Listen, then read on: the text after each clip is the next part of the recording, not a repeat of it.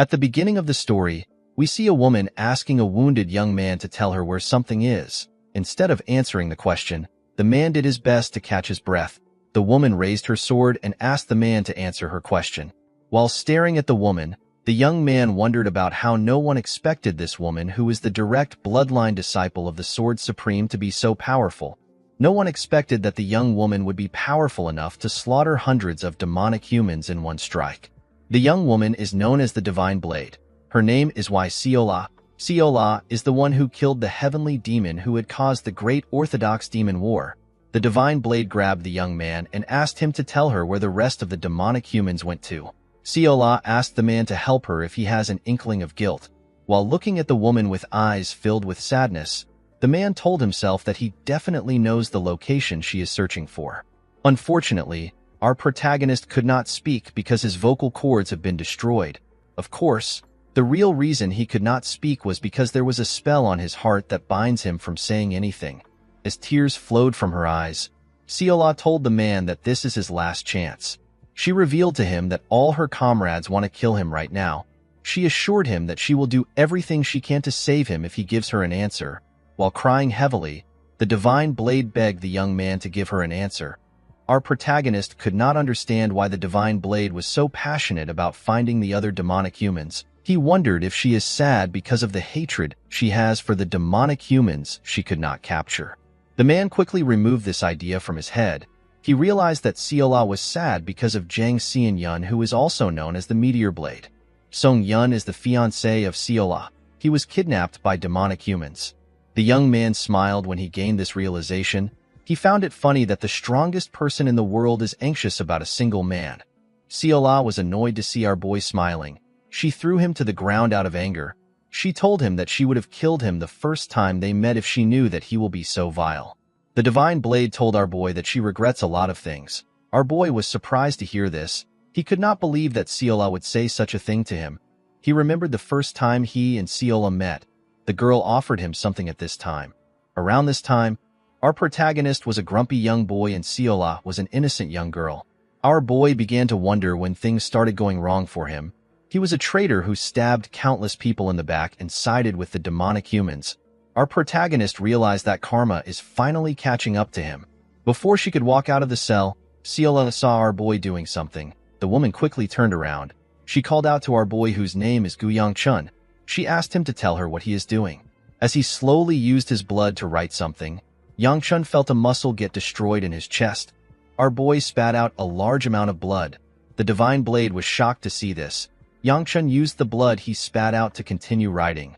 While struggling to move his hand, Yangchun remembered that someone told him that his heart will explode if he goes against any condition.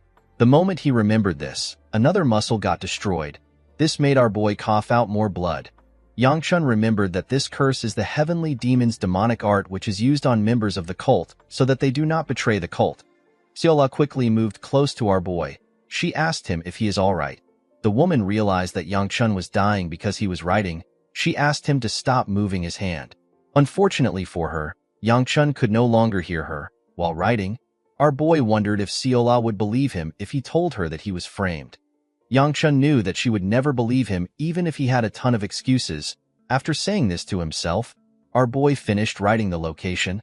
Siola was shocked to see what Yangchun wrote with his blood. Although Yangchun knew what to say, he also knew that it was already too late. He did not see what his words would change.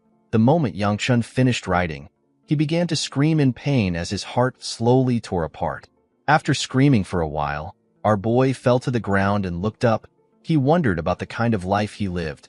He remembered when he stood next to a woman in her last moments. The woman raised her hand up and touched Yangchun's face. With a bright smile on her face, the woman asked her brother to be happy. While remembering how he spent his life, Siola called out to our boy. She asked him if he is okay. While she was calling out to him, Yangchun remembered how both his big and small regrets have made up his life. Our boy remembered standing next to a green-haired woman in her last moments. The woman who appeared to have been blinded apologized to Yangchun when she realized that he was next to her. Our boy simply glared at the poor woman, while his life was flashing in his eyes.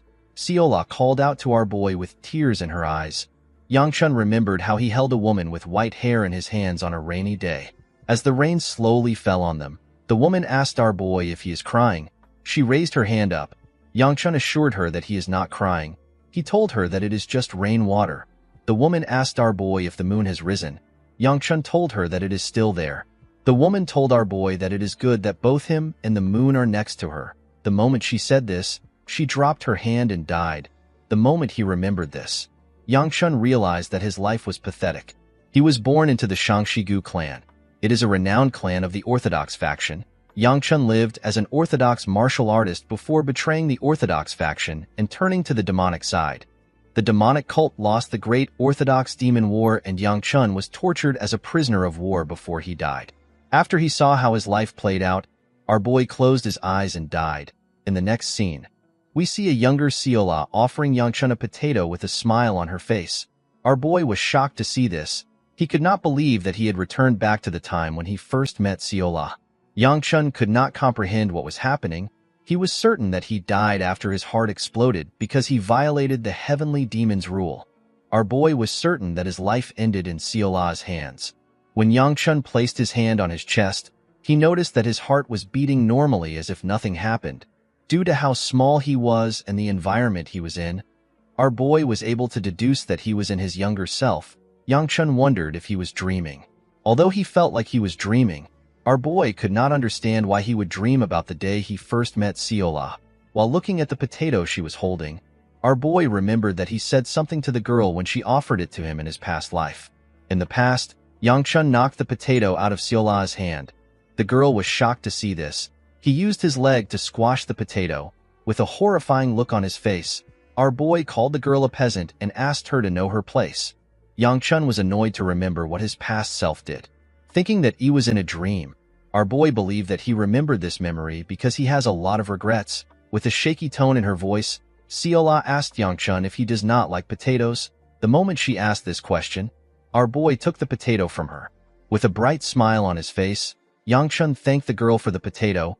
He assured her that he will enjoy it. Immediately he said this, he took a bite of the potato. Our boy began to scream. He never expected the potato to be so hot. He did not understand why a potato would be so hot when he was not in reality. Seola began to laugh when she saw our boy stick out his tongue. She found it funny that his face turned red, while our boy was sticking out his tongue. A young man in the same clothes as him ran to him. The young man referred to Yangchun as young master. The man told our boy that he has been searching for him everywhere because he suddenly disappeared. Our boy remembered the man as his bodyguard. He remembered that his bodyguard's name is Mu Yun. Mu Yun was relieved to see that his young master was not hurt. He told Yangchun that he was worried that something will happen to him.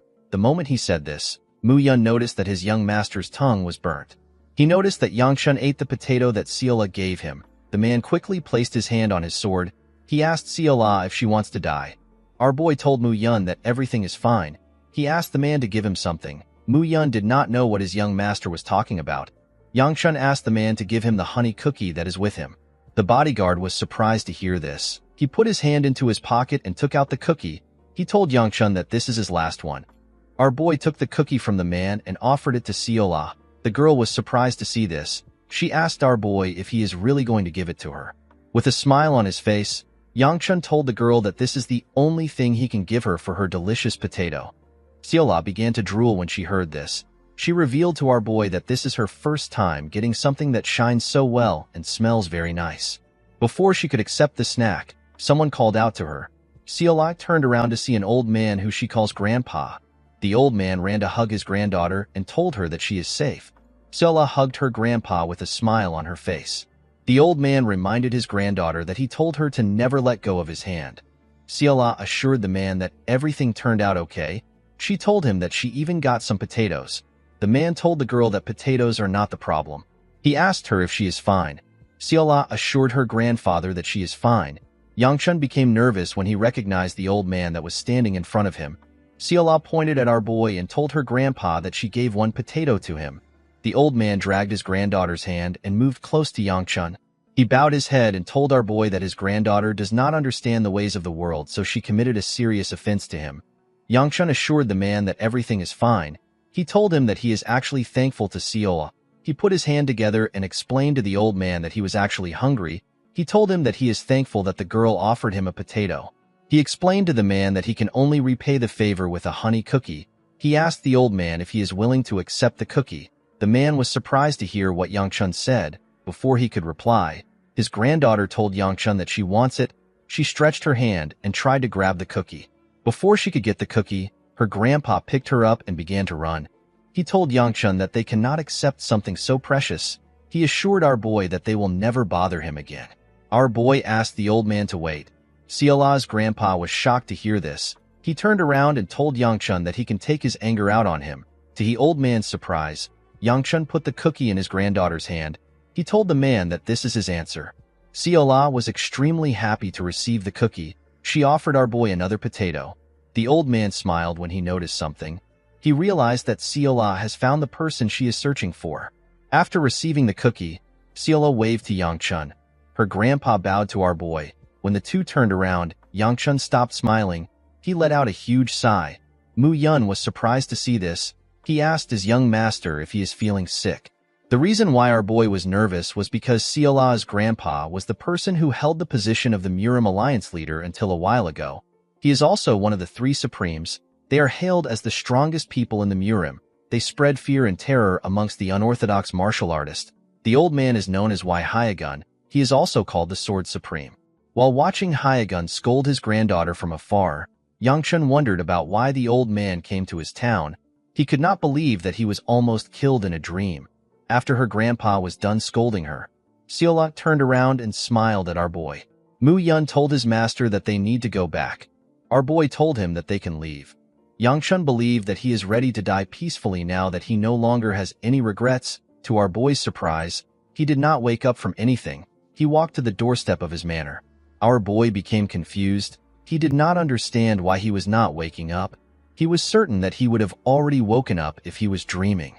While thinking, Yangchun wondered if this had something to do with the heavenly demon's curse. While he was lost in thought, someone calls him a fascinating person.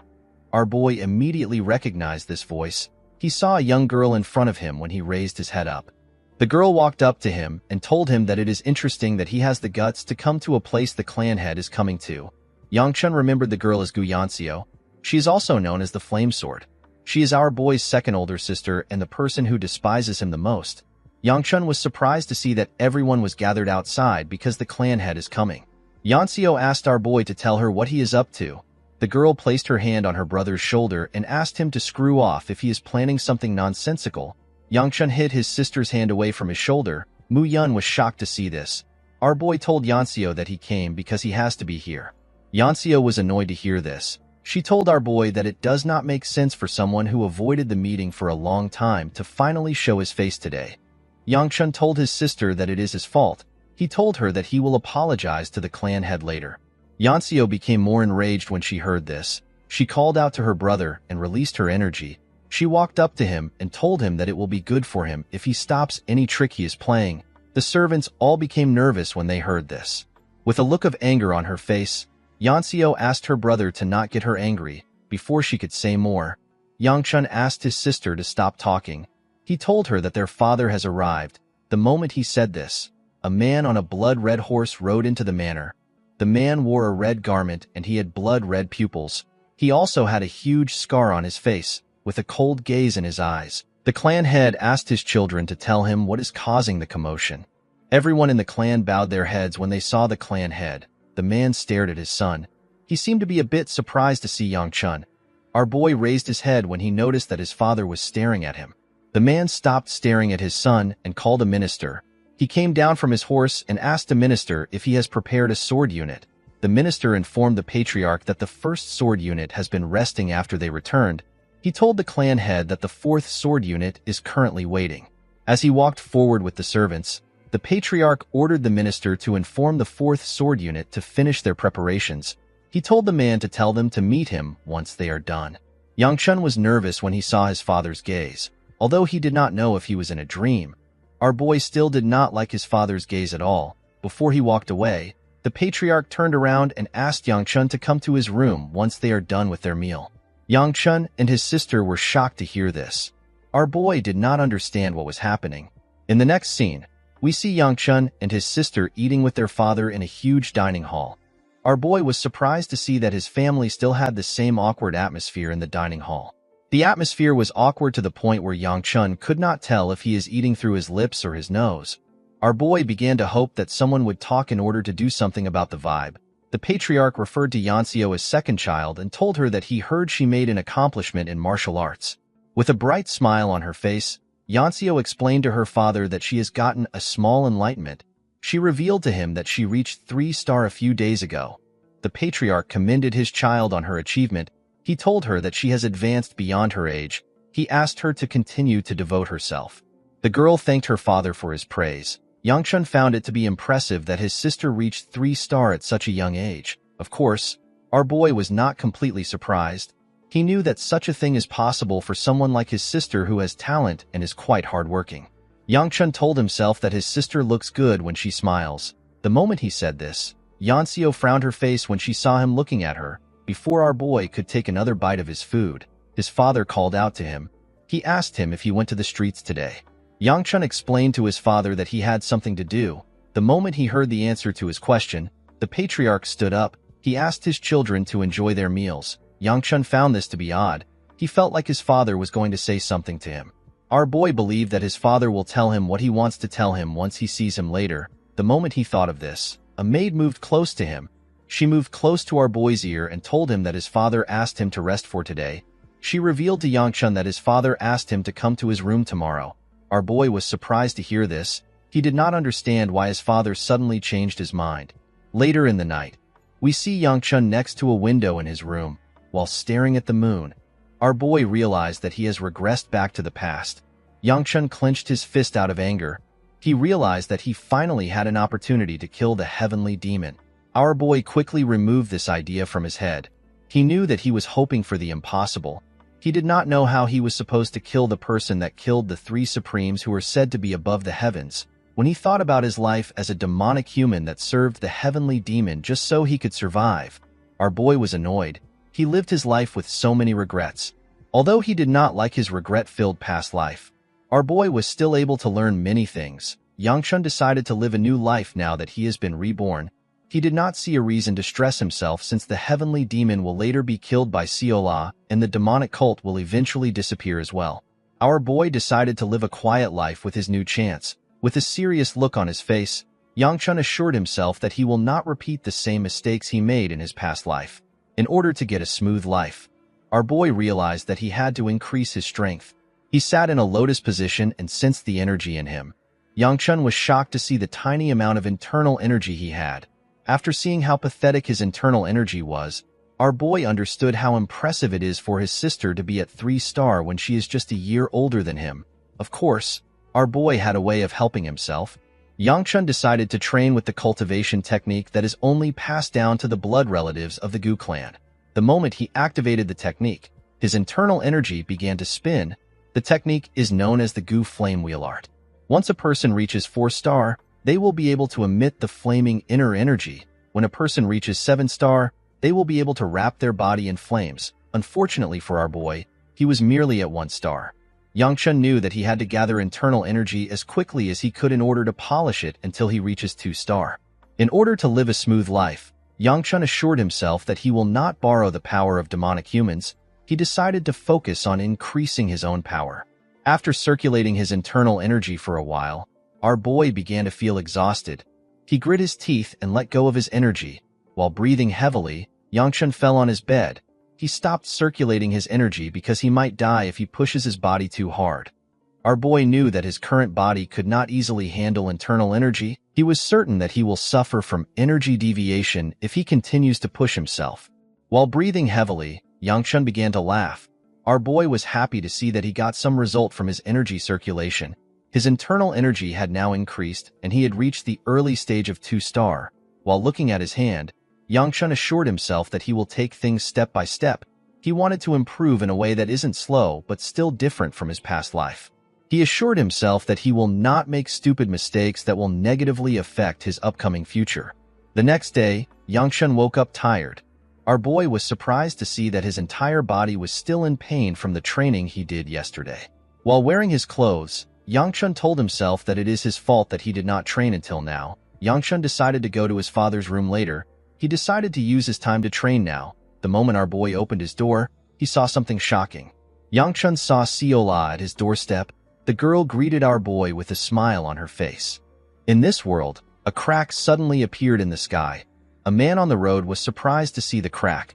The man's friend asked him to tell him why he is looking up. The man asked his friend if a star has always been in that part of the sky. While looking at the crack, the man saw a huge eye inside it. The man was horrified to see this. Unfortunately for the man, monsters tore through the empty space before he could react. The cracks are known as the gates of the demon realm. Each sect created a group that could fight against these monsters. These groups are known as sword units. Every sect has a sword unit. The Gu family had 5 sword units. Our boy's eldest sister, whose name is Gu Weibai, is the commander of the 5th sword unit. Yangchun spent half of his life under his harsh sister's command. It was during his time with his sister that he formally met Seola.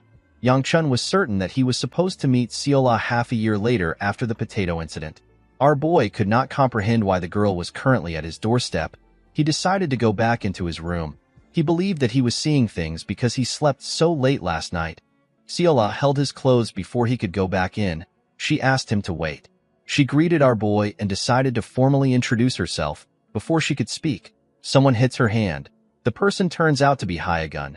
The old man reminded his granddaughter that she cannot treat Yangchun like that. Our boy was shocked to hear what the Sword Supreme said. Hyagun asked Seola to apologize to our boy. The girl bowed her head and apologized to Yangchun. Our boy did not understand what was happening. Hyagun bowed his head to him and introduced himself as Waimun.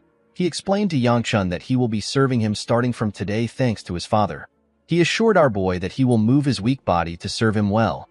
Yangchun was surprised to see that the Sword Supreme introduced himself as Waimun instead of Wai Hyagun. Seola introduced herself with her real name and told our boy that she will be serving him with her grandpa. Yangchun was horrified to hear that the strongest people in the world want to serve him. Our boy realized that his father must have allowed the Sword Supreme to do this for a reason. He realized that his new life is already screwed from the beginning. Yangchun greeted the Sword Supreme and asked him to call him by his name. Hyagun called our boy Young Master. This made Yangchun more uncomfortable. While sitting at his doorstep, our boy was shocked to see what was happening. He couldn't believe that the Sword Supreme was using a broom to sweep his house. The old man turned around and smiled at Yangchun when he saw him staring at him. Our boy felt nervous when he saw the old man smile at him. He did not know what to say. While her grandpa was sweeping, Seola received a large amount of clothes from the other maids. The maids told our girl that the clothes are too much. Seola assured them that she can carry the clothes. While she was shaking, one of the maids offered to assist her with the clothes. The girl assured them that she can carry the clothes. Unfortunately for the girl, she hit her leg on a rock and fell to the ground. The clothes scattered and poured all over the place. Seola hit her head on the ground and the bucket fell on her head. Yangchun and the others felt bad for the girl. The other maids quickly rushed to assist her. Yangchun was surprised to see that the girl was bad at chores. Our boy was certain that Seola was supposed to possess a martial arts talent within her. He did not understand why she was so clumsy. While thinking, Yangchun stood up. The moment he stood up, Seola stopped crying and walked up to him. Our boy asked the girl to finish the chore she is working on. Seola revealed to Yangchun that she was told to follow him around. With a confident look on her face, the girl revealed to our boy that her grandpa ordered her to follow him around. The moment she said this, Yangchun realized that the girl was his direct servant. Our boy quickly understood that Seola was dumped on him because nobody wanted to deal with him. Yangchun wondered if it is fair for his personal servant to be decided so haphazardly. Seola climbed on his stairs and moved close to him. The girl was helping our boy fix up his clothes. Yangchun could deal with Seola, but the pressure of the Sword Supreme was just too much for him to handle. After she was done tying his clothes, Seola asked our boy to take a look. Our boy's clothes was wrinkled. Yangchun turned around and fixed his clothes himself. Our boy wondered if his father hired the Sword Supreme and his granddaughter even after he knew their identity. He wondered if they hired Hyagun and Seola because too many servants have quit. Yangchun put on his shoes. He decided to confront his father on the issue when he gets to his room, before our boy could leave his house. Seola asked him to wait for her. Our boy told the girl that she is not going with him. He told her that she has to stay in order to get a hang of things. Seola became sad when she heard this. Our boy was surprised to see this. He walked to his gate and asked our girl to finish learning how to do her job before closing the gate. Yangchun asked Seola to do her best. He told her that he will bring her a treat. After saying this, our boy closed the gate. Seola became happy when she heard about the treat. Her grandpa was relieved to see that her mood had changed. The scene shifts and we see Yang Chun at his father's doorstep. Before entering his room, Yang Chun thinks about how scary the situation is. He was never close with his father, and he had never personally spoken to him. He wondered about what he should say to him. Our boy was certain that his father had something important to tell him since he was the one who called for him. Yang Chun decided to ask his father about Hyegun and Seola after he hears what he has to say. While he was lost in thought, someone appeared behind him. The person asked him if he is not going to go in. Our boy screamed out and said crap when he heard the person's voice. When he turned around, he was shocked to see his father. The patriarch asked him to go in. While sitting in front of his father, Yang Chun began to tremble. He could not believe that he said crap in front of the clan head. The patriarch asked his son if he has seen his new servants. Yang Chun told his father that he has greeted the servants. The clan head asked Yang Chun to tell him what he thinks of his new servants. Our boy thanked his father for assigning new servants to him for his convenience. He wanted to ask his father more questions, but he was cut off. The patriarch asked his son to not ask any more questions. He assured him that he will reveal the details to him in time. Yang Chun accepted his father's order. Upon seeing how his father shut him down, our boy realized that his father hired Hyegun and Seola even when he knew their true identity. He wondered if the patriarch has a deal with the Sword Supreme. The clan head asked his son to not worry about minor problems. He ordered Yang Chun to prepare to head out to the Unified Dragon Assembly tomorrow. Our boy accepted the order. The moment he accepted the order, Yang Chun tried to remember what the Unified Dragon Assembly is. After thinking for some minutes, Yang Chun remembered the kind of place he was being sent to. The scene shifts and we see Yang Chun asking his bodyguard to slit his throat. Mu Yun was shocked to hear this. He asked his young master if he really doesn't want to go to the Unified Dragon Assembly. Our boy told his bodyguard that he really has no interest. The Unified Dragon Assembly is an important event where new members of the Sword Unit are chosen. It is held biannually for the sake of the Sword Unit who work in closing the gates of the Demon Realm. They risk their own lives for the sake of the Gu clan and the residents of Shangxi. It is expected that those of the Gu clan's direct bloodline would be required to attend such an event. Yang Chun ordered Mu Yun to slit his throat. He assured his bodyguard that he will no longer have to go if he is dead. Mu Yun took out a scroll containing the clan head's signature.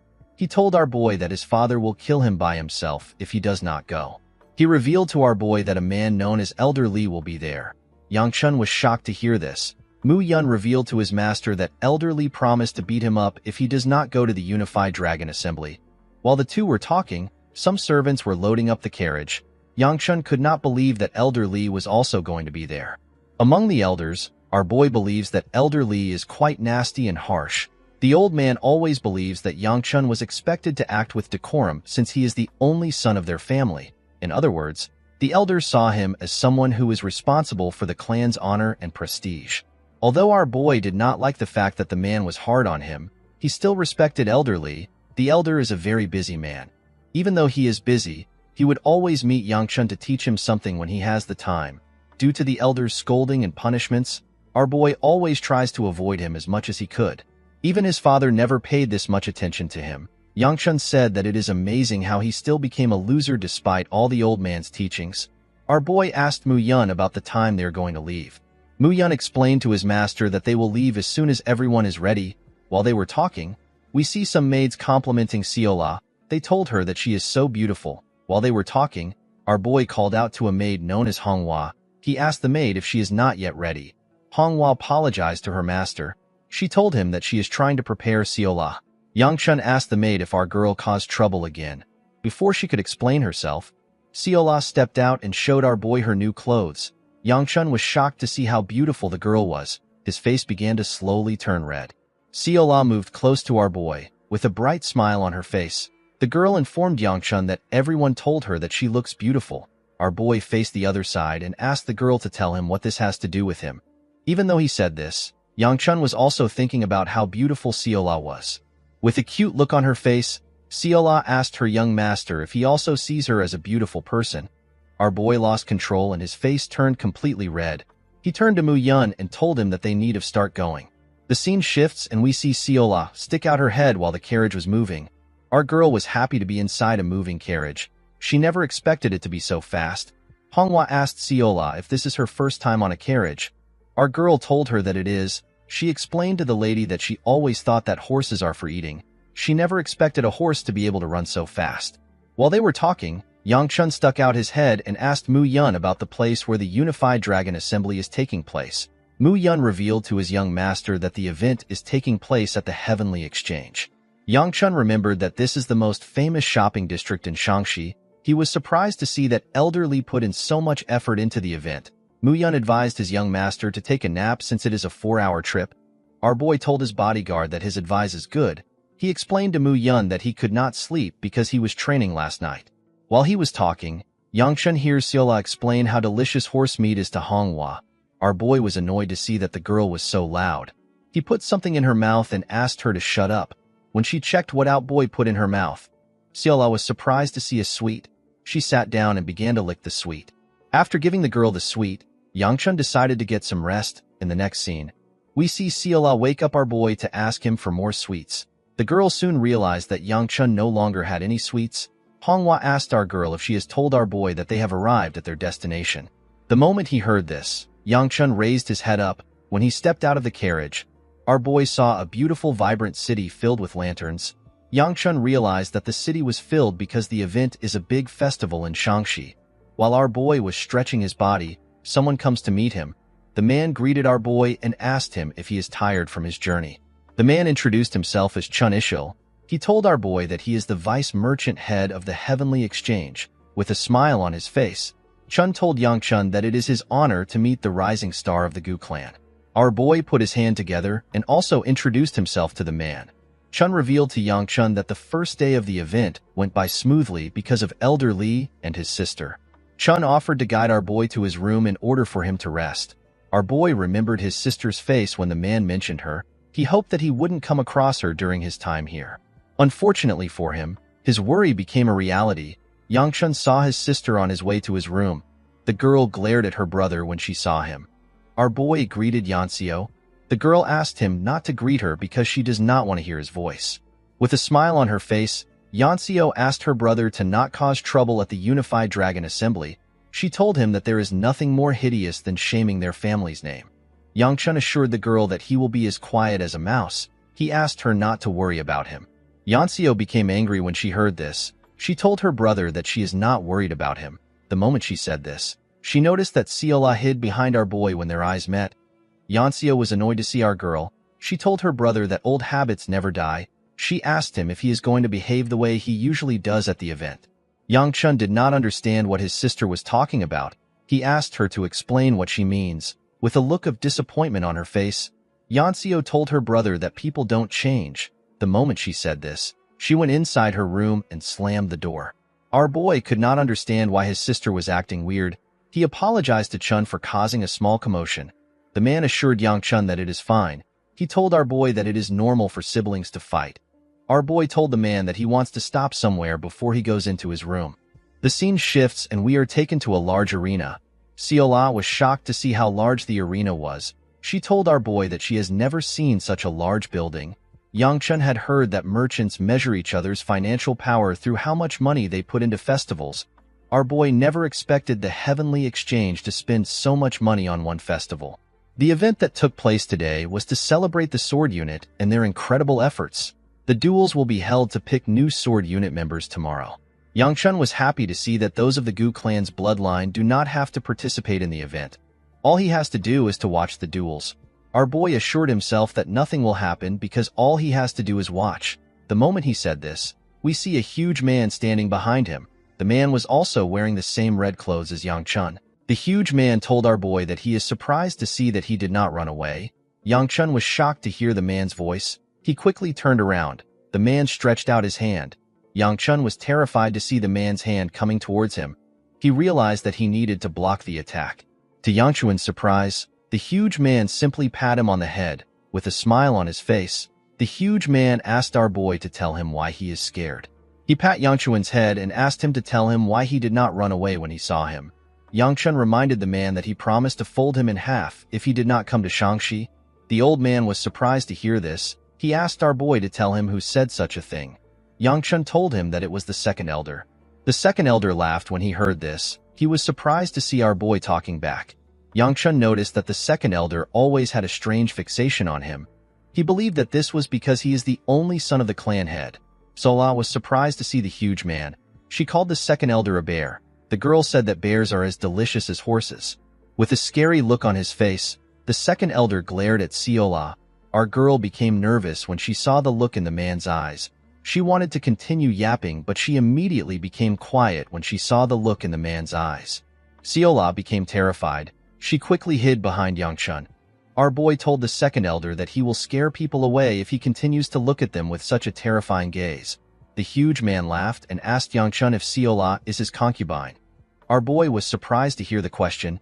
He asked the man to take a look at Siola's clothes. He told him that our girl is a servant. The second elder was disappointed with Yangchun's answer. He told our boy that he will accept his answer. The second elder reminded our boy that tomorrow is the Unified Dragon Assembly. He asked Yangchun to go to bed immediately. He explained to our boy that he will still need to take part of the event even if he is a spectator. Siola quickly ran to the exit when she heard this. She asked Yangchun to leave with her before the second elder eats them. Our boy accepted the second elder's order. Before he could leave, the second elder called out to him. With a smile on his face, the old man swiped his hand on his neck and told Yangchun that he will do this to him if he tries to run away. Our boy immediately understood the man's threat. After hearing what the man said, Yangchun moved closer to Siola. Our girl asked Yangchun if the bear is going to eat them.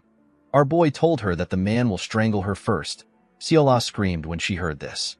While walking away, the second elder realized something. He noticed that there was something different about Yangchun. The next day, we see a large amount of people gathered for the Unified Dragon Assembly. While looking at the people lined up for the event, Yangchun explained to his bodyguard that he thought the event would start in the morning. He told Mu Yun that the event will definitely start in the afternoon. According to Mu Yun, people from the numerous clans in Shangxi, or anyone who can prove their identity, is allowed to participate. The bodyguard told his master that he never expected so many people to show up. Yangchun reminded the man that it is a big deal to be a member of a sword unit. While our boy was talking, Siola hid behind him. With a shaky tone in her voice, she asked Yangchun if the bear grandpa is going to take off her head. She asked our boy if they cannot ask the second elder to hibernate. Yangchun was annoyed to hear this. He told our girl that she should have stayed in the room if she was so scared. Siola reminded our boy that her grandpa asked her to stick with him. Yangchun knew that he could not ask our girl to disobey the Sword Supreme. Our boy assured Siola that everything is fine. He told her that Mu Yun can defeat the bear grandpa. Siola was happy to hear this. Mu Yun asked his master to tell him who bear grandpa is. Our boy revealed to the man that Siola is talking about the second elder. Mu Yun told our boy that it is impossible for him to lay a finger on the second elder. He asked his master to address the second elder more respectfully. Our boy decided to tease Siola. He told her that Mu Yun can't defeat the bear, so they need to give him her head. Siola was shocked to hear this. With a shaky tone in her voice, she told our boy that she is all right if everyone will be happy with her head. Yangchun told Siola that he is simply joking. While drooling heavily, our girl pointed at a food cart. She told our boy that her grandpa said that ghosts who die with a full stomach look prettier. Siola assured Yangchun that ghosts who die eating dumplings look quite beautiful. Yangchun realized that our girl wanted him to get her some dumplings. While our girl was ordering for dumplings, Mu Yun told him that he treats Siola well. With a nervous look on his face, Yangchun asked his bodyguard if he did not see our girl begging him to buy her some dumplings. Truthfully, Yangchun did not know how to treat Siola. This is because he had met her several times in his past life. Our boy told his bodyguard that Siola does not fully understand what it takes to be a servant. With a smile on his face, Mu Yun told his master that he still bought our girl the dumplings despite her being his servant. Yangchun did not know how to explain this. Mu Yun was proud of his young master. He told our boy that he is different from the rumors. The man explained to Yangchun that he made a stupid mistake by believing in rumors. He told our boy that he has many lessons to learn. Yangchun told the man that he is reading too much into mere dumplings. The moment he said this, our boy realized that Mu Yun mentioned something about rumors. He asked his bodyguard to tell him when he started working with him. Mu Yun revealed to Yangchun that he started working 2 weeks ago. Our boy realized that Mu Yun was assigned to him right before he regressed. This is why he is able to hear about some rumors. While Yangchun was thinking, someone shouts at her mistress. Our boy was shocked to hear the loud sound. The person told her mistress that she shouldn't wander around in such a dangerous place. The girl told the woman that she worries excessively. The girl told her bodyguard that nothing can happen in a place where the Unified Dragon Assembly is taking place. This is because there are so many members of the Gu clan in the city. While looking at her from behind, Yangchun recognized the girl's voice. He hoped that it wasn't the person he was thinking about. The bodyguard informed her master that she is worried that she might run into the heir of the Gu clan. Our boy was shocked to hear the bodyguard talk about him. He told himself that the woman is talking about someone else. He told himself that there are several men in the Gu clan. The girl told her bodyguard that this will not happen. She explained to the bodyguard that she cannot meet the heir because there are so many people around. Yangchun was shocked to hear what the girl said. The sentence felt ominous to him. The moment our boy thought of this, the girl in black clothes turned around and saw him. The girl was shocked to see Yangchun. Our boy and Mu Yun also felt nervous when they saw the girl. The girl did not know what to say. The bodyguard moved close to his master and whispered to him. He told Yangchun that the expression of the girl and her guard looks as if they have just seen something horrendous. He asked our boy if he knows the girl. Yangchun could never forget the young lady in front of him.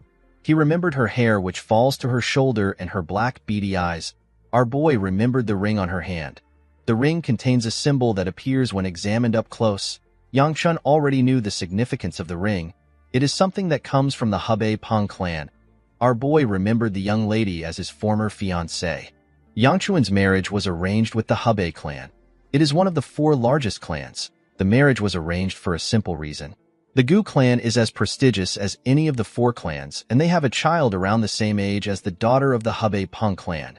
Yangchun was bound to be the heir if nothing happened. The Peng clan believed that an arranged marriage with the Gu clan will be beneficial. The issue of the marriage lies in the trouble which our boy caused when he was younger. There were so many bad rumors about him. He was a person who used to ditch training to cause trouble. The rumors did not sound favorable to the Peng clan. Of course, what really shattered the marriage were the things Yangchun said to the girl. The girl asked our boy to tell her why he is there. Yangchun reminded her that his family is hosting the event. He asked her to tell him why she came. The girl told our boy that she has some business to attend to. She told Yangchun that his family doesn't own the entirety of Shangxi. She told him that she does not need to report her movements to him. Yangchun told her that he does not care. The girl was annoyed to hear this. She reminded our boy that she is still a year older than him. Yangchun apologized to her. He told her that he forgot. While they were talking, our boy saw Ciola walking away. He asked her to follow him if she has bought the dumplings. While holding a large amount of dumplings, Ciola carefully moved behind Yangchun. Our boy asked the girl to have a good stay. He and his bodyguard walked past the girl. Our boy told her that he is quite busy. He told her that he will see her later. The girl was surprised to hear this. She quickly turned around. She wanted to say something to Yangchun, but she decided not to talk. She reminded herself that she is quite busy dealing with her brother. The girl noticed that Ciola was walking next to our boy. She was certain that she had never met our girl before. The girl was surprised to see such a cute servant next to Yangchun. She wondered if our boy had changed. The moment she thought of this, the girl remembered her first encounter with Yangchun. Our boy asked the girl to tell him who she is. He told her that she is just the daughter of a concubine. Of course, the girl became enraged when she heard this. She got on the table and grabbed Yangchun's clothes. With a terrifying look on her face, the girl asked our boy to repeat what he said. With an arrogant look on his face, Yangchun asked the girl if he is wrong. The moment she heard this, the daughter of the clan head punched Yangchun in the face. The girl told her bodyguard that she was prepared to endure everything even if it is for an arranged marriage. She told Yangchun that she was willing to marry him despite all the terrible rumors around him. She told him that she was willing to do anything for her clan. The bodyguard quickly moved close to her mistress. She begged her to calm down. The girl moved her bodyguard out of the way. She moved close to our boy and raised a chair up. She told Yangchun that he is dead. After remembering what our boy said to her, the girl assured herself that nothing has changed about Yangchun. While she was thinking, our boy took some plates of dumplings from Ciola. The girl assured her master that she can carry the plates. Our boy told her that she does not look fine. He told her that he can help her. Mu Yun also offered to help Yangchun. Our boy asked his guard to focus on his duty. He told him that they need to take some dumplings to Hongwa if there is any left. The girl was surprised to see what our boy did. She felt like something was different about our boy. She quickly removed this idea from her head. She told herself that Yangchun must simply be in a good mood today. She assured herself that it is impossible for the crazy bastard to grow up. While looking at our boy, the girl told herself that there might be a small chance that our boy can change. Before Yangchun and his bodyguard could enter the building, they hear someone yell at another person. Our boy and his group quickly turn to the side. Yangchun was annoyed to see that several people are scaring him today. Mu Yun asked his young master if he is alright. Our boy assured his bodyguard that he is fine. Siola asked her master if the dumplings are safe. Our boy asked her to shut up. The person who was yelled at told the man in front of him that his problem won't be resolved by shouting. He asked the man to calm down. The man slammed his hand on the table and explained to the man that he does not have a lot of time. He asked the attendant if he will be responsible if he gets caught. With a serious look on his face, the attendant asked the man to explain what he means by getting caught. The young man became nervous when he heard this. He realized that he messed up. He told the man that he never said such a thing. The attendant asked the man if he is joking with him. Mu Yun asked his master if they should help. Our boy reminded his bodyguard that anyone can participate in the Unified Dragon Assembly as long as they can prove their identity. Mu Yun explained to our boy that he was asking if they should allow the man to keep causing a scene. Yangchun explained to his bodyguard that it is nothing new to see someone squabbling over the Unified Dragon Assembly entry. He assured Mu Yun that the martial artists of the Gu clan that are on standby will take care of the issue. One of the martial artists moved close to the man and placed his hand on his shoulder.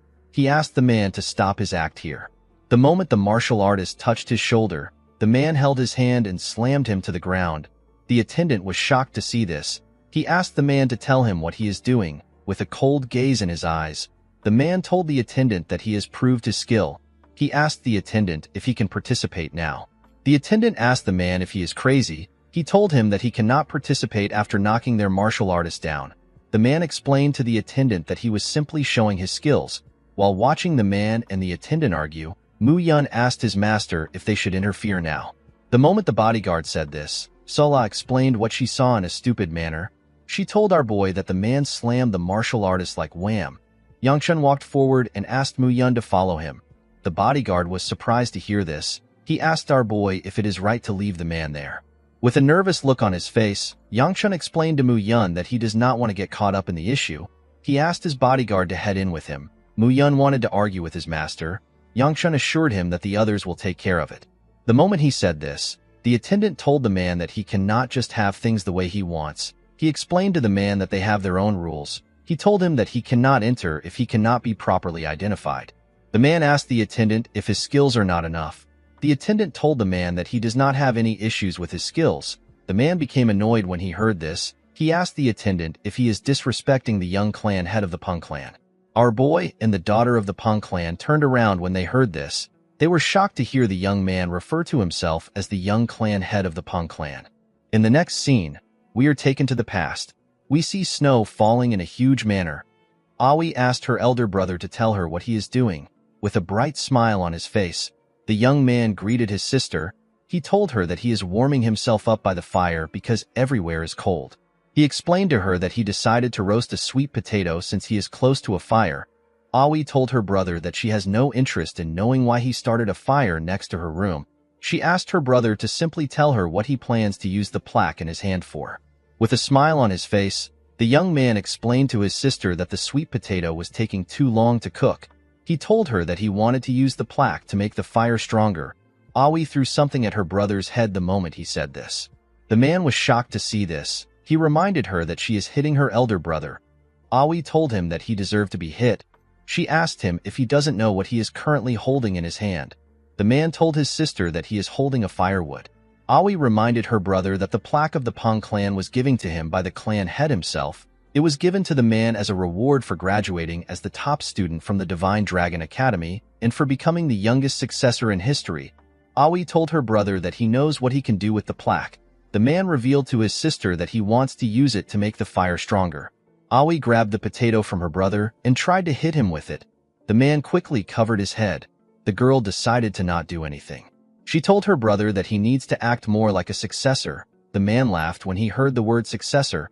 Aoi was surprised to see the look on her brother's face.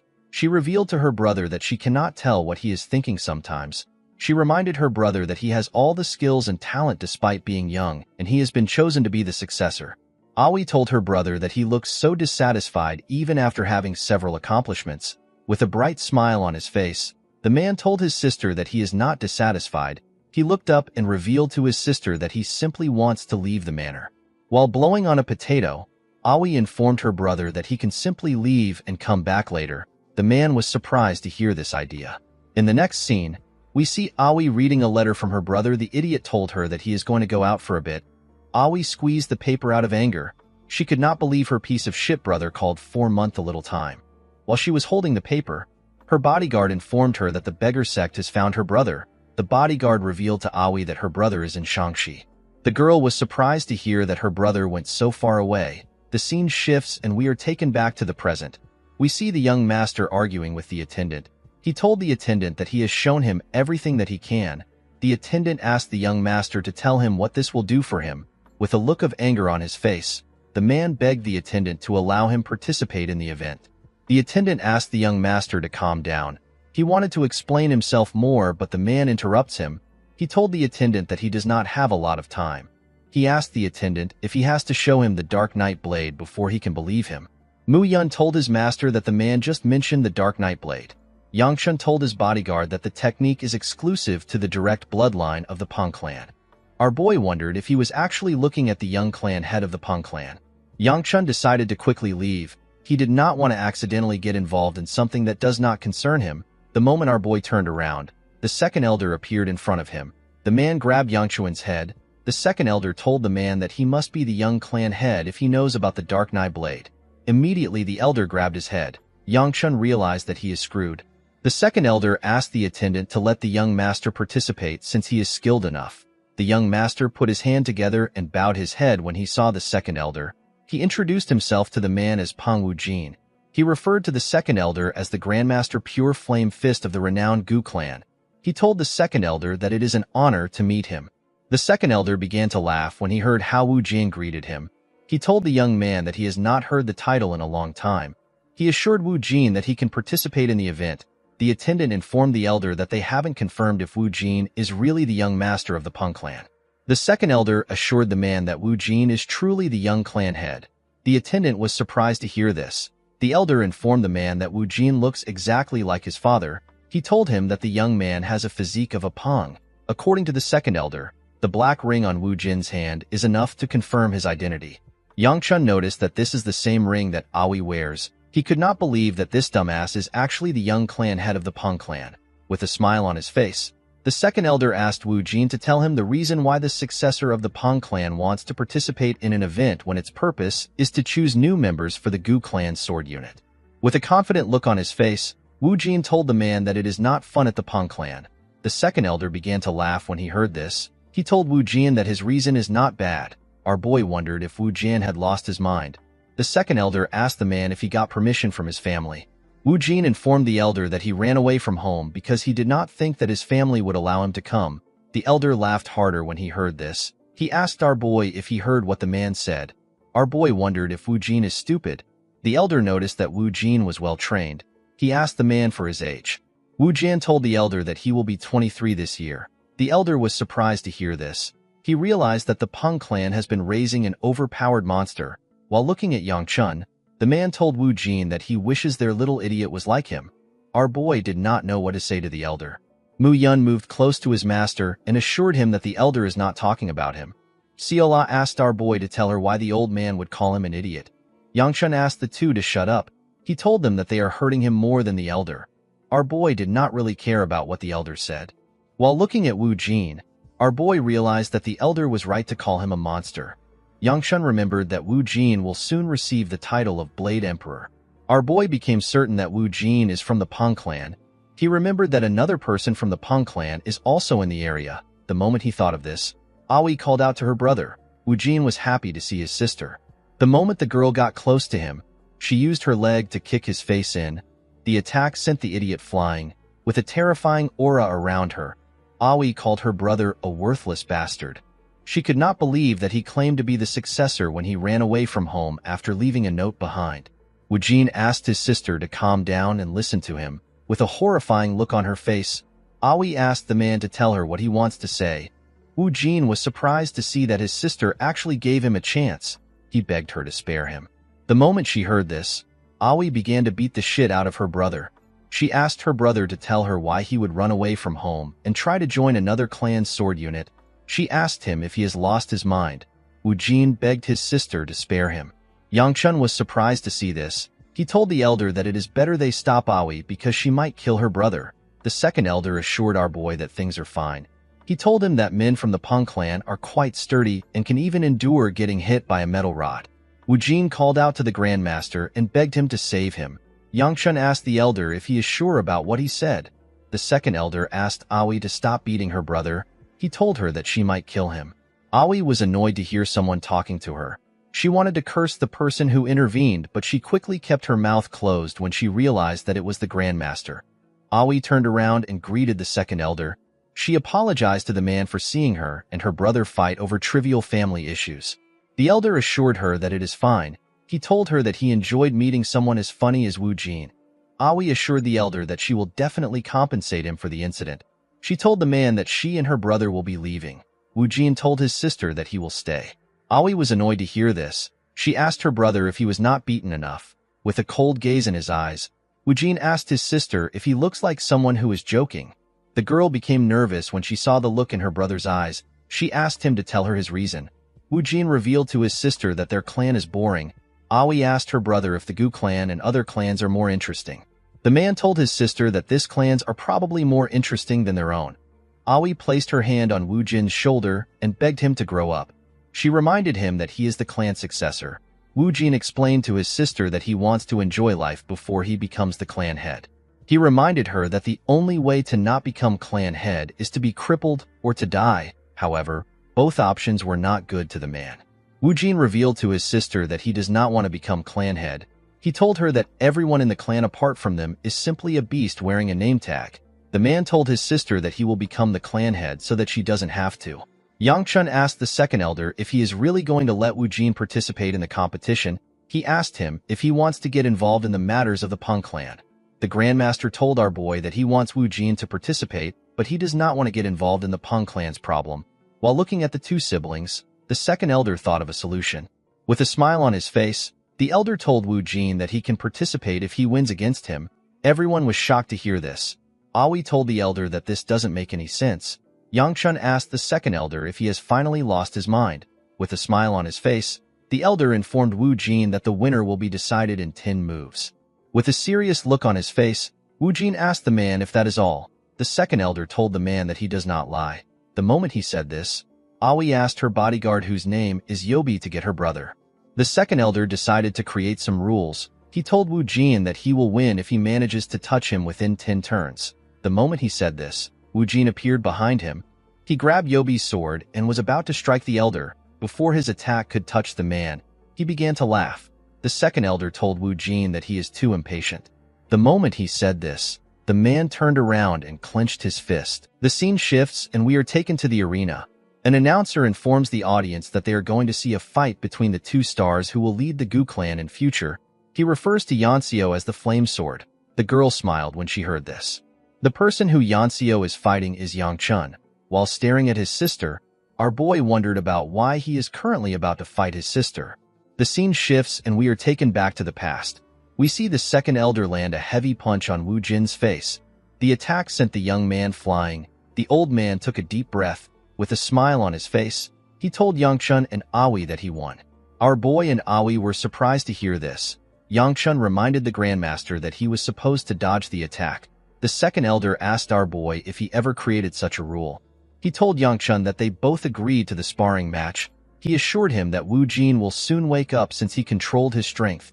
Our boy informed the man that he will not do anything if the Peng clan comes to meet them. The second elder reminded Yangchun that he is the pure flame fist. He assured him that he will not die alone. Yangchun told the man that he hopes he dies a lonesome death. Immediately he said this, he called out to Aoi. He informed her that the second elder did everything on his own accord. Aoi informed him that it is fine. She told our boy that she is relieved to see her brother unconscious. She explained to him that she does not know the kind of trouble her brother could have caused. She told our boy that it made sense for the second elder to suggest the spar. The Grandmaster laughed when he heard this. He never had such an intention. He revealed to Aoi that he suggested the spar because he believed that it was funny. Yangchun could not believe that a man like this became an elder in their clan. While our boy was thinking, Ciela tapped him. Yangchun told her that they can leave now. To his surprise, Ciela was impressed by the elder. She told our boy that the bear grandpa was so cool. She even tried to describe how he fought. Yangchun was surprised to hear this. Our girl's expression were so honest. Yangchun wondered about how such a nice kid saved the world. The second elder was happy to hear Seola praising him. He told her that she has a better eye than the gloomy kid next to her. The man decided to give Seola a present. He put his hand into his clothes and brought out a red cookie. Seola was shocked to see the cookie. She told the old man that she has always liked him from the start. The second elder asked Yangchun if he is disappointed because only Seola received a gift. He told our boy that he has something to give him. Yangchun told the elder that he does not like sweets. To his surprise, the Grandmaster revealed to him that he is going to participate in an exhibition match after the Unified Dragon Assembly. The scene shifts and we are taken back to the present. Yanxio asked her brother if he is not using a sword. Yangchun was surprised to hear this. He wondered if he used a sword in the past. The Gu Flame Wheel art can be utilized with a variety of weapons, and it is known to be especially effective with the sword or the fist. Eventually, Yangchun realized that using his fist worked best for him. He decided to quit the sword. Our boy wondered if it looks weird for him to suddenly stop using a sword. Yanxio told her brother that she does not really care if he uses a sword. Our boy was happy to hear this. He was happy to see that his sister would overlook this thanks to her nasty personality. With a smile on her face, Yanxio told our boy that she is happy and grateful to have this opportunity. Yangchun was surprised to hear his sister call the situation an opportunity. With a creepy smile on her face, Yanxio told our boy that she finally has a legitimate reason to beat him up in front of everyone. Yangchun became nervous when he heard this. Our boy remembered how he argued with the second elder. He asked the man to tell him why he has to fight with his sister. With a weird look on his face, the Grandmaster revealed to our boy that he does not want people to go home thinking that the Gu clan is boring. Yangchun could easily see through the old man's intentions. He knew that the second elder simply thought that the situation would be funny. Our boy did not care. He decided to surrender while he is fighting. Almost like he knew what Yangchun was thinking, with a smile on his face, the second elder pointed at Wu Jin and informed our boy that the same thing will happen to him if he surrenders. Yangchun could not understand why the elder was causing him so much trouble. He asked the man if he really wants to see him get beaten up badly in front of many people. The Grandmaster asked our boy if he is really planning to lose. While staring at his sister, Yangchun reminded himself that he cannot waste his regression.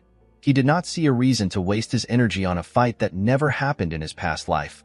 While he was thinking, Yanxio called out to him. She referred to him as the boy who will become the next clan head simply because he is a man. She took a stance and told her brother that she despises him to death. Immediately she said this, the announcer asked her to begin. Yanxio rushed to attack her brother. Our boy managed to dodge her attack. The girl swung her sword at his neck. Yangchun managed to dodge it by going low. He quickly moved back. Yanxio moved close to him and attacked his head. Our boy easily dodged this attack too. His sister was surprised to see this. She did not know how a 2-star was dodging the attacks of a 3-star. Yangchun could easily see through his sister's thoughts. Our boy was able to dodge her attacks by moving half a beat earlier than her. Even though he was doing this, Yangchun was still short of breath. He realized that he really lacks training. He quickly put a gap between himself and his sister. He wondered about how he wanted to end the fight. He wondered if he should let himself get hit. Yangchun was not sure if he will make it out in one piece when he receives his sister's strike. While he was thinking, his sister told him that he is still used to dodging. Immediately she said this. Yanxio appeared next to our boy. She grabbed his clothes and took out her sword. She tried to hit him with her wooden sword. Fortunately, Yangchun managed to take off the clothes. Yanxio's sword tore through our boy's clothes. Yangchun informed his sister that it is easier to dodge when she swings with such obvious intent. He asked his sister to stop acting like this. Our boy wondered about the amount of murderous intent his sister must have for her to tear through his clothes. Yanxio revealed to her brother that she forced herself to accept that she could never be the clan head even though she worked herself to death. The girl could not comprehend why someone like her brother who has been wasting his life like a scum gets to become the clan head because he is a man. She asked Yangchun if he can understand her pain. The moment she said this, Yanxio covered her sword with her energy. Our boy was shocked to see this. He was certain that this technique is far beyond 3-star. While her sword was spinning at a crazy speed, Yanxio began to attack her brother more aggressively. Yangchun barely managed to dodge the attacks. The girl clenched her fist out of anger. She told her brother that he always runs away. Immediately she said this. She tried to punch our boy. Yangchun also dodged this attack. Yanxiu quickly turned around and kicked her brother. She told him that he is talentless and he does not work hard. Our boy blocked her kicks with his hand. The girl stepped back when she saw this, with a look of anger on her face. Yanxiu asked her brother to simply disappear if he is going to live a worthless life. The moment she said this, she rushed to attack him. When his sister got close to him, Yangchun could see the tears in her eyes. Before her sword could reach our boy, Yanxiu asked her brother to disappear just like his mother. Immediately she said this, our boy grabbed her hand. Yanxiu was shocked to see this. Her energy left the sword. With a horrifying look on his face, Yangchun asked his sister to repeat what she said. Yanxiu has always known her sister as the coolest person. At only 15, she received the title of Sword Phoenix. At age 20, she graduated at the top of her class at the Divine Dragon Academy, and she was appointed as the 5th sword unit leader of the Gu clan. Everyone in the clan acknowledged her. Unfortunately, she wasn't able to become the clan head of the Gu clan. Instead, the one who will become the clan head is the concubine's child Gu Yangchun. Yanxiu did not hate her brother for this. Although they were half-siblings, Yangchun's mother was kind to her. The girl liked the woman, so she was fine with our boy's existence. One day, the woman suddenly disappeared. Their father ordered everyone to not look for her. Due to this, no one made an effort to search for her. It was at this time that Yangchun's attitude changed. He spoke and acted rudely to everyone. Rumors that he touched his maid surfaced. However, there was still no change to him being the clan head. This is because the clan head always has to be a man. Yanxiu and her outstanding sister were ignored. The girl resented her brother who was so privileged, and yet he did not know what he had. Yanxiu did not simply resent her brother, she loathed him. The scene shifts and we are taken back to the present. We see our boy asking his sister to repeat herself. The moment she saw the look on Yangchun's face, Yanxiu knew that she was in danger. She quickly jumped back before her leg could land on the ground. Our boy appeared behind her. When Yanxiu turned around, she saw our boy's fist coming close to her. The scene shifts and we are taken back some minutes earlier. At the top of the arena, we see Aoi and her bodyguard sitting next to each other. The girl told her bodyguard that Yanxiu is actually the same age as her. She never expected Yanxiu to be so talented. She told her bodyguard that she cannot continue to say that she is from the Peng family. Yobi assured her mistress that she is doing fine. Aoi informed Yobi that our boy and his sister are saying something but she cannot hear them. She asked her bodyguard if she can hear them. Yobi told her mistress that she won't be able to hear them. Aoi asked the woman to tell her the reason. Before she could answer, Wu Jian placed his hand on his sister's head and explained to her that the second elder has covered the stage with his internal energy. He told her that it is impossible to hear Yangchun and his sister. While looking at her brother's swollen face, Aoi asked him to not tell people that he is from their clan with his face. Wu Jian asked her if she is embarrassed of him. The girl believed that this was a stupid question. She asked her brother to stay at the assembly until his swelling goes down. Yobi handed the man an ice pouch. Wu Jian asked his sister if the person fighting is the Sword Phoenix sibling. Aoi informed her brother that Yanxiu is already at 3-star and her swordsmanship is very smooth. While eating ice, Wu Jian told his little sister that he is asking if the person who is dodging is the younger sibling of the Sword Phoenix. Yobi revealed to her young master that both Yangchun and Yanxiu are siblings of the Sword Phoenix. Wu Jian smiled when he heard this. He could not believe that the Gu clan had another genius other than the Sword Phoenix. While he was watching the fight, Aoi stared at her brother. She remembered what he told her about having fun before becoming the clan head. The girl realized that her brother will not be able to have this look in his eyes after he becomes clan head. While she was staring at him, Wu Jian said that the fight is over.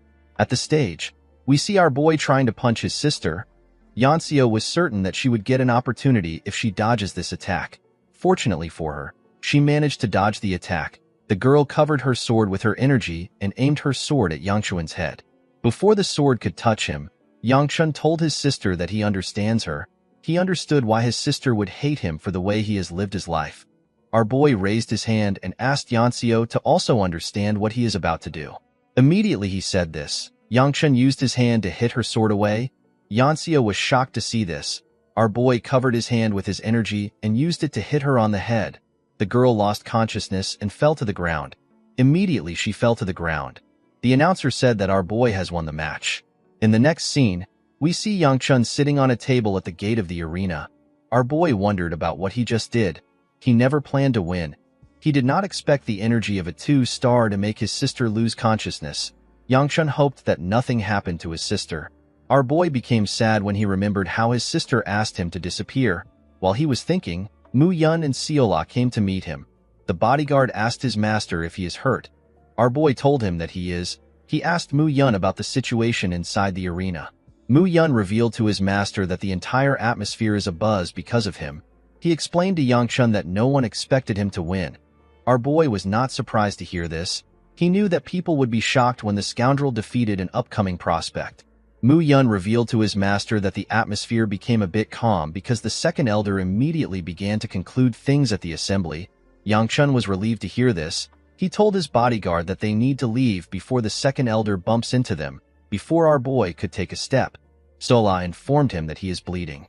Yangchun explained to our girl that it is proof that he cannot yet handle his internal energy properly. Seola grabbed his hand and slowly wrapped a bandage around it.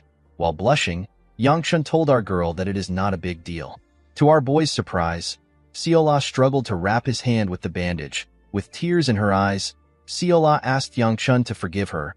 She told him that she cannot do it properly. She begged our boy to not get hurt again. While Yangchun was staring at her, Wujin came close to him. With a smile on his face, the man told our boy that he also doesn't want him to get hurt. Yangchun called him a bastard and asked him to read the room. Wujin was surprised to hear this. He wanted to question our boy, but he did not give him the chance to. Yangchun greeted the man. The moment Wujin greeted our boy, Aoi asked her brother to leave with her. The girl hid behind her bodyguard. She seemed to be embarrassed. With a smile on his face, Wujin asked his sister if she feels awkward because she was once engaged to Yangchun. He told Aoi that this is the best time to reconcile with our boy. Yangchun also felt awkward. He asked Wujin to tell him why he came to see him. The man asked our boy to call him Brother Peng from now on. Yangchun explained to the man that he will not get anything from being close to someone like him. Wujin laughed when he heard this. He revealed to our boy that he thought the Gu clan only had the Sword Phoenix whose name is Gu Wibi. He told Yangchun that he never expected their clan to have a hidden talent like him. Due to the fact that Wujin mentioned his sister's name, our boy asked Wujin if he knows her. With a smile on his face, Wujin told Yangchun that he is close to his sister. However, he is not certain about what his sister thinks of them. Our boy immediately realized that the man is not close to Wibi. After introducing himself, Wujin decided to leave. As the man and the bodyguard walked forward, Yangchun noticed that Aoi was in front of him. He asked the girl if she also has something to say. With a nervous look on her face, Aoi reminded our boy about the day their engagement was broken off. Before she could say more, Yangchun said sorry to her. Aoi was surprised to hear this. Our boy apologized to her for calling her names and speaking rudely. He explained to the girl that although he is still immature, he was more immature at that time. Yangchun told Aoi that she does not need to apologize since he deserved what he got. The girl smiled brightly when she heard this. She turned around and asked our boy to not lose what her brother gave him. Yangchun was surprised to hear this. When he looked at his hand, he saw the Peng clan's plaque in his hand. Our boy wondered about what he was holding. While watching Aoi and her brother walk away, Yangchun realized that there are still so many things that he needs to fix. In the next scene, we see Yangchun returning home in his carriage. Seola had already fallen asleep, and she was resting on Manhwa. The woman was uncomfortable, but she did not want to disturb our girl. While looking at the sky, Yangchun thinks about the fact that he had a spar with his sister. Our boy was certain that this never happened in his past life. It would have been impossible for him to win Yanseo. Yangchun thinks about the fact that Seola is his servant. He realized that too many things are starting to diverge from the past that he knew. He wondered if the small act of kindness that he showed our girl changed something. Our boy realized that he needs to carry out his plans faster when he returns home. While thinking, Yangchun sensed something. He quickly asked Mu Yun to check the demon sensing charm. The man was surprised to hear this. He put his hand into his clothes and brought out the charm. With a smile on his face, Mu Yun raised the charm. He told his master that there are no changes to the charm. He explained to him that the charm should automatically glow if a demon realm gate opens nearby. He assured Yangchun that nothing is wrong. The moment he said this, he noticed that the charm was glowing. He quickly raised the charm and ordered everyone to stop. As the charm slowly burned away, Mu Yun explained to everyone that a gate of the demon realm is nearby. He asked them to assume their combat positions. He reminded everyone that the safety of their master is the most important thing. Immediately he said this, Mu Yun saw Yangchun next to his horse. He came down and told his master that it is dangerous here. He asked him to step into his carriage. Yang Chun assured him that he will listen to his complaints later. He asked him to look in front of him for now. The moment he raised his head up, Mu Yun saw a portal in front of him. The portal was green. The portal widened and monsters jumped out of it. The monsters were wolves with horns. A green portal represents the lowest levels of danger. Yang Chun covered his hand with his energy. Although the situation was a bit tricky, Yang Chun was certain that he could manage. He used his hand to hit a monster that came close to him on its head. Immediately he did this. He put his hand into the monster and pulled out a stone. These stones are the universally known weaknesses of the monsters. They are like hearts for monsters. Once they are extracted, the monsters will instantly die. While Yang Chun was staring at a demonic stone, another monster tried to attack him from behind. Our boy bent his head and gave the monster a heavy blow while he was under it. He took out its demonic stone. Immediately he did this, he began to breathe heavily. His internal energy had already dissipated. Our boy knew that it will be quite difficult for him to continue using the Gu Flame Wheel arts. Unfortunately for him, he did not have a lot of choices. Yang Chun needed to use the Gu Flame Wheel arts if he wanted to survive. While he was struggling to get up, the monsters rushed to attack him. Before our boy could do anything, Mu Yun appeared in front of him. The bodyguard used his sword to tear the monsters in front of him apart. Yang Chun was surprised to see how skilled his bodyguard was. He did not remember Mu Yun as a strong martial artist. Mu Yun turned around and asked his master if he is all right. Yang Chun was startled when he heard the question. He thanked his bodyguard for saving him. Our boy looked around. He asked Mu Yun if he is already done. The man told his master that there were not a lot of monsters to begin with. He reminded Yang Chun that the monsters were of the lowest class. Mu Yun asked his master to tell him why he fought. He told him that things would have been bad if he got injured. Our boy asked his guard to not worry about it. The moment he said this, Yang Chun's hand began to glow. Our boy was shocked to see this. While Mu Yun was looking around, he fell to his knees and used his body to cover his hand. He screamed out in pain. Mu Yun and the other warriors were shocked to see this. They quickly moved close to our boy. While he was on his knees, Yang Chun began to curse. He did not understand why he was getting this nasty feeling right now. Our boy was certain that this is the heavenly demon's art that absorbs demonic energy. The technique is known as the demon well absorption arts. Yang Chun could not believe that he was absorbing the energy of the demonic stone in his hand. The scene shifts and we are taken to the past. We see an injured man in white clothing. The man was on his knees. He looked around him and saw his fellow comrades on the floor. His sect was burning in purple flames. The man screamed at the person in front of him. He asked the person to tell him what his sect did to him. He asked the person to tell him why he is punishing them. The person the man was talking to was Yang Chun.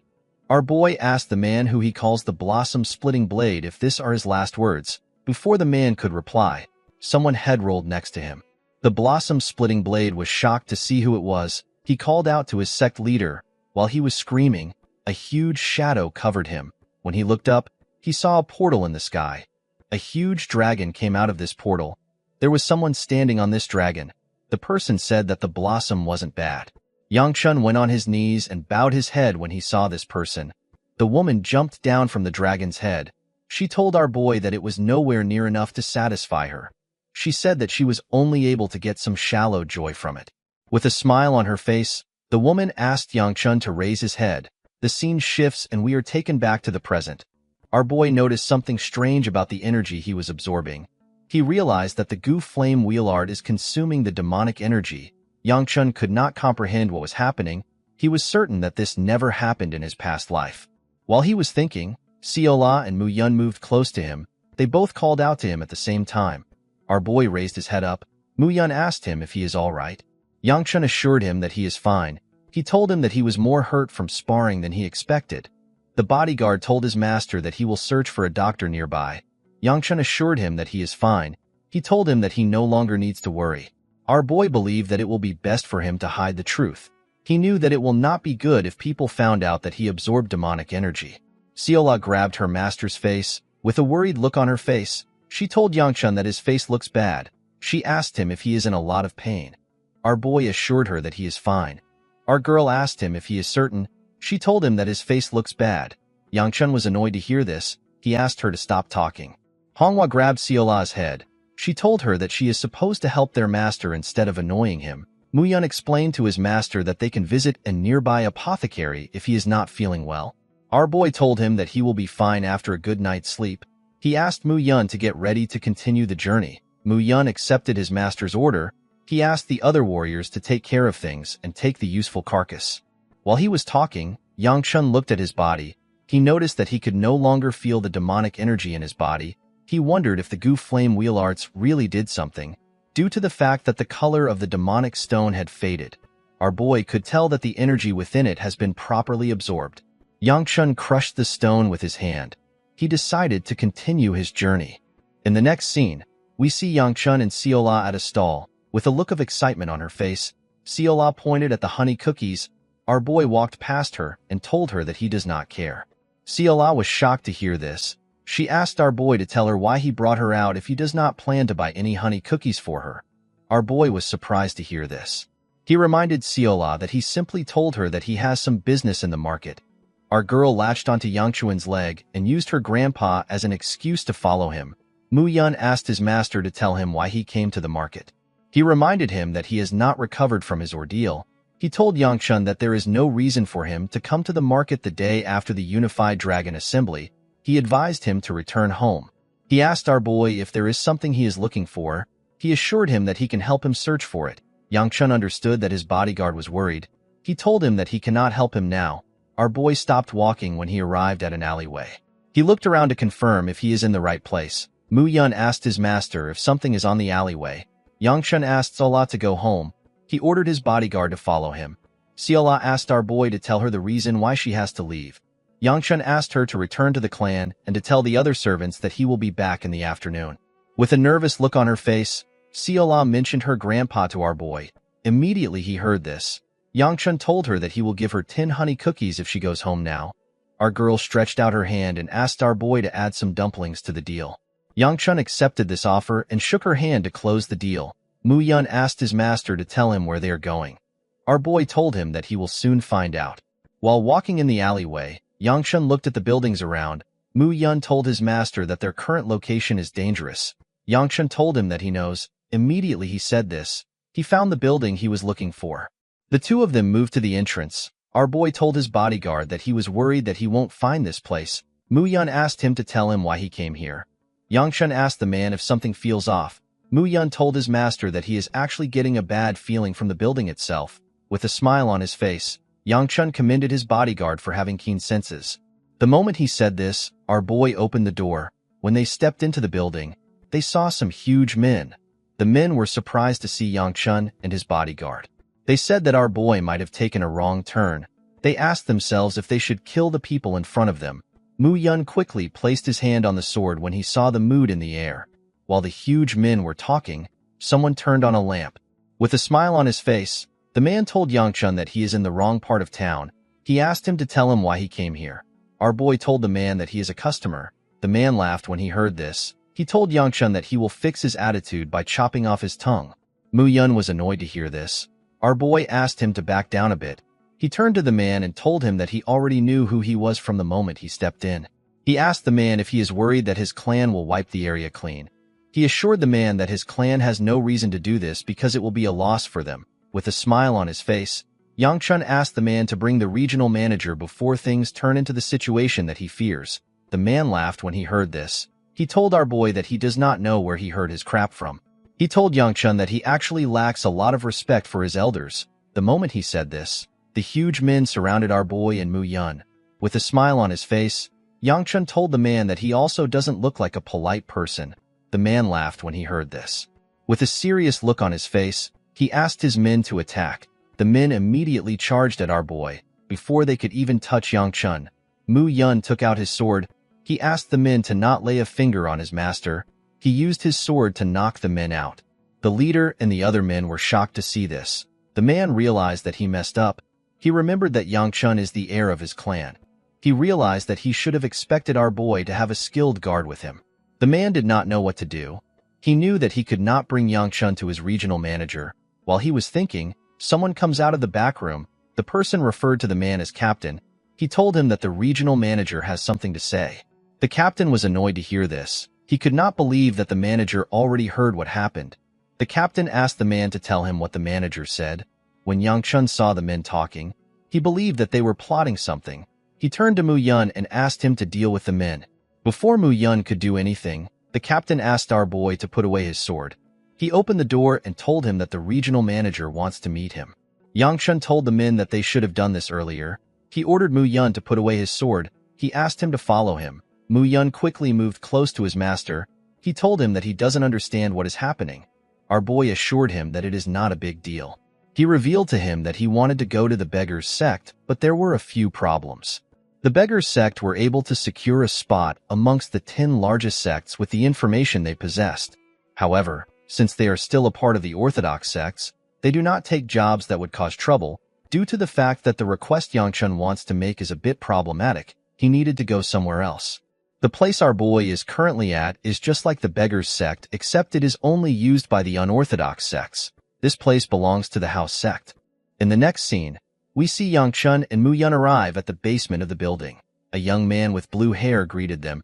He introduced himself as the Shangxi branch manager. He told them that his name is Du Wenshu. Wenshu told our boy that they weren't expecting him to visit. He apologized for their aggressive greeting. Yang Chun told him that he does not need to apologize. He asked Wenshu if he will accept the commission. Wenshu told our boy that he is curious about something. He asked Yang Chun to tell him why he came to a small unorthodox sect instead of the beggars' sect of his prestigious clan. Our boy explained to him that he came to them because this is a commission that the beggars' sect can't handle. He told him that only the house sect can handle it. He asked Wenshu to tell him why he keeps trying to poke around. The manager apologized for his behavior. He explained to our boy that they have to be extra careful because of the clan that he comes from. He begged Yang Chun to be understanding. Our boy asked the manager if he will accept the commission or not. The man revealed to Yang Chun that their sect does not refuse commissions. He told him that everything is fine as long as he can pay for it. Our boy placed a paper on the table. He told Wenshu that he is looking for someone. He explained to him that he is looking for a boy that is just a bit older than 10. Wenshu took a careful look at the paper. He apologized to Yang Chun and told him that he takes back what he said. He told him that he cannot accept this commission. He revealed to our boy that the commissioner before him is not looking for this child. Instead, the commissioner is searching for the whereabouts of the person who is protecting this child. Our boy asked the manager if he is certain. With a smile on his face, Yang Chun told the man that the commission fee is about the house sect leader. Everyone in the room turned their eyes to our boy. They had scary looks on their faces. The men quickly drew out their swords. They rushed to attack Yang Chun. Our boy sat calmly without reacting. Mu Yun took out his sword and blocked their attacks. Yang Chun reminded the manager that he said that he won't act aggressive. With a serious look on his face, Wenshu asked our boy to tell him how he knew. Yang Chun told the manager that he does not want to talk in riddles. He told him that the important thing is that they both have information that they need. Wenshu asked him if he can verify his information. Yang Chun pointed at his paper and told him that he can verify the information himself. He explained to him that it will be smart for him to carefully consider things since he is in a desperate situation. He told Wenshu that he can forget about it if he does not need the information. He revealed to him that he will go to the beggars' sect, and he might even slip something about the house sect leader to them. Wenshu was annoyed to hear this, however. He could not do anything to Yang Chun. He accepted our boy's commission. Yang Chun asked him to tell him the time it will take them. Wenshu told our boy that it will take 3 months.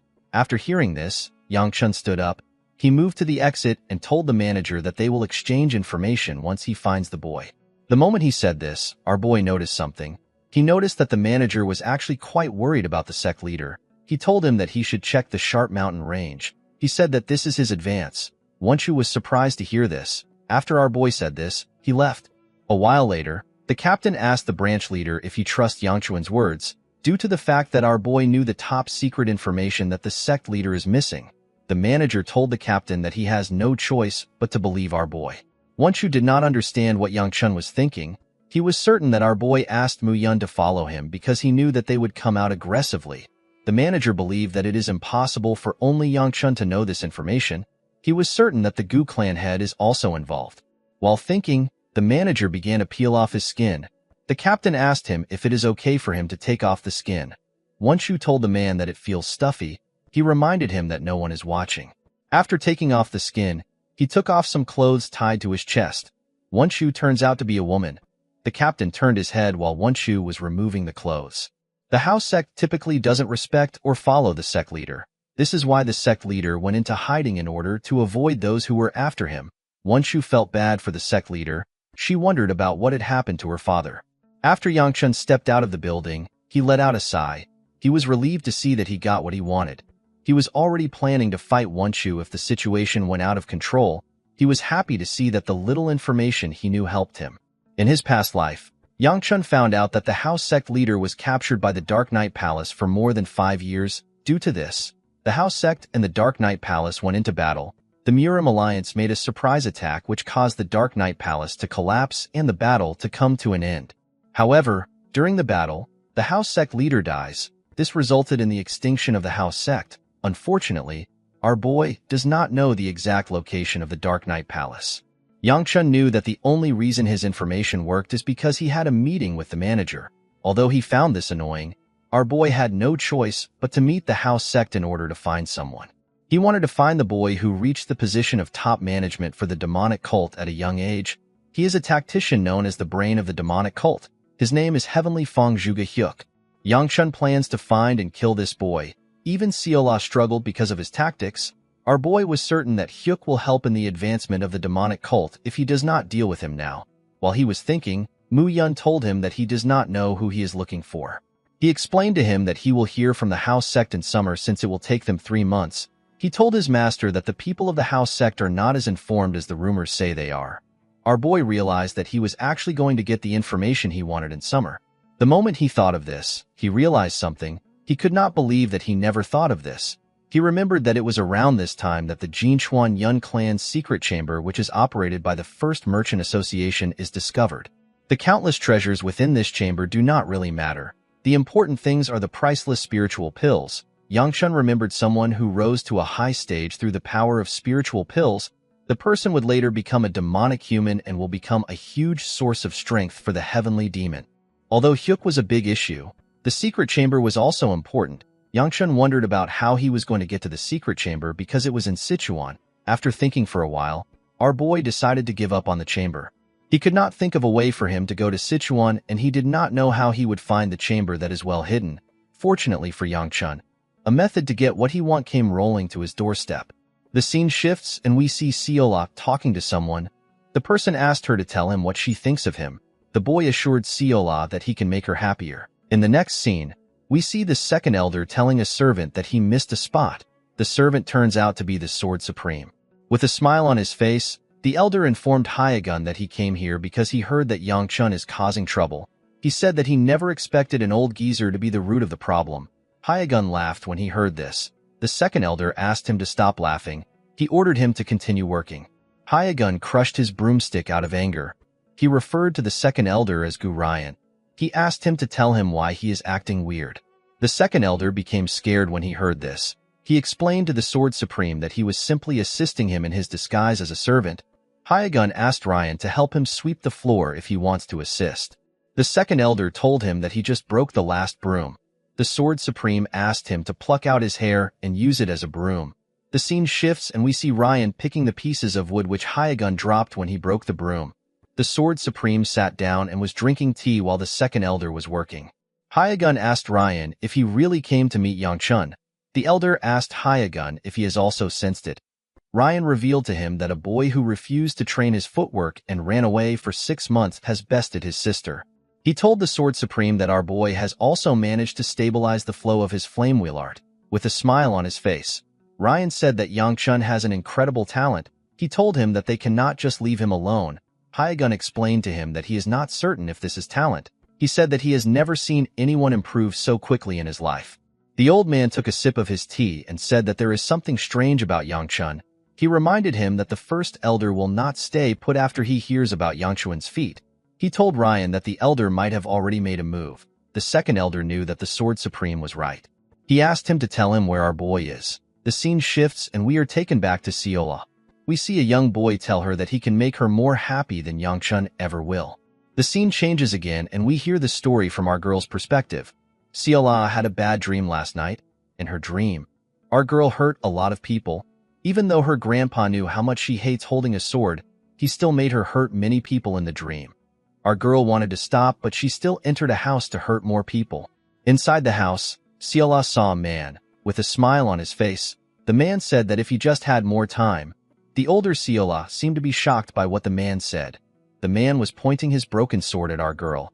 Seola closed her eyes and apologized to someone known as Chun. The dream looked like something that had happened in our boy's past life.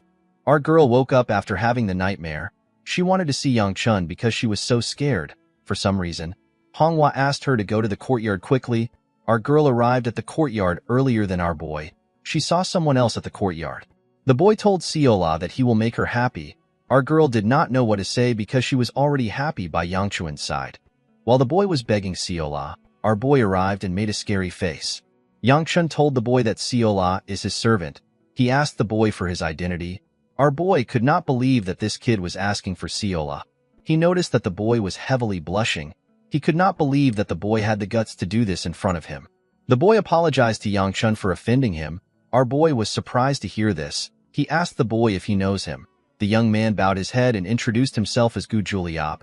He told Yangchun that he would like to request a spar with someone from the main bloodline of the family. With a bright smile on his face, Yangchun refused the request. The boy was surprised to hear this. Yangchun told him that he is not fighting him. Juliop asked our boy if he is scared. Yangchun told him that he is. Juliop was annoyed to hear this. He tried to taunt our boy by telling him that only a feeble person would run away from something like this. Yangchun commended him for having a good eye. He told him that he is extremely feeble. Our boy already caused a mess with the spar he had with his sister. He did not think it would be smart for him to make the same mistake by sparring with some random loser. He turned around and told him that he will be leaving. Immediately he turned around. He saw the second elder in front of him. With a smile on his face, the old man told Yangchun that he is not leaving. He explained to him that Juliop came from a long distance for this duel.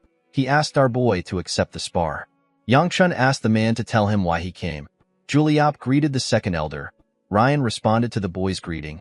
Our boy asked the elder if he knows Juliop. Ryan could not believe that Yangchun had forgotten who the boy was. He revealed to him that Juliop is the first elder's grandson. Upon hearing this, our boy noticed that Juliop had the same face as the first elder. The second elder grabbed Yangchuan's head and asked Juliop if he wants to spar with him. The boy told him that he does. He said that our boy is too scared of the spar. Yangchun told Ryan that Juliop is simply here to hit on girls. The second elder asked the boy if he received the order from the first elder. Yangchun finally understood what was happening. He assumed that Juliop wanted to spar because he had martial arts-related reasons. Our boy realized that it was simply politics. It is a well-known fact that the first elder is an ambitious man.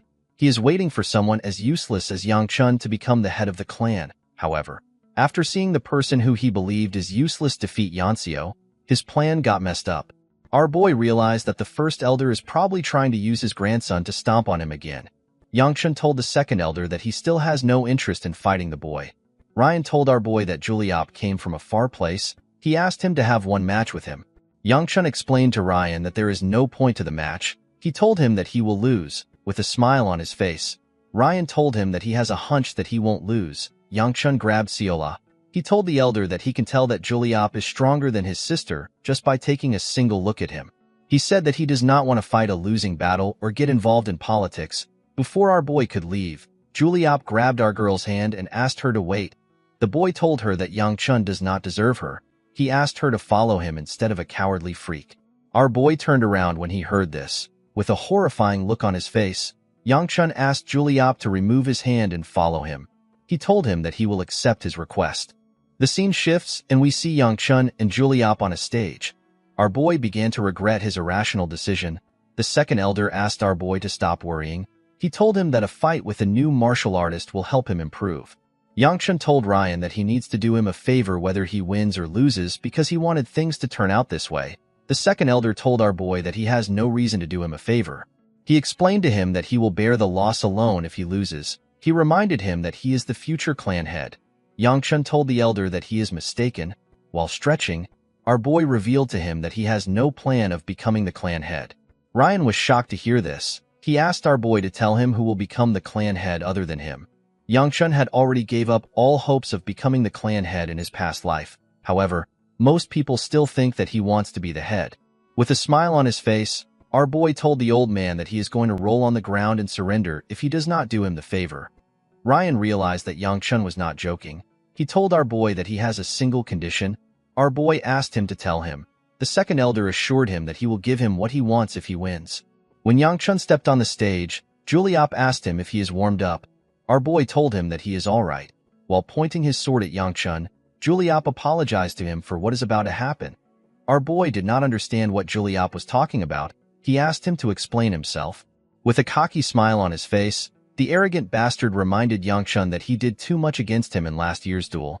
He told our boy that he never expected him to be bedridden for a month after the duel. Our boy was actually not annoyed. This duel happened a long time ago to him, so he did not even remember the event. Juliop told him that he believed he was weak back then. He told our boy that it was probably a coincidence that he won Yanxio. Unfortunately, the first elder does not think so.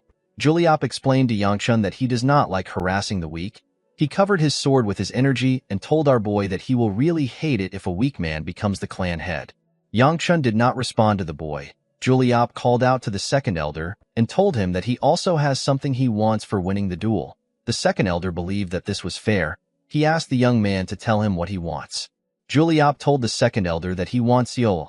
Yangchun became enraged when he heard this. With a scary smile on his face, our boy referred to the boy as an arrogant bastard. Ryan laughed when he heard this. He accepted Juliop's request. He asked the boys to start the duel. Yangchun released his energy when he heard this. Juliop noticed something when he saw our boy's energy. Yangchun asked the boy to start. Juliop told him that the polite thing to do is to allow the weaker opponent attack first. Our boy asked him to tell him why he is afraid if he is weaker. Juliop was certain that he was better than Yangchun in speed, inner energy, and strength. Although he knew this, Juliop could not still attack our boy. He wondered if it is because of our boy's aura. The boy quickly removed this thought from his head. He was certain that Yangchun was full of flaws from top to bottom. He told himself that our boy is probably doing his best to deal with the inner energy he is exuding. The moment he thought of this, Yangchun stopped releasing his energy. Juliop smiled when he saw this. He believed that our boy ran out of inner energy faster because his energy is lesser. He was certain that Yangchun was now out of inner energy. Our boy took a stance. He reminded Juliop that he said that he can attack first. The boy told him that he can. Immediately he said this, Yangchun appeared next to him with his leg in the air. Juliop actually managed to see our boy's movement. He dodged Yangchun's kick, with a smile on his face. The boy told Yangchun that his attack was good, but he was too slow. Yangchun clenched his fist and gave the boy a quick punch on his face. Before he could react, our boy jumped up and landed a heavy kick on Juliop's face. The arrogant idiot got slammed to the ground. The attack caused a huge explosion. When Juliop raised his head, he spat out some blood. Yangchun asked the idiot to get up right now. He told him that he does not want to hear him cry that he won the duel with an ambush. He asked Juliop if he is already done. Juliop stood up and apologized to our boy for underestimating him. He told Yangchun that he was lacking. Our boy asked him if the fight is now over. Juliop took a stance and covered his sword with his energy. He told our boy that he is not yet attacked. Yangchun was annoyed to see that the fight won't end as fast as he wanted. Our boy knew that he did not have a lot of time left. Usually, Yangchun would utilize his inner energy by exuding it the same way Juliop is. However, in order to fight someone stronger, our boy needs to embody the inner energy within himself to reinforce his body. Unfortunately for him, his body cannot handle this level of inner energy yet. Our boy knew that he might experience energy deviation if he pushes himself too hard. Yangchun realized that he needs to finish this fight in 7 minutes because of the energy he had left. Our boy remembered that the sword technique Juliop uses starts and ends with the utilization of friction of force between the sword and sheath. He believed that he will be able to dodge his attack if he focuses on him. The moment our boy thought of this, Juliop launched his attack. The boy's attack was ridiculously fast. Yangchun barely managed to dodge it. It was as if Juliop was cutting the wind. The boy quickly turned around. He began to attack Yangchun more aggressively. Our boy could not do anything but focus on dodging. Yangchun noticed that the moves in Juliop's technique are well connected and natural. He could tell that Juliop trained quite hard to get to this stage. Our boy went down to dodge his attack.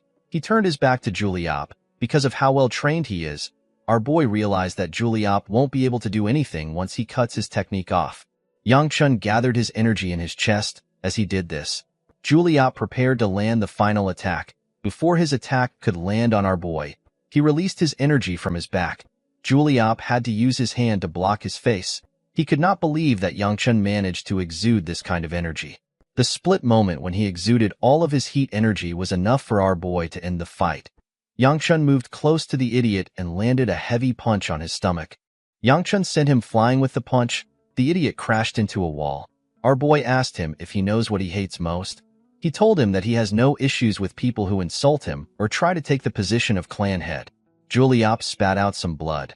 He noticed that he couldn't move. With a menacing look in his eyes, Yangchun revealed to him that he tried to take something that he shouldn't have dared to covet. He told the boy that he really hates this.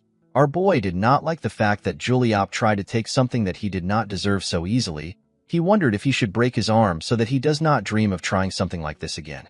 Yangchun decided to break his right arm. Before our boy could do anything, the second elder placed his hand on his shoulder and commended him on his win. He told him that he has done enough. In the next scene, we see Ryan scolding Yangchun. He told him that he was too harsh. Our boy told the elder that he expected Juliop to have prepared since he suggested the duel. He reminded him that the idiot got up on his own and went home by himself. He assured the elder that Juliop is fine. Ryan asked Yangchun if he is not worried about what the first elder will do. Our boy told him that he does not care. He reminded him that he is not going to become the clan head. The second elder ordered Yangchun to stop spouting nonsense. He told him that nobody can become the clan head other than a direct bloodline. Our boy told the man that Seola can do it. The girl asked him if she will get any food. Yangchun told her that she will be able to get as much as she wants. Our girl said that her dream is to now become captain of the clan. The second elder told our boy that this is not something to joke about. Yangchun told him that Seola can probably do it. The moment he said this, he realized something. He wondered about when Seola was going to learn how to wield a sword, due to the fact that she was called the direct disciple of the Sword Supreme. Our boy was certain that she was taught by him. However, Yangchun has never seen Seola hold a sword. She has only been learning chores. Our boy was certain that Seola was not always this stupid. He wondered about what our girl was like when he met her during winter. While thinking, Yangchun noticed that he had forgotten. He found this to be weird. This was not something that he should have forgotten easily. Upon seeing that her master was thinking, Seola asked him if he is all right. She believed that our boy hurt his head in the duel. She asked him to make her captain before he goes to heaven. Ryan stood up and told our boy that he will talk to him later. He asked him to rest. Yangchun asked him to tell him where he is going. The second elder realized that our boy had caught on. With a smile on his face, our boy reminded the man that he needs to keep his promise. The elder was annoyed to see that Yangchun remembered. He asked him to tell him what he wants. He asked him if he wants money or food. Yangchun laughed when he heard this. He told the old man that he does not need something so trivial. He told the elder that he needs someone as powerful as him to help him with a difficult situation. Ryan asked him to tell him what he wants. Our boy pointed outside and asked the elder to send him to Sichuan. The man was surprised to hear this. Yangchun told him that he should be able to do this as an elder. Ryan did not understand what our boy was saying. He asked him to tell him why he does not simply go if he wants to. Yangchun was surprised to hear this. Ryan was worried about the favor our boy wanted to ask him. He never expected him to ask for something so simple. Our boy reminded the elder that he is talking about Sichuan and not a marketplace. He reminded him that the only son of the clan cannot just move around as he wishes. He explained to Ryan that he needs to have an important reason to go somewhere so far. Ryan revealed to Yangchun that he can simply attend the Tang Weapon Exhibition. Our boy was shocked to hear this. The Tang Weapon Exhibition is an event that is held every year. The Tang clan invites other households to exhibit weapons made by artisans. The elder told Yangchun that he does not need to attend the event, but he could use it as an excuse to go to Sichuan. Ryan could not believe that Yangchun actually fought in a duel for this request.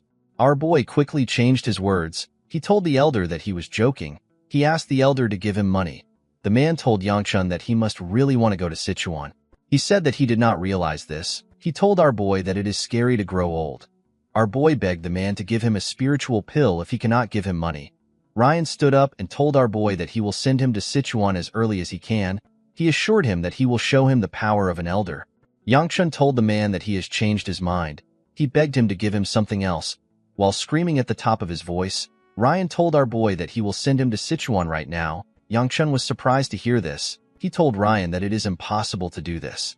He reminded him that they need to first report about it, and he needs to also get ready. Immediately our boy said this. He found himself near some workers. They said that they received an urgent order from the second elder. They were told to send Yangchun to Sichuan right now. The Sword Supreme asked Seola to stay and work with him. Our boy could not comprehend what was happening. While he was looking around, he found himself in the carriage. He did not know when the carriage started moving. Yangchun never expected everything to happen so quickly. With a smile on his face, Ryan waved to our boy's carriage. He asked him to have fun. Hyagun turned around and told Ryan that they need to get to work. The elder asked the old man if he is talking to him. The Sword Supreme asked the second elder if he will let an old man like him do all the work. While sweeping, the elder told Hyagun that he is bored. He asked him to listen to his worries. The Sword Supreme asked the elder if he sent Yangchun off so quickly because he wanted to share his worries. Ryan revealed to the old man that the clan head asked him about the immortal physician a few days ago. He told him that the clan head was asking because someone told him to. The elder asked Hyagun to tell him why he is looking for the immortal physician. The old man walked forward and ignored him. The elder decided to change the topic. He decided to ask about Seola. He told the Sword Supreme that his granddaughter did not seem human. He asked him to tell him what our girl is. Hyagun told Ryan that he is crossing the line. The elder became nervous when he heard this. The Sword Supreme took out some swords that he created with his energy. He asked Ryan to watch his mouth. The elder explained to him that he would have sensed a presence similar to his if she was human. He told him that the vividness of the presence only differs from person to person. Ryan revealed to Hyagun that Seola had no presence when he met her at the Unified Dragon Assembly. The elder asked the Sword Supreme to give up if he believes that the immortal physician will come down and fix her with divine skills. He told him that he already knows that this is not a disease. Before the elder could say more, Hyagun asked him to shut up. He created a large amount of swords with his energy. He told Ryan that Seola is human. Ryan realized that he was not getting through to the Sword Supreme. He turned around and dropped the broom. He told Hyagun that what he wants is not important. As his sword slowly faded away, the Sword Supreme told himself that it does not matter if our girl is not human. He said that he will help her make up what she lacks in humanity. The old man clenched his fist out of anger. He said that he is willing to give up his life as long as Seola grows up safe and sound. A few hours after this, the Sword Supreme found out that Seola had disappeared. The scene shifts and we see Mu Yun and Manhwa next to a fire.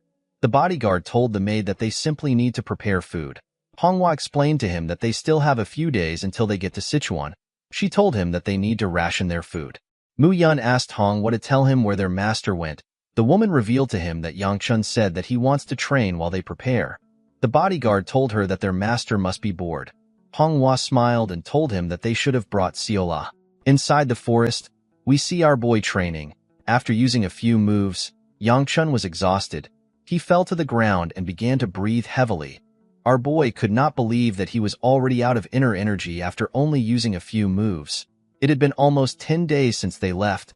Despite his consistent training, our boy had not seen any progress. The biggest problem Yangchun faced during his fight against Juliop is the amount of inner energy that he has. Inner energy is the basis of all martial arts. Our boy knew that he had to raise his energy quickly. While thinking, Yangchun remembered the time he absorbed the energy of the demonic stone. He remembered that the demon well absorption arts is a way to absorb demonic energy from a spiritual pill or a demonic stone. However, the user of the technique also ends up taking in demonic energy into the body.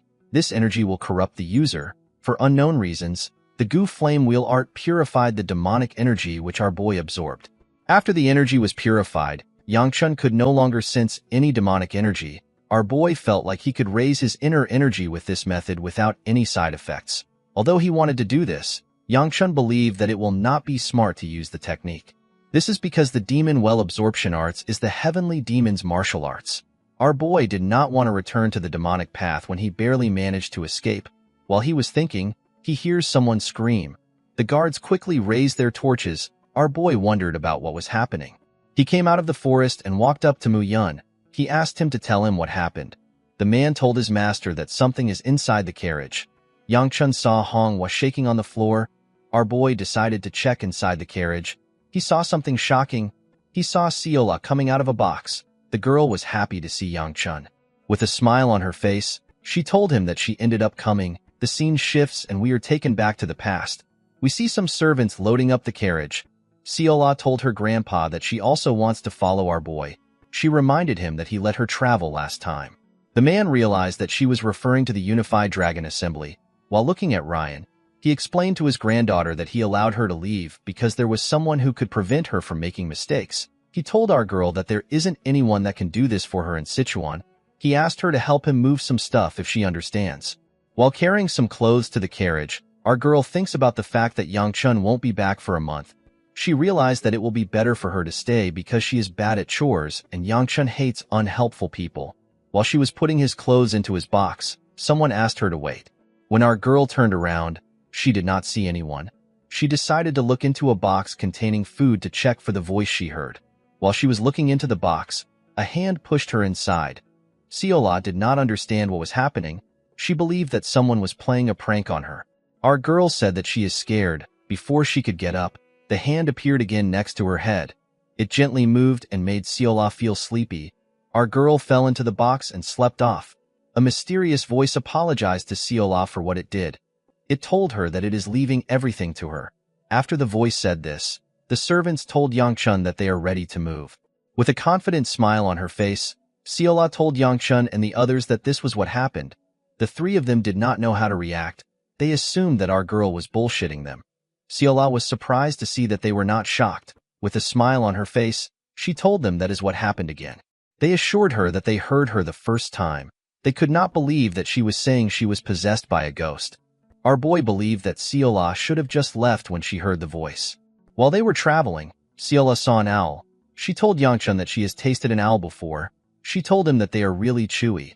On the same road, our girl saw a squirrel. Yangchun asked her if she has also eaten a squirrel. She told him that she has. Our boy told her that she won't get any cookies for eating a squirrel. Originally, Yangchun would have had a bodyguard take Seola home, but she has already come too far. Also, he does not have enough food to give her and the bodyguard. Our boy decided that it is best Seola travels with them. Seola picked up a worm. She asked Yangchun to trade the cookie for the worm. Our boy threw the cookie away when he heard this. Seola screamed when she saw this. Yangchun realized that he should have just sent her back home. While he was looking at the sky, our boy sensed the energy of 4 monsters coming towards them. He called out to Mu Yun. The bodyguard took out the charm and told his master that he already knows. He ordered everyone to stop. Yangchun grabbed Seola. He told himself that everything was too peaceful as he got ready to fight. Our boy noticed that there were now 3 monsters coming towards them. Immediately he noticed this. Another monster was killed. The last monster jumped out of the forest and rushed to attack Yangchun's carriage. Our boy clenched his fist and covered it with his energy. Someone in the air asked him and his crew to fall back. The girl used her sword to tear the monster into 2. After finishing off the monster, she told Mu Yun that she was not able to take care of them quickly because she was alone. Seola asked our boy if he knows her. Yangchun told her that he does not recognize her. Our girl called out to the young lady and asked her to look at them. Immediately Yangchun saw her face. He realized that he met the wrong person. Our boy remembered how this girl with white hair stood in a pool of blood. While standing in the pool of blood, the girl with an humongous set of boobs said that no one is there. Presently, the girl asked them if they are heading to Sichuan. She asked Yangchun if she can follow them. The beautiful girl introduced herself as Namgung Baya. Yangchun could not believe that he met her. He wondered about what the crazy bitch was doing in this place. The scene shifts and we see crows eating human flesh. The area was filled with dead bodies. The older Yangchun asked someone if they killed everyone. The person turns out to be the older Baya. The woman asked him to tell her what their cult leader said. Yangchun revealed to her that the cult leader asked him to bring her here and allow her to rampage like a crazy bitch. Baya asked him if he was the one who added the last words. Our boy was surprised to see that she had enough sense to figure this out.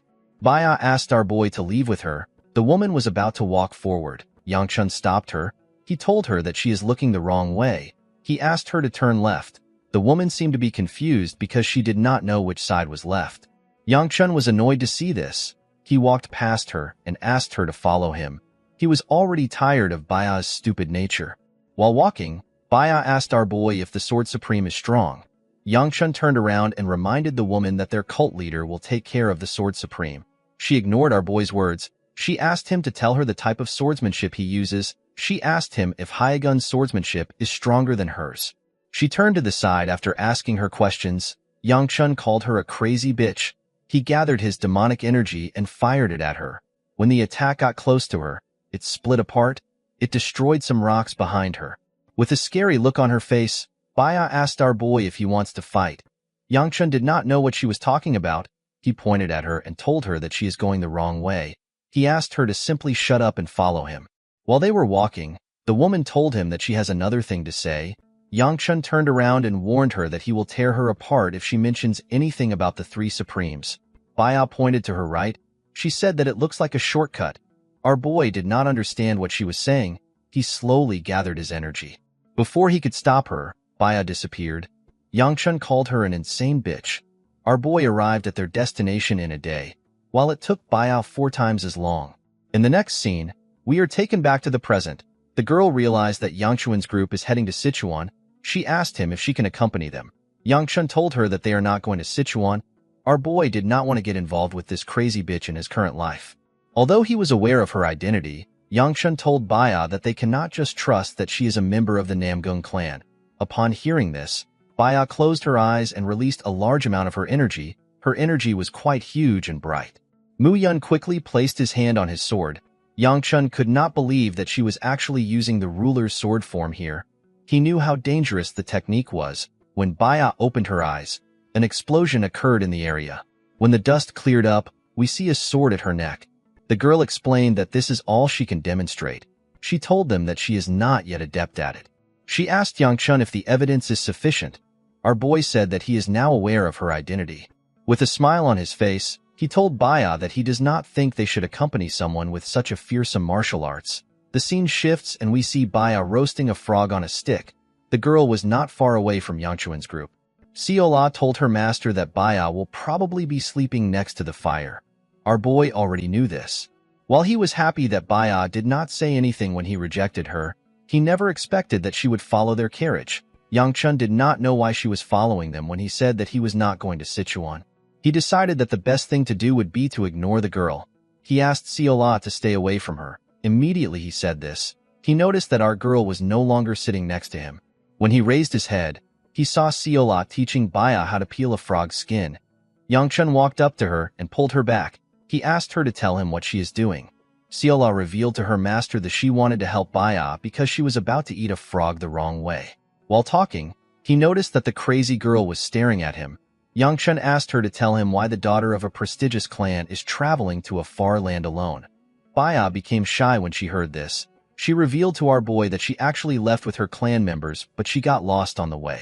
Yangchun already knew that this was going to be the reason. The girl had zero sense of direction in her previous life. Our boy did not know why he expected it to be different in this life. Yangchun reminded her that they are going to Sichuan. He asked her to tell him why she is following them. Baya told him that she had a hunch that they were heading there. She could not believe that they were not going to Sichuan. Sola was surprised to hear this. She rose her head up to look at Yangchun. Our boy nodded his head to ask her to go with the lie. Unfortunately for him, Sola is not that smart. With a look of shock on her face, our girl asked Yangchun if they are not going to Sichuan anymore. Our boy could not believe what he was hearing. He realized that he should have sent the idiot home. Yangchun told Baya that he cannot stop her from heading in the same direction as them. He told her that he is not going to do anything for her. Baya reintroduced herself. She asked our boy to tell her his name. Yangchun introduced himself as Gu Juliop. He did not want this crazy girl to know anything about him. 2 days later, we see Siola showing the girl the forest. Our girl got off the carriage and went to chat with Baya. Thanks to this, their pace naturally slowed down. Yangchun asked Siola to get on the carriage. Our girl asked him if he will also let Baya join them. Our boy told her that he will never allow it. She said that she will not step into the carriage if he does not do this. Yangchun was surprised to hear this. He turned to Mu Yun and asked him about the time they will get there. The bodyguard explained to him that they would have gotten there in a day if they had their original pace. Our boy asked him to tell him how long it will take at their current pace. The man said that it will probably take them 3 days. Mu Yun did not know why his master was so wary of Baya. He asked him if he cannot just allow her to ride with him. Our boy realized that he did not have a choice. He told his bodyguard that they will reconsider their options at a nearby village. In the next scene, we see the group arrive in a town. While stretching his body, Yangchun said that they only have a day left to get to Sichuan. Mu Yun told his master that he is relieved that they do not have to camp out in the wilderness tonight. While on Baya's back, Siola told her that they can sleep together tonight. Baya asked her if this is allowed. Yangchun asked Siola to get down from her back. He asked Baya to tell him why she is carrying a maid on her back. Baya revealed to him that Seola said that her legs hurt. Our boy told Seola that she should have got into the carriage if her legs hurt. Our girl reminded him that he said that Baya cannot join them. While they were talking, Mu-yun said that he will look for a place where they can spend the night. Yangchun asked Seola to get down since they have arrived in a town. Baya asked her if she will come down now. Before she could move, Seola saw something in front of her. She told Baya that some people wearing the same clothes as her are coming towards them. A young boy with white hair ran to Baya. He referred to her as sister. He placed his hand on her shoulder and asked her to tell him where she went. He told her that they have been searching for her for a while. Baya revealed to her brother that she got lost. The boy reminded her that he suggested they tie ropes to each other. The girl told her brother that it would have been embarrassing to do this. Her brother reminded her that she disappeared immediately they began their journey. Before he could say more, he noticed that someone was on his sister's back. He asked Seola for her identity. Our girl introduced herself. She tapped Yangchun and told the boy that he is her master. Yangchun ordered her to get down immediately. Since this boy was Baya's younger brother, our boy realized that he is the future Lightning Blade, one of the 5 great swordsmen in the Murim. With a smile on his face, the boy introduced himself as Namgung Chunjin. Chunjin is currently known as the Lightning Dragon. Yangchun introduced himself as Juliop. He told Chunjin that he is honored to meet him. The boy began to blush. With a weird smile on his face, Chunjin asked our boy to tell him why he is with his sister. Yangchun told the Lightning Dragon that they coincidentally came across each other on their way to Sichuan. He told him that they got here together. Baya was surprised to hear this. She reminded him that she walked here. While they were talking, Seola seemed to notice something strange about Chunjin. Chunjin apologized to our boy for his sister's intrusion. He explained to him that they have booked a lot of rooms for the night. He asked him to use one of the rooms. Yangchun declined the offer. He told him that he only helped because it was the right thing to do. Our boy did not want to get more involved with Baya. He was certain that they could find another room on their own. While he was thinking, Mu-yun moved close to him. He revealed to his master that there are no more rooms available. Yangchun asked him to prepare to camp out. With a worried look on his face, Mu-yun reminded his master that they have been camping in the outdoors for days. He asked him if he intends to make them sleep outside again. Upon seeing how concerned his bodyguard was, Yangchun accepted Chunjin's offer. The first thing Baya did as a demonic martial artist was to neutralize her clan. She killed the clan head, her brother, and all the disciples of their clan. After this event, she achieved the title of Demonic Blade Empress and began her rise to fame. Yangchun wondered about how much Baya hated her clan for her to do something so cruel. Our boy believed that Baya did not have any problems with her brother. He assumed that they were going to be like him in Yanseo. What he was most curious about was the ruler's sword form, which is the Namgung clan's secret technique. Yangchun could tell that Baya was much stronger than her brother, yet she did not have any title or fame at this point. Our boy believed that Chunjin was normal. He wondered if he is not seeing something. When Yangchun came out of the room, he saw Chunjin walking towards him. He bowed his head and thanked him for giving them a nice room. The Lightning Dragon walked past our boy and used his shoulder to brush him aside. With a look of anger on his face, Chunjin asked Yangchun to know his place. Our boy was shocked to hear this. Chunjin explained to him that he tried to be nice yesterday. He said that he never expected Yangchun to not know his place. He told him that he does not deserve to talk to his sister. With a scary look on his face, the boy told him that he does not know how he managed to seduce his innocent sister. He assured Yangchun that he will cut him in half if it happens again. Before he could continue talking, Baya came out of her room. Chunjin quickly changed his expression. With a smile on his face, he said that he is grateful to be able to help someone from the Gu clan. He pushed his sister forward and told her that they need to go for breakfast. Yangchun did not know what he just witnessed. He realized that everyone in the Namgung clan has lost their minds. The scene shifts and we see Mu-yun bowing to our boy. He asked him if he slept well. He wanted to tell him something about the Namgung clan. Yangchun asked him not to say it. He asked his bodyguard to tell him when they are going to leave. Mu-yun explained to his master that they have already finished preparing. He told him that they can leave after breakfast. Our boy told him that they need to hurry. Yangchun wanted to leave quickly in order to get away from this crazy people. When he stepped into the diner, he saw Baya and Seola eating together. Baya apologized to him for not greeting him when she saw him. The girls told him that the dumplings are very good. Yangchun asked Baya if they have to eat together. He sat down and told her that she shouldn't be sitting there. He told her that she should be eating with her brother. The moment he said this, we see Chunjin glaring at Yangchun. The boy was extremely angry. Baya told Yangchun that she simply sat there because it was close. Our boy revealed to her that her younger brother is glaring at him like he wants to kill him. Baya was surprised to hear this. She quickly turned around. She saw her brother smiling brightly at her. Yangchun could not believe that the boy quickly changed his emotion. He wondered if Chunjin was all right. Yangchun hoped that this is the last time he sees them until the Tang weapon exhibition. He ate 2 dumplings and stood up. Siola was surprised to see this. She asked him if he is done. Our boy told her that he is full. He moved to the door and asked Baya to enjoy her food. Siola followed him from behind. Baya was surprised to see Yangchun leaving. While she was staring at him, she smelled something foul. She used her hand to cover her nose. Chunjin walked up to her. He asked his sister to tell him why she did not join them when they were sitting close. When Baya turned to her brother, she noticed that he was the one releasing this foul energy. Chunjin asked his sister to sit with him next time. Baya assured him that she will do that. While looking at Yangchuan's group, the girl stood up. Her brother reminded her that she is not yet done eating. He asked her to tell him where she is going. Baya told him that she is going to rest in the carriage. Chunjin watched his sister as she walked up to Yangchuan's group, with a scary look on his face. The boy said that he hates it when people interfere in their relationship. This is a really creepy thing to say. I hope this guy gets killed soon.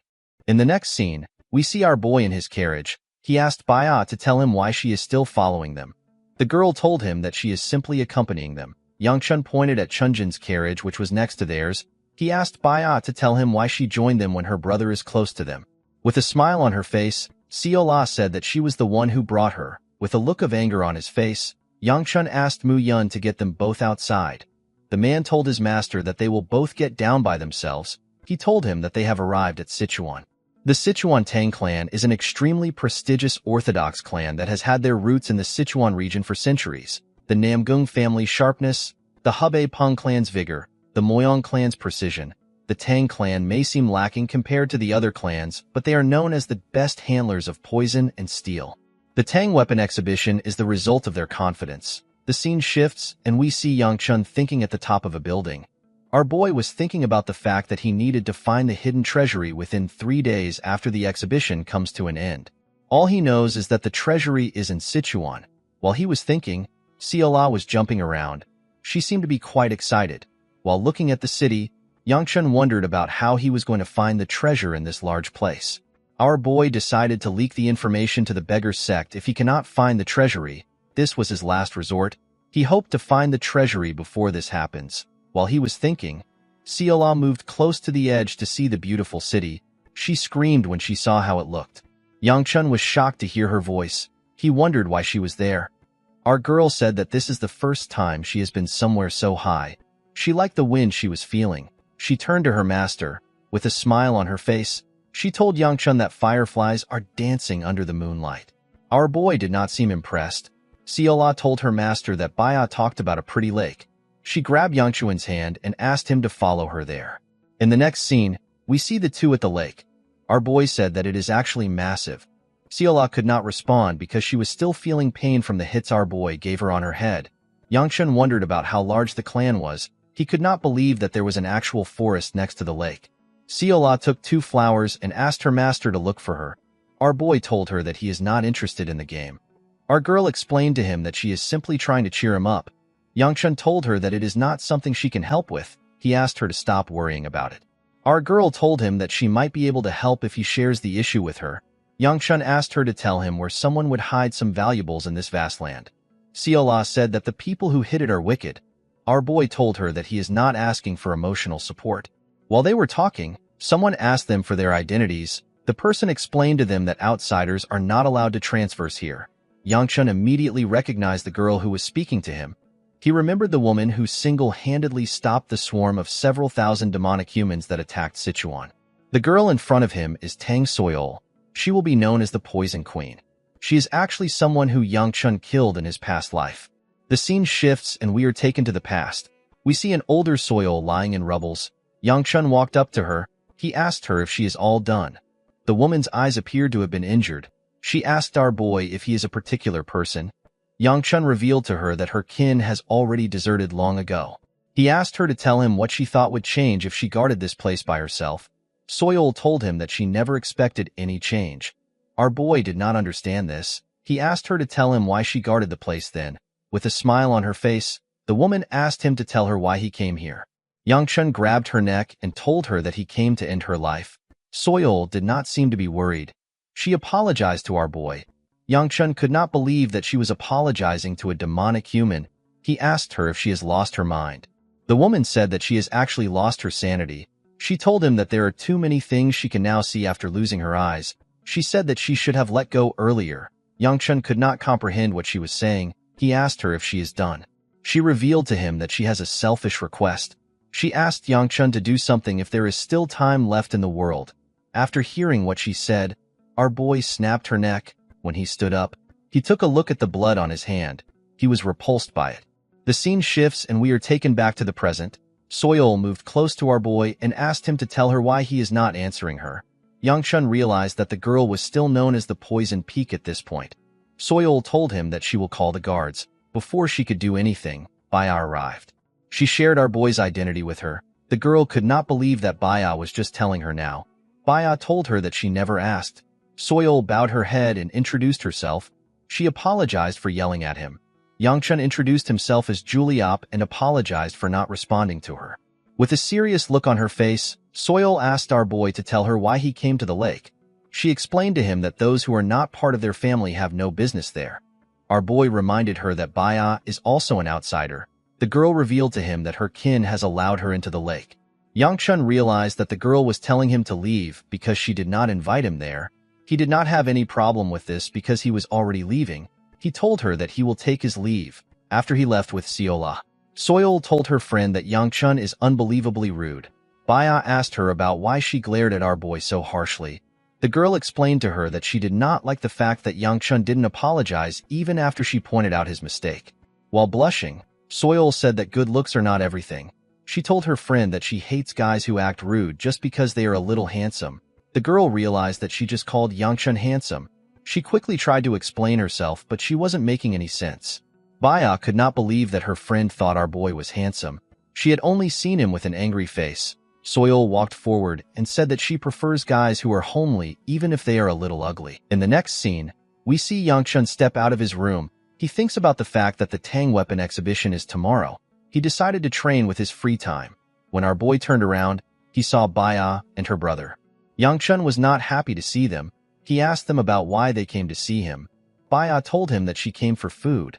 Our boy did not understand what she was talking about. He asked her to explain herself. Chunjin revealed to him that the Tang clan has invited them for a meal. He told Yangchun that his sister suggested inviting him as well. Our boy thanked her for the offer. He told her that he is quite shy. He told her that the place will not be comfortable for him. Yangchun hoped that the two of them understood his message. He wanted them to leave. Baya did not understand what our boy was trying to say. Chunjin grabbed Yangchun's hand. With a forced smile on his face, he asked our boy to join them. Yangchun was annoyed to see this. He could not believe that Chunjin was threatening to bring him to the dining hall. Out of anger, Yangchun released his murderous energy. Chunjin became terrified when he felt this energy. Our boy quickly took away his energy when he noticed that the boy was scared. He decided to go to the hall. With a smile on his face, he told Baya that he cannot reject her thoughtful invitation. He told her that he will follow her. Our boy grabbed Chunjin and moved him close. With a smile on his face, he asked the idiot to keep smiling. He reminded him that his lovely sister is watching. The idiot grit his teeth out of anger. He was forced to thank Yangchun for accepting the invitation. Our boy assured him that it is fine. In the next scene, we see Yangchun at the dining hall. Our boy was shocked to see the food placed in front of him. He already knew that Sichuan is known for having spicy food, but he did not expect every dish to be spicy. He did not know what to eat. Tang Jiak, who is the son of the Tang clan head, asked our boy to enjoy. Yangchun decided to eat some dumplings. It looked a little less red than the other dishes. Before he could place the food into his mouth, he noticed that Soyeol was staring at him. The girl was breathing heavily as she stared at him. Yangchun did not understand what was going on. He remembered that the girl always gave him this weird look whenever he met her in his previous life. He could not believe that he had to endure this same look in this life. While thinking, our boy took a bite out of the dumpling. Unfortunately for him, the dumpling was quite spicy. Yangchun began to panic. He wanted to spit out the food. Soyeol's breathing got heavier as she watched our boy panic. While trying to blow some air into his mouth, someone offered him some water. Our boy quickly accepted it. The person placed a slice of meat on a plate. The person turns out to be Baya. The girl told him that the meat is not spicy. Yangchun was surprised to see this. He asked Baya to stop acting casual. The girl apologized to him. Someone was annoyed to see them talking, as expected. The person turns out to be the weirdest motherfucker in the room. Chunjin broke his chopsticks out of anger. Jiak was surprised to see that his chopsticks broke. He apologized to him for giving him something defective. Chunjin told the boy that he tends to use chopsticks a little forcefully. While he was drinking his water, Yangchun noticed that Soyeol sat next to him. The girl had a flushed look on her face. Our boy did not understand why she was acting weird. He asked her if she has anything to say to him. The girl panicked when she heard this. She told him that she has nothing to say. Yangchun asked her if she is certain. He told her that she can ask him anything. Before Soyeol could finish her sentence, Chunjin asked Jiak if the training ground is downstairs. Jiak reminded him that he showed him last time. He explained to him that the place is their clan's exclusive training ground. He told Chunjin that they actually don't use the place even though they maintain it. This is because everyone has their own personal training area. While looking down at the training ground, Chunjin said that he wants to see the place. Due to the fact that everyone was done eating, Jiak asked them to go together. Yangchun could tell that the weird bastard was planning something. He just didn't know his plan. When they arrived at the training ground, Chunjin told his friend that it is quite spacious. Even Yangchun was surprised to see how big it was. Jiak revealed to him that their ancestors believe that a place is better if it is larger. The boy did not really get it. While looking at the wooden swords there, Chunjin told his friend that there might be a deeper meaning to the size of the training ground. Jiak revealed to everyone that his sister used to train here because she was always trying to beat him up. He said that his sister has now changed because she is older. He was sad to see that she did not want to fight him anymore. Soyeol was embarrassed to hear this. She felt embarrassed that Yangchun heard this. She did not know what to say. Our boy was actually just relieved that he did not have a sister like her. Chunjin told everyone that they need to move around a bit to let their food digest. Yangchun could not relate to what the boy said. He barely ate anything. Chunjin took out a sword and asked our boy if he wants to have a sparring match with him. Yangchun was not surprised to hear this. He could tell that Chunjin plans to beat him up. His face already gave away his intent. Our boy was not interested in falling for a stupid trap. With a smile on his face, Yangchun told him that it is not smart for a third-rate martial artist to fight the lightning dragon. Before he could say more, someone told Chunjin that the fight is unacceptable. The person turns out to be Soyeol. The girl reminded the boy that there is a massive difference between them in age and skills. She asked him to tell her what he will do if he hurts Yangchun's face. Our boy was actually annoyed to hear what she said. Chunjin assured Soyeol that they will not use internal energy in the match. He told her that it will simply be a mentoring match. With a cocky look on his face, Chunjin asked Yangchun if he is okay with this terms. Our boy smiled when he heard this. He could not believe that this bastard wanted to fight him without using internal energy. He was more provoked by the fact that the bastard said that he would mentor him. Yangchun asked him if he can handle it. Chunjin did not understand what he was saying. Our boy asked him if he is skilled enough to mentor him. Jiak was surprised to hear this. He told our boy that he phrased his words too rudely. He reminded him that Chunjin is his senior. Chunjin laughed when he heard what Yangchun said. With a creepy smile on his face, he asked our boy to show him what he can do. The two of them stepped on the training ground. Chunjin asked Yangchun to go first. Our boy asked him to do the same thing. Chunjin was annoyed to hear this. He could not believe that Yangchun was asking him to start first. With a forced smile on his face, he accepted our boy's offer. He quickly rushed to attack him. He swung his sword at him when he got close to him. Yangchun managed to dodge the attack by moving to the side. Chunjin turned around and attacked him again. Our boy easily dodged the attack. He could tell that this first two attacks were just for show. The real fight was just about to start. Chunjin began to attack him aggressively. Soyeol watched this fight with a worried look on her face. Soyeol has always been different, even as a child. While children her age chased after dogs or cats, she frolicked with beasts such as tigers and wolves. She liked the slanted, ferocious eyes and the growling, revealing sharp fangs. As beasts that were apex predators, they gave off an unapproachable aura. The power which differentiated them from feeble animals was what entranced the girl the most.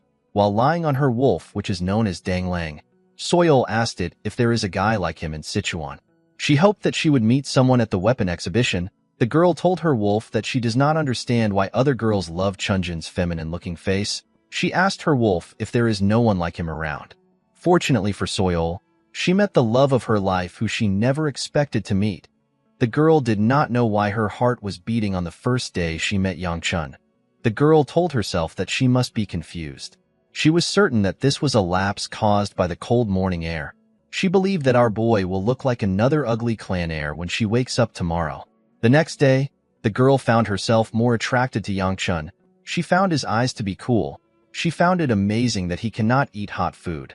She even found it cute to watch him drink water. When our boy asked her if she had something to say, she began to panic. She did not know when she got there. She was just sitting next to her brother. Soil wondered if this is what love feels like. She wanted to speak to him, but she was interrupted by Chunjun. Soil's thought was cut off when she saw some wood fall in front of her. When the girl raised her head up, she saw something impressive. She saw Yangchun break Chunjun's sword with his hand. The boy was shocked to see this. Yangchun smiled when he saw the look on his face. Soil fell to her knees. She had completely fallen for our boy. Chunjun did not understand why his sword broke. He made sure that Yangchun could react to his first 2 attacks to play with him, but he went all out afterwards. Our boy told the idiot that geniuses like him have a habit of daydreaming while fighting. He told him that he would have died 3 times if this was a real battle. Yangchun clenched his fist. He asked him if he is aware of this fact. Chunjun immediately stepped back before Yangchun's punch landed on him. He could not believe that our boy was attacking without a sword. He called him a dirty bastard in his head. Yangchun asked the idiot to get another sword behind him. He reminded him that he said that this was a mentoring match. He asked him to teach him a lesson. Chunjun was quite angry to hear this. Our boy told the idiot that he might be the one teaching him. He said that education is not his strong suit. Immediately Chunjun took out a sword. Yangchun sensed something. He saw the bastard adding his energy to his sword. The moment he was done, he rushed to attack our boy. His attack was ridiculously fast, but Yangchun managed to dodge it. He could not believe that this bastard was using internal energy. He decided to fuck him up. Before Yangchun could attack him, Chunjun used his technique. To his surprise, our boy disappeared in front of him. His technique got destroyed. Chunjun was annoyed to see this. He could not accept the fact that someone like our boy was stronger than him. Yangchun destroyed his technique with his body. Our boy realized that he had given the idiot enough chances. He moved close to him and used his leg to hit his balls. Everyone was shocked to see this. The bastard could not even scream. When his little man broke apart, Chunjun fell to the ground and began to scream. While he was trembling on the ground, Yangchun moved close to him. With a smile on his face, our boy asked him if his little man has burst. Chunjun called Yangchun a bastard. Our boy believed that the idiot's balls did not burst because he was still talking back. Chunjun called him a coward. He told him that he does not deserve to call himself a martial artist.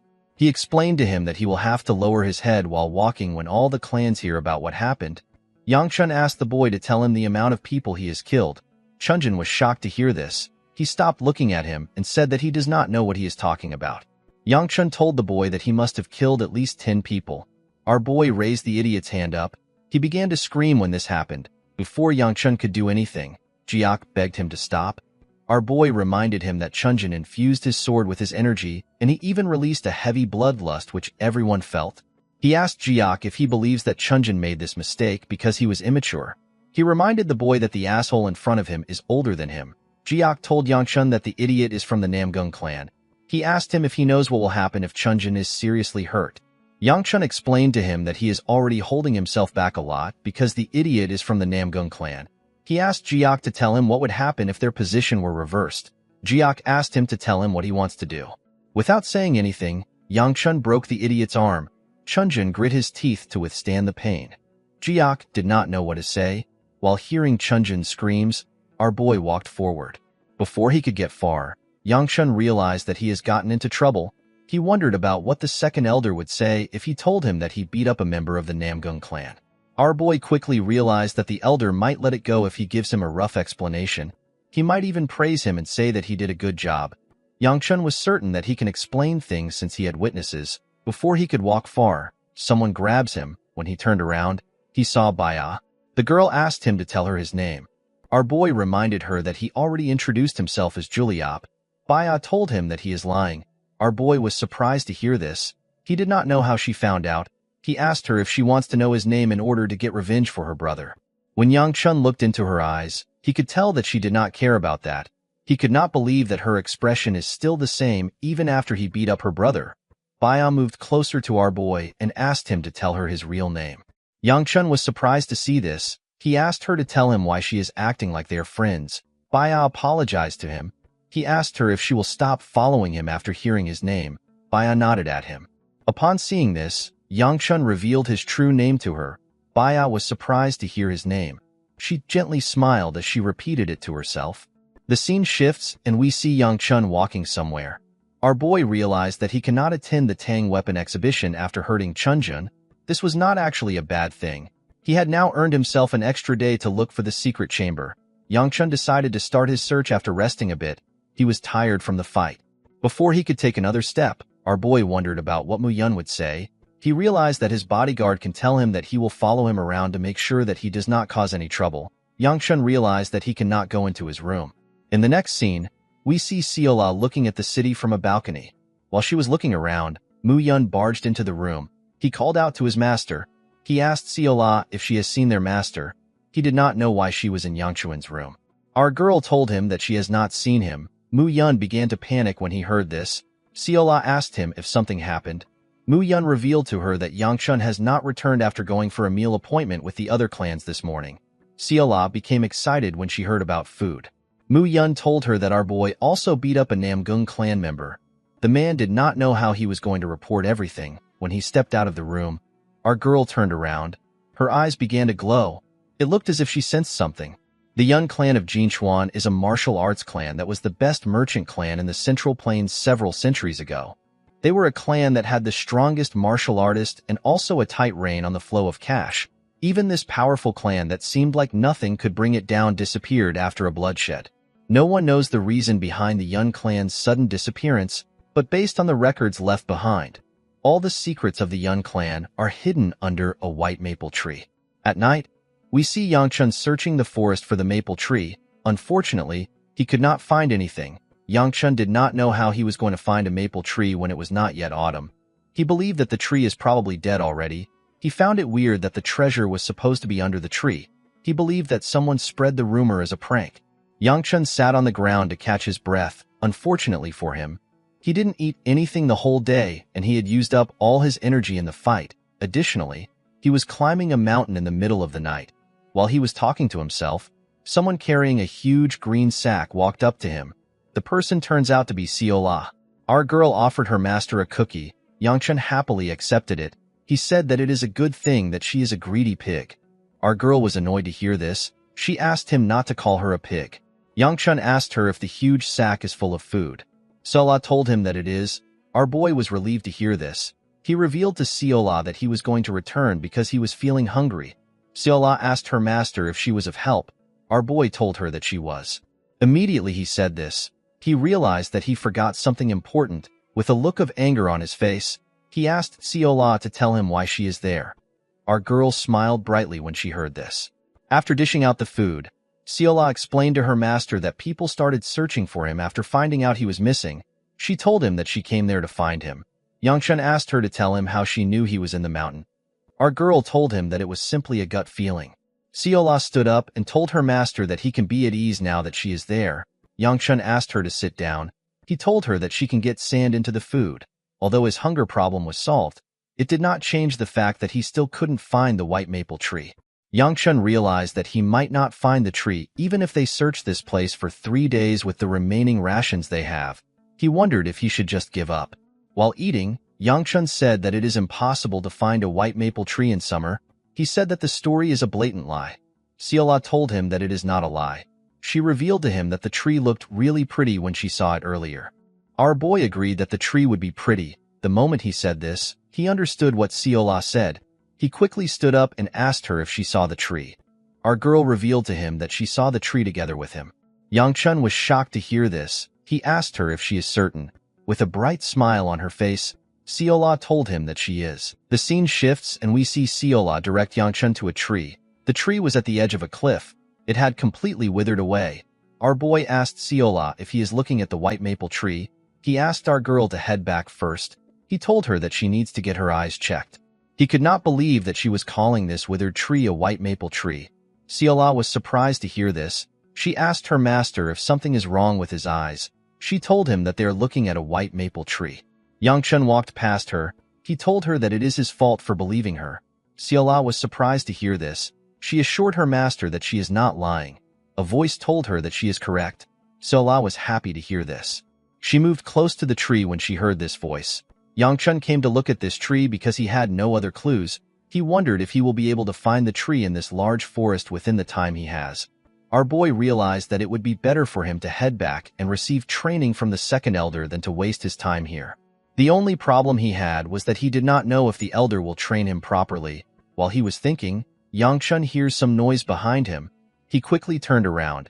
He saw a spatial crack in front of Siola. Our boy did not know what it was, but it looked dangerous to him. He asked Siola to get away from the crack. Unfortunately, our girl did not listen. She stretched out her hand towards the crack. Yangchun was shocked to see this. He quickly began to run. Before he could reach Siola, her hand had touched the crack. The crack widened and released a bright light. Yangchun used his hand to cover his eyes. When he opened his eyes, he saw something shocking in front of him. He saw the white maple tree. The tree was quite beautiful. Siola turned around. With a smile on her face, she told her master that it is real. Yangchun did not understand what just happened. He was certain that this tree was dying earlier. He noticed that Siola did something that led to the tree changing. He wondered if this was the mechanism that was created to hide the chamber. He did not understand how Siola was able to understand the mechanism. He asked her to tell him how she did it. Our girl asked her master about what he is talking about. Yangchun reminded her that she did something to make the tree appear. Siola asked him to tell her what she did. Our boy told her that she walked up to the tree and touched something. Siola was surprised to hear this. She told her master that she does not know what he is talking about. Yangchun became annoyed when he heard this. He walked past her and told her that she did not do anything. He decided to question her later.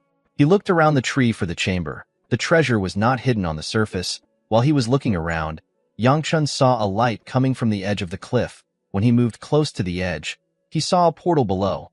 Yangchun now understood why they said that the treasure is hidden under the white maple tree. Siola said that this is the entrance. She jumped down from the cliff.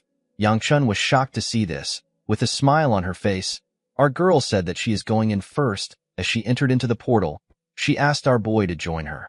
Yangchun was annoyed to see this. Unfortunately, he did not have any other choice. He also jumped into the portal. Immediately our boy went in. A man comes out of hiding. The man was wearing the uniform of the Namgung clan. With a smile on his face, the man referred to our boy and Siola as bastards. There was a cave on the other side of the portal. Yangchun was relieved to see that he landed safely. He moved close to Siola and told her that it is dangerous. Inside the cave, there were two paths. Yangchun became certain that he was in the treasury because of the two paths. He wondered about the path they should choose. Siola grabbed her head and carefully thought about the best path. After thinking for a while, our girl pointed at the tunnel on the left. Yangchun wanted to question her, but he remembered how she found the tree. He decided to go with her decision. Our girl was shocked to see that her master has been agreeing with her throughout the day. Yangchun decided to not say anything for now. After they walked into the tunnel, the man landed on the ground.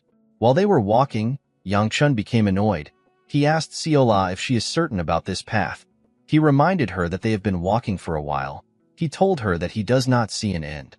Our boy also noticed that the glow stones were getting sparser and the path was getting darker. He asked our girl if she is certain about the path. Siola asked him to trust her. This just made Yangchun angrier. Before our boy could complain again, Siola told him that they have arrived.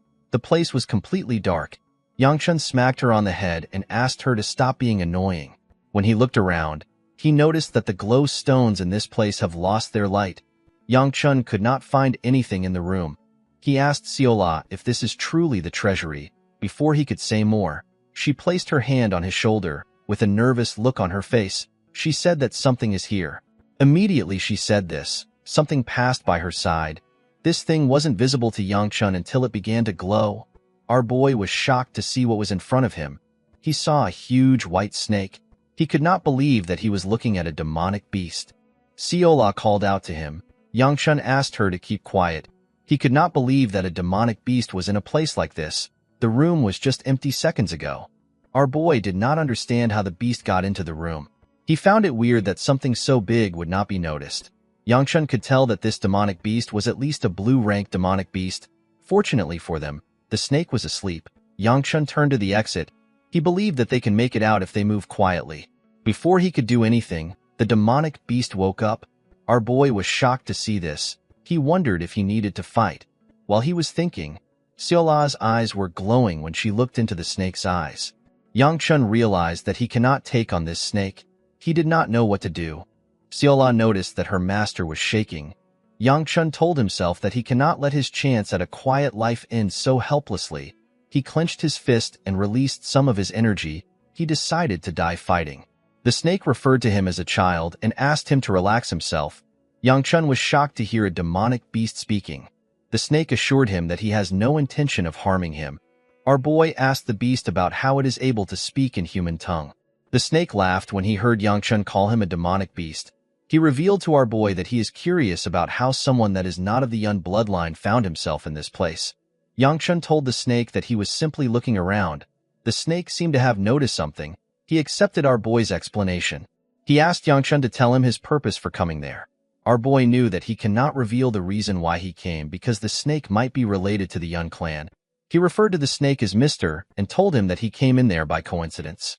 Immediately he said this. He realized that he called a snake Mr. The snake laughed when he heard what our boy said. He revealed to him that there are no items left in this place. The snake told our boy that he has a question for him. He asked Yangchun to tell him what he thinks fate is. Our boy found this question to be weird. He asked the snake to tell him why he is asking a stupid question.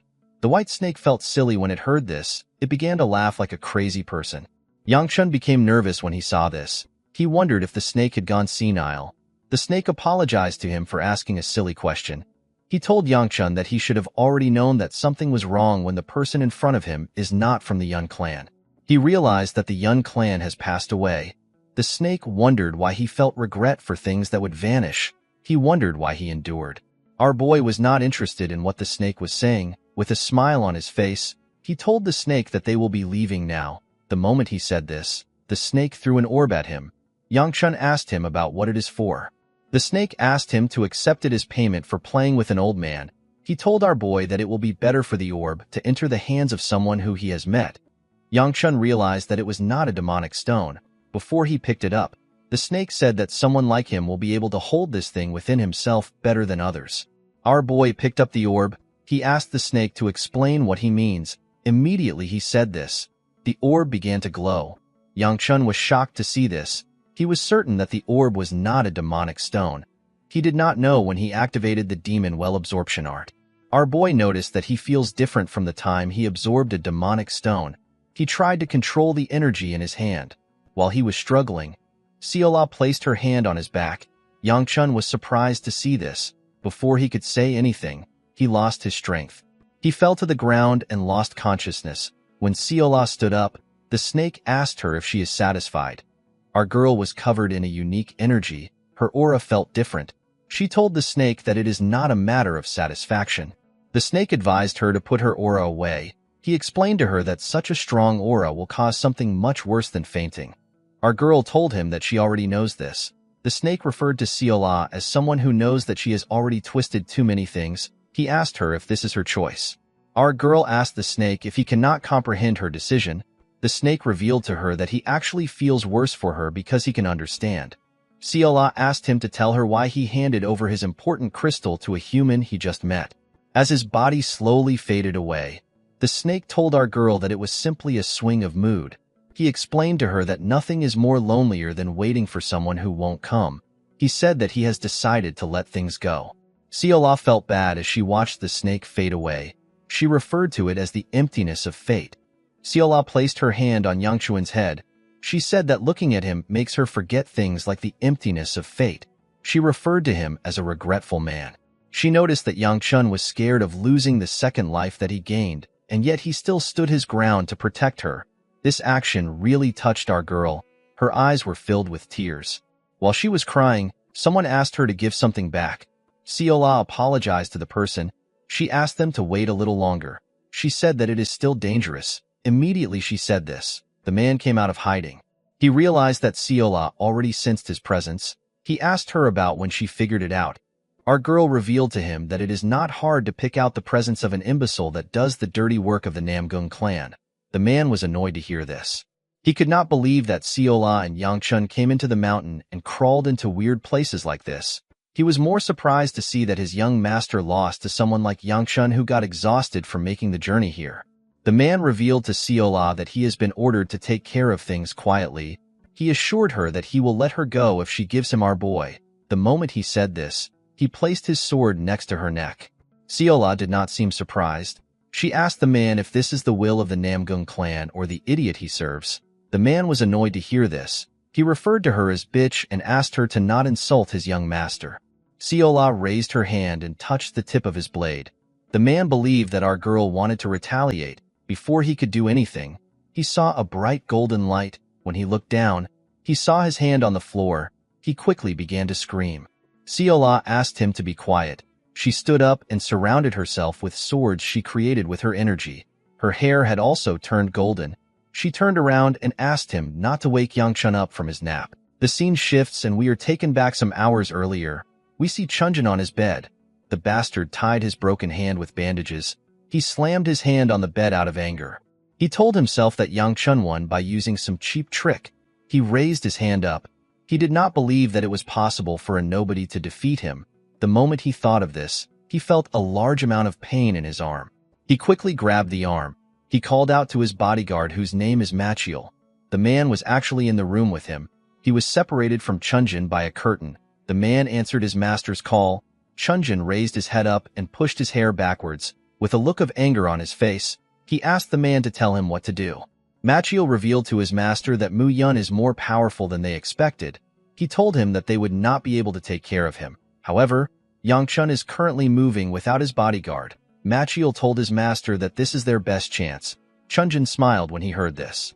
He reminded the man that he has always trusted him. He asked him to bring him good news again. Machiel reminded his master that Yangchun is still a member of the Gu clan. He asked him about how far he should go. With a creepy smile on his face, Chunjin asked Machiel to take Yangchun's life for his shoulder. He said that this is a fair trade. The man grabbed his sword and told his master that he understands. The scene shifts and we are taken back to the present. We see Machiel trembling in front of Seola. With a shaky tone in his voice, he asked her about her identity. After thinking about it, Seola told him that he does not need to know who she is. Machiel asked her about why she is working as a maid. The moment he asked this question, another light flashed past him. His other hand fell off when this happened. Machiel began to scream. Seola told him that she is not interested in taking questions. While looking at Yangchun, our girl said that she does not have enough time left. Machiel realized that he needed to run while Seola was staring at Yangchun. He slowly stood up. He quickly turned around and began to run. He knew that he only had one chance to get away. He believed that he needed to return to his clan to survive. The man had never heard of such a monstrous girl. He was certain that he needed to report this to his clan. Before he could get far, Machiel noticed that his face was getting closer to the floor. The man did not understand what was happening. When he looked up, he saw that his head has already been cut off from his body. The man did not know when he was torn apart. The being in Seola's body said that it wanted to leave the first life our girl took to her own jurisdiction. The person did not like the fact that an intruder like her was the one who had the first kill. The person apologized to Seola. Our girl asked the person to return her body to her. The person apologized to her. She reached out to Yangchun and asked Seola if she can stay for some minutes, before the person could touch our boy.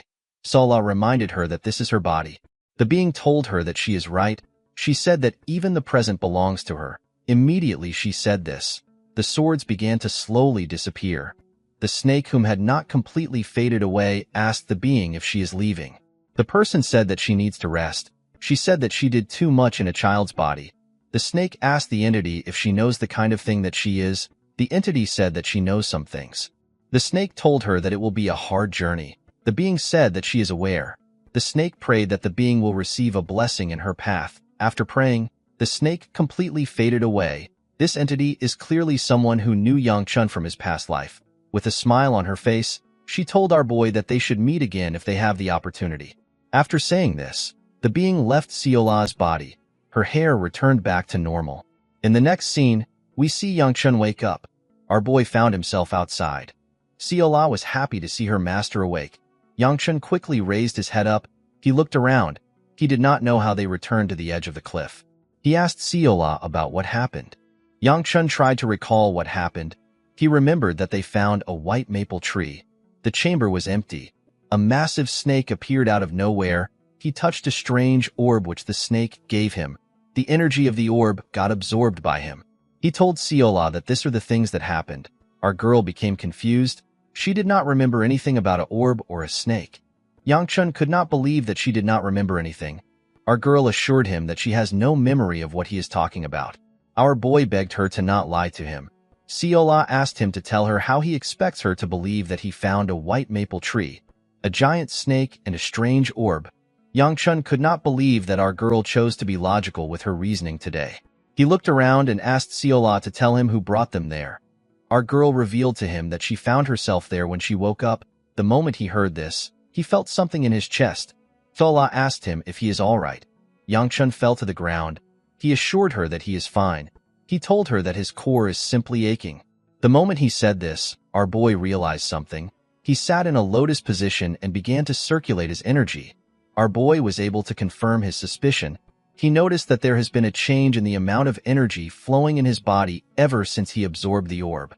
The energy in his body is almost enough to take him to the 4th star. Due to the energy in his body, Yangchun became certain that his memory is correct. He wondered if the snake moved them and wiped Siola's memory. Our boy believed that this was the most sensible explanation. Siola told her master that they can return if he is in pain. Yangchun assured her that he is fine. He told her that they need to return in order to allow Muyun to stop worrying. He went down and asked Siola to get on his back. Our girl was surprised to hear this. She asked him about why he wants to carry her. Yangchun revealed to her that it will take them 2 hours to return if they walk. He told her that this method is faster. With a nervous look on her face, Siola told him that she ate a lot of food yesterday. Yangchun did not understand why she mentioned this. He asked her to get on. Our girl realized that she had no other choice. When she got on him, she asked him if she is quite heavy. Yangchun told her that she is not light. Our girl asked him to let her down. With his flame wheel arts at 3 stars and the overflowing energy in his body, our boy was feeling different. He jumped down from the cliff. He saw different peaks. While running, Yangchun thinks about the fact that his body, which used to be heavy, was now as light as a feather. As they rushed through the mountains, they saw the sun as it was rising. They smiled when they saw how beautiful it was. The scene shifts and we are taken to the Tang family manor. We see Mu Yun panicking about the fact that his master has been gone for a whole day. He wondered if our boy was okay. He hoped that he was safe. While he was thinking, someone told him that they have arrived. When the bodyguard turned around, he saw his master with Siola. Yangchun jumped into the building through the balcony. He asked Mu Yun about what he is doing there. Mu Yun was shocked to see Yangchun. He asked him about where he went. He could not believe that our boy left without saying a word. Our boy apologized to him. He told him that it is better they focus on the fact that he returned safely. With a shaky tone in his voice, Mu Yun revealed to his master that he was quite scared that something happened to him. He asked Yangchun about where he went. Siola told the man that their master mentioned a snake. Before she could say more, our boy used his hand to cover her mouth. With a smile on his face, he told Mu Yun that Siola is spouting nonsense again. He said that they simply went for a walk. The bodyguard asked his master about what happened to him. Yangchun told him that it was simply a stroke of luck. He was surprised to see that his bodyguard noticed the change in his energy. He remembered that Mu Yun is actually on the edge of becoming a first-rate martial artist. Our boy turned around. He asked Mu Yun to tell him why he senses 2 more people in his room. The bodyguard did not know how to respond. When Yangchun looked into his room, he saw Soil and Baya eating. Soil became flustered when she saw him. Baya simply continued eating. Our boy asked Soil if she was waiting for him. He reminded Baya that she promised to not bother him again. With a nervous look on her face, Soil said that she was not waiting for him. While chewing her food, Baya told him that she was not actually bothering him.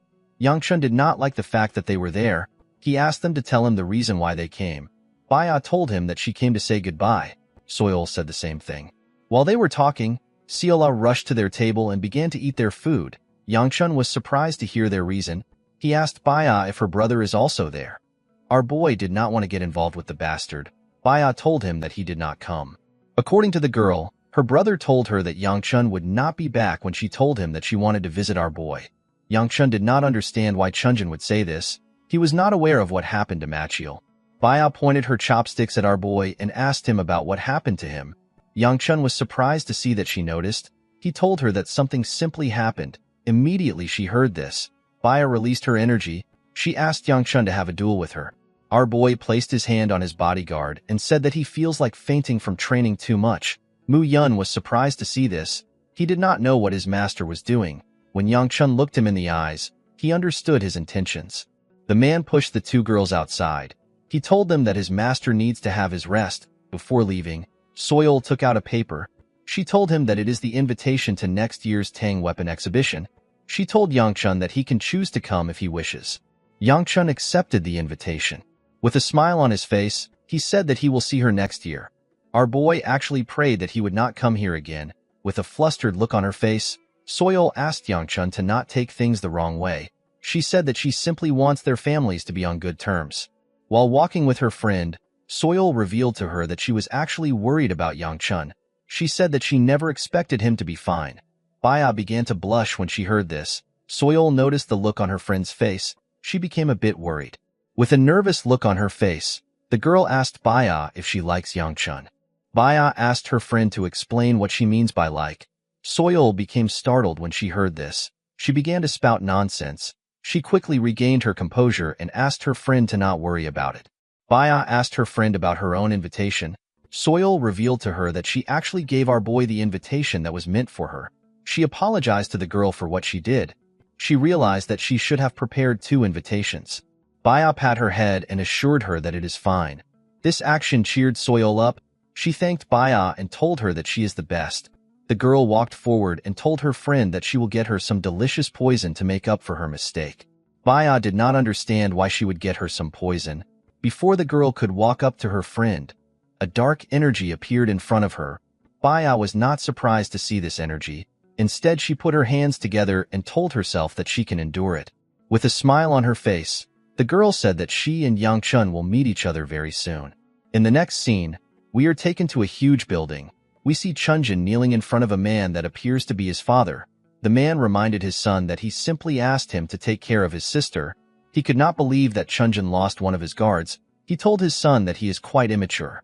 Chunjin was annoyed to hear this. He did not understand why Machiel did not return. He wondered if the man failed the mission. The boy did not want to believe that the man would fail because he was a top-rate warrior. He did not understand why the guard did not come back. The patriarch called out to his son. Chunjin raised his head up. The moment he did this, the man released his energy. His energy was ridiculously powerful. Chunjin could barely stay conscious. His father told him that he is not disappointed in him because he lost to some nameless child, or because he used killing strikes in a spar. He told him that he is disappointed because he couldn't clean up after himself properly. Chunjin could not say anything to his father. The man walked past him. He revealed to him that he will not hold him at fault.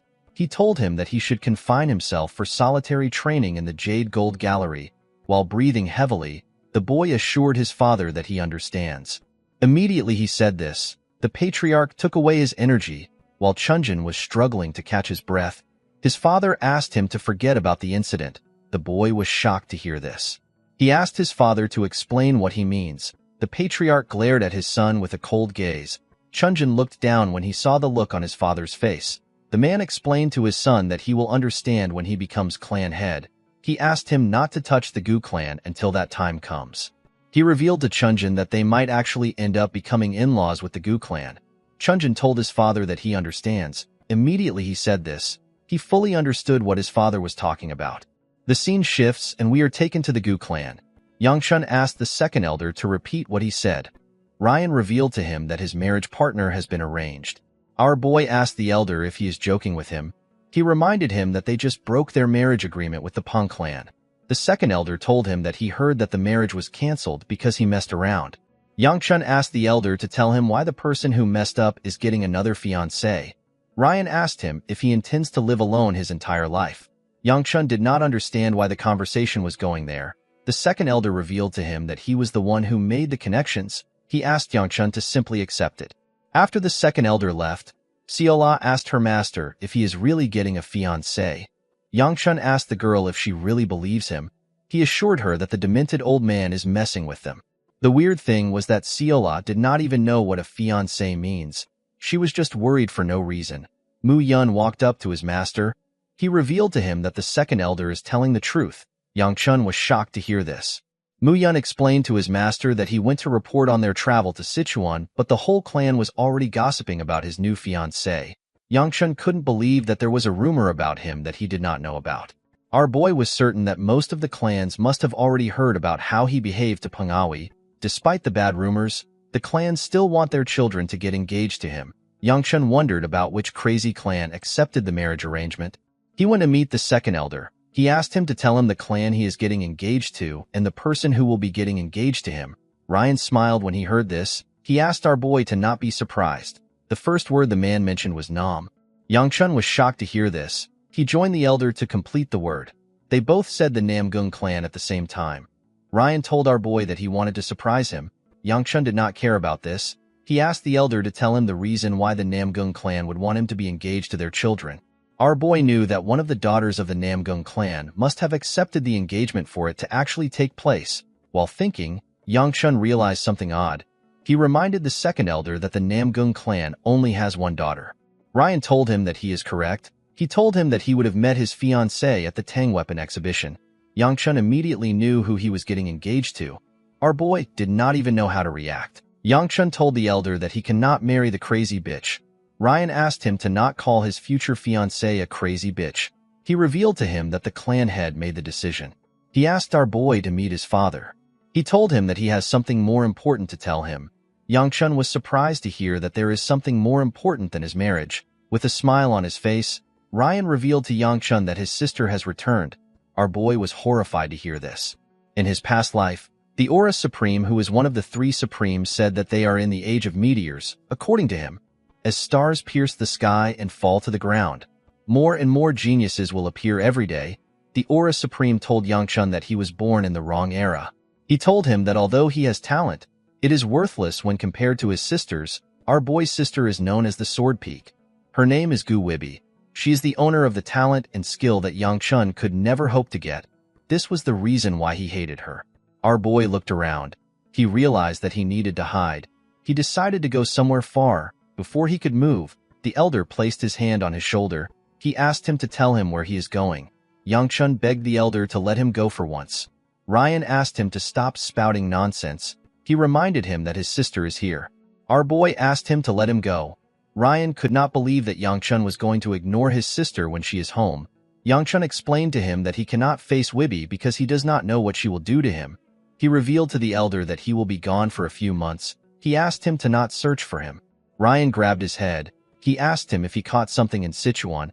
He asked him about why he is acting immature. He told him that he will knock him out. Yang Chun assured the elder that he will be fine if he knocks him out for a month. The moment he said this, our boy hears an explosion at his door. He quickly realized that his sister is coming. The girl burnt the things in her path. Yang Chun quickly ordered Mu Yun to block the door. The man was surprised to hear this. He asked his master to tell him how he is supposed to block it. Yang Chun asked him to use a plank. Mu Yun placed a broom on the handles. He asked his master if it is smart to do this when his sister is coming. The moment he said this, the man heard someone laughing. He turned to the door.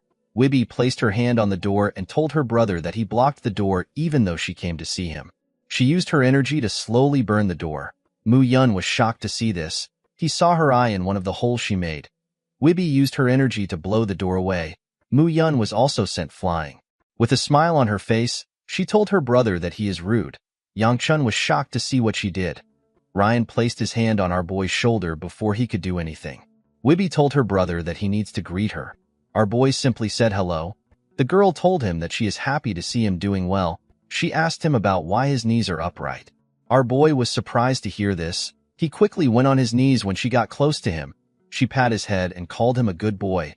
Ryan laughed when he saw this. Wibi bowed her head and greeted him. The elder said that he is always happy to see friendly siblings. Yang Chun wondered if he was blind. Ryan told Wibi that he heard that she is doing a great job as the leader of the sword squad. She smiled and told him that he is praising her too much. She said that things are good because the squad members are hardworking. Yang Chun did not care about what they were saying. He simply wanted to get up.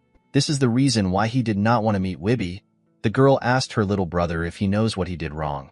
Yangchun told her that he blocked the door and he tried to run away. Wibby asked him if he really tried to run. Our boy realized that he messed up. His sister was never aware of the fact that he tried to run. He asked Wibby if he is in trouble because he defeated Yanxio. Wibby was shocked to hear this. She could not believe that he defeated Yanxio. Yangchun noticed that his sister was surprised. He asked her if there is something that he did to upset her. The girl grabbed his head and told him that it is his engagement. With a terrifying look on her face, Wibby asked her brother to tell her why she was not the first to know about his engagement. She asked him to tell her why he is getting engaged without her permission. Yangchun revealed to her that he just heard about it today. He asked her to tell him why he would need her permission to get engaged. Wibby began to hit him on the head. She told him that he has grown for him to be talking back. The second elder laughed as he watched Yangchun get beaten. Our boy called out to Mu Yun for help. The bodyguard begged her to have mercy.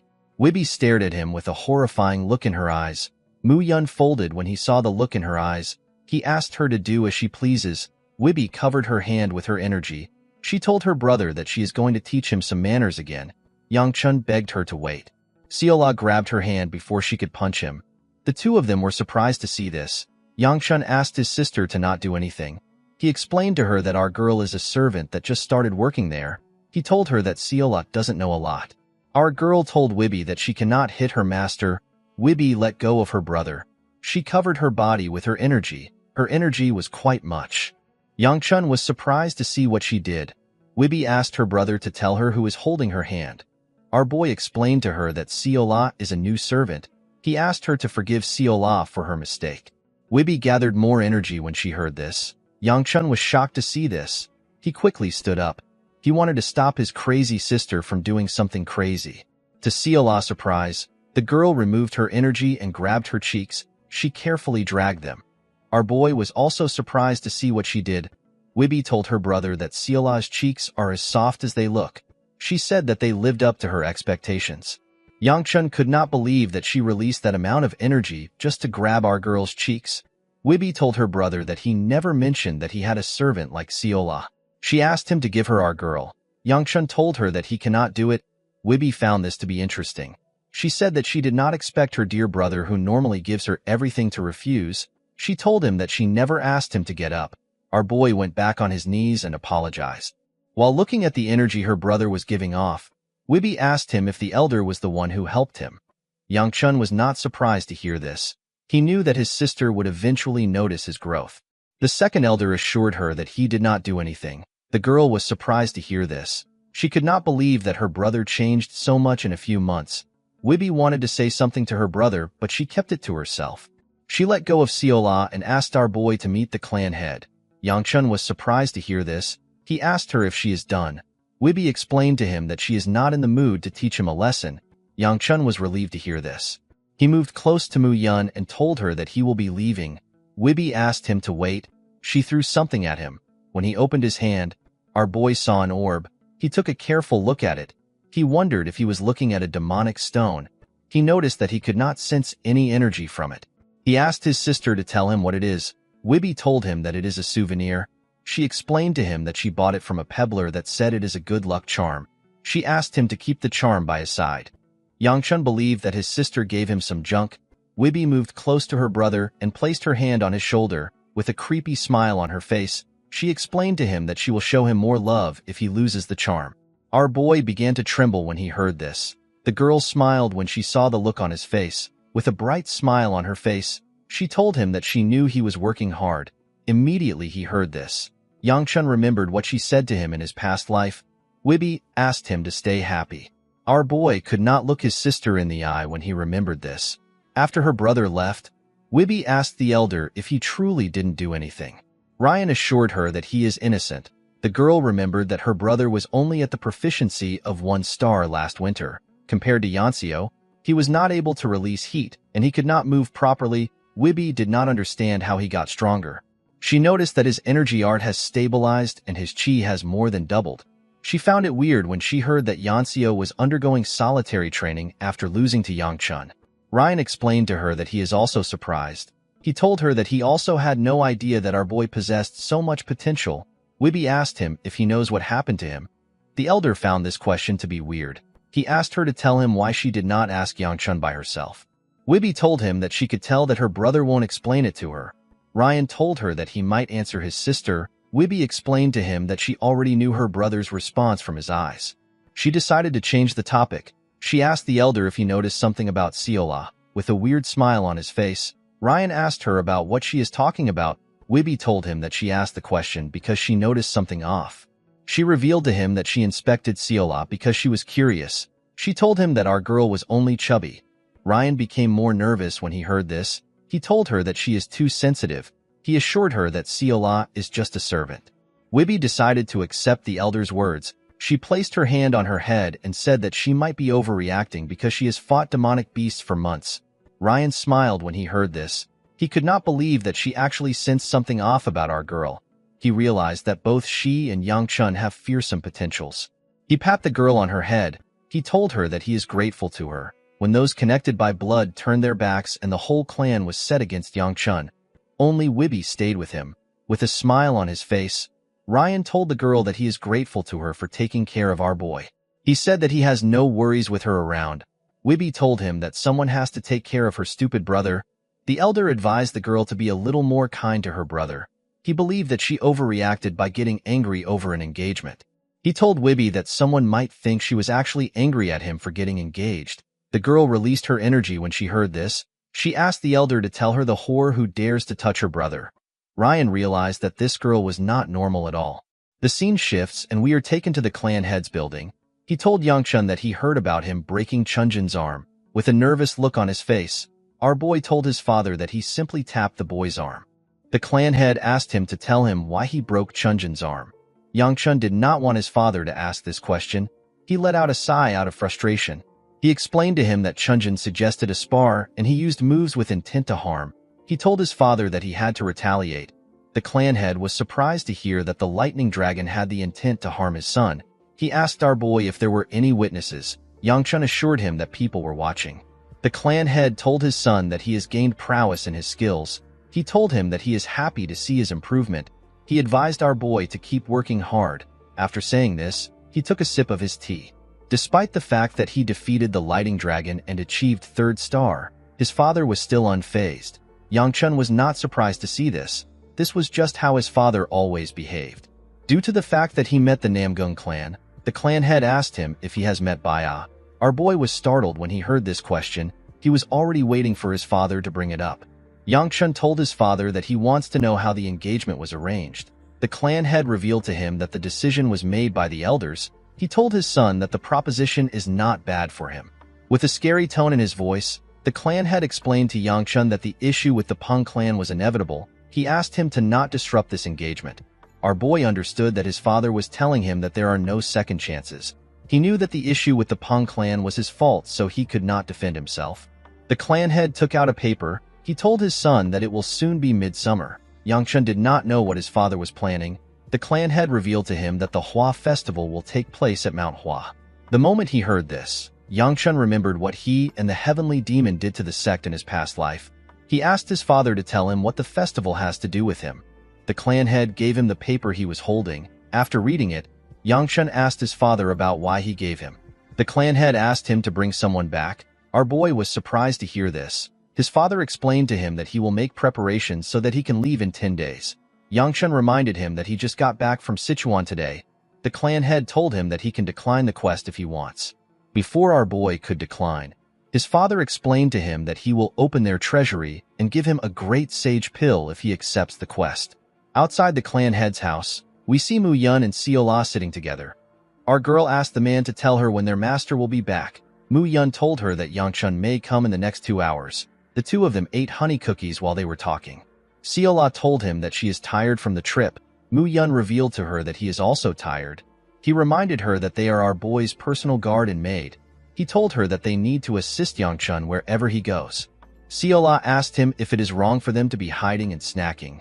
Mu Yun explained to her that it is fine as long as they don't get caught. Immediately he said this, our boy appeared. He asked him to stop sitting. Mu Yun was terrified to see his master.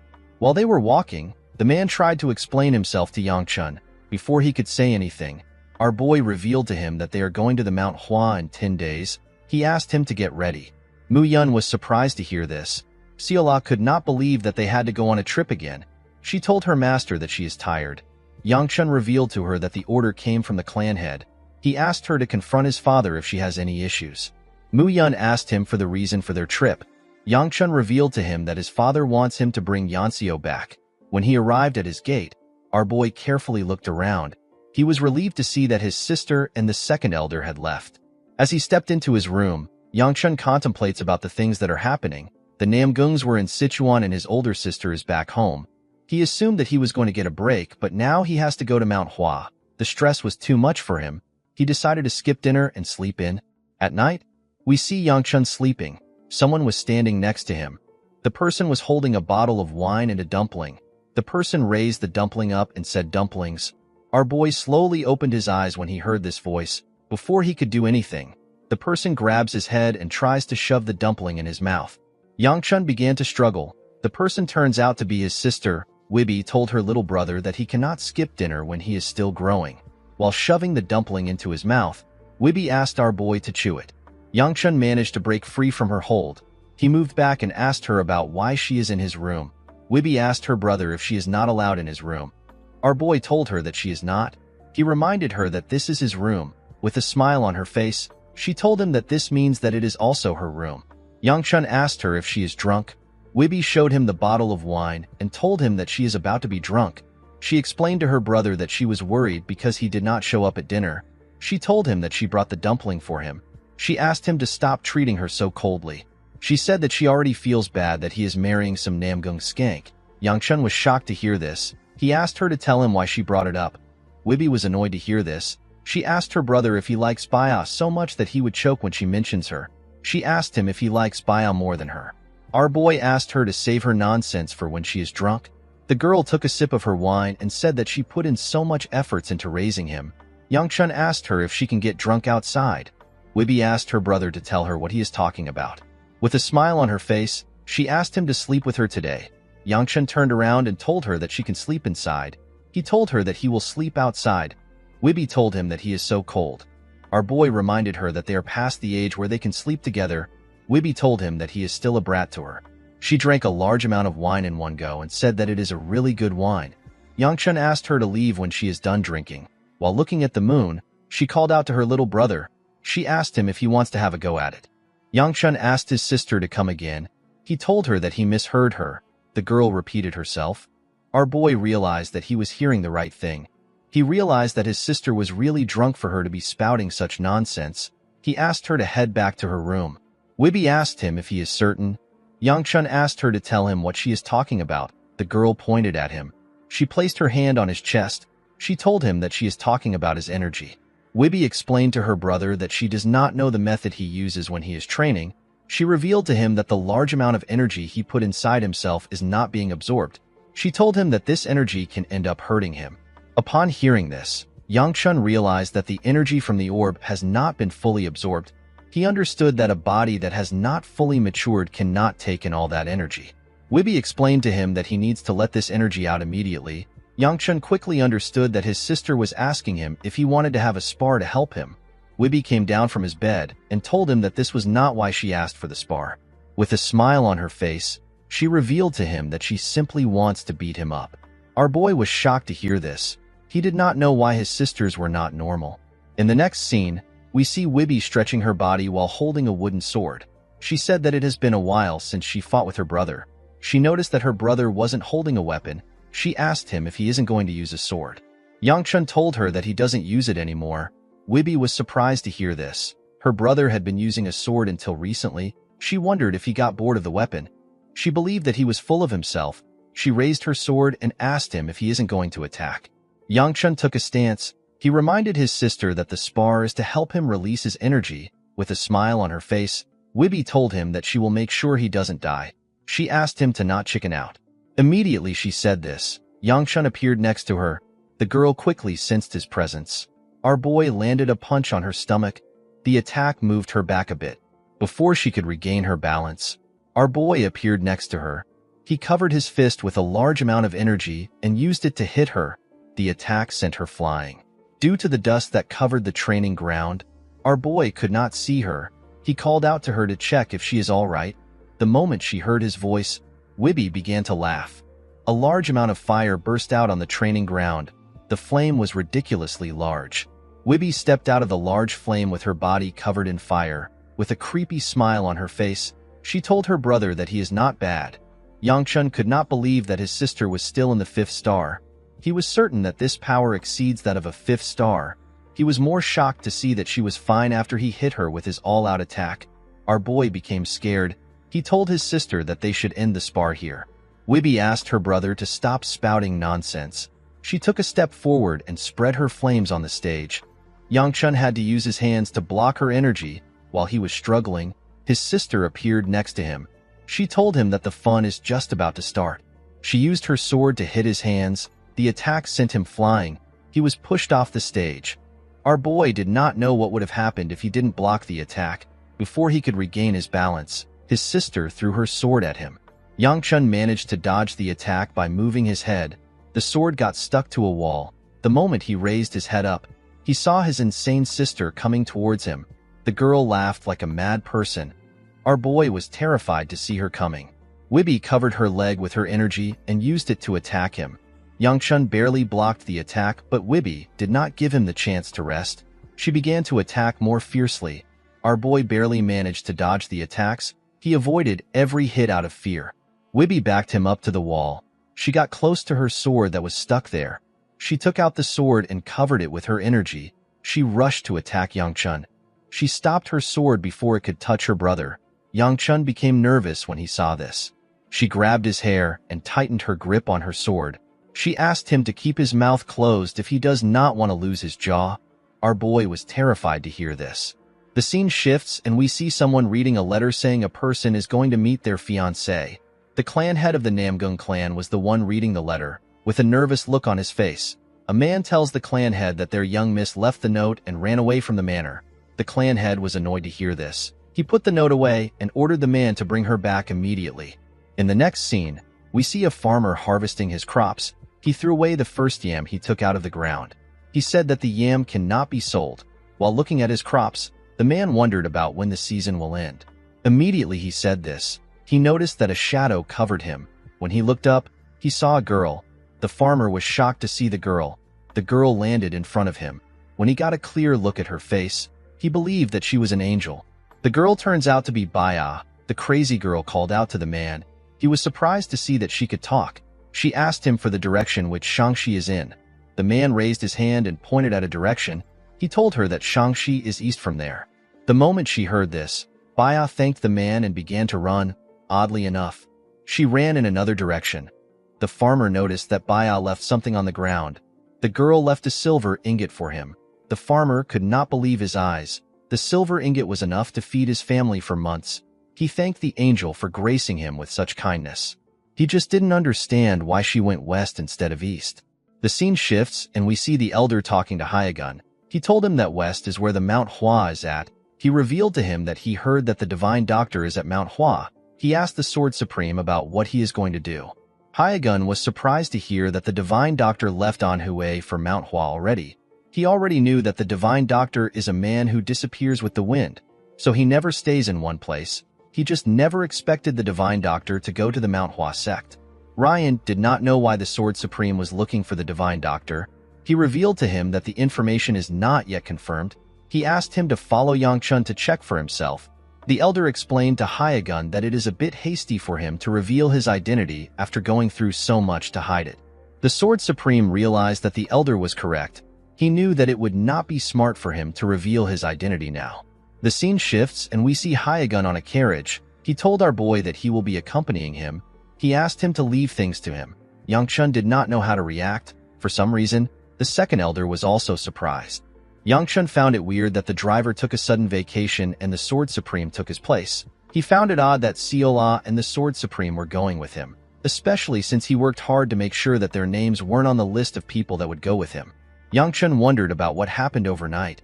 He could smell something fishy. While he was thinking, the elder asked him about why he has such a worried expression.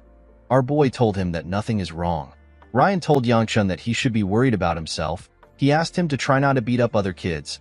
Our boy told the elder that he would not do something like that. Immediately he said this, he remembered how he beat up his own sister, Juliop and Chunjun. He assured the second elder that he will do his best. The elder took out something from his clothes and told Yangchun that he is giving him the item because he trusts him. Our boy asked him about what it is. The moment he said this, he perceived a nice fragrance. The smell came from the pouch. It was quite good. Yangchun felt like he was being invigorated as he touched it. He told the elder that the item looks precious. Ryan assured him that it is nothing important. He told him that it is just a rock. Yangchun asked him if he is certain. Ryan revealed to him that the rock is called the Blossom Stone. He explained to him that the rock used to be one of the 4 treasures of the Manhwa sect. Yangchun was completely lost when he heard this. He stared at the second elder. The elder stared back at him. He gave Yangchun a thumbs up and told him that it is not a big deal. Our boy asked him about why he has the treasure and why he is giving the treasure to him. The elder revealed to him that he won the treasure through a bet over some drinks. He told Yangchun that he forgot to return it. Our boy could not believe that someone bet something so important over some drinks. He was more surprised to hear that the elder accepted it. He explained to Ryan that the treasure should be delivered more securely. Ryan told our boy that the treasure is already quite secure right now. Yangchun asked the elder about what he means. He noticed that Ryan was looking somewhere else. When he turned around, he saw the Sword Supreme. He quickly understood why Ryan said that the treasure is secure. He realized that the elder knows about the Sword Supreme. Before he could say more, Mu Yun announced that the preparations are complete. Yangchun realized that he does not have a good excuse to refuse the elder. He decided to go with it. When he stepped into the carriage, he told the elder that he will be back. Ryan assured him that he will tell his sister that he left safely. Yangchun noticed that he did not see Wibby. He asked the elder about where she went. Ryan said that his sister is probably crying in some corner because he is leaving. Our boy believed that the elder was messing with him. When the carriage began to move, Yangchun asked the elder to give his farewell to his sister for him. Ryan turned to a corner and asked Wibby about why she didn't greet her brother directly. The girl's face had swollen. She explained to the elder that she did not want her little brother to see her crying. Ryan reminded her that Yangchun is not 3 years old anymore. With a look of anger on her face, Wibby told him that her brother is so fragile. On their way to Manhwa, Yangchun called out to Mu Yun. He asked him about the amount of time it will take to get to the sect. The bodyguard reminded his master that he has asked this question over 30 times. Yangchun realized that he was questioning the man too much. Mu Yun explained to him that they need to go several times the distance they have already traveled. Our boy told him that it sounds annoying every time he hears this. Hyagun laughed when he heard this.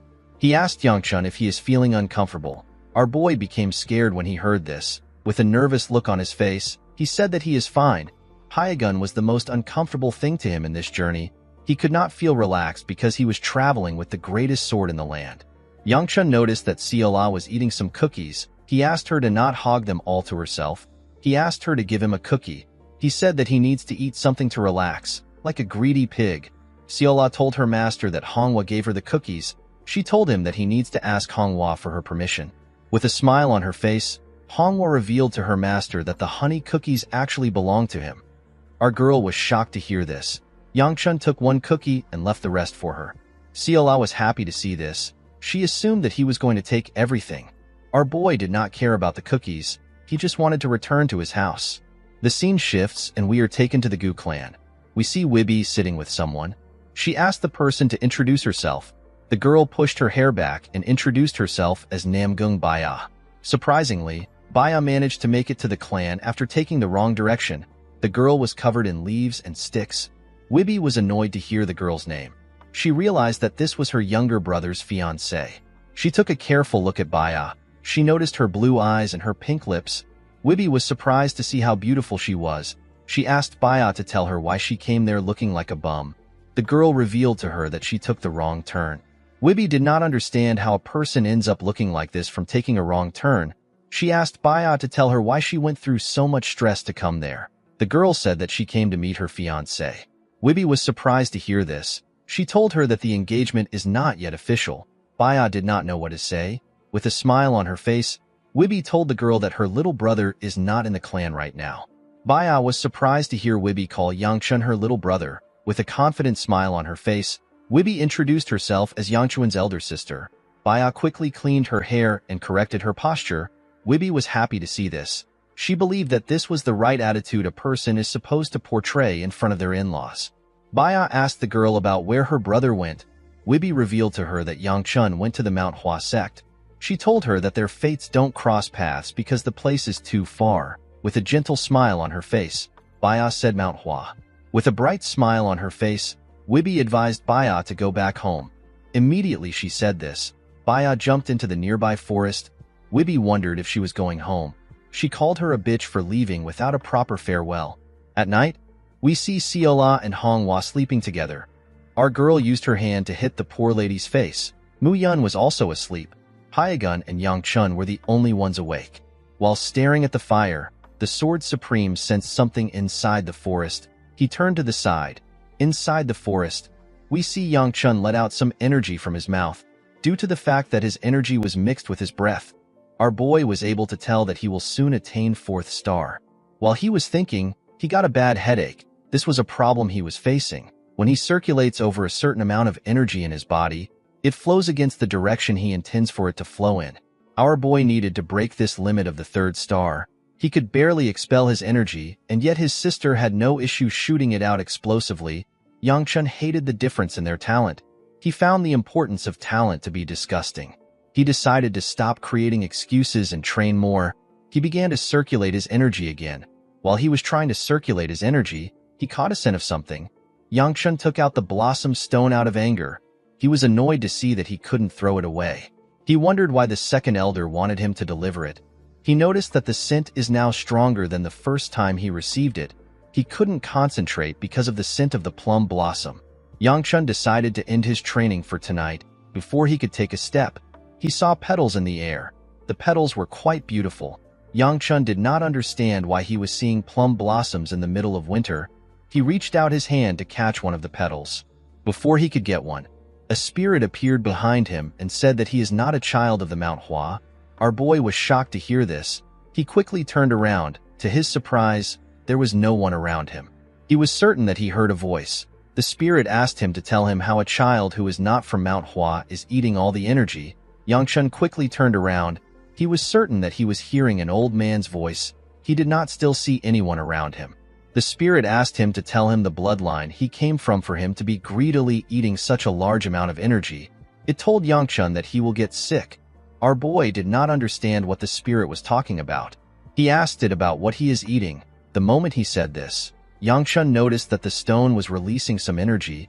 He quickly realized that he was absorbing the energy. He fainted before he could do anything. In the next scene, we see Seola and Mu Yun calling out to their master.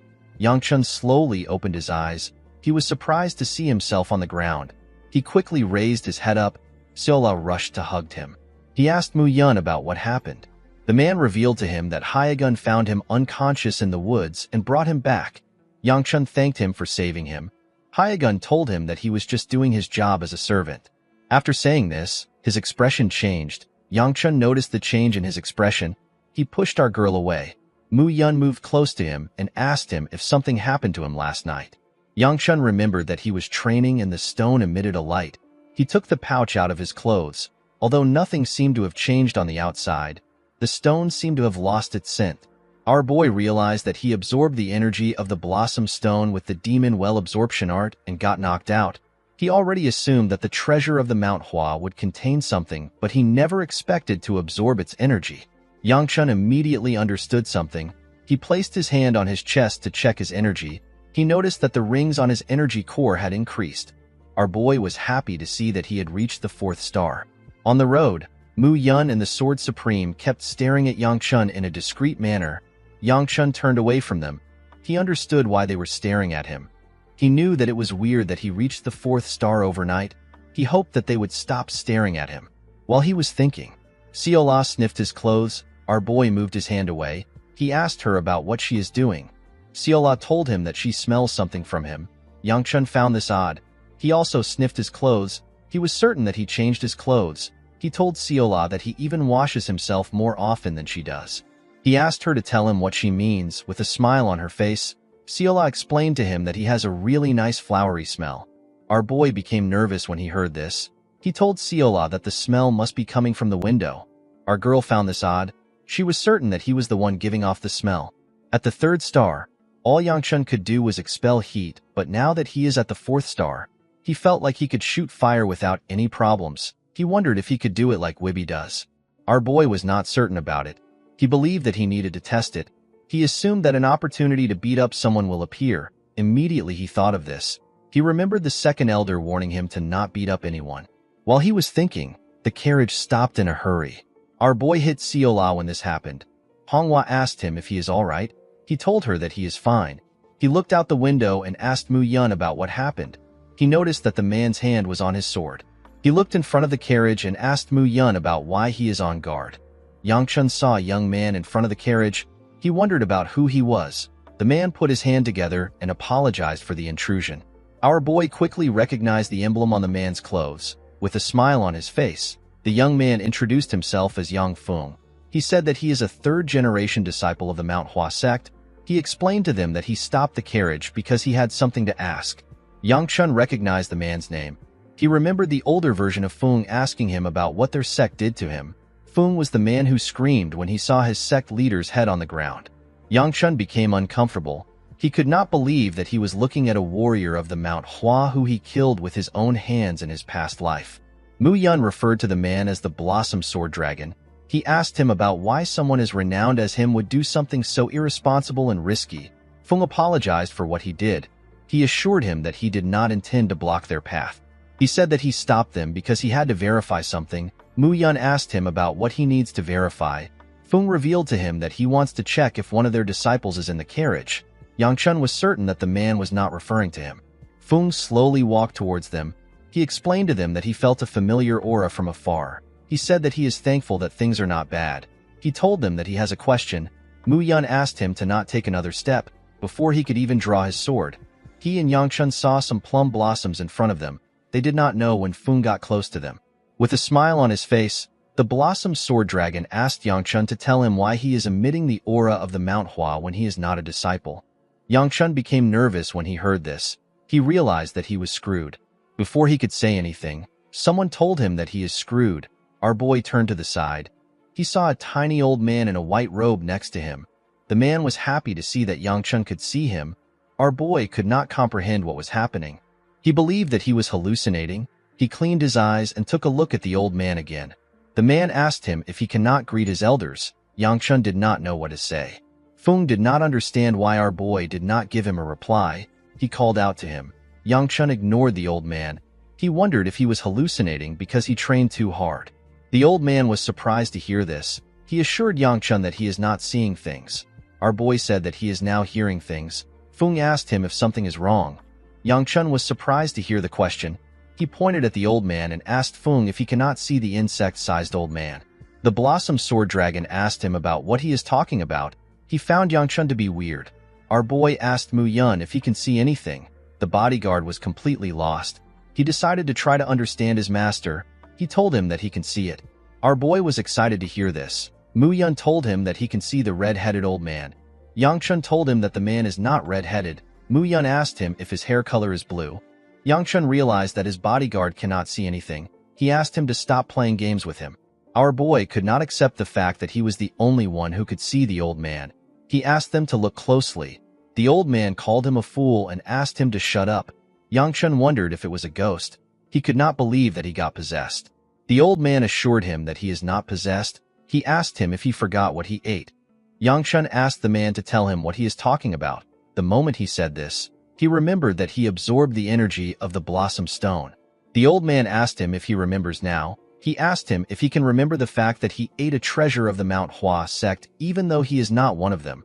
The old man explained to Yangchun that he helped him out by preventing him from entering a stage of chi blockage after he ate so much energy. He was annoyed to see that our boy called him an insect-sized old man and a ghost. Yangchun asked the old man for his identity. The old man was surprised to hear this. He asked him if he does not recognize him. He told our boy that he does not know anything about the world. Yangchun told him that he must not be famous if he cannot recognize him. Mu Yun and Feng were shocked to see our boy talking to himself. The old man cleared his throat and told Yangchun that he is only going to introduce himself once. He asked him to listen carefully. The old man introduced himself as the Great Manhwa sect's 8th leader. He said that his name is Shin Chiol. He is also known as the Manhwa Immortal Sword. The greatest war that occurred before the appearance of the heavenly demon is the Great Blood Demon War. 5 expert martial artists fended off this bloodbath. Even after a century, their names are still mentioned in the history of the Zhongyuan Murim. The person most revered by the Manhwa sect is the tiny bug-like man in front of Yangchun. Our boy could not believe what was happening. Chiol asked him if he is going to continue comparing him to a bug. Our boy was surprised to hear this. He was certain that he called the man a bug in his mind. Chiol told him that he can hear his thoughts. He asked Yangchun to mind his manners now that he knows who he is. Our boy did not want to accept that Chiol is telling the truth. Mu Yun and Feng were still completely lost. Yangchun took out the pouch and asked him about why he was inside the stone. Chiol revealed to him that he does not know why he was inside the stone. Our boy said that he is useless in his mind. Chiol reminded him that he can hear his thoughts. He told Yangchun that he believed he would know more than him. Our boy told him that he does not know anything. Chiol asked him to tell him how someone like him who is not from the Manhwa sect was able to absorb the energy of the Blossom Stone. Yangchun did not know what to say. Chiol could tell that our boy knew something. Yangchun avoided looking the man in the eye. He did not know what to tell him. Chiol decided to stop prying. He understood that young people like our boy always have things they want to hide. Our boy thanked the man for not asking more questions. Chiol told him that it is fine. He revealed to him that something is coming. He asked Yangchun to focus on this thing instead. Yangchun did not know what the man was talking about. Immediately Chiol said this. We see some people jump out of the woods. The young men that landed in front of them were wearing the clothes of the Manhwa sect. Yangchun was surprised to see them. Feng asked him to not mind them. He said that they are not a threat. The moment he said this, Mu Yun hit his knee and got him down. He moved his sword close to Feng's neck. He asked Yangchun to watch out. While looking at the men who pointed their swords at them, Mu Yun told his master that this might be an ambush. Yangchun told his bodyguard that things are not yet so serious. Mu Yun explained to him that he could sense some hostile energy from the moment they appeared. Feng begged Mu Yun to give him a chance to explain. He told Yangchun that he does not know why his sect members are so angered. He assured him that he will be able to resolve things if he talks to them. Mu Yun asked him if they are really from his sect. Feng asked him to look at the emblem on their clothes. He assured him that they are warriors of the Manhwa sect. He turned to Yangchun and asked him if he will give him the chance to speak with them. Our boy asked his bodyguard to let him go. Mu Yun obeyed his order. With a smile on his face, Feng assured them that he will sort things out. He turned around and waved at the men. He moved close to them and spoke to them. For some reason, the man with a headband punched him in his face. Our boy and Mu Yun became worried when they saw this. The warriors moved close to Yangchun. They put their hands together and bowed their heads. The man with the headband apologized to him because Feng unintentionally put him in a position where he felt threatened. Our boy assured the man that it is fine. He apologized to him that his bodyguard took out his sword before they could understand the situation. Yangchun asked them about why they came so far out. He asked them if something happened. The leader told him that they cannot reveal the information to him because he is an outsider. Feng revealed to our boy that members of their sect have recently been going missing. The leader was surprised to hear this. He reminded him that he was not supposed to give out this information. Yangchun was surprised to hear what Feng said. He knew that the Blossom Sword Squad of Manhwa is not so weak that they would go missing. He found this to be weird. The leader grabbed Feng's ear and explained to our boy that Feng ran ahead of them while they were searching the forest. He told them that he sensed the energy of a member. Yangchun turned to Chiol. He explained to him that Feng is referring to the energy coming from his body. He asked Chiol to tell him what to do. The immortal sword assured him that it is fine. He explained to him that he has blocked the energy coming from his body. Feng asked the leader if he cannot feel the energy of their sect coming from Yangchun. The man told him that he can sense it. Our boy was surprised to hear this. He asked Chiol if he is certain about what he did. He told him that they can still sense the energy. Chiol asked him to show them the Blossom Stone. Our boy placed his hand into his shirt. The men were surprised to see this. He took the stone out of his shirt and showed it to them. The men were shocked to see it. They could not believe that they were looking at the treasure their sect leader lost in a bet over drinks. Yangchun could not believe that the sect leader really lost their sect's treasure in a bet. Chiol laughed when he heard what they said. He said that the future of his sect is grim. Feng believed that they sensed the energy of Manhwa from our boy because he had their treasure on him. The leader asked Yangchun to tell him why he has the treasure. Our boy jumped out of the carriage through the window. He apologized to them for not introducing himself sooner. He bowed his head and told them his name. He told them that he was on his way to return the treasure of Manhwa that was borrowed by the Gu clan. The warriors were shocked to hear this. They seemed to recognize the Gu clan. Yang Chun and Mu Yun did not understand why they were whispering about their clan. The leader was surprised to see that our boy came from a prestigious clan. He apologized again for showing hostility towards him. Yang Chun assured him that it is fine. He asked him if there is something wrong with being from the Gu clan. Feng realized something. He turned to Yang Chun and mentioned his sister. Before he could complete his sentence, his teammates covered his mouth and hit him. They pushed him down and began to beat him up. The leader told our boy that he does not need to worry about Feng. Yang Chun told him that he does not look fine. The man asked him to not worry about it. Our boy asked the man if his sister caused problems for them. With a weird smile on his face, the man said that she did not. Yang Chun could tell that he was lying. He apologized to the man for the trouble she caused him. He revealed to him that he will take her back home as soon as they arrive in the sect. The man was shocked to hear that he was taking Yanxiu back home. The members of his squad seemed to be happy to hear this news. Yang Chun asked them if there is a problem. The members of the squad cleared a path for our boy. The leader placed his hand on his shoulder and asked him to follow them. Yang Chun and Mu Yun were surprised to hear this. They wondered about the amount of trouble Yanxiu was causing this man. The scene shifts and we are taken to the Manhwa sect. We see Yanxiu knock on someone's door. The person asked her to come in. The girl went in and called out to her master. Her master was an old woman in white. The woman commended her for visiting her every day, even though she is scared of walking alone at night. Yanxiu ran to hug her master. She asked her if her body is all right. The woman told her that she feels better today because she can see the beautiful moon outside. With a smile on her face, Yanxiu told her that she is relieved to hear this. Her master reminded her that her visits will soon come to an end. Yanxiu assured her that she will stay by her side until the end. The woman reminded her that she is returning to Shangxi soon. Yanxiu did not say anything to the woman. With a smile on her face, her master asked her if she dislikes going back to her family so much. With a sad look on her face, Yanxiu said that the people in Shangxi are not her family. Her master was surprised to hear this. She decided not to pry too much. She said that it is not a sick woman's place to speak about someone else's family matters. Yanxiu asked her master to not say such things. She reminded her that she was known as the Blossom Sage before she got sick. The woman said that these are simply words of the past. She wondered about the amount of time she has left.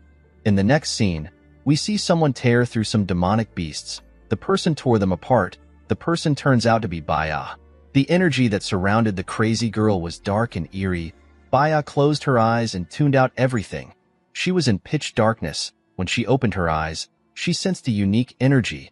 The girl turned around and ran in the direction of the energy. The scene shifts, and we see the warriors of Mount Hua moving with Yang Chuan's group. Honghua advised Siola to prepare a lot of food because the warriors are also going to join them. The leader ordered them to split into groups. He assigned the first group to guard duty and ordered the second group to prepare the camp for the night. Inside the woods, we see Yang Chun talking to Chiol. He asked the old man to tell him what to do to make him leave his body. Chiol told him that he would not be attached to him if he knew a way. He told him that he would have gone with the children of the Mount Hua sect. Our boy called Chiol an old man and told him that he has a question. Chiol asked him to not call him an old man. He told Yang Chun his name and reminded him that he is the immortal sword of Mount Hua. Our boy glared at him. Chiol asked him to not give him a distrusting look. Yang Chun told him that he will believe him for now. Before he could ask his question, Chiol stopped him. He asked him not to worry. He assured him that he has no interest in his festering body. Our boy reminded the man that his own body has already decomposed. Chiol told him that he speaks a lot for someone who carries such a nasty thing inside. Yang Chun was surprised to hear this. He asked him about what he is carrying. The immortal sword was surprised to hear that our boy does not know what is inside his own body. Yang Chun could not believe that there is something inside him. Chiol told our boy that he wants him to answer his question before he can tell him anything. He asked Yang Chun to tell him what happened to the bloody demon. Our boy was shocked to hear this. He told himself that Chiol cannot be the immortal sword of Mount Hua. Chiol was surprised to hear this. Yang Chun revealed to him that the bloody demon was slain by the immortal sword. He asked Chiol to tell him why he would claim to be the immortal sword when he does not know the fate of the bloody demon. Chiol said that he has also asked himself the same question. He revealed to Yang Chun that he cannot remember the final fight he had with the bloody demon for some strange reason. Our boy noticed that the immortal sword was being serious. He decided to not pry further. He asked him to tell him what he is carrying in his body. He asked him if he knows something. Chiol was annoyed to hear this. He asked Yang Chun to tell him why he should answer him when he doesn't even believe in his identity. Our boy was surprised to see that such an old man was quite moody. The immortal sword cleared his throat and told our boy that he also doesn't know what it is. Yangchun was shocked to hear this. Chiol explained to him that he actually finds it strange that he cannot sense anything. He told him that he has a very violent thing inside him. He revealed to him that he is keeping the thing docile for now. He asked him not to worry. Yangchun could not believe what he was hearing. He asked Chiol if it is quite serious. The immortal sword clenched his fist and asked our boy if he wants to test it. Yangchun told him that he does not want to do anything. Chiol opened his fist. Immediately he did this. A large amount of dark energy covered our boy's shadow. When our boy turned to the side, he saw the energy close to him. It was about to swallow him. Chiol took the dark energy away before it could swallow him. He asked Yangchun if his demonstration is enough. Our boy had already tried to use his fist to defend himself. Yangchun could not respond to Chiol immediately. He was trying to catch his breath. He turned to the immortal sword and asked him about what it is. Chiol showed him his fist and told him that he is keeping the thing docile. Yangchun wondered why such a thing was inside him. Chiol said that he also doesn't know. He told our boy that they have to end things here now even though he has a lot of questions. Yangchun was surprised to hear this. He told the man that he just gave him so many new questions. Chiol asked our boy to look up. When Yangchun looked up, he did not see anything. He turned to the old man and asked him if something is wrong. The moment he said this, we see a bright pink light in the sky. Before our boy could ask more questions, the pink energy moved past him at a terrifying speed. Yangchun was shocked to see the energy so close to him. He quickly turned to the side. He saw someone covered in dust. With a look of anger on his face, he asked the person that moved past him to tell him what he is doing. The person turns out to be Feng. The Blossom Sword Dragon revealed to Yangchun that there is a saying that has been passed down in Manhwa since ancient times. Our boy did not understand what the man was talking about. With a bright smile on his face, Feng told our boy that they need to fight in order to become friends. Chiol said that the spirit of the Manhwa is still intact. Yangchun did not understand what Feng was saying. He asked him if this is how warriors of Manhwa ask others for a spar. Feng apologized to him for his sudden attack. He explained to him that he was excited because he has never seen a fellow martial artist in training. Yangchun was surprised to hear this. He asked him if his sect doesn't have a lot of martial artists in training. The Blossom Sword Dragon did not know how to respond to our boy. Chiol wanted to tell Yangchun something about Feng. Our boy told him that he already knows. He told the old man that Feng is the youngest elite martial artist in Manhwa. To the untalented people, he is like a towering wall. Even if he tried to get along with people his age, he will just make their feelings of inferiority worse. Chiol was surprised to see that Yangchun understood Feng. He believed that our boy must have also experienced something like this. Yangchun told Feng that he will spar with him. The man was so happy to hear this. He thanked our boy for the opportunity. Immediately he thanked him. We see some lightning energy next to him. Feng told our boy that he wants to start right away. Before he could say more, a large amount of lightning was fired at him. The attack was sent through a tree. It sent Feng flying. He was thrown into the lake next to them. Yangchun was shocked to see this. He turned around and looked at the large hole in the tree. He saw our favorite crazy girl with white hair. Baya was surprised to see him. With a bright smile on her face, the girl said that she has found him. The scene shifts and we are taken to the past. We see an older Yangchun kneeling under the rain. He had an injured person in his arms. The person turns out to be the older Baya. The woman reached out to Yangchun's face. She asked him if he is crying. Our boy asked her to stop spouting nonsense. He told her that it is the rain. With a sad smile on her face, Baya said that this is unfortunate. Yangchun asked her about why she did something. He told her that she could have just ran away by herself. It turns out that Baya blocked an attack for Yangchun. She left herself open and received a second attack in her stomach. The attacks destroyed her hand and severely injured her stomach. Our boy asked her about why she did something like this. Baya stared at him. She said that she just felt like doing it. She asked him if the moon has come out. Yangchun told her that it is up. With a smile on her face, Baya said that both things are there. She said that this is good enough for her. The moment she said this, she died. Yangchun could only look at her. While he was looking at her body, someone walked up to him from behind. The person was a swordsman, with a smile on his face. The man said that he never knew that demonic humans had something called friendship. He asked our boy if it is actually love. Yangchun stood up when he heard this. The man asked him not to be sad. He told him that he will soon join Baya. Our boy referred to the man as Meteor Sword. He promised to do one thing for him. Yangchun released a large amount of purple energy. He promised the man that he will not die an easy death. The scene shifts and we are taken back to the present. With a look of shock on his face, Yangchun asked Baya about why she came there. Baya wanted to respond, but she saw someone strange next to our boy. The leader of the group asked Yangchun if he knows Baya. He raised his sword and asked him if he has permission to cut her down.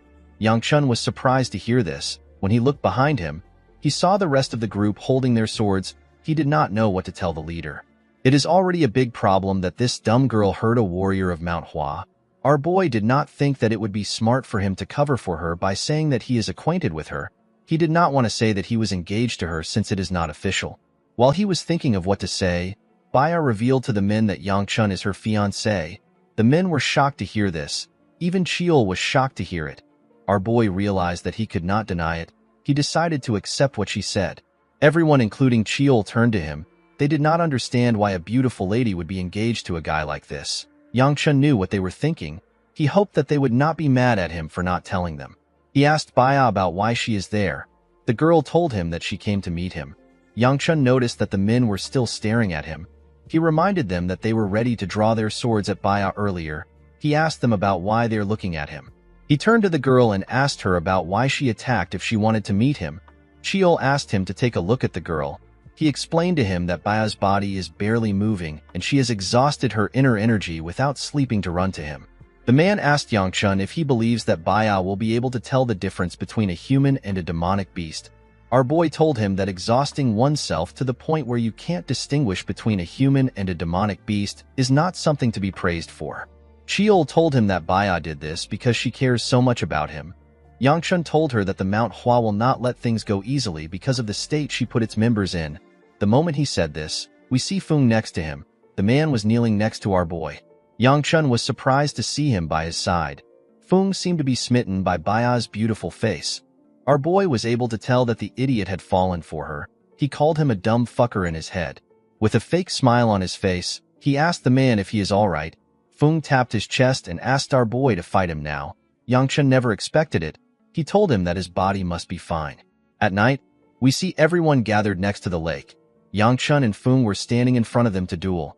Even though our boy was standing in front of him, Feng was looking somewhere else. He was staring at Baya. The girl sat with Seola and the rest of Yangchun's group. She was eating some cookies.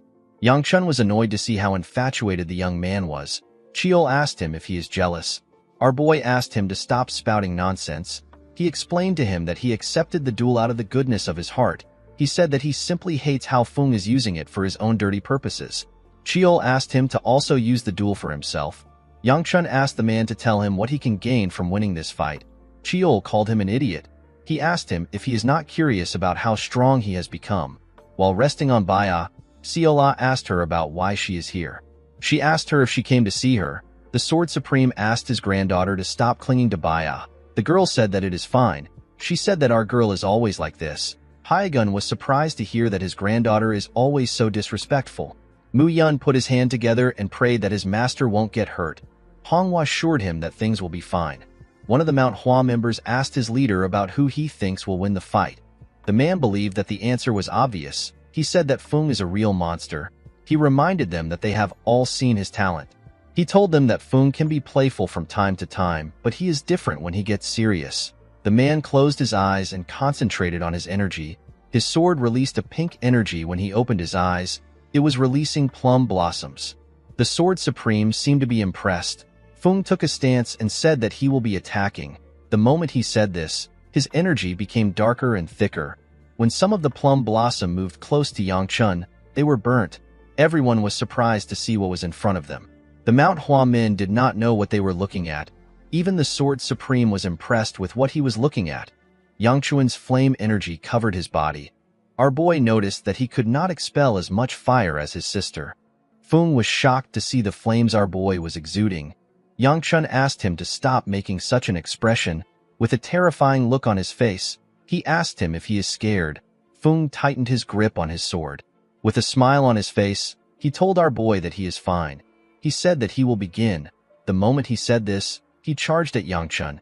He rushed to attack him at a crazy speed. He released a pink energy from his body as he ran. When he got close to Yangchun, he gathered his energy into his blade. He and our boy looked each other in the eyes. Before his sword could touch him, Yang Chun used his hand to push Feng's hand up. Feng's body was completely open. Yang Chun gave him a heavy blow in his stomach. Everything happened in an instant, so Feng did not even know when he got hit. Our boy's punch was covered in flames. It made the Blossom Dragon scream out in pain. Baya and Mu Yun were shocked to see what just happened. The leader's mouth opened when he saw how Yang Chun destroyed the Blossom Dragon. Even the Sword Supreme was shocked to see what our boy did. Feng knelt in front of our boy. He could not move his body. With a smile on his face, he said that he lost. Everyone was quite shocked to hear this. Baya stood up. She placed her hand on her sword and asked Yang Chun to fight her too. Our boy wondered if she had lost her mind. He told her that he just finished fighting. Baya glared at him when she heard this. Yang Chun did not understand why she was glaring at him. He asked Chiol if Baya is angry because he did not accept her request. The old man said that she actually looks upset. Our boy knew that things will become troublesome if he allows her to be upset. He told her that it is already late. He asked her to fight him another time. The crazy girl put her sword away. She grabbed his hand. With a smile on her face, she asked him not to forget his promise. The next morning, we see Yang Chun circulating the energy in his body. He was floating in the air and his body was covered with fire. Chiol watched him as he circulated his energy. He called him a monstrous lad. He could not believe that Yang Chun has already began to utilize his central core. He asked our boy to tell him what he is. Yang Chun told him that he just began to test it. He asked him to not make a fuss out of it. Chiol told our boy that he has an amazing talent for him to be able to use his central core at such a young age.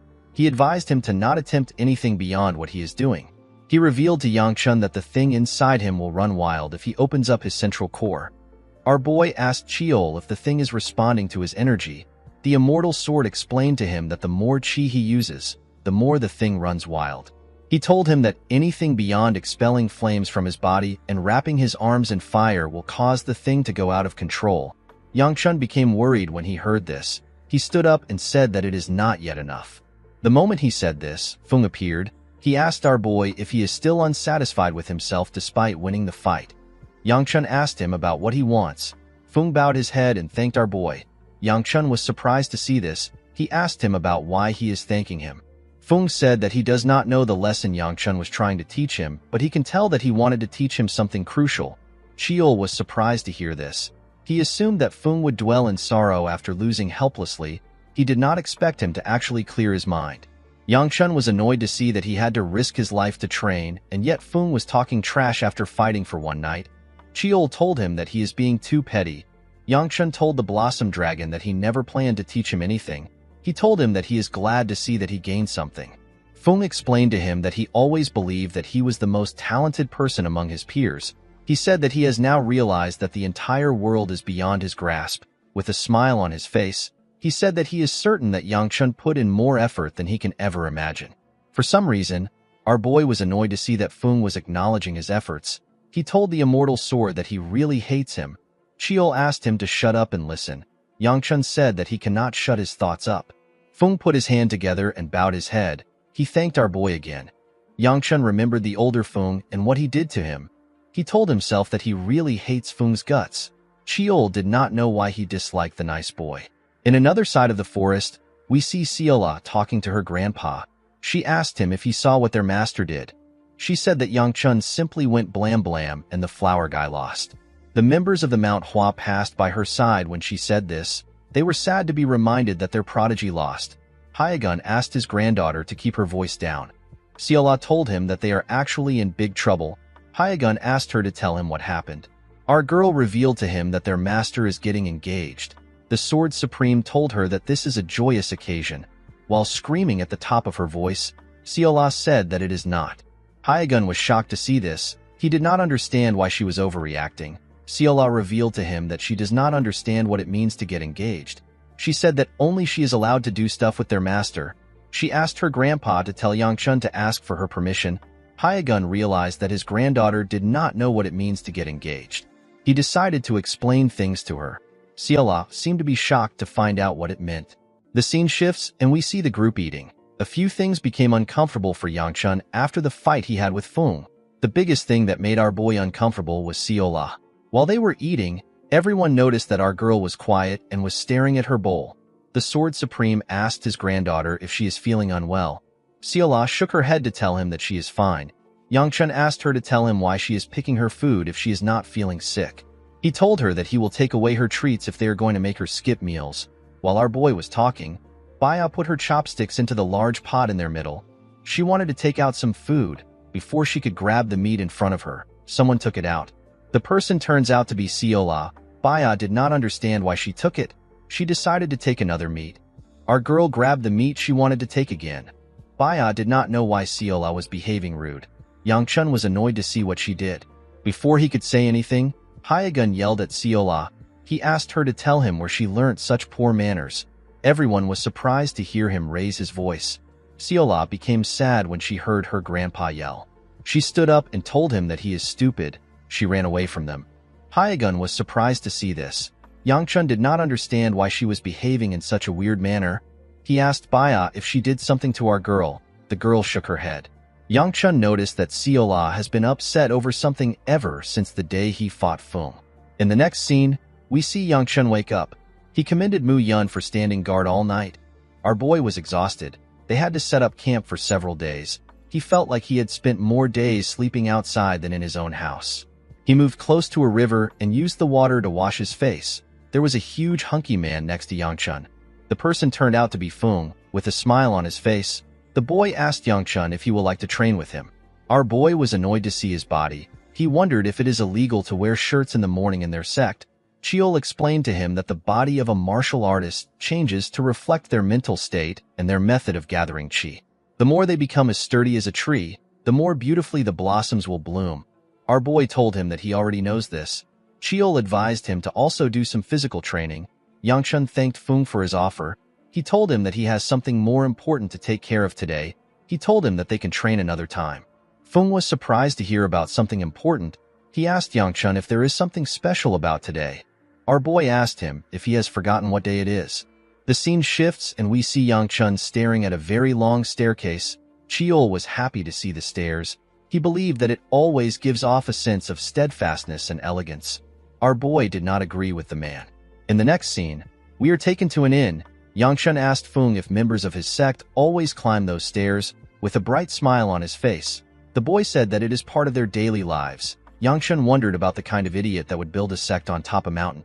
Chiol revealed to him that he also had the same thought before.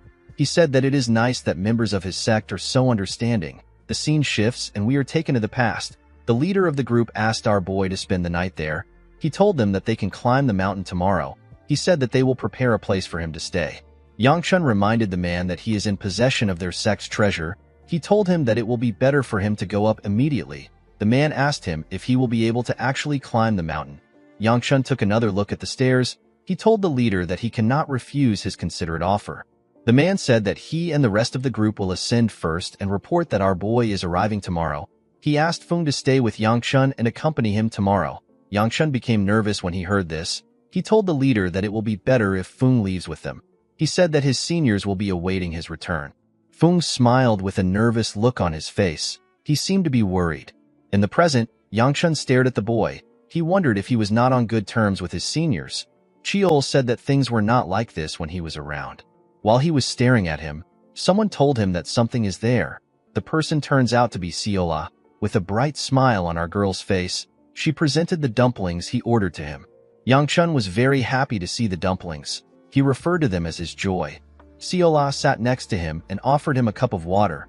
Our boy was surprised to see this. He asked her if she is fine. Seola gently smiled at him. She asked him if she did good. Yangchun did not understand why someone who was sad a few days ago suddenly became cheerful. He gently pat our girl on her head. Seola was surprised to see this. She was quite happy to see how Yangchun was treating her. Our boy said that things will be nice if she keeps acting good. Seola told him that she never does bad things. The moment she said this, someone sat next to them. The person took out a dumpling and offered it to our boy. The person turns out to be Baya. The girl asked him to open his mouth. Yangchun wondered if he should eat it or not. Seola glared at the dumpling. She quickly ate it. She glared at Baya. Baya was surprised to see that Seola ate the dumpling. She simply smiled at our girl. Seola did not know why the girl was smiling. Yangchun was frustrated by what was happening. He simply wanted to eat his food in peace. In the next scene, we see a man slam his sword on the ground. The masked man in front of him was terrified to hear the sound of the man's sword. The man sitting on the throne asked the masked man if someone caught him. With a shaky tone in his voice, the man said that the Manhwa has noticed his presence. The huge man was annoyed to hear this. He realized that they couldn't get more of something from the sect anymore. The masked man said that he will send a report to the main palace. The leader advised him not to be late. He said that he has seen men lose their arms over tardiness. He believed that his subordinate was already aware of the consequences of being late. The masked man revealed to him that the main palace has given them an order. He said that the divine physician has appeared in Shangxi. The man stopped hitting his sword on the ground when he heard this. The masked man began to tremble when he saw this. He revealed to the leader that the physician was actually staying in Anhui, but now he is in Shangxi. He said that he has sent their men to obtain the physician's exact location. The leader referred to the man as Beichong. He stood up when he called his name. He stood in front of Beichong and pointed his sword at him. He told him that he never asked him to use their men. With a shaky tone in his voice, Beichong revealed to his leader that it was an order from the palace master. The leader moved his sword close to the man's head. He asked him if they are going to kill the physician or capture him. Beichong told him that they have been ordered to imprison the physician in their underground prison. The leader placed his sword on his shoulder. He said that it is no fun to imprison the physician. He asked his subordinate if he is allowed to kill anyone who stands in their way. Beichong told him that he is free to do as he wishes. He said that their only order is to capture the divine physician. The man began to smile like a crazy person. He said that things are going to be fun. The scene shifts and we see someone place their hand on the ground. The person turns out to be Yangchun. Our boy climbed the Mount Hua mountain. He was breathing heavily when he arrived at the top. He wondered about who built the sect in this place. Chiol reminded him that he climbed this mountain throughout his life. Yangchun told him that he should have moved the sect somewhere else when he was alive. With a smile on his face, Fung asked our boy if he cannot feel the great lesson that their elders want them to experience. He said that their elders are trying to tell them that nothing can be achieved without hard work. Yangchun asked Chiol if he actually intended on teaching this lesson. The old man said that he has never thought about this. He said that he always wanted to kill the person who put the sect there. Siola also arrived at the top. When she saw our boy panting, she reminded him that she told him that she can carry him. Yangchun said that he wanted to keep his last bit of dignity. He asked her about why she doesn't look tired. Our girl said that she is simply not tired. The moment she said this, someone stretched out a hand to our boy. When Yangchun raised his head, he saw Baya. Our boy grabbed her hand and asked her if she is not tired. The girl said that she is not very tired. Thula was annoyed to see Yangchun hold Baya's hand. Baya bent her head after raising our boy up. Chiol did not expect her to go for it in such a bold manner. Yangchun asked her about why she is bowing her head. Chiol could not believe that our boy was so oblivious. He called him an idiot. Baya blushed when she heard this. Siola glared at her. Our boy asked Chiol if Baya wants him to pat her head. The old man asked him to do it now that he knows. Our boy raised his hand. Before he could do anything, Siola pat the girl on her head. She told Yangchun that she did it for him. Baya also pat her on the head. She turned to our boy. With a gentle smile on her face, she told him that he can do it next time. Yangchun did not know how to respond to this. He quickly turned around and asked about where the others are. Mu Yun and the Sword Supreme were already at the top, but there was still someone far behind. Hongwa was still far behind everyone. The girl was barely holding on. While breathing heavily, she asked Yangchun to leave her. Our boy asked someone to get the girl. The moment he said this, he heard a loud sound. When he turned around, he saw the gates of the sect open. Someone stepped out of the gates and said that he has been waiting for them. Fung bowed his head when he saw the person. An old man in the Mount Hua attire was the one who stepped out. The man was with the leader of Fung's squad. Chiol immediately knew that he was looking at the current sect leader of Mount Hua. Our boy was surprised to hear this. He did not expect the old man to be the sect leader. The sect leader placed his hand on Yangchuan's shoulders. He told him that he has been waiting for him for a while. He said that the elders of the sect will finally stop yelling at him. He revealed to our boy that the elders were quite angry when he lost their sacred stone over a bet while he was drunk. The man shook Yangchun as he spoke. Our boy struggled to introduce himself. He wanted to tell the sect leader the reason why he came. The man smiled and stopped him. He referred to the second elder as an animal and told our boy that the second elder sent a letter before he arrived. He said that he already knows that he came to take his sister back and return the Blossom Stone. Yangchun was relieved to see that the second elder's letter will speed things up for him. He told the sect leader that he is correct. The sect leader told him that Ryan did not say everything in his letter. Yangchun asked the man about what he is talking about. The sect leader told our boy that he is referring to the energy in his body. Yangchun was shocked to hear this. The old man turned to the Sword Supreme and stared at him. Hyagun became nervous. He had to look away.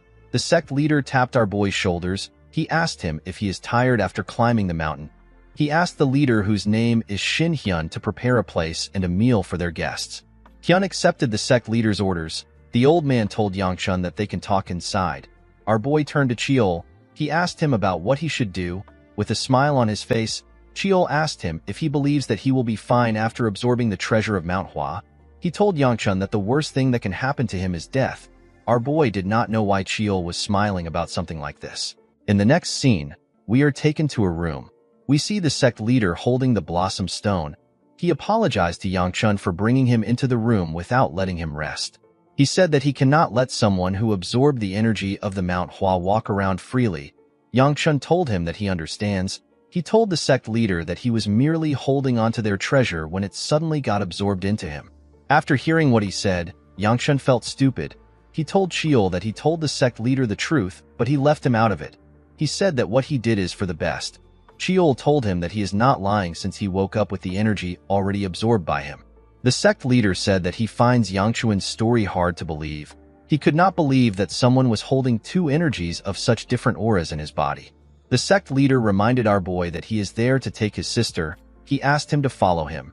Yangchun asked him about where they are going. With an evil smile on his face, the old man placed his hand on Yangchun's shoulder. He asked him if he believes that he will be left untouched after absorbing the treasure of the Mount Hua. Our boy became nervous. He told the old man that he will follow him. The sect leader was surprised to hear this. He asked him about why his reaction is so lukewarm. Yangchun explained to him that he has the same expression as the second elder when he is trying to mess with him. The sect leader was annoyed to hear this. He could not believe that Yangchun was saying that he and the second elder behave the same way. He told him that he is rude. Our boy now understood why they gamble over drinks. The two of them have the same behavior.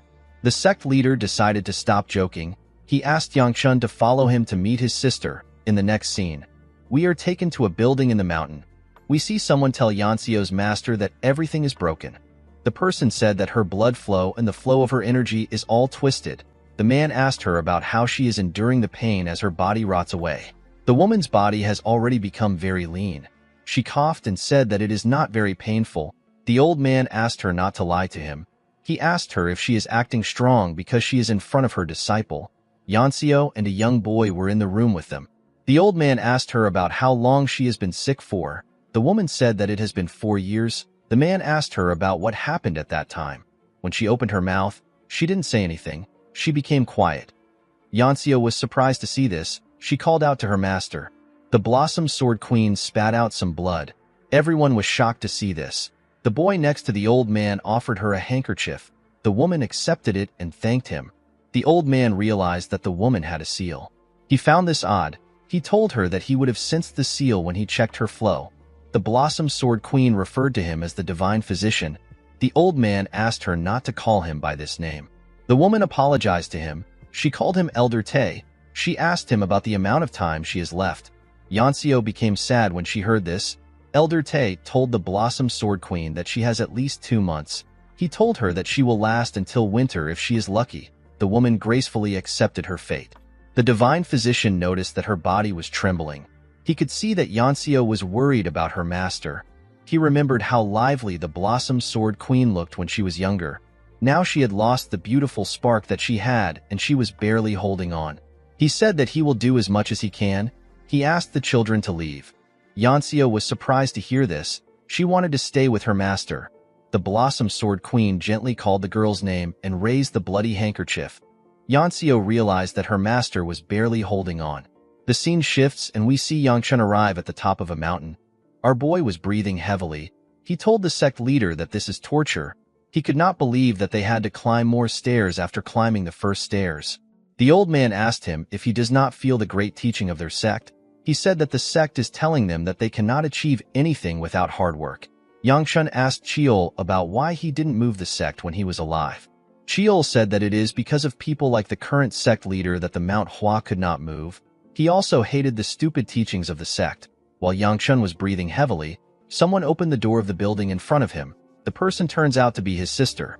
While she was cleaning her tears, Yanxiu raised her head up. She saw her brother. She was surprised to see him. Yangchun was also surprised to see her. Before she could ask him any questions, the boy behind her bumped into her. He hit her head. Our boy was surprised to see that there was someone behind her. When he got a clear look at the boy's face, Yangchun grit his teeth. Yanxiu asked the boy to watch where he is going. The moment she said this, she saw something shocking. Yangchun released his energy.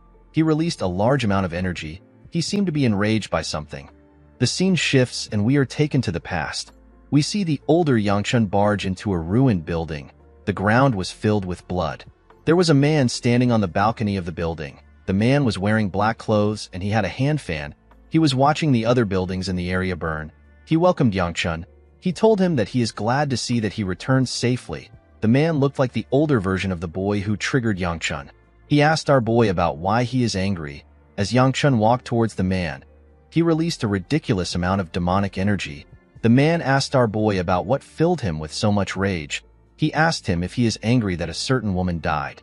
Yangchun became more angry when he heard this. He released a large amount of energy. He pushed the corpses that were around him. With a smile on his face, the man said that everything is happening according to the heavenly demon's will. He told Yangchun that he does not seem to appreciate their cult leader's will. Our boy grit his teeth out of anger. The man glared at him. It was as if he knew that Yangchun wouldn't do anything after hearing the heavenly demon's name.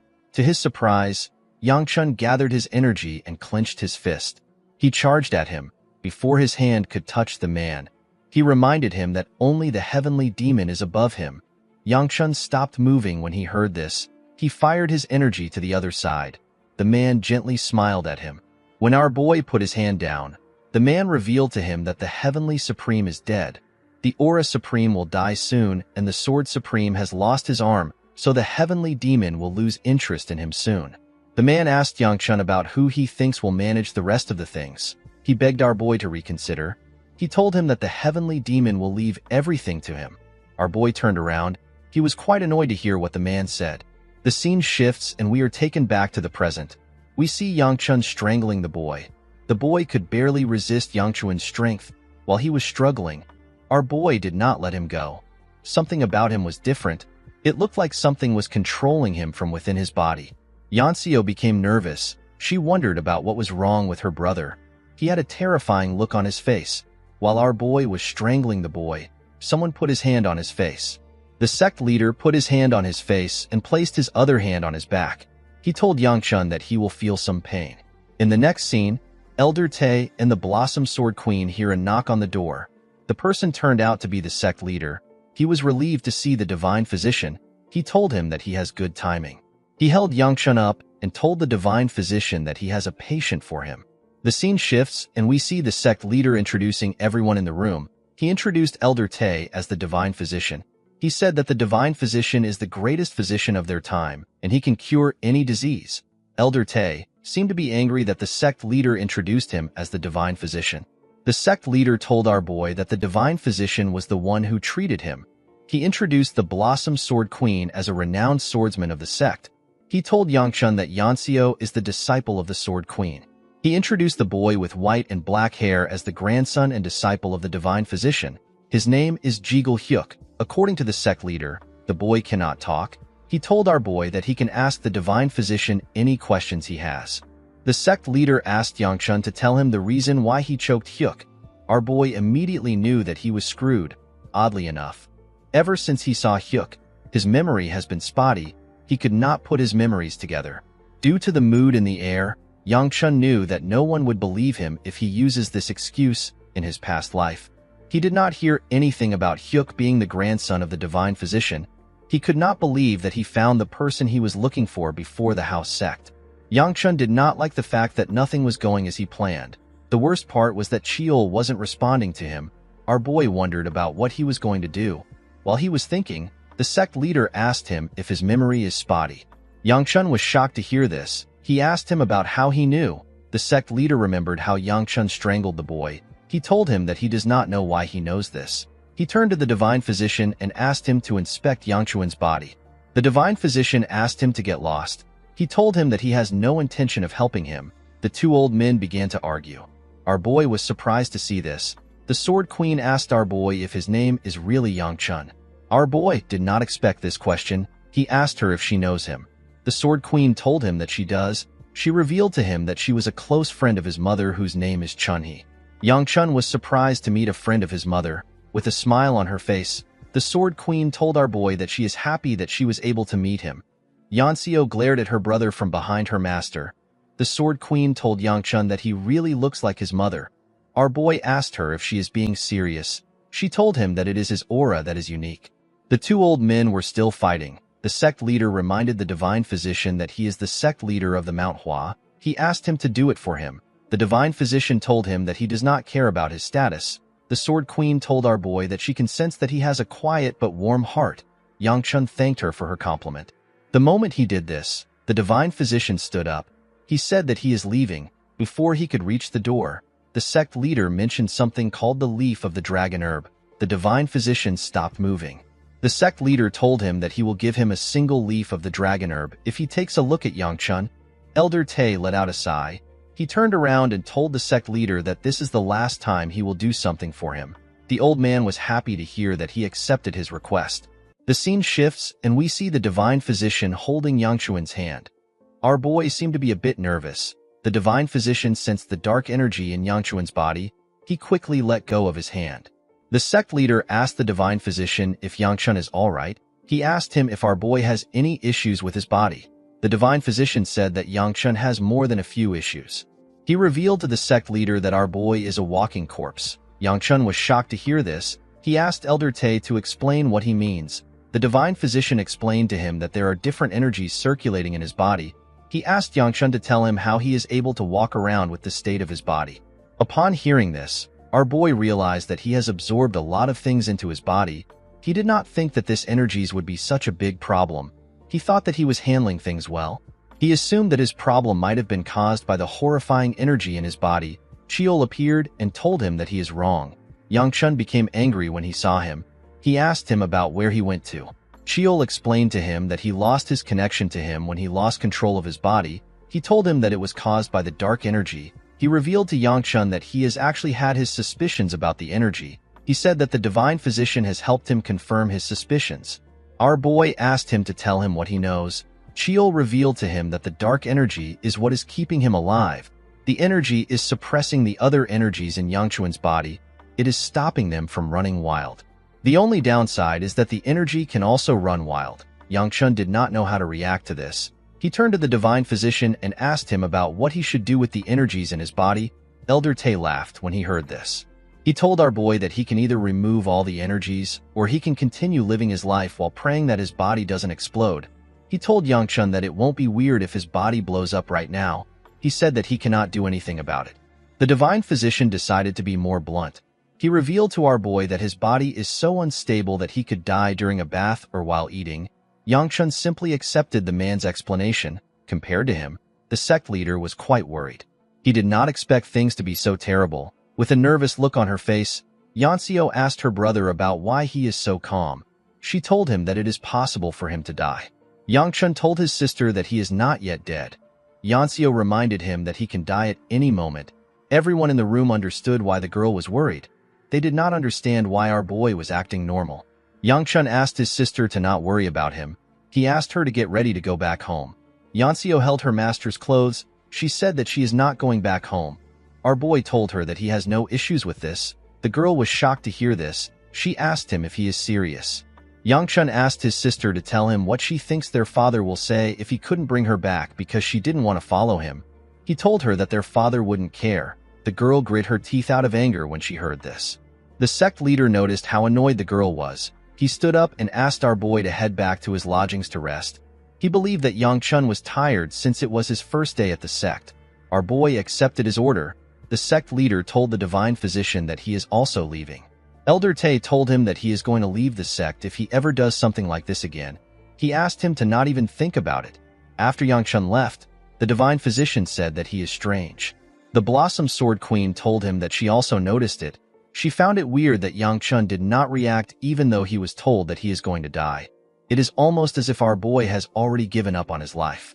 Later in the night, we see Yang-chun walking to his room. Cheol told him that he doesn't have any problem eating even after hearing that he might die. He asked our boy if he is going to eat as much as he can before he dies. Yang-chun explained to Cheol that death doesn't really bother him. He said that he has committed too many sins in his life. He told Cheol that it is simply karma. Cheol did not understand why a boy was spouting such nonsense. He told him that he has barely lived.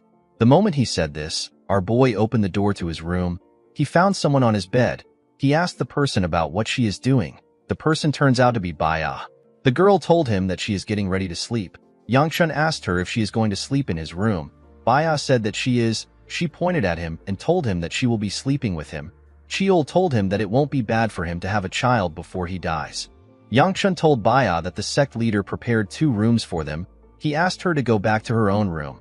Baya said that it is only 1 room. Yang-chun asked her if the sect leader really gave them only 1 room. The girl said that he did. Our boy realized that he should have never trusted the sect leader, especially after hearing that he used to hang out with the second elder. He told Baya that he will sleep with Mu Yun. He wished her good night. Before he could leave, Baya grabbed his hand. Yang-chun quickly turned around. Baya told him that she will simply hold his hand in bed. Our boy was surprised to hear this. He began to laugh. He apologized to Baya for laughing. He told her that he found the statement to be funny. The girl was surprised to see that he actually laughed. She was very happy to see that Yang-chun smiled at her. Our boy wished her good night and turned around. Baya still held on to him.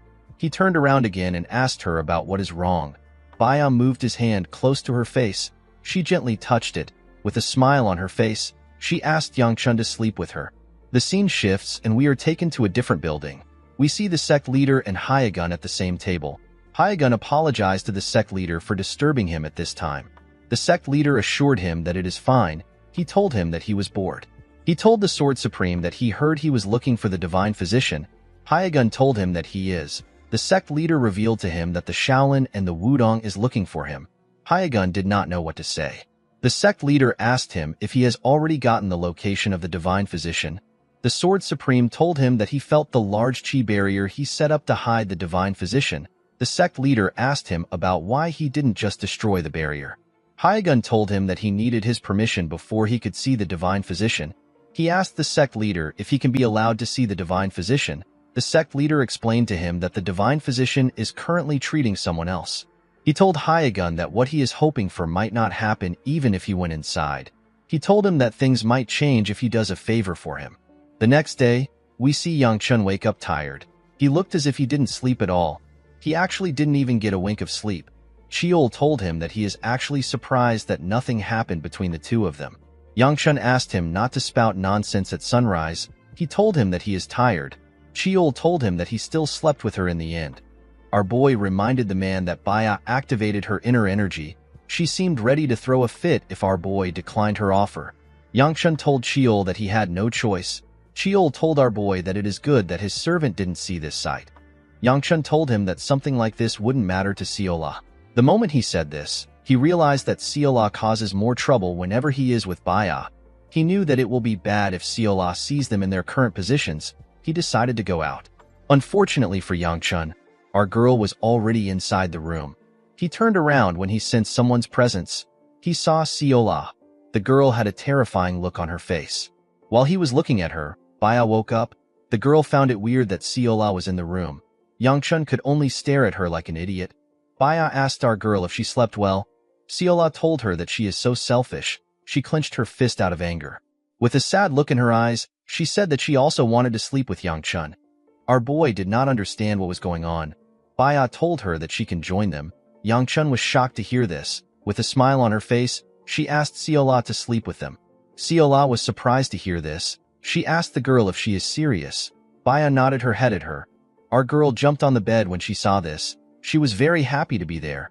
She told them that she is glad to be able to join them. Yang-chun was relieved to see that this is what she meant when she said that she wanted to sleep with them. He wanted to ask her a question. Before he could say anything, Fung opened his door and greeted him. The young man was shocked to see Yang-chun with 2 girls. He didn't know how to react. He quickly closed the door. He informed our boy that the sect leader is looking for him. He told him that he will be leaving immediately. Cheol asked Yang-chun not to worry. He said that rumors like this are not usually discussed in the sect.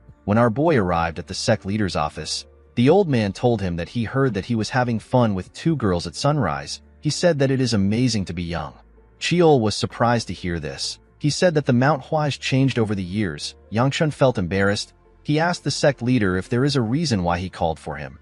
The old man told him that he wanted to hear about the fun he had with the girls last night. Yangshun turned around. He told the sect leader that he is leaving. The old man quickly stopped him. He poured our boy some tea. He asked him if he remembers the small cottage he went to yesterday. Yangshun told him that he remembers the Sword Queen's cottage. The sect leader put his hand into his clothes and brought out a scroll. He asked Yangshun to deliver the scroll to the divine physician. Our boy was surprised to hear this. He accepted the scroll. He told the sect leader that it is not hard to deliver the scroll. He asked him to tell him why he chose him to deliver a scroll. The sect leader revealed to him that most of the sect members do not know about the Sword Queen's illness. He asked Yangshun if he understands. Our boy asked him if he doesn't want to spread word that the symbol of Manhwa is ill. The sect leader told him that he saw right through his intentions. He explained to our boy that the divine physician will throw another fit about leaving if he runs into him.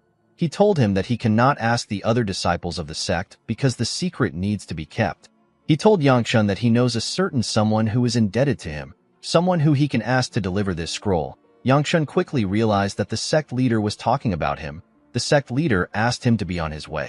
In the next scene, we see Yansio step out of the cottage. The girl had a sad look on her face as she walked down the stairs. She went into the town to buy something. She walked into a pharmacy and walked out after getting what she wanted. She looked into her bag to confirm if she bought everything she was asked to buy. She returned to the sect and climbed the stairs leading to the cottage. While walking on the stairs, she hears a sound come from the forest. When she looked into the forest, she saw a deer family. This made the girl remember something that happened when she was younger. She remembered seeing a woman on her knees. The woman was begging someone. She saw a younger version of her father staring at the woman. A younger version of Yangshun was also in the room. He seemed to be terrified. Yansio was watching everything from the door. When she remembered what happened in the past, she told herself that she is never going back home. After saying this, she passed through something. Someone who was watching her from a tree asked his colleague if he knows where Yansio went to. His colleague said that Yansio might have found out that they were following her. The man did not agree with this. He believed that it was impossible for a second-rate martial artist like Yansio to sense their presence. The man stepped out of the forest. He went to the stairs. Before he could move up, he was blocked by a barrier. The man was annoyed to see the barrier. He immediately knew that it was set up by the sect leader. He did not expect him to set up such an immense chi barrier. Due to the fact that there was a large barrier blocking them, the man became certain that the divine physician is at the cottage. He told his subordinates that they need to return to the base. He said that the regional leader will take care of the rest. The scene shifts, and we are taken to Yansio. We see the girl still walking on the stairs. While walking, she raises her head up. She saw something odd above her. She saw her brother on the stairs. Yangshun seemed to be resting. Yansio was not happy to see her brother. While breathing heavily, Yangshun turned around when he sensed her presence. He asked her to stop staring at him. Yansio asked him about why he is going to her master's place. Our boy told her that he is not there by his own choice. He revealed to her that he was sent on an errand to deliver something. Yansio walked past him. She asked him to hurry up. While trying to catch his breath, Yangshun told her that he would love to walk faster. The moment she heard this, Yansio remembered what the divine doctor said. She recalled that he said that Yangshun's body is so unstable that he could die during a bath or while he is eating. As he watched his sister move up, Yangshun wondered about how she was not struggling at all. It looked as if the distance did not bother her. Immediately he thought of this. Yansio moved close to him and stretched out her hand. She asked him to hand over the package. She told him that she will deliver whatever he wants to deliver. Yangshun found this to be odd. He asked his sister if she is worried about him. The girl became flustered when she heard this. She told him that she simply wants to help him because he is too slow. Our boy walked past her. He asked her to stop being mean. He said that he will walk faster. With a worried look on her face, Yansio watched her brother move up. She silently asked him about his condition. Our boy didn't hear her. He asked her if the grandson of the divine physician has done anything weird. Yansio said that he hasn't. Upon hearing her answer, Yangshun turned around and continued walking. Cheol came out of his body and took a look at Yansio. The old man could tell that Yansio was worried about her brother. He told our boy that the girl is not a bad child. He asked him to tell him why they are always fighting. Yangchun said that he doesn't know the reason why they fight. Chiol found this odd. He asked our boy if it does not bother him. Yangchun said that it actually bothers him, but he cannot do anything since his body is the bigger problem right now. Chiol reminded our boy that Yanxio is his family. Yangchun was surprised to hear this. He asked Chiol if he has been talking about his sister. The old man could not believe what he was hearing. He asked our boy to tell him who he was thinking of. Yangchun revealed to him that he thought he was talking about Hyuk. He said that he does not care about his sister at all. Chiol asked him if they are really siblings. In the next scene, we see Elder Tae reading the letter written by the sect leader. After he was done reading, he rolled the scroll together. He referred to the sect leader as a bastard and asked Yangchun if the sect leader asked a dying child like him to deliver such a shitty message. Our boy wondered about what the sect leader did to the divine physician. He believed that the sect leader must have really offended the divine physician. Elder Tae asked Yangchun if the stress is too much. Our boy told him that he cannot ignore the request of the sect leader. The divine physician asked him about how he is feeling. Yangchun told him that he is not having any problems at the moment. The divine physician put the scroll into his clothes. He asked our boy if he is not afraid of death. Yangchun did not reply. He simply looked down. Yanxio was also eager to hear his answer. The divine physician quickly realized that he was not going to get an answer. He decided to give up. He told Yangchun that he is allowed to leave. Our boy stood up when he heard this. Yanxio became more nervous when she saw this. When Yangchun got close to the door, she asked him if he is really all right. Our boy did not hear her question. He opened the door and turned to bow to the divine physician. He said that he is leaving now. After he left, Yanxio became more worried. She clenched her fist and called her brother an idiot. The scene shifts and we see Yangchun with the sect leader. The old man asked our boy if he delivered the letter. Our boy assured him that he delivered it. He revealed to him that the divine physician cursed him after reading it. The sect leader laughed when he heard this. He was not surprised to hear what our boy said. He told Yangchun that it makes sense for the divine physician to do such a thing. Especially after reading what was in the letter, the old man moved close to Yangchun and gently whispered to him. He asked him about how the Sword Queen is. Our boy revealed to him that the Sword Queen was sleeping. He told the sect leader that he couldn't tell if the Sword Queen was getting better or not. The sect leader seemed to be disappointed with Yangchun's response. Yangchun reminded him that the divine physician is the one looking after her. He assured the old man that the Sword Queen will get better. The sect leader said that it would be nice if this can happen. He told our boy that it has been so long since the plum flowers blossomed. He said that all forms of misfortune is hitting them at once. Yangchun wondered about the other forms of misfortunes that were affecting the sect. Chiol reminded him that the disciples of the sect have gone missing recently. Our boy quickly remembered this. He said that the Sword Supreme and Hyuk being here is also a misfortune. Just one of these events is already a big problem, yet all of them were happening to the Manhwa at the same time. In the next scene, we see someone slam his sword on the ground and destroy it.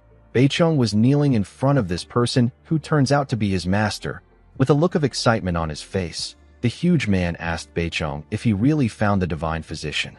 Beichong explained to his master that they haven't found the divine physician yet, but they know where he might be. The man was annoyed to hear that they haven't actually found the divine physician. Beichong told him that he is certain that the divine physician is there because of the enormous chi barrier that was placed there. This just made the man angrier. He could not believe that Beichong was guessing.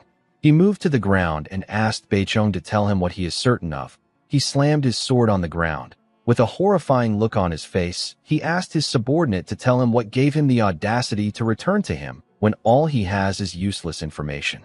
Beichong began to sweat when he heard this. The huge man asked him if he has lost his mind. Beichong said that he has. He quickly apologized to his master and said that it is all his fault. The man said that he knows. The moment he said this, he swung his sword and cut off Beichong's arm. Beichong screamed out in pain. While he was screaming, his master asked him if it is difficult to find a dying old man. Beichong used his hand to hold his shoulder. While shaking in pain, he apologized to his master. With a smile on his face, the man told Beichong that he was kind enough not to kill him. He told him that he is the smartest person in this branch. Beichong gathered his strength and thanked the man for his mercy. The man returned to his chair and let out a sigh.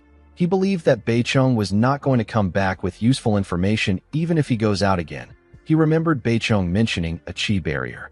He decided to take the risk. He recalled that he had to prepare some things. He told his subordinate that they will go to the Manhwa in 3 days to see if the divine physician is there. He said that they will bring the old man here if he is there. He told Beichong that everyone will die if they fail. The man was horrified to hear this. The leader asked his subordinate if the plan is perfect. Although he did not like it, Beichong was still scared for his life. He told the man that it is a perfect plan. The scene shifts, and we are taken to the Mount Hua. We see Yan Chun yawning as he walked to his room. Chiol told him that it is rare for someone to have something happening every day in their life. Yan Chun told him that he doesn't feel like he has done anything today. He said that he simply woke up, delivered a letter, and spoke to the sect leader, and the day is already over. Chiol advised him to return home. Yan Chun believed that this was a good advice. His sister already said that she is not coming home, and he has delivered what he wanted to deliver. He had no reason to stay in the sect. He decided to return as soon as he is ready. The moment he thought of this, someone called out to him. Our boy turned around to see the person who called him. The person turns out to be Siola. Our girl seemed to be quite happy to see him. She ran to hug him. Yang Chun easily avoided her. He asked her about what she is doing. He reminded her that this isn't the way to her room. Siola asked him if he doesn't remember. Our boy asked her about what she is talking about. With a bright smile on her face, she reminded Yan Chun that she is going to be sleeping with him tonight. Our boy told her that he does not remember making such arrangements. Siola asked him not to worry about it. She said that she remembers. Chiol also said that he remembers. Yang Chun asked her if her grandpa knows that she is like this. Siola said that it is all right. She revealed to him that Hyagun has gone somewhere. Our boy was surprised to hear this. He asked her about where Hyagun went. Siola told him that she doesn't know. She said that he simply left. Yang Chun asked her if she knows when he is going to return. Siola said that she doesn't. Our boy realized that he has to wait for the Sword Supreme to return before he can leave. Chiol asked our boy if it is normal for a servant to just disappear in this era. Yang Chun asked him not to worry about it. Chiol said that the world has changed. When our boy opened the door to his room, he found someone there. He saw Baya waiting for him inside. Our boy was not happy to see her. Siola quickly rushed to the bed. She called out to Yang Chun. She and Baya asked him to join them on the bed. They told him that they need to sleep. Our boy did not seem interested in going through this nonsense today. He turned around and began to walk. Baya quickly charged at him. She managed to bring him into the room. Unfortunately for Yan Chun, he had to give up. He was in the middle of the girls. While he was struggling to sleep, Siola hit his face with her hand. Our boy really hated his situation. Hi guys, before I continue with the story, I just wanted to let you know that the girl in the Mount Hua sect is actually known as Gu Ryongwa. She is Yang Chun's biological sister and his younger sibling. I sincerely apologize for the mistake on my side. Alright, let's get on with the story. Yang Chun woke up the next day in an uncomfortable position. The two girls were resting on his shoulders. He did not know what to do. He quickly called out to Chiol. The old man appeared above him. Yang Chun begged him to save him. He told Chiol that he cannot move his arms. Chiol was annoyed to see the position our boy was in. He called him a fortunate bastard. He advised him to simply get up. Yang Chun revealed to him that Siola is holding on to him too tightly. He said that he can't move. Chiol called him a very fortunate bastard. Yang Chun asked him if he can't do something. He said that it will be bad for him if someone catches him in this position. The moment he said this, Ryongwa opened the door to his room. The girl was shocked to see what was in front of her. She did not expect to meet her brother in such an awkward position. She became angry. She slammed the door and told her brother that she will wait outside. Yang Chun wondered if it is a tradition to not knock before entering in the Mount Hua sect. Chiol told him that people are not knocking because it is his room.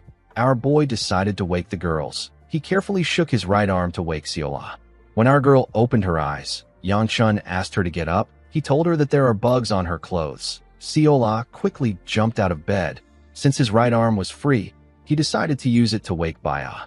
He moved his hand close to her head and flicked her on the head. The girl quickly woke up. She asked him about why he hit her. Siola asked him about where the bug is.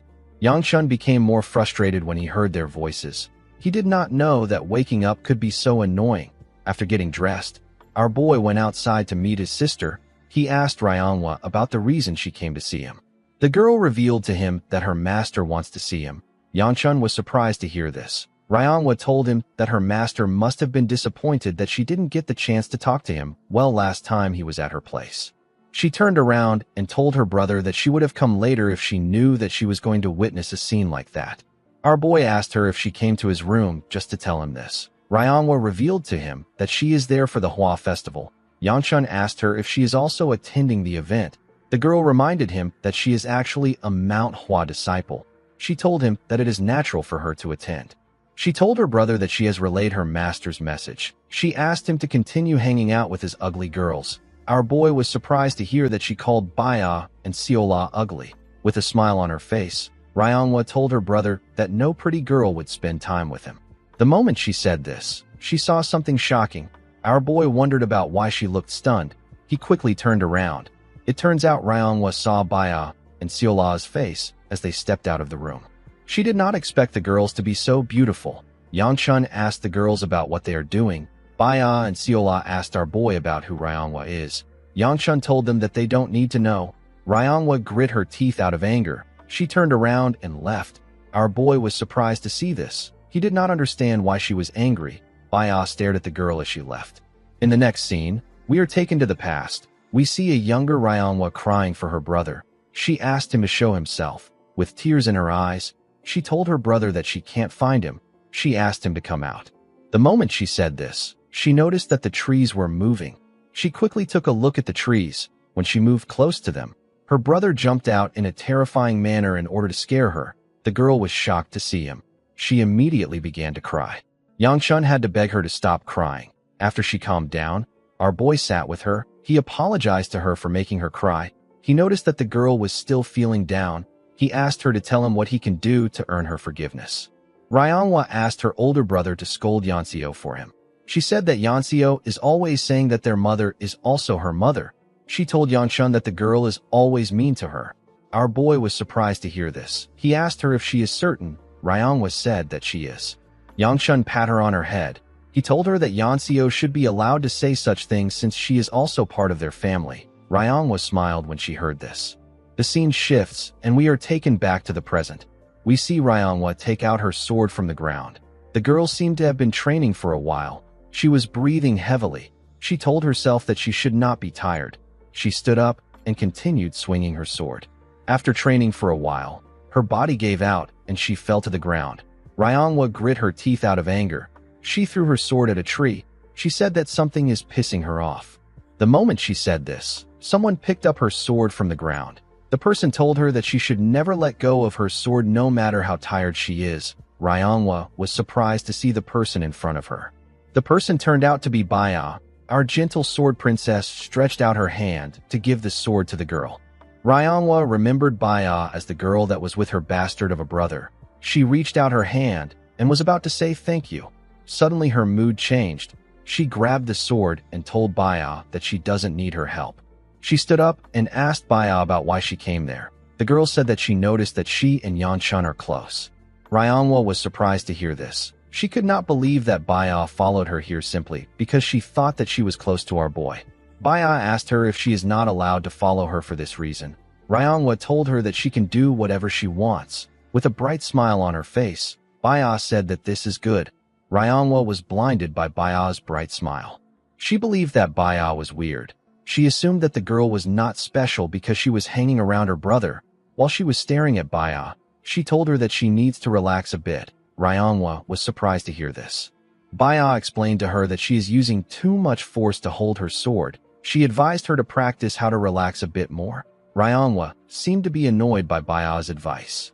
She turned around and told the girl that she looks like someone who has never even held a sword in her life. She asked Baya to stop trying to teach her when she does not know anything. Baya asked the girl if she wants to try fighting her. The two of them put some space between themselves. Ryongwa asked the girl about what she is doing. She asked Baya if she is not going to take out her sword. With an unbothered tone in her voice, Baya said that it is fine. This sentence pissed off Ryongwa. She asked the girl to do as she pleases. She asked her to not regret it later on. The moment she said this, she charged at Baya. She swung her sword at her with a large amount of energy. Baya easily blocked her attack. She asked the girl to relax. Ryongwa quickly attacked her when she heard this. Baya easily blocked it again. Our boy's sister was surprised to see this. Baya pushed her sword back and advised her to relax. She decided to show Ryongwa what she means. She raised her sword sheath up and pointed it at her. The moment she did this, a small amount of lightning got wrapped around the sheath. Ryongwa was shocked to see it. Baya fired the energy at her. Without a lot of efforts, Baya subdued Ryongwa and managed to take away her sword. Ryongwa could not believe what she just witnessed. She referred to Yanchun as bastard and asked Baya to tell her the kind of relationship that she has with him. Before Baya could respond, Ryongwa stood up. She asked her about why someone as strong as her is hanging out with someone like Yanchun. She told the girl that she does not know her, but our boy does not deserve her. She told Baya that she is too good to be hanging around a lazy and ugly bastard who doesn't even work hard for anything. Baya became angry when she heard this. She covered her sword in lightning. She told Ryongwa that Yanchun is not ugly. The girl was surprised to hear this. Baya raised her sword. She told the girl that she is going to scold her for speaking so rudely. The moment she said this, she swung her sword. Ryongwa was shocked to see Baya's sword coming towards her. Fortunately, Yanchun arrived in time to block the attack with his arm. Ryongwa was shocked to see her brother. With a serious look on his face, our boy asked Baya about what she is doing. The girl took away her sword. She revealed to Yanchun that his sister said that he is ugly. Our boy asked her if this is important. Baya became angrier when she heard this. She asked Yanchun to tell her who Ryongwa is. Our boy asked her about what she means. Baya asked him to tell her who Ryongwa is for him to take her side. Ryongwa was annoyed to hear Baya's question. Before Yanchun could respond, she asked him to tell her why he took her side. She told him that she does not need his help. Our boy was annoyed to hear this. He could not believe that she was saying this after he saved her. Ryongwa thanked Baya for the training and left. Yanchun watched her as she walked away. He did not understand why his sister was so rude when she took etiquette lessons. Baya asked him for her identity again. She told him that Ryongwa was the one who was wrong. She asked him to tell her why she is the one getting scolded. Yanchun asked her to not overthink things. He revealed to her that Ryongwa is his younger sister. Baya asked him if she is his biological sister. Our boy told her that she is. He wanted to say something else, but Baya interrupted him by tapping him on his shoulder. When Yanchun looked at her, he noticed that she was shaking. Baya told him that she is done for. She could not believe that she attacked her sister-in-law. This was a huge mess up for her. After the incident with Ryongwa, Baya wandered around the sect in a daze. She kept saying that everything is over. The disciples of the sect thought that she had lost her mind. When Yanchun returned to his room, Seola welcomed him back with a smile. Our boy asked her about why she is alone. He asked her about where Baya is. Our girl said that she doesn't know. She said that she has not seen her throughout the day. Yanchun found this odd. What he found more shocking was that the Sword Supreme's absence was getting longer and longer. He asked Seola if she knows when her grandpa is coming back. Our girl said that she doesn't. Yanchun decided to do something else other than waiting for Hyagun. In the next scene, we are taken to the market. We see a man thank Yanchun for coming to his stall on a hot day. He asked him to take a look at his wares. He said that all the leather and bones of the demonic beast came straight from the Alliance. He asked our boy to pick out what he likes. Yanchun asked the man if he has any demonic stones. The man was surprised to hear this. Our boy told him that he wants demonic stones that were gotten yesterday. The man nervously scratched his head. He didn't know what to say. The scene shifts and we see Yanchun and Mu Yun leaving another store. Our boy told his bodyguard that this store also doesn't have any demonic stones. Mu Yun told him that they probably won't see anyone selling demonic stones around there. A demonic stone is the most important part of a demonic beast. It acts as its heart. However, the moment it drops, it is nothing more than a worthless rock. But with the demon well absorption art, the demonic stone is useful to Yanchun. Thanks to what Sheol and the divine physician said, our boy was able to deduce that he is still alive thanks to the demon well absorption art and something within him. Yanchun wanted to try absorbing a demonic stone to see what will happen. He wondered if he needed to hunt the nearby demonic beasts to get what he wants. Mu Yun told him that this will be difficult to do. He explained to him that the number of demonic beasts nearby has significantly decreased. Yanchun was surprised to hear this. He wondered about what was happening. He told Mu Yun that his information helped him. The bodyguard revealed to him that he collected the information from martial artists of the sect when he was alone.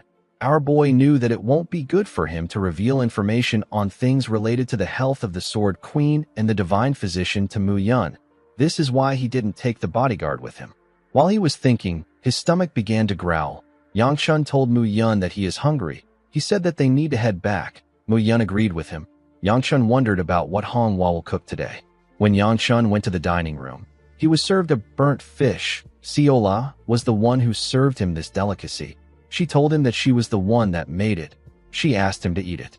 Our boy did not even know if it was still a fish. With a bright smile on her face, Siola asked him to eat again. Yangshun asked her if he is really looking at a fish. With tears in her eyes, Siola begged him to eat it. After they left the dining room, Mu Yun informed him that Manhwa will make a new dish soon. He asked him to rest for a while. Yangshun asked the man to rest first. He told him that he has something to take care of. He said that he has to finish it first. Mu Yun told him that he can go with him if he needs to go somewhere. Our boy declined his offer. He said that it is better for him to go alone. In the next scene, we see someone training in the forest. It turns out that Baya was training Ryongwa. She told the girl that her legs are too far apart. She asked her to loosen up. Ryongwa accepted her order. While they were training, they heard a sound come from the woods. When they turned around, they saw Yangshun. Our boy was also surprised to see them. He asked his sister to tell him what she is doing. Ryongwa asked him if he can't see. She told him that she is receiving training from Baya. Our boy reminded her that they were fighting yesterday. The girl pointed her sword at him and told him that she wasn't mad at Baya. She told him that she was mad at him. Yangshun could not believe that she was blaming him. Ryongwa said that it was actually her fault, but Baya apologized first. She told her brother that she begged Baya to teach her. Yangshun glared at Baya. The girl quickly looked away. Our boy let out a sigh and turned around. He told Baya that the sun will soon set. He asked her to head down with him. He told her that dinner is getting cold. Baya turned to Ryongwa and told her that she is also going down with them. The girl became nervous. Baya was surprised to see this. Before she could say anything, Yangshun called out to her. He asked her about what she is waiting for. He said that Siola might die if they don't get there quickly. Baya was surprised to hear this. She told Ryongwa that she is leaving first. After Baya left, Ryongwa let go of her sword and took a look at her palm. She saw that her skin was peeling off. The girl was reminded of her past. She was reminded of the time she was chasing after her brother. Yangshun yelled at her and asked her not to keep her head up. He told her that just looking at her makes him angry. The little girl gently called out to her brother. Our boy asked her not to call him brother. He walked forward and asked his sister to shut up and live quietly. He asked her not to get in other people's sight. The moment she remembered this, Ryongwa picked up her sword and began to swing it again. While swinging it, she was reminded of her mother. She remembered her mother telling her that she wants to make a flower blossom. Ryongwa continued swinging her sword. In the next scene, we see the girl at the market. She was holding a meat skewer. Because the preparation for the Manhwa festival has been making things bustling, Ryongwa was able to get a meat skewer from the skewer stall. She was very hungry because she has been skipping meals to train for the past few days. As she walked forward, a little girl asked her for the skewer. Ryongwa apologized to the girl. She told her that it is her food. This was Ryongwa's first meal in days. She decided to buy some for her master if it tastes good. Before she could put it in her mouth, she remembered her master. She remembered taking some food to the Sword Queen. The Sword Queen asked her to put it next to her bed. She asked her disciple if she has eaten. Ryongwa told her master that she is going to wait until she eats. The Sword Queen told the girl that a martial artist shouldn't skip meals. She asked her to go eat something outside. Ryongwa could not bite the skewer. She was too worried about her master. She gave the little girl the skewer. The girl's mother arrived after she did this. She told the little girl that she has been searching for her for a while. As Ryongwa walked forward, the little girl waved to her and thanked her. Ryongwa began to run. She wanted to stay with her master. She ran towards the sect. She wanted to tell her master many things. As the girl got close to the stairs leading to the cabin, she thought of the things she wanted to say to the Sword Queen. She wanted to tell her about how she had a duel with Baya and how she got advice from someone else for the first time. She also wanted to say something about Yangshun. The moment the girl thought of this, someone dragged her down. The person was trying to save her from an attack. The sword slash cut down the trees around them. The person who saved Ryongwa was Baya. The person who attacked them turns out to be the crazy leader of the mysterious group. The man said that two pretty girls have dropped out of nowhere. He said that this is good. Ryongwa quickly stood up and asked the man for his identity. The man asked her if she will know him if he says his name. He introduced himself as Yahyljok. He referred to the girl's sword as a stick and advised her to keep it on the ground. He told Ryongwa that he likes a pretty girl to stay pretty. He told her that he doesn't want to ruin her face. Baya drew her sword and moved in front of the girl. She asked her to inform the rest of the sect. She advised her to get a grip. She told Ryongwa that she won't be of any help in this situation. With a creepy smile on Hyljok's face, he asked Ryongwa if she is really going to do it. He told her that he is too busy to go easy on both of them. He called the girl cutie and asked her to think wisely. Baya asked the girl to think of her priorities if she has something to protect. Ryongwa told Baya that she cannot handle this man alone. Baya released her energy and asked the girl to run. In the next scene, we see Seola talking to Yanchan. She asked him if he just woke up. Our boy told her that he woke up earlier. He told her that he wants to go for a walk. Seola asked him about where he is going. Yanchan told her that he has some business to attend to. Seola asked him if she can follow him. Our boy told her that he will go alone. He wanted to go to the divine physician's quarters. Our girl told him that her grandpa asked her to stick with him. Yanchan told her that he will bring back chicken skewer. Seola became excited when she heard this. She asked our boy to stop waiting around. Yanchan stood up and advised her not to get in trouble. Seola asked him not to worry about anything. She asked him to be careful. As he walked towards the Sword Queen's cabin, Yanchan told Cheol that training day and night has really made him tired. The man told him that he has never seen a kid as whiny as him. He told our boy that he looks like a damned mantis. He did not understand why girls were so interested in Yanchan. Our boy did not know why Cheol was insulting him. He told him that he does not look like a mantis. The old man assured him that his slanted eyes make him look like a mantis. Yanchan reminded the old man that he is dead. He told him that he is not in a position to talk about looks. Our boy wondered if Cheol thinks that he is super handsome. Cheol became angry. He said that he wasn't going to go this far before. He asked Yanchan if he thinks that his name is engraved in the sect just because of his feats. Our boy asked him if he is trying to say that even an ugly man can do great things. Cheol was annoyed to hear this. While they were arguing, Ryongwa called out to our boy. She called him brother. Yanchan was surprised to hear this. He knew that his sister never calls him brother. He asked her about what is wrong. While struggling to catch her breath, Ryongwa told him that they are in big trouble. Yanchan advised her to take a deep breath. With tears in her eyes, Ryongwa mentioned Baya's name. Our boy asked her if she is talking about the bitch. He asked her if something happened. Ryongwa revealed to her brother that Baya is in danger. Yanchan snapped when he heard this. The scene shifts and we see Baya dodge Hyljik's attack by jumping. She landed behind the man. Hyljik was annoyed to see this. He came to find the divine physician. He did not know why he was wasting time of Baya. He turned around and began to attack her more aggressively. He told the girl that he doesn't want to scar her pretty face. Baya struggled to block his attacks. The man made a huge swing, but the girl managed to dodge it. Hyljik did not stop. He continued attacking her with more strength. Baya did not slow down. She continued blocking his attacks. The man tried to press her with his sword, but Baya managed to dodge it by jumping. With a creepy look on his face, Hyljik wondered about how it will feel to breed with Baya. He became excited just from thinking about it. While she was in the air, Baya gathered her energy. She released lightning as she slowly descended to the ground. Her sword was covered with lightning. The insane man quickly recognized this technique. He knew that it was the ruler's sword form used by the Namgung clan. He said that this is the first time seeing it since the battlefield. He told Baya that it is still weak. He was able to dodge the attack by moving back a bit. He quickly realized that the attack was a feint. Baya raised her head up and swung her sword at him. The moment their swords touched, a large amount of lightning was released. The attack pushed Hyljik back. Unfortunately, he managed to block it. He referred to her as cutie and asked her about what her relationship is with the Namgung clan. The man did not expect the Gu clan and the Namgung clan to be at the Manhwa sect. He wondered about what the occasion is. Baya struggled to catch her breath. The attack took a lot out of her. With a creepy look on his face, Hyljik told the girl that she put on a fun show. He raised his sword and told her that she is going to lose because she has not killed anyone before. As Baya slowly lost consciousness, he told her that she used up most of her energy. He wondered if all young martial artists were this talented. He asked her to stay still. He told her that he already restrained her by hitting her nerves. He told her that he has some business to handle. He said that he will shower her with a lot of love for some decades when they get back. After saying this, the man stood up. He said that he can sense Taoist energy.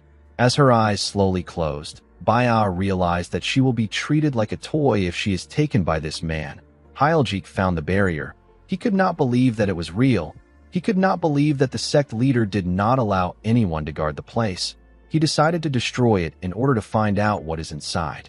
Baya could not believe that she won't be able to meet Yanchun anymore. She believed that she will be left in a world where she can only perceive a foul stench. She didn't want this. She wanted to move her body. As she was about to lose consciousness, someone asked her not to force things. When Baya opened her eyes, she saw her Prince Charming. Yanchun knew that the girl won't run away even if he asked her to. He asked her to just hide nearby. Our boy was relieved to see that she was alive. Baya was shocked to see the look on Yanchun's face. Our boy quickly ran after Hyljik. In his past life, Baya died trying to save him. Our boy believed that she should have cared more for herself than anything else. He wondered why she sacrificed herself to save him. A thought crossed Yanchun's mind. He believed that in a life filled with so much regrets like the one he is living, there would be no one waiting for him on the other side. Yanchun waited for retribution for his unforgivable life of sin. Whether it was fate or a stroke of luck, our boy gained a second chance at life. Due to this, hope appeared in front of him. This was something he didn't believe that he deserved. He was given hope that he might be able to fix everything. When he saw Baya on the ground, Yanchun wondered if he was really given hope. He realized that this life might not be an opportunity. It could be a punishment where he is forced to repeat the same hell over and over again. Yanchun remembered the heavenly demon. He wondered if his life is heading towards a destined failure. As he ran towards the insane man, our boy grit his teeth out of anger and released his energy. He didn't want to accept this kind of destiny. He said that he won't let it happen. The scene shifts, and we see Hyljik hitting his sword on the barrier. It was finally cracking after he had hit it several times. He wondered why the barrier didn't crack since. While he was thinking, he turned around. He saw something shocking. He saw Yanchun coming towards him. Our boy was covered in flames. He landed a heavy punch on the man's stomach. He released a large amount of fire. The attack caused a huge explosion. Hyljik grit his teeth to withstand the attack. He got pushed back. He immediately knew that Yanchun was from the Gu clan. He told our boy that he was planning to pay him a visit. He called him young master and told him that he didn't expect him to come. He spat out some blood after saying this. Hyljik took a look at Yanchun's eyes. He could tell that our boy is really trying to kill him. He was certain that Yanchun is the son of the flame demon. He believed that our boy was still a rookie for now. Our boy charged at him and attacked him with heavy hits. Hyljik had to take the attacks head on. He grabbed his sword and swung it at Yanchun. Our boy dodged the sword by jumping. Hyljik was surprised to see this. He told Yanchun that he is incredible. He continued attacking our boy while he was in the air, but he was able to dodge the attacks. Hyljik told him that he is having fun playing with him. The moment he said this, he gave our boy a kick that pushed him back. He asked Yanchun if he is scared. He told him that he has a long way to go before he catches up to his father.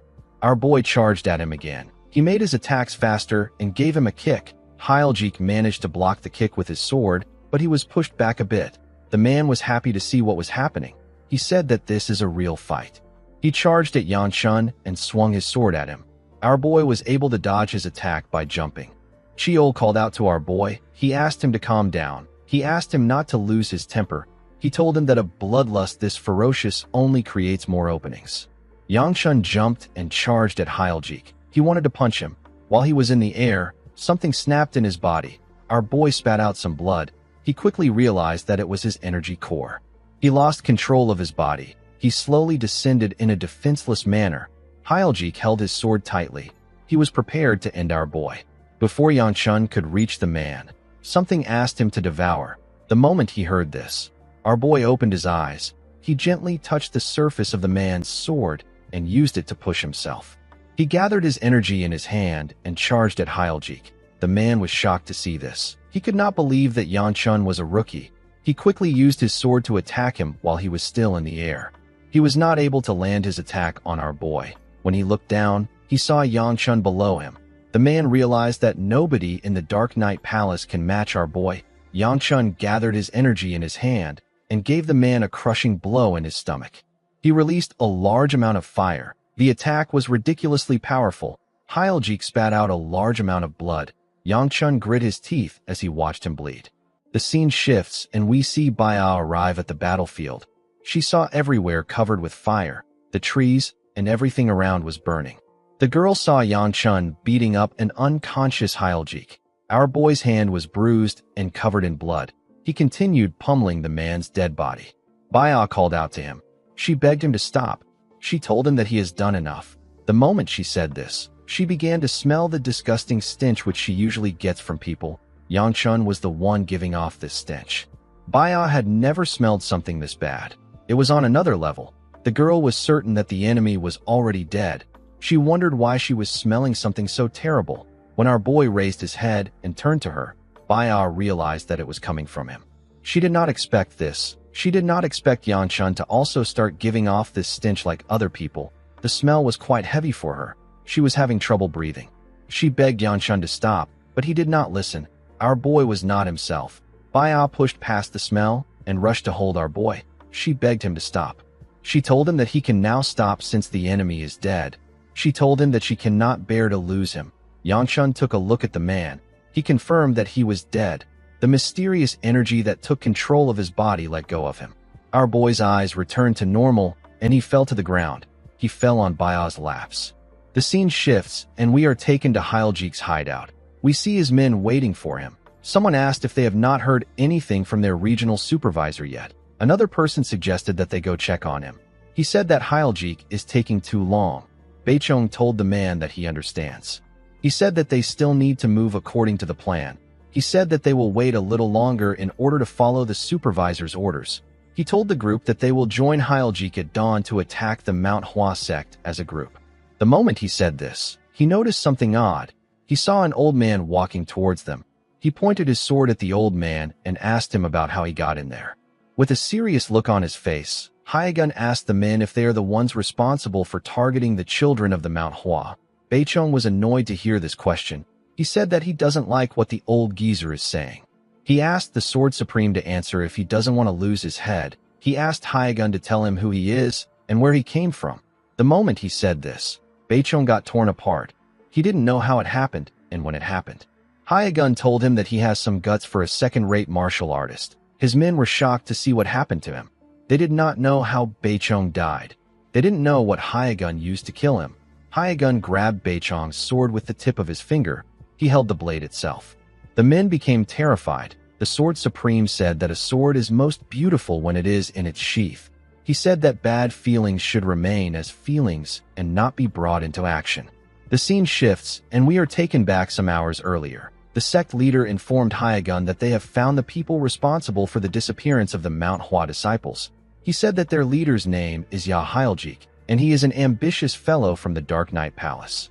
The sect leader told Hyegun that he cannot leave right now. He begged the Sword Supreme to eliminate them for the sake of his disciples.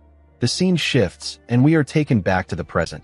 The Sword Supreme asked anyone who feels guilty to drop their weapons while they still have the chance. The bloody idiots said that they need to kill Hyegun. They said that they cannot let him leave. They all charged at him at the same time. The Sword Supreme fired the sword in his hand at them. The sword passed by the men and hit a wall. Hyegun said that he expected this from unorthodox filth. The moment he said this, the men got torn apart. They didn't even stand a chance. More members of the Dark Knight Palace charged at the Sword Supreme from behind. Hyegun said that this is foolish. In the next scene, we see Yang Chun wake up in a room. He had several needles on his body. Our boy gasped for air. He began to breathe heavily. Someone asked him to calm down. Yang Chun did not listen. He was still breathing heavily. The person removed 2 different needles from his body and made him calm. The person turned out to be the divine physician. The old man told him that this is the first time he is waking up after 2 days. He asked our boy not to twitch. He told him that a single wrong needle could lead to chi deviation. Yang Chun was surprised to hear that he was out for 2 days. He told the divine physician that he can see smoke coming out of his mouth. He asked him if he has reached the level of ascension. The divine physician called him an idiot and told him that he burned and absorbed an incense. He told Yang Chun that he must have recovered since he is capable of making jokes. The moment he said this, He removed all his needles from our boy's body. He reminded Yan Chun that he once called him a living corpse. He reminded him that he told him that he can die because of how his energies were intertwined in his body. He revealed to Yan Chun that his energies have actually calmed down now, even though he used a large amount of inner energy. Our boy was surprised to hear this. He asked Elder Tay to tell him what happened to his sister and Baya. The old man asked him not to worry. He said that he saw them from afar. He assured him that they are fine. Yan Chun was relieved to hear this. In the next scene, we see Siola, Baya, and Ryangwa sleeping next to each other. They all rested on each other. Mu Yun was also sleeping in the room. They were all in the cabin with Yan Chun. While sleeping, Siola asked our boy if sweet treats will cure him. While they were sleeping, our boy was thinking about what happened. He realized that this was the first life he took in his new life. He remembered hearing the word devour in his head. He wondered about what it was. He knew that there was still a lot of things for him to discover in this life. He began to meditate. He wanted to see how much his internal energy had calmed down. He noticed that his blood flow was still blocked. However, since he was still growing, he believed that it will recover soon. When Yan Chun saw his energy, he quickly opened his eyes. He could not believe what he just saw. He recognized this energy. He did not know how it got into his body. Yan Chun could not believe that he has demonic energy in his body. He could not accept this. The scene shifts, and we are taken to another place. We see a man holding a cup containing tea. He asked about who the supervisor of the eliminated branch in Xiangxi is. Someone told the man that it is Hyljik. The man sat on a throne that had a dragon statue behind it. There were several men who stood in front of the man. They all wore black robes. The leader knew that Hyljik had not yet reached the evolutionary realm, but he was a well-seasoned martial artist at the supreme peak. He knew that someone like Hyljik wouldn't lose so easily. He asked about who killed him. Someone informed him that the Manhwa is hiding the person. He said that rumors say that it is a rookie. The man asked his subordinate to look into it quickly. He asked them to send Rakasha to the divine physician immediately. The subordinate accepted his orders. When the leader opened his eyes, we see that he has the same eye color as Yan Chun when he lost his mind. The leader did not like the fact that there was a disturbance in his plans. He was almost close to completing his plans.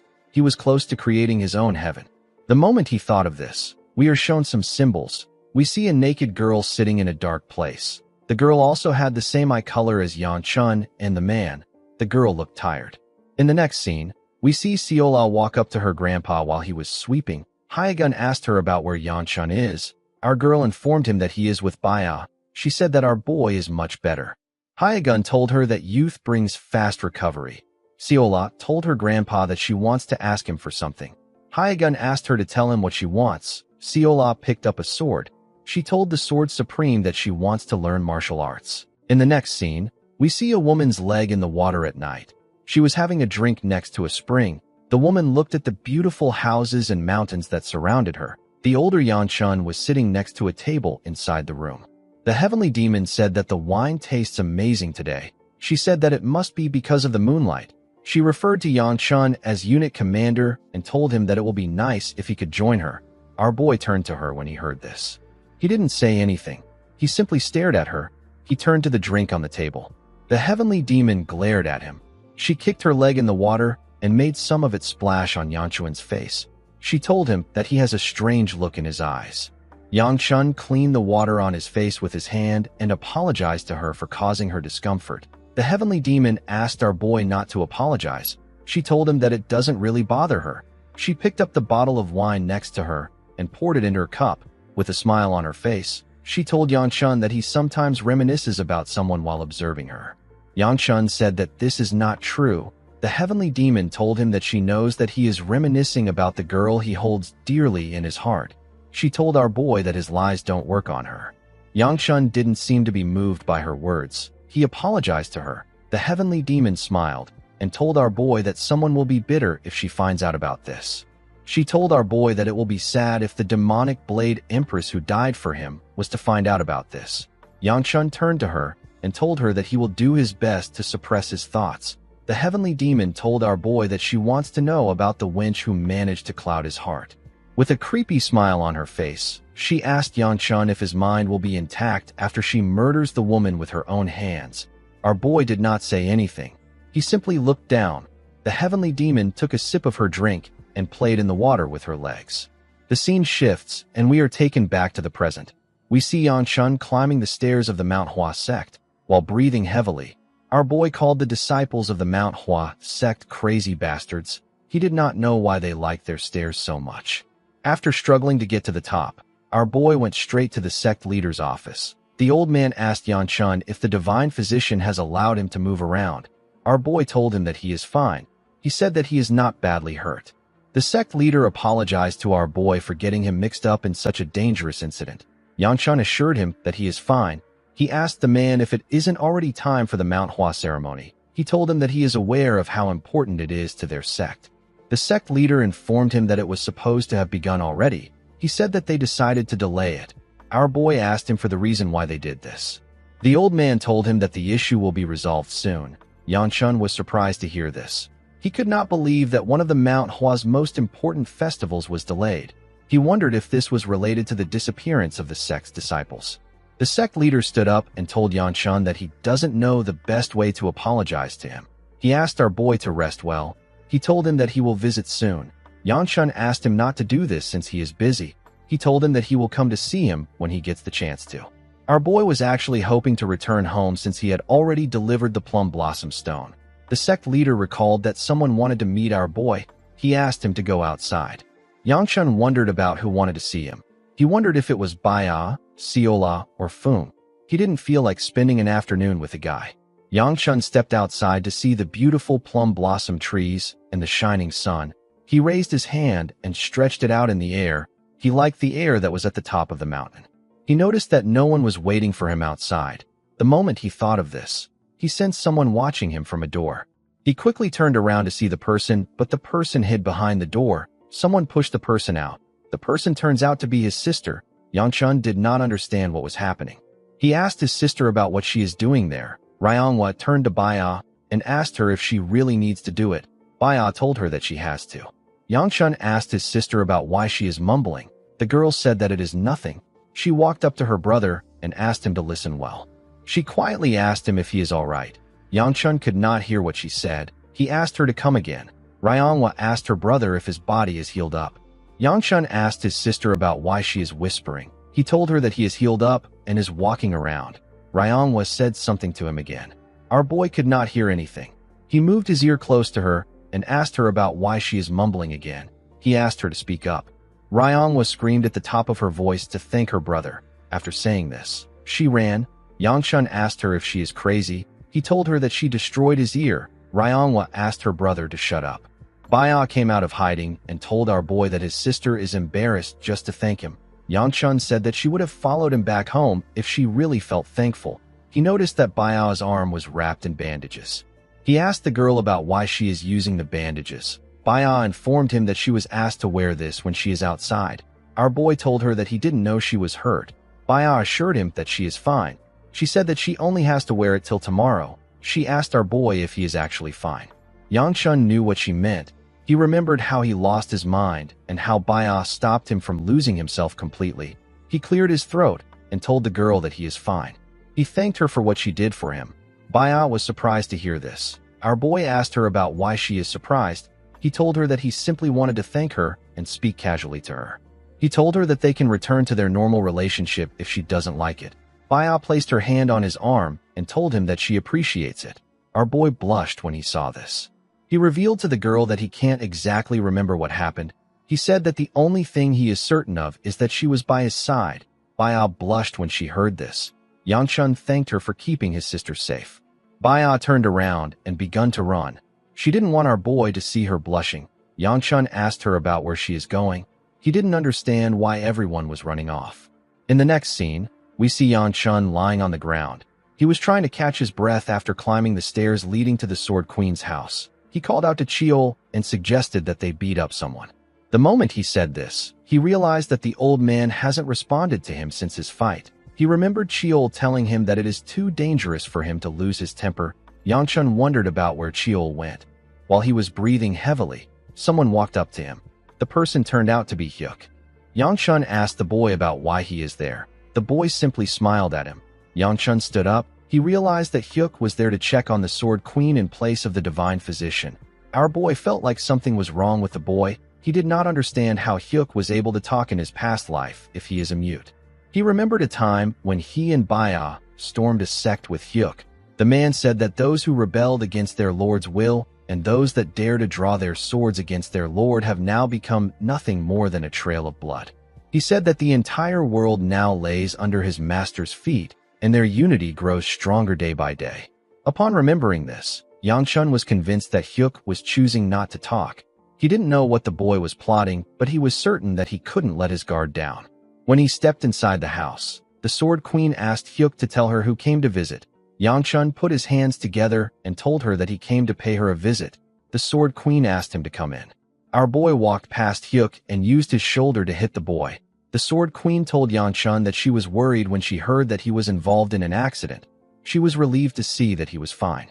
The Sword Queen apologized to Yangchun for greeting him while laying down. Our boy asked her not to worry about it. The moment he said this, Yangchun sensed something odd. The Sword Queen pushed herself up and told our boy that she heard about how he saved Ryangwa. She told him that he did something truly amazing. She smiled and said that Ryangwa has a great brother. Yangchun could not believe that he wasn't able to sense it before. This energy was something he was quite used to. Our boy was sensing demonic energy from the Sword Queen.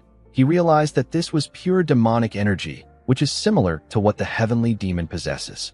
Yangchun wondered if this was the cause of the illness that was slowly killing the Sword Queen. He did not understand why she would have demonic energy. He wondered if she has already met the heavenly demon.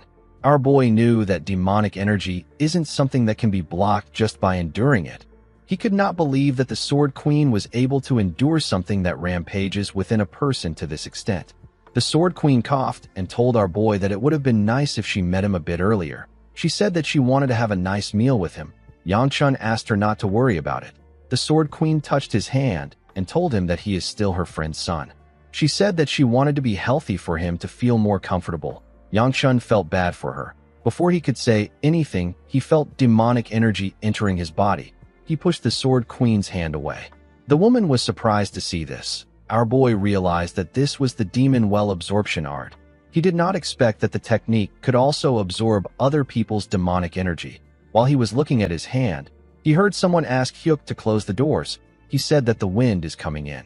When Yangchun turned around, he saw the divine physician. The old man asked him about what he is doing there. The scene shifts and we see Ryangwa training. She carefully moved her sword and concentrated on each swing. While swinging her sword, she remembered Hyljik asking her about where a pretty girl like her came from. She remembered the creepy smile on his face when he asked her to drop her useless stick. Ryangwa told herself that her sword is useless. She asked herself about what she can do with it. She remembered thinking about how she wanted to return to her sect in order to inform everyone about Hyljik. She remembered Baya telling her that she is not helpful right now. Baya ran past her and asked her to run. Ryangwa could not believe that she escaped after abandoning a martial artist's pride, responsibility, and even benevolence. While breathing heavily, Ryangwa told herself that she is pathetic. She let go of her sword. She fell to her knees and said that she isn't the type of martial artist her master spoke about. Someone walked up to her and asked her if she was training. The person asked her if she isn't overdoing it. When Ryangwa raised her head up, she saw Fung. The boy offered her a bottle of water and asked her to drink it while training. He told her that she can have it all. Ryangwa recalled that Fung is the youngest Blossom Swords inspector. She believed that Fung won't have ran away the way she did if he was in the same situation as her. Fung did not know why the girl was staring at him. Ryangwa remembered when the divine physician was treating her brother. The elder informed her that the situation would have been terrible if her older brother didn't intervene. He advised her to thank Yangchun when he wakes up. The divine physician asked her if she doesn't find the situation to be incredible. Ryangwa asked him about what he means. Elder Tae told her that her older brother defeated a demonic human that Baya couldn't even handle. He asked her if she knows how Yangchun did it and the technique that he used to do it. The divine physician was aware that our boy had a complicated energy, but he did not expect him to use it like this. Ryangwa could not believe that her brother, who she thought was weak and selfish, was able to do this. Upon remembering this, Ryangwa realized that everyone is walking the path of a martial artist while she is still clinging onto her master like a spoiled child. The girl asked herself about the kind of plum blossom she will create if all she knows how to do is to run. She raised her hand and picked up her sword. Fung asked her if she is going to continue training. He told her that he will leave the bottle there. He asked her to give it to him later. Ryongwa asked him to forget about it. She walked past him and asked him to leave her alone. Fung did not expect this. He turned around to see the girl running. While running, the girl apologized to Fung for ignoring him. She remembered her master telling her not to rush. The Sword Queen told her that whichever martial path she walks is fine, whether it is filled with sadness, pain, envy, or jealousy. She told Ryongwa that they will smile together when she shows her a bud of flowers blooming at the end of the sword she has chosen. Later in the night, we see Ryongwa walking towards her master's door. She believed that the Sword Queen hasn't eaten even though it is already late. Before she could open the door, Ryongwa heard the divine physician ask Yanchun not to make him laugh. Our boy assured him that he is serious. Ryongwa quickly recognized her brother's voice. She remembered how she screamed at him. She wondered why she did something so stupid. She did not know what to do. The divine physician asked Yanchun to tell him what he knows about medicine for him to talk. Yanchun told him that this is not about medicine. The divine physician asked him to tell him how they cure an illness if they don't use medicine. He asked Yanchun if he understands what he is saying. Our boy told him that he does. He said that he can cure the Sword Queen with his technique. Ryongwa was shocked to hear this. She barged inside and asked her brother if he is serious. Yanchun was surprised to see her. The girl asked him if he can really cure her master. Our boy told her that it is not confirmed yet. Ryongwa asked her brother to tell her what he is going to do. She said that even the divine physician has given up. Yanchun revealed to his sister that he will try to treat the Sword Queen's illness if the divine physician gives him the permission. The Sword Queen moved to the edge of her bed and told our boy that she wants to know what he will be doing. Yanchun told her that he will be using his family's secret technique. He explained to them that the technique uses heat to expel impure energy. He revealed to the divine physician that he can feel an impure energy eating away at the Sword Queen's life. The old man was shocked to hear this. Yanchun said that he felt the energy when their hands touched. He told them that he felt his goo flame wheel art pushing the energy away. The Sword Queen coughed and said that she does not remember the Goo family's secret art having such an effect. The Sword Queen was correct. This attribute had nothing to do with the Goo flame wheel art. It was actually something that could only be done with the Demon Well absorption art. However, our boy could not say this. He had to tell her that it is an attribute of the Goo flame wheel art in order to gain her trust. Yanchun knew that he had to do this because the Sword Queen will soon be unable to handle the demonic energy and she will die. Even if she survives, she will turn her back on the world and disappear without a trace. This was what she did in our boy's previous life. Yanchun was not actually sure if he should be changing the future by saving her. While he was thinking, his sister grabbed his clothes. She asked him if he can really save her master. With tears in her eyes, Ryongwa begged her brother to save her master. Yanchun was not fooled by the tears in her eyes. He knew that his sister only does this when she needs something. However, her tears helped him make his choice. He turned to the divine doctor and asked him to give him permission to treat her. Elder Tay said that he might actually be able to use the Goo family's secret art to drive out the energy. He reminded Yanchun that the technique was not created to save people. He asked our boy if he will take responsibility if the Sword Queen dies there. Yanchun asked the divine physician if they should just watch her as she dies. He said that they need to try everything. The divine physician stood up and screamed at the top of his voice. He asked Yanchun not to talk carelessly. He told him that what he intends to do is a gamble with the patient's life at stake. The Sword Queen told him that they should allow Yanchun try. The divine physician turned to her when he heard this. The woman said that she can't stand herself withering away like this. She reminded the elder that he has already tried everything he can. She said that she actually felt different when Yanchun touched her. She coughed and said that this is enough for her to try walking down this path.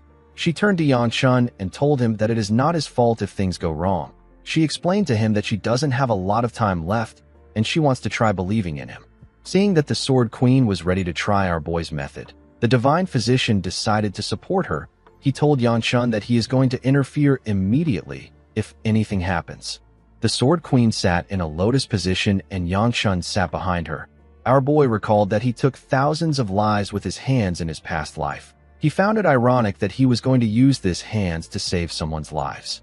He realized that this new feeling of pressure is the responsibility that the divine physician was talking about.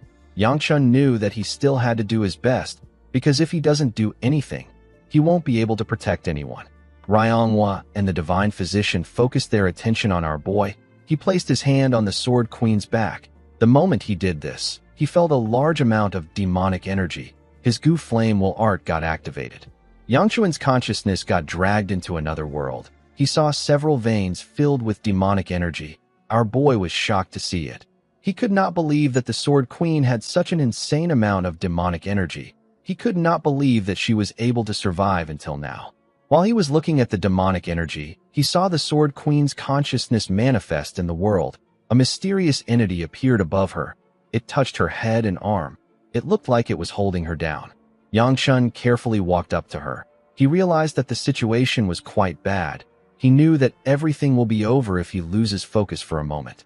Our boy asked himself if he will be able to handle absorbing this amount of demonic energy. He looked at the entities that the demonic energy created and told himself that enduring this is his karma. He placed his hands on the ground and began to absorb the demonic energy. He called the entities parasitic bastards. As he absorbed the demonic energy into his body, he activated the Gu Flame Wheel art and used it to burn the energy. The demonic energy was quite much, but Yang Chun didn't back down. He used his fire to burn the veins of demonic energy. He burned the entities created by the demonic energy too. The monsters screamed as they slowly left the Sword Queen. The moment this happened, the Sword Queen opened her eyes. She unsheathed the sword in her hand. Yang Chun was sent back to the real world. His body was still covered in his energy. His body quickly returned to normal. Yang Chun heard his sister call out to him as he slowly fell to the ground. Before closing his eyes, he saw a blurry image of a woman sitting in front of him. When Yang Chun closed his eyes, a mysterious entity told him that it was a bit different this time. The being said that it was tasty. In the next scene, we see someone training at the edge of a cliff. Someone was asking the person to raise her sword higher. The person who was training was Siola. The girl was being trained by her older self. The older Siola told her younger self that she has improved a lot. Our girl told her older self that it is all thanks to her. After her grandfather got angry about her talking about martial arts, Siola became upset. While she was crying, someone asked her to calm herself. Siola was surprised to hear the person's voice. She quickly looked around and asked if anyone is next to her. The older Siola stretched out her hand and told our girl that she will teach her how to use a sword. With a smile on her face, Siola told her older self that she was scared to learn from her because she once took over her body. She told the woman that she now likes her more than her grandfather. The moment she said this, someone called out to her. The person turns out to be Hyagun. The Sword Supreme reminded the girl that he asked her not to lay her hands on a sword. Siola became nervous when she saw her grandfather. She quickly put the wooden sword behind her and tried to find an excuse for Hyagun. The Sword Supreme was not interested in hearing what she had to say. The scene shifts and we see Yang Chun open his eyes. Our boy was drooling. He had 2 needles on his head. He looked like an insect with an antennae. Yang Chun found himself in a room. Our boy quickly raised his head up. He called out to the Sword Queen and the Divine Physician. Before he could call out to anyone else, our boy felt a large amount of pain in his body. He grit his teeth when he felt this pain. He knew that only one thing could cause this revolting pain. Seeing that the demonic energy in his body is running wild, our boy became certain that he absorbed the Sword Queen's demonic energy. Yang Chun stood up from the bed with the needles on his head. He wondered if the Sword Queen is doing better. He walked out of the room to check on the woman. The moment our boy got outside, he saw something odd. He saw his little sister staring at a plum blossom tree. Before Yang Chun could call out to her, he saw the amazing thing his sister was looking at. Yang Chun could not believe his eyes. He saw a woman swinging her sword in the air. The woman released plum blossoms from her sword as she swung it in the air. Manhwa was extremely happy to see what her master was doing. She could not believe that her master was moving like this. The Sword Queen landed on a tree branch. She used the branch to push herself up to the sky at a crazy speed.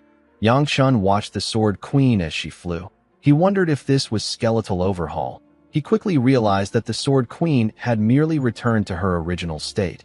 The Sword Queen raised her sword when she got close to the sky. She made 2 strikes in the air with her energy. Her attack tore the sky apart. It left 2 huge strikes that cut across each other in the sky. When the Sword Queen returned to the ground, she saw that Yang Chun had woken up. She told him that there is something she wanted to say to him. Before her master could say anything, Ryongwa ran to her and gave her a hug. She hugged her master tightly. The Sword Queen pat her head and thanked Yangshun for saving her. She told him that she wouldn't have survived without his help. Our boy didn't know what to say. He wasn't very good with these kinds of situations. Before he could say anything, someone took out the needles on his head and told him that he did well.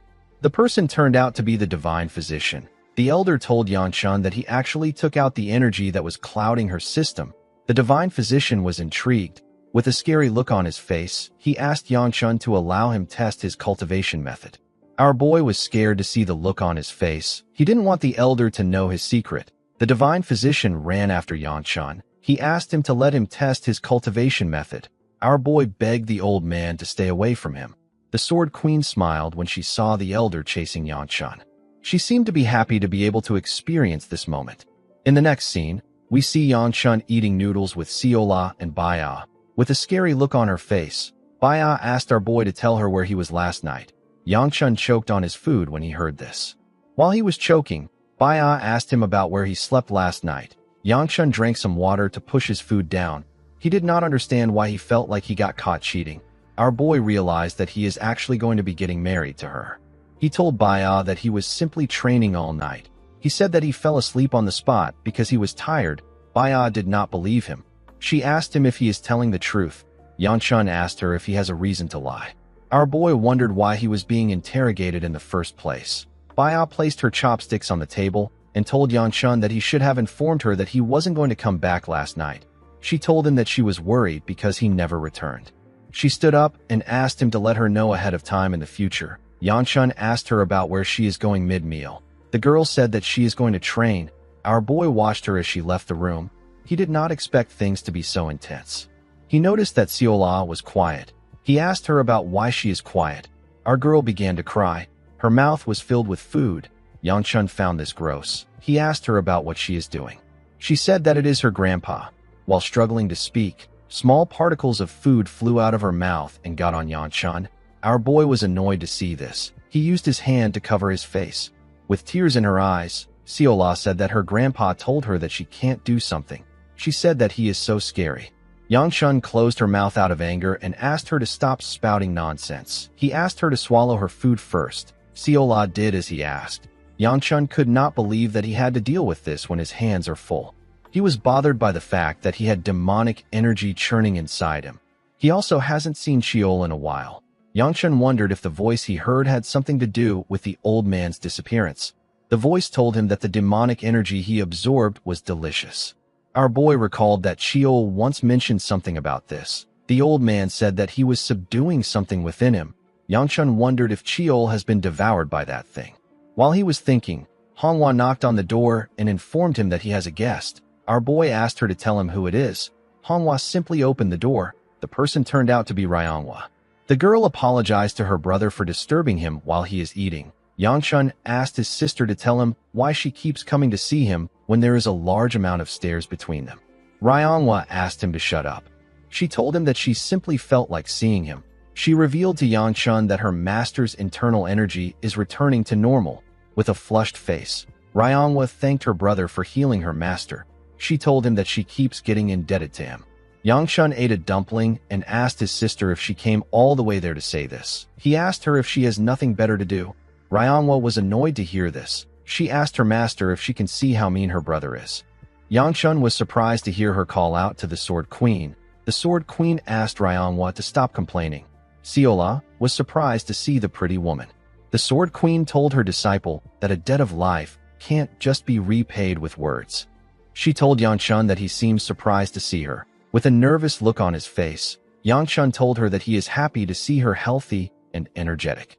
The Sword Queen said that she didn't expect to return to her original state so quickly. Yangshun asked her if she has completely recovered. The Sword Queen asked him if she looks completely healed. Yangshun told her that she looks much better than when he saw her earlier at her quarters.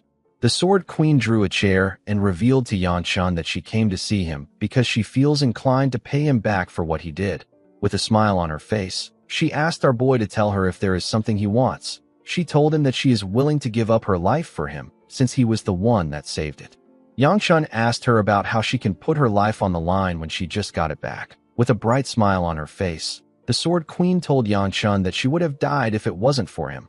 She promised to grant any of his wishes. Yangchun asked the Sword Queen if she isn't worried about what he might request for. The Sword Queen grabbed his hand and told him that she is certain that what he will ask of her won't be something evil that would harm others. Yangchun glared at her hand. With a scary look on his face, our boy wondered about how the Sword Queen came to this conclusion by simply observing him. He recalled how he incinerated this sect and its disciples in his past life. He watched them beg for their lives and burnt them to ashes. Even though Yangchun knew that it wasn't the Manhwa's fault that they couldn't protect Manhwa, he still wanted to lash out his anger. While he was thinking, the Sword Queen told him that he can tell her his wish later. She told Yangchun that she actually has something to ask him. She apologized to Siola for interrupting her meal and asked her and her disciple to give she and our boy some time alone. Manhwa asked her master if she also has to leave as well. The Sword Queen told her disciple that she wants to talk privately with our boy. She asked the girl to give them some space. Manhwa reluctantly left the room. Yangchun asked Siola if she isn't going to leave. Our girl wanted to finish her food. She told Yangchun that she will use her finger to cover her ears. She asked him if she can just continue eating. Yangchun quickly kicked her out of the room. The Sword Queen took a deep breath and said that the atmosphere in his room is quite nice. She told our boy that it has been a while since she felt like this. Yangchun could not believe that she was being sentimental about something like this. The Sword Queen told him that this was how she felt when she was with his mother. She said that she and his mother would laugh and quarrel over the tiniest things. The Sword Queen put herself together and decided to go straight to the point. She asked Yangchun if he remembers the last moment he had with his mother. She said that Manhwa was too young to remember anything and their clan is hiding the truth about the matter. The Sword Queen asked Yangchun to tell her anything he can remember before our boy could say anything. He remembered what happened. The scene shifts and we are taken to the past. We are taken to a place covered in snow. We see Yangchun and his father looking at a woman from behind. The woman in the beautiful silk clothes said that she is ready. Our boy grit his teeth out of anger. He asked his father to tell him why he is showing him this. He asked him to tell him what he hopes to gain by going this far. The clan head said that he wants nothing. He asked his son to simply stay alive. Yangchun's mother asked him to take care of his sister. Her hair slowly began to change. Her husband told her that he will open something now that she is ready. The moment he said this, a crack appeared in the air. The crack widened and revealed a huge portal. The woman's hair turned platinum blonde, and everywhere became red. As tears flowed down from our boy's eyes, his mother called out to him. With tears in her eyes, she told her son that she is sorry. This struck a nerve in Yangchun. He quickly ran towards his mother. He stretched out his hand and asked her not to go. His mother gently smiled at him. The crack closed, and the atmosphere returned to normal. Our boy's mother was no longer with him. Yangchun called out to her repeatedly. His father watched him as he cried. He told Yangchun that he needs to make sure that this is the last time he ever weeps in this life. He told him that he won't be able to cry from now on, even if he wants to. Yangchun asked his father to tell him something. With a terrifying look on his face, our boy asked his father to tell him where he sent his mother to. The clan head turned around and asked his son to follow him. He told him that he wants to show him something. The clan head opened a door and asked his son to take a good look. He revealed to him that this is the reason for the Gu clan's existence. This reason was so shocking that Yangchun could only stare. He couldn't say anything. His father told him that this is his legacy and burden and what he will pass on to him. Upon remembering this time, Yangchun told the Sword Queen that he can't answer her question. The Sword Queen asked him if his mother is somewhere in the world. Our boy said that he also can't answer this question. He explained to her that he will always give her the same answer no matter what she asks him about. The Sword Queen stood up and told him that she understands. She said that she won't ask him anything else. She apologized to Yangchun and pat him on his head. She told him that she is aware that he is in a tough position too. She revealed to him that she heard that a pretty girl was helping Manhwa train. She asked him if Siola is that girl. Our boy laughed when he heard the woman call Siola pretty. The Sword Queen asked him to tell her who it is if it isn't Siola. Yangchun found it odd that his sister mentioned something like this. She doesn't say things like that. He knew that the person his sister was referring to was Baya. The Sword Queen decided to change the topic. She asked our boy if he is returning to his clan soon. Yangchun said that it will be very soon. The Sword Queen asked him about when he plans on departing. Our boy revealed to her that Ryongwa said that she doesn't want to return home. The Sword Queen smiled when she heard this. She called out to her disciple. Ryongwa quickly responded to her master. The Sword Queen stepped out of the room and asked her disciple if she doesn't want to go home. The girl told her master that she was just worried about her. The Sword Queen told her that she still needs to visit her home. Ryongwa didn't know what to say. The Sword Queen told her that she has a solution for her since she is nervous. With a smile on her face, the Sword Queen told her disciple that she will accompany her to the clan. Ryongwa was very happy to hear this. Yangchun could not believe what he was hearing. Ryongwa asked her master if she is really coming with her. The Sword Queen told her that she has some business with the Gu clan. She said that she also hasn't heard Yangchun's request yet. Yangchun asked the Sword Queen if it isn't her duty to protect the sect. The Sword Queen found this question to be funny. She told our boy that she is the one who has been protected by the sect. Yangchun told her that his sister said that she doesn't want to return home. With a crazy look in her eyes, Ryongwa told her master that she will follow her anywhere. Our boy asked her about why she easily changed her mind. Ryongwa asked him not to worry about this. She reminded him that he wants her to go home. She told him that this is good for him. While they were talking, Seola called out to Baya, who just returned from training.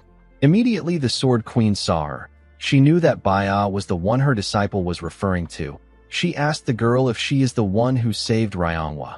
The Sword Queen grabbed her hand and told her that she is really grateful. She said that Ryongwa told her many things about her. She told Baya that Ryongwa said that a beautiful girl helped her out. Baya began to blush when she heard this. She didn't know what to say. The Sword Queen told the girl that she is as pretty as she heard. Yangchun wondered why Baya was shy. He wondered if it was because she was being complimented. Immediately he thought of this. The Sword Queen told Baya that she heard that she is Yangchun's fiancée. Our boy was shocked to see that she mentioned this. The Sword Queen told Baya that she and Yangchun have kind hearts. She assured her that the two of them will get along. Baya smiled when she heard this. While they were talking, Seola noticed something. When she looked up, she saw her older self. She referred to her as Sis. The older Seola suggested that they go practice. She said that they have to finish what they started earlier. Seola smiled when she heard this. She stood up and ran with a smile on her face. Yangchun asked her about where she is going, but she did not respond to him. Ryongwa called out to her master. She informed her that the Manhwa festival will take place soon. She asked her master to leave with them after the festival. The Sword Queen asked Yangchun if this is okay with him. Ryongwa was happy to see that her master liked her idea. Yangchun told the Sword Queen that he cannot do anything if his sister wants to return to the clan. He told her that he will depart with her. The Sword Queen clapped her hands and said that they can schedule the time they are leaving. Immediately she said this. She noticed something about her disciple. She moved close to her to check something. Ryongwa asked her master if something is wrong. The Sword Queen told her disciple that she just realized something after seeing her in the sun. She told the girl that she has gotten a little fat. Ryongwa was embarrassed when she heard this. Yangchun laughed out loud when he heard what she said. The Sword Queen told her disciple that she must have been too busy taking care of her. She apologized to the girl. She told her that it will be good for her to spar with Yangchun. Our boy was shocked to hear this. He asked her to tell him why he would spar with her. The Sword Queen explained to him that she plans on instructing Ryongwa again starting tomorrow. She said that she wants the girl to warm up before that time. Ryongwa told her master that she can warm up on her own. She said that she has been keeping up with her training. The Sword Queen poked her nose and asked her to stop talking back. She asked her disciple to simply do it. In the next scene, we see Yangchun and his sister in another place. Ryongwa raised her sword and took a stance. She asked her brother if she can start. Our boy felt like this was a stupid question. He reminded his sister that this is a duel. He advised her to do her best. Ryongwa charged at her brother when she heard this. The scene shifts and we are taken back to the past. We see snow falling in the Gu clan. We see a younger Yangchun and Ryongwa eating together. The little girl asked her brother if he won't tell her about it. Yangchun didn't say anything. Ryongwa asked her brother if he will continue acting clueless. Our boy asked her about what she means. The little girl said that their mother hasn't returned for days now. She said that him and their father don't seem to care about this. Ryongwa told her brother that it is too weird. Yangchun asked her to shut up and eat. Ryongwa was not happy to hear this. She called out to her brother again. While raising her voice, Ryongwa asked her brother to tell her why he is acting like this. She said that their mother has disappeared. Our boy asked her if she is raising her voice at him. The girl said that she is, with tears in her eyes. Manhwa asked her brother to tell her how he can eat calmly when they don't know where their mother went or when she will come back. She asked Chun if he isn't worried. Chun wanted to say something comforting to his sister, but he couldn't. He grit his teeth and pushed the table away. He asked his sister to shut up. He asked her to stop crying at the table. He told her that he doesn't know where their mother went. He asked her to tell him why she keeps asking him the same question. He asked her if she is trying to piss him off. Manhwa could not believe what she was hearing. With a scary look on his face, Chun told his sister that their mother is dead. He asked her if she feels better. He asked her if she likes the answer. Manhwa asked her brother if their father was the one that killed her.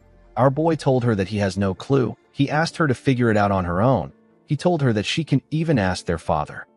Chun asked his sister to stop bringing their mother up. He said that he won't show her mercy if she raises her voice at him again. Manhwa cried more when she heard what her brother said. This was the reason why the girl came to hate her brother. She believed that if she stayed at the Manhwa, she would forget her mother, brother, and their damned clan.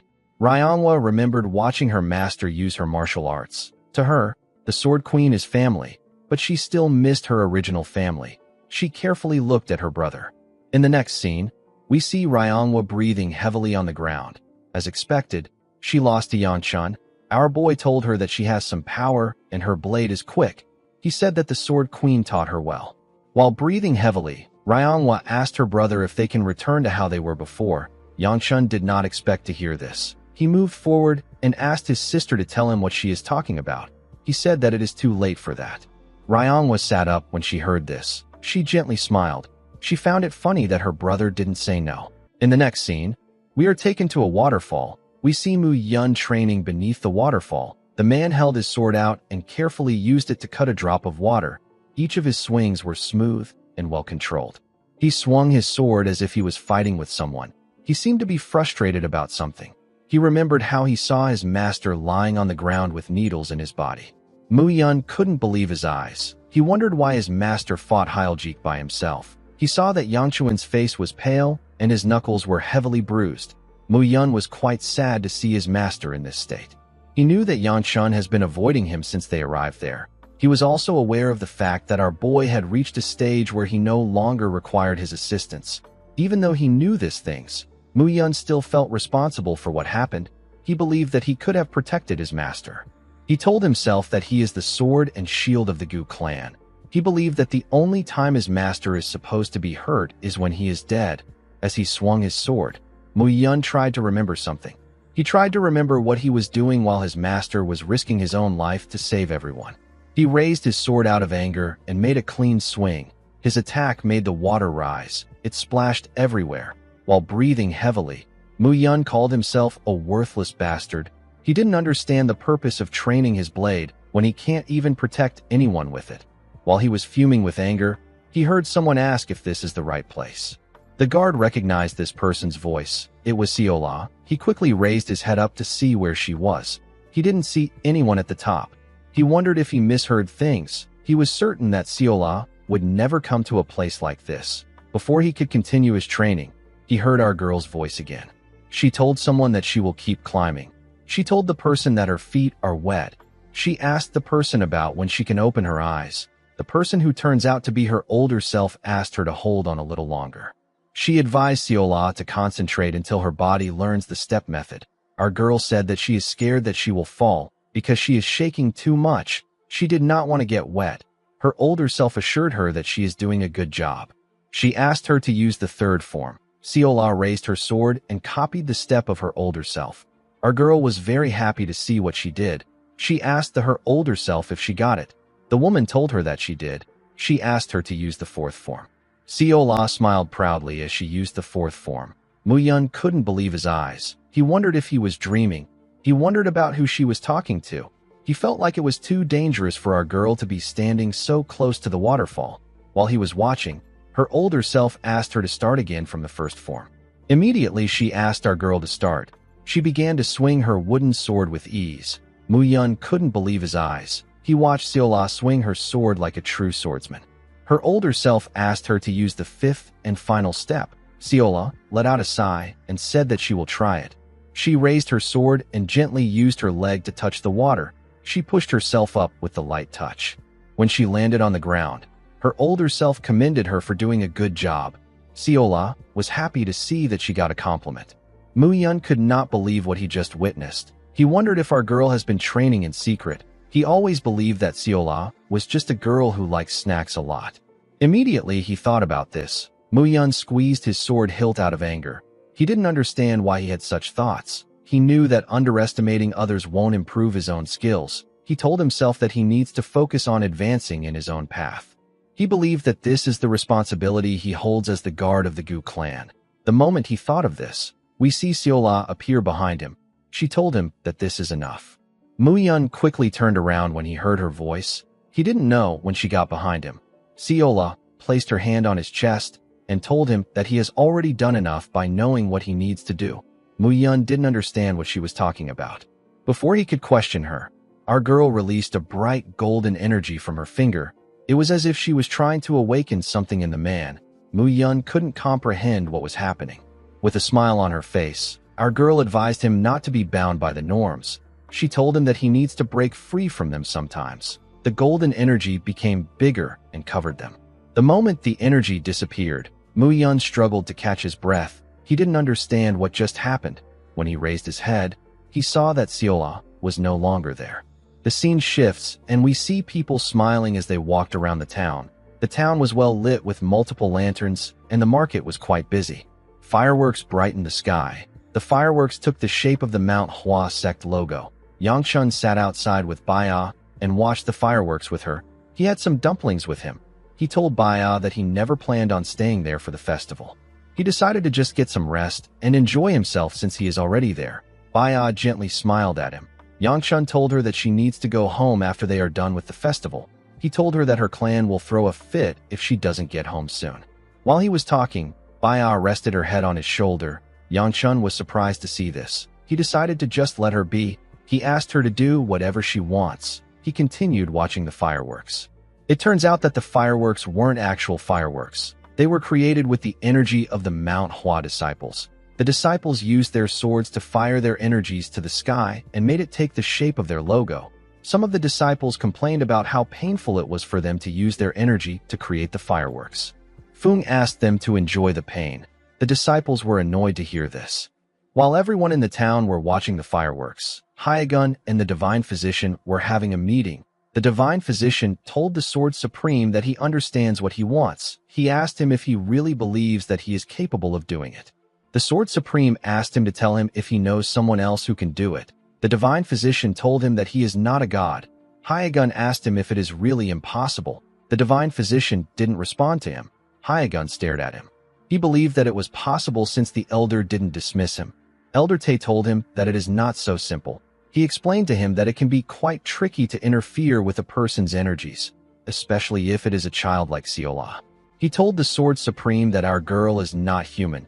He said that she lacks the container that every human being has. He told Hyagun that her inner bowl is strange. Her bowl is so vast and tall that it almost seems as if there is nothing there. The Divine Physician said that he understands why her presence has been meager until now. He said that Seola doesn't have a bowl. He told Hyagun that it should be called something else. The Sword Supreme seemed to completely understand the man's words. He remembered how he asked our girl not to learn sword arts. He broke her wooden sword and told her that the world is not so dangerous that a servant girl like her needs to draw a sword. With a serious look on his face, Hyagun asked our girl to stick to her duties. He clenched his fist and begged the Divine Doctor to help him. He begged him to make Seola a normal child. The Divine Physician told him that it isn't a simple thing. He explained to him that this is no longer a medical issue. Hyagun told him that he came to him because it isn't a simple issue. The Divine Physician explained to him that he requires resources and sufficient time to uproot an entire clan. The Sword Supreme assured him that he is prepared to do whatever it takes. He told him that he can even get things that he needs for his personal troubles. The Elder asked him about what he means. The Sword Supreme asked him if he doesn't need certain things for his grandson as well. The Divine Physician was shocked to hear this. He asked him if he can really provide a white-ranked demonic stone.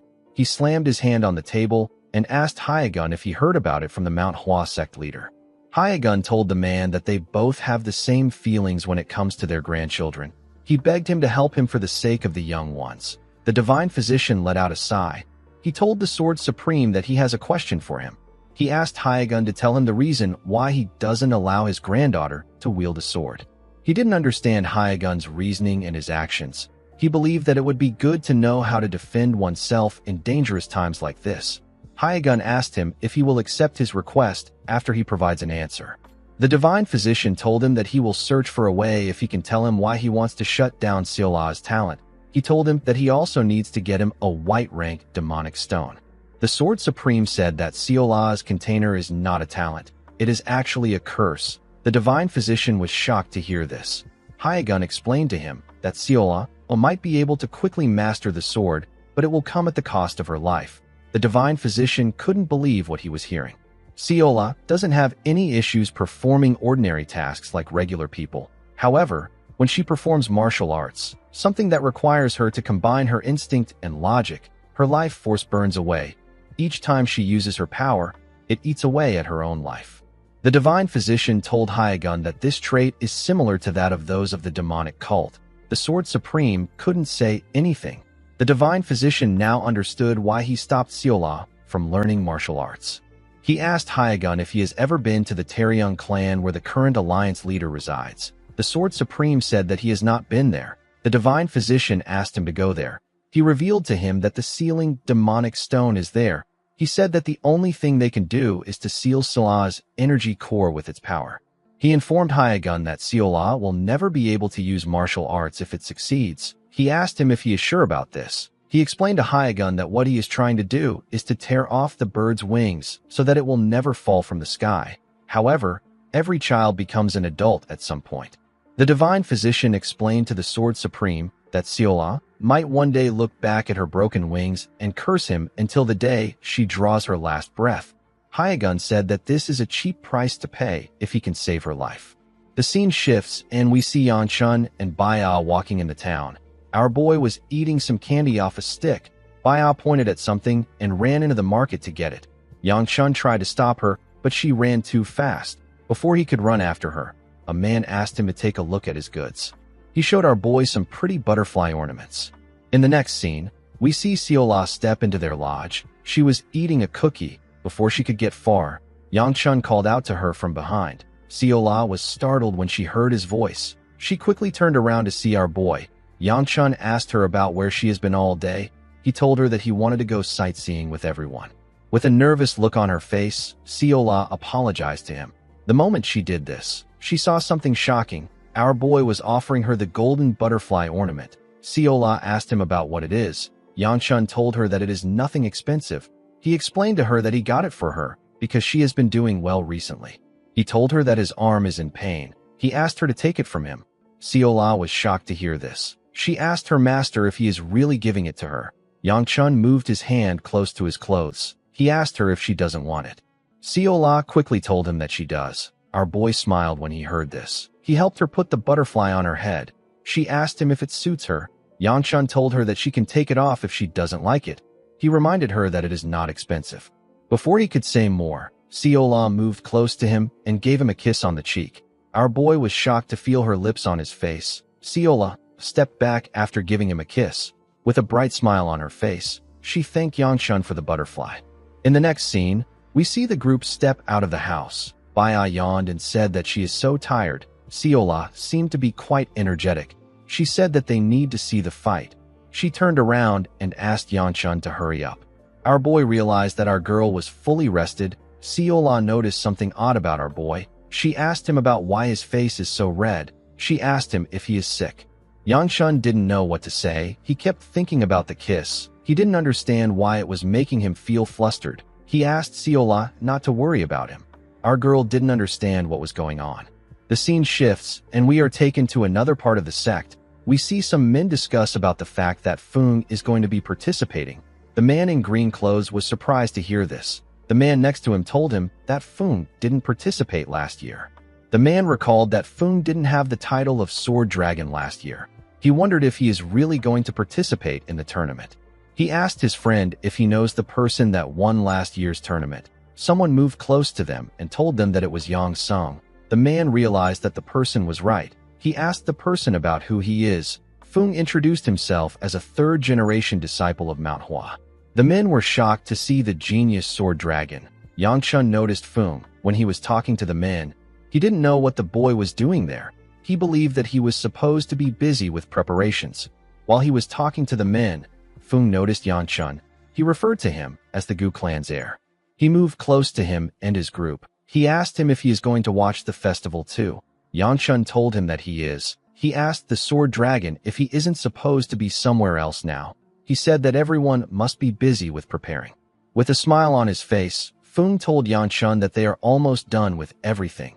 He said that things will be fine. While he was talking, two disciples carrying a chair walked out of a gate. Out of anger, one of them asked about where everyone ran off to right before the festival. The boy's friend informed him that everyone said that they were going to do some last-minute training for the duels. The boy said that it is impossible to cram martial arts. Fung felt a bit embarrassed. With a nervous look on his face, he told Yang Chun that there is still some time before the duels begin. He asked him if he wants a tour of the dueling arena. Yang Chun realized that Fung had only completed the preparations for combat-related things. Our boy decided to follow him to the arena. The area was quite big and well-maintained. Siola was surprised to see how big it was. Yang Chun didn't know why she was surprised when she saw something of similar size at the Unified Dragon Assembly. Fung asked our boy if he isn't going to participate. Yang Chun asked him if he is crazy. Fung laughed and told him that he was joking. He revealed to him that only Mount Hua disciples can take part in the duels.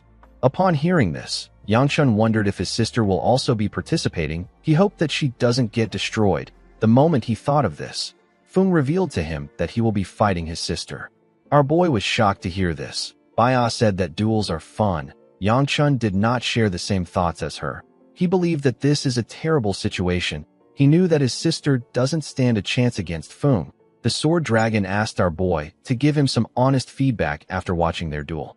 Yang Chun didn't care about giving him feedbacks. While he was thinking, someone asked everyone to move to the outskirts of the dueling area. He said that the festival will begin soon. Baya informed our boy that they need to move. Yang Chun moved when he realized that she was talking to him. He was quite worried about his sister. He wondered about why someone would put her against Fung. He believed that the person is intentionally trying to screw over his sister. Our boy found the situation to be strange. He couldn't believe that he was worried about his sister. He told himself that he simply doesn't want to watch her get destroyed. While he was thinking, someone announced that the sect leader is making his entrance. Everyone turned to the empty stage. The sect leader said that he is honored to see everyone join them for their small festival every year. The moment he said this, plum blossoms appeared in the air. One of the plum blossoms landed on Siola. A large amount of the plum blossom gathered on the stage. The sect leader and some disciples came out of this plum blossoms. The sect leader told everyone that he is grateful to them. Immediately he said this. The plum blossoms scattered around them. The sect leader said that he wants to show them how hard the children of the Mount Hua have trained. While he was talking, Siola put the plum blossom in her mouth. She began to play with it. Yang Chun could not believe his eyes. The people thanked the sect leader for protecting the Mount Hua, and they thanked the disciples for protecting them. Immediately they did this. The plum blossoms began to explode. The one in Siola's mouth also exploded. Yang Chun was shocked to see this. The Mount Hua disciples used their energy to create birds that flew around the audience. The sect leader announced that the tournament will begin now. The people began to cheer when they heard this. In the next scene, we see two disciples dueling with swords. One of the men among the audience said that everyone is so fired up this year. While the duel was taking place, we see two disciples standing in front of Ryangwa. This was their first time seeing Ryangwa holding a real sword. One of them informed her that the sword used in duels is much lighter. He asked her if she is ready. Ryangwa seemed to be taken aback. She told the boys that she is ready. She thanked them for their help. The boys were happy to see that Ryangwa thanked them from the bottom of her heart. One of them asked her if she is interested in learning his ultimate secret technique. While they were talking, someone called out to Ryangwa. With a terrifying look on their faces, the boys turned around and said that they want to know which damned brat called their fellow disciple by her name. They asked the person if he wants to die. The person turned out to be Yang Chun. Our boy was annoyed to see that they were threatening him. He told them that he is her brother. After knocking them out, Yang moved close to his sister and told her that he heard about her duel. He asked her to cancel it if the Sword Queen was the one who asked her to do it. He assured her that he is not trying to dismiss her skills. The boys that he knocked out stood up and asked him not to decide for her. Yang reminded them that she is about to fight the Sword Dragon. He said that the outcome is obvious. Manhwa revealed to him that she is the one who asked for the duel. She thanked her brother for looking out for her. She said that she cannot just keep running away when she is indebted to her master, her fellow disciples, Baya, and him. She told her brother that she has been receiving a lot of help even though she is not worthy. She said that she is going to try to pay everyone back with her efforts. Yang was surprised to hear this. The boys were touched by her words. With a smile on her face, Manhwa said that she doesn't care if she wins or lose. She told her brother that this will be the first fight that she doesn't run from. Later in the night, we see a man step up to announce the next duel. The man said that the duel is a quite special one. He said that they have the greatest young martial artists in the future of the Manhwa on the gold team. This martial artist is known as the Sword Dragon. Feng stepped out when he heard his name. Everyone began to cheer when they saw him. Feng's opponent is someone from the silver team, a direct disciple of the Sword Queen and the second-generation disciple of the Manhwa. This is Gu Ryanghua. The girl got on stage and took a stance. While standing on stage, Ryanghua wondered about when her brother first got really mad at her. At first, she felt spiteful towards her brother. Later, she began to fear his constant rage and couldn't stop hating him. The fear that started with her brother continued to grow until she began to hate the entire world. She ran away from everyone.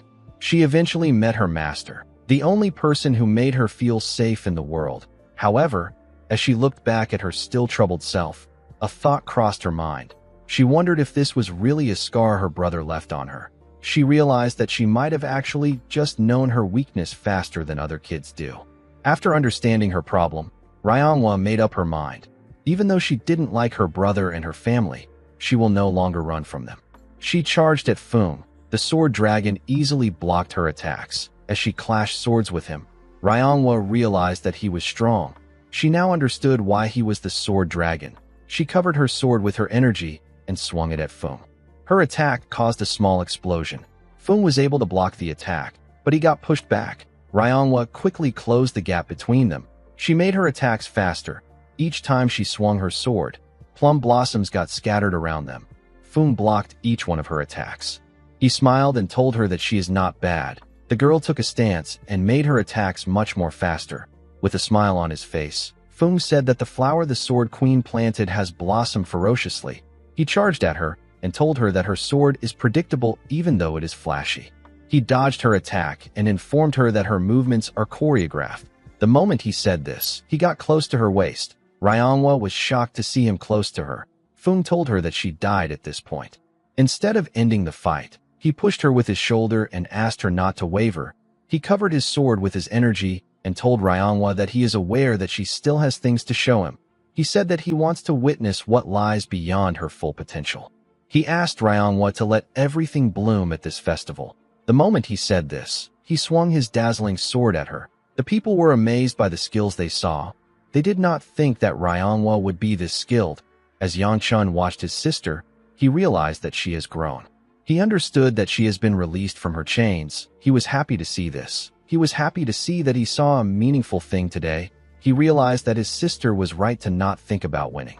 He turned around after seeing what he wanted to see. Baya asked him about where he is going. Yang told her that he just realized that he has something to do. He asked her to tell his sister that she did a good job. In the next scene, we see Yang running somewhere.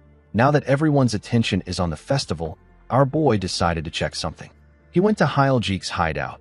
The Manhwa found the place. Our boy wanted to see something himself before the Murim Alliance arrives there. He looked around to make sure they weren't there yet. He was relieved to see that they weren't there. Yang told himself that he will make it back before the finals. He decided to take a quick look at the cave. He created a fire with his energy and went inside. He was surprised to see sword marks everywhere. He wondered if the Manhwa fought the remaining stragglers. He heard that the sect only cleared out the bodies inside the cave. Yang wondered about what the Dark Knight Palace was trying to do in a place like this. While looking around, he sensed something. He saw a jar which demonic energy was leaking out from. He realized that he was in the right place. He opened a curtain and arrived at the final room. He could sense the most intense demonic energy in this place, due to what he knew about the Dark Knight Palace. Our boy knew that they always build a secret room in a place like this. He moved close to Hyljik's throne and looked around. He knew that there would be a place where he could sense demonic energy clearly. The contraption that hides the room is usually hidden in a tricky place. While looking around, Yangchun noticed something odd about the armrest. When he pressed it, the throne moved back and revealed a stairs that led somewhere else. Yangchun couldn't believe his eyes. He wondered if these people were stupid. He didn't really care because this was good for him. He went down the stairs. When he arrived at the bottom of the stairs, he found a pool filled with blood. Our boy became angry. He saw the bodies of the missing Manhwa disciples. He couldn't believe that this bastards made a lake of blood. He wondered why the Dark Knight Palace did something this horrible. He noticed a flower in the middle of this blood pool. He wondered if the Dark Knight Palace did everything all because of this flower. Yangchun wondered about what it was. While he was looking at the flower, he saw something odd. He pulled a body out of the blood pool. He realized that this martial artist isn't from the Mount Hua. He could tell that the man died recently. Thanks to the logo on his clothes, Yangchun was able to deduce that the man is from the Murim Alliance. He now understood that the Murim Alliance has already been here. While he was looking at the body, something flew towards him. Yangchun quickly bent his head to dodge the dagger. The dagger hit the rock in front of him. Someone commended Yangchun for having good reflexes. Yangchun quickly turned around. He saw a masked man sitting on the stairs. The man said that he now understands why Hyljik lost. Yangchun asked the man if he is a lackey of the Dark Knight Palace. The man did not expect to be called a lackey. He called Yangchun a rude brat. Thanks to our boy's red robe and small stature, the man was able to guess his identity. Yangchun did not expect the Dark Knight Palace to be aware of his identity. The masked man stood up and revealed to Yangchun that he was one of his targets. He did not expect our boy to deliver himself to him. He said that this is convenient. Yangchun quickly took a stance. The man told him that he wants to make him an offer. He revealed to him that the palace wants him alive. He asked him to comply and follow him willingly. Our boy released his energy and asked the man not to spout nonsense. He reminded him that he just tried to kill him. The man told him that he didn't know it was him. Yangchun advised the man to put more effort into his lies. He asked him to come at him if he is going to fight him. The man was annoyed to see that Yangchun was smart. He took out his blades and introduced himself as the warding demon. Yangchun asked him about why he is introducing himself. The warding demon charged at our boy at a crazy speed. He said that he introduced himself because he is being nice. He told Yangchun that it will be better for him to know who killed him. The moment he said this, our boy saw his blade in front of his eyes. He was shocked to see how fast the man was. Before the blade could touch his eye, he released his fire on the warding demon. Unfortunately for him, the man was able to dodge his attack. He appeared behind him in an instant. Yangchun quickly turned around. He recalled that the exit was quite far from him. He wanted to run away. He didn't think that he could defeat this man. The warding demon appeared above him and closed the gap between them. He swung his blades at Yangchun at a crazy speed. Our boy had to quickly bend his head to dodge the attack. The warding demon told him that his blades are smaller than Hyljik's own. He asked our boy about why he is running. Yangchun grit his teeth out of anger. He knew that he could take this man if he had more internal energy. He quickly jumped to dodge the warding demon's blades. The man raised his head up. He said that he can't believe that Hyljik lost to a wuss like him. He said that Hyljik deserves to die. Immediately he said this. He swung his blades at our boy. Yangchun used his arms to block the attack, but he got pushed back. He fell into the pool of blood. Before he could lose consciousness, someone told him that he woke up to see that he has already gotten himself into another mess again. Yangchun was shocked to hear this voice. It was the voice of Chiol. Our boy used his hand to pick up a sword from one of the corpses of the Mount Hua disciples. Chiol said that he hopes the heavens takes note of how hard he worked even after his death. He asked Yangchun to get up. He said that they need to try again. While Yangchun was talking to Chiol, the warding demon looked around for him. He asked our boy to come out. He said that he needs to finish this in order to go home.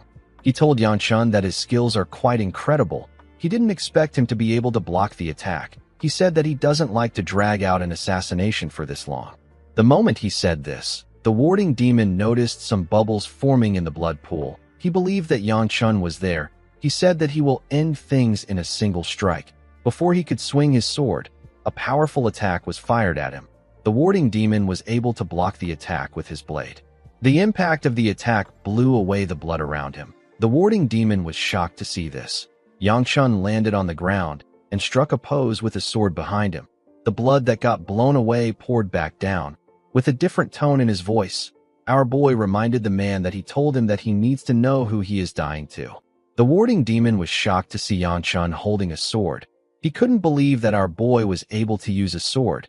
He didn't understand why he wasn't given this information. He was told that Yangchun uses his fist.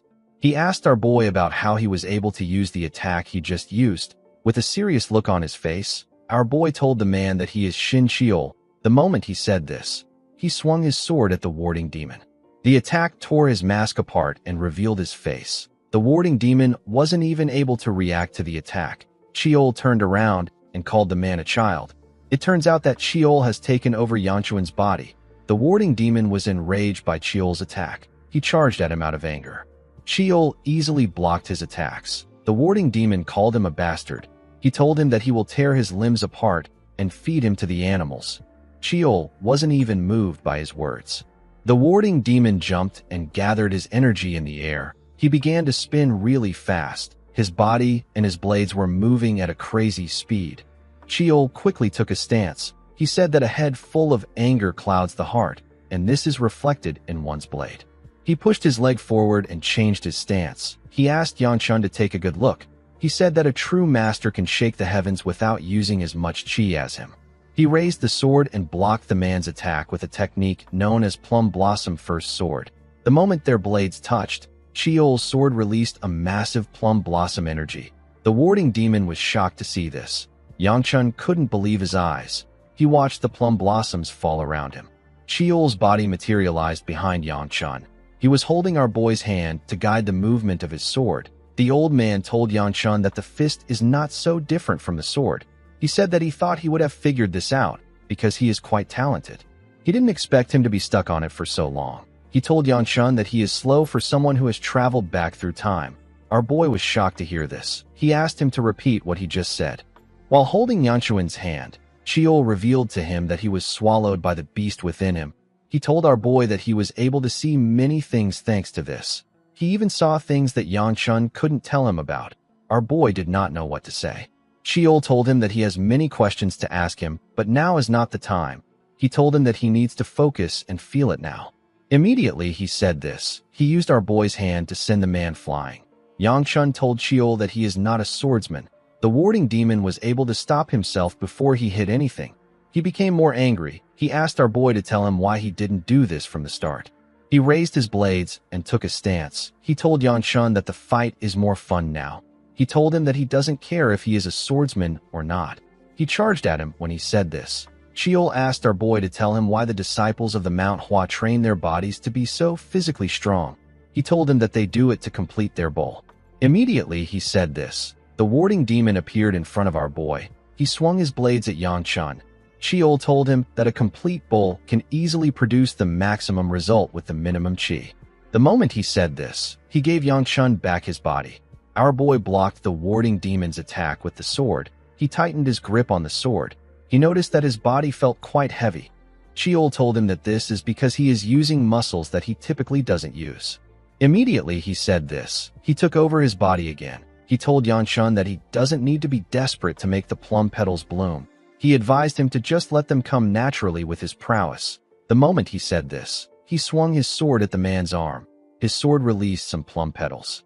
The attack cut off the warding demon's right arm. The man was shocked to see what happened. He became angrier and made his attacks faster. Chiol was able to block the attacks with our boy's body, but our boy was still feeling the pain of pushing his body. Chiol asked him if it feels terrible to defend without using chi. Yangchun asked the old man to give him his body back if he is going to drag out the fight. Chiol asked our boy not to act arrogant again. He used the sword to push the warding demon back. The warding demon quickly attacked him again. Chiol blocked his attacks easily, but Yangchun was still feeling the pain of taking them on. Chiol told our boy that he knows he acted big in his previous life. He told him that he was nothing without his chi. He said that the common issue with demonic martial arts users is that they lack fundamentals. Our boy told him that he understands. He asked Cheol to focus on the man for now. Cheol appeared behind him and asked him if he will train his body from now on. Yang Chun said that he will. Cheol asked him if he will act big just because he has some chi. Our boy assured him that he will never overly rely on his chi again. Cheol smiled and said that this is good. He told Yang Chun that the warding demon lost too much blood already because of his rampage. He assured our boy that he can defeat the tired man now. He asked him if he wants him to finish off the man. Yang Chun was not interested in this offer. He reminded himself that he cannot use too much chi. He let go of the sword and took a stance. He asked Cheol to take a good look. He said that he doesn't know how much he saw in his past life, but he never ignored the fundamentals even when he didn't use demonic martial arts. Cheol asked him to show him what he can do. The warding demon raised his head up and screamed. He called Yang Chun a brat. He told him that he will kill him. Immediately he said this. He swung his blade at Yang Chun. Our boy dodged the attack by bending his head. The warding demon wasn't done with him. He made his attacks faster. Our boy was able to dodge them, but he got pushed back. As the man swung his blade, he got closer to our boy. Yang Chun clenched his fist. Cheol reminded him that a foe who has lost his temper can be defeated with less power than before. Yang Chun told himself that he can produce the maximum result with minimum chi. He concentrated his energy on his fist. He gave the man a heavy blow in his chest. His attack released some fire on the man's chest. He took a deep breath and told himself that minimum chi can produce the maximum effect. He gave the man a punch that sent him flying. His blade fell out of his hand. Yang Chun instantly gathered his energy in his hand. The warding demon turned to him while he was in the air. He called him a brat.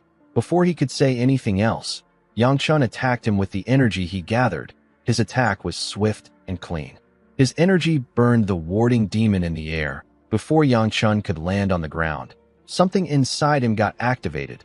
The warding demon's internal energy came out of his body and moved to Yang Chun. It entered his body through his back. Our boy grit his teeth to endure the pain.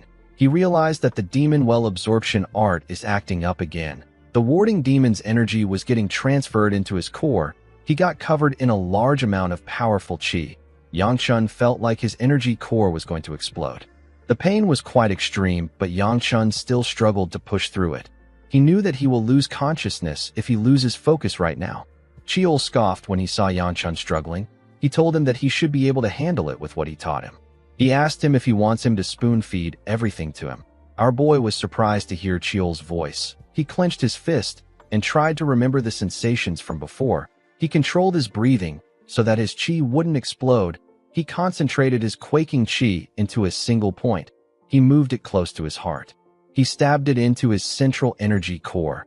The moment he did this, the energy around him began to subside. Yang Chun forcefully gathered it and pushed it into his body. He began to breathe heavily when he was done. When he took a look at his hand, he saw that his energy was flowing smoothly. He couldn't believe that he actually succeeded. He realized that he has reached the martial pinnacle realm. He noticed that his energy was hot, but it wasn't painful. It was as if the energy was his own from the beginning. This was a moment of growth for Yang Chun. It was something that he didn't experience often in his past life. He always broke through his limit by using a ridiculous amount of demonic energy. He thought that he did it with his own skills. While he was thinking, Cheol called out to him and asked him about how long he plans on reminiscing for. He appeared next to him in his small self and asked Yang Chun to look ahead. He asked him if he is going to do something about the flower on the rock. Yang Chun wondered about why the Dark Knight Palace was growing a flower like this. He knew that the palace was plotting something big since they were willing to sacrifice so many martial artists. Our boy was certain that it was an evil plot due to the disgusting energy emanating from the flower. He realized that the only place they could have gotten this flower from is the demonic realm. Cheol said that he can't sense any disgusting aura from the flower. Yang Chun found this odd. He told the old man that it is obvious. Cheol told him that not everyone can sense the aura he is talking about.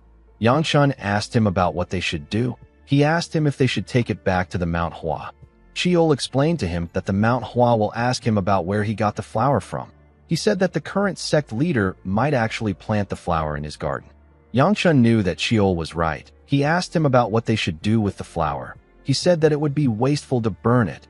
Cheol advised our boy to eat it. and turn it into his own power. Yangchun was shocked to hear this. He asked him if he knows what he is saying. He asked him if he can't sense the chaotic energies within the flower. He said that he can't just take something so pertinent to the Manhwa.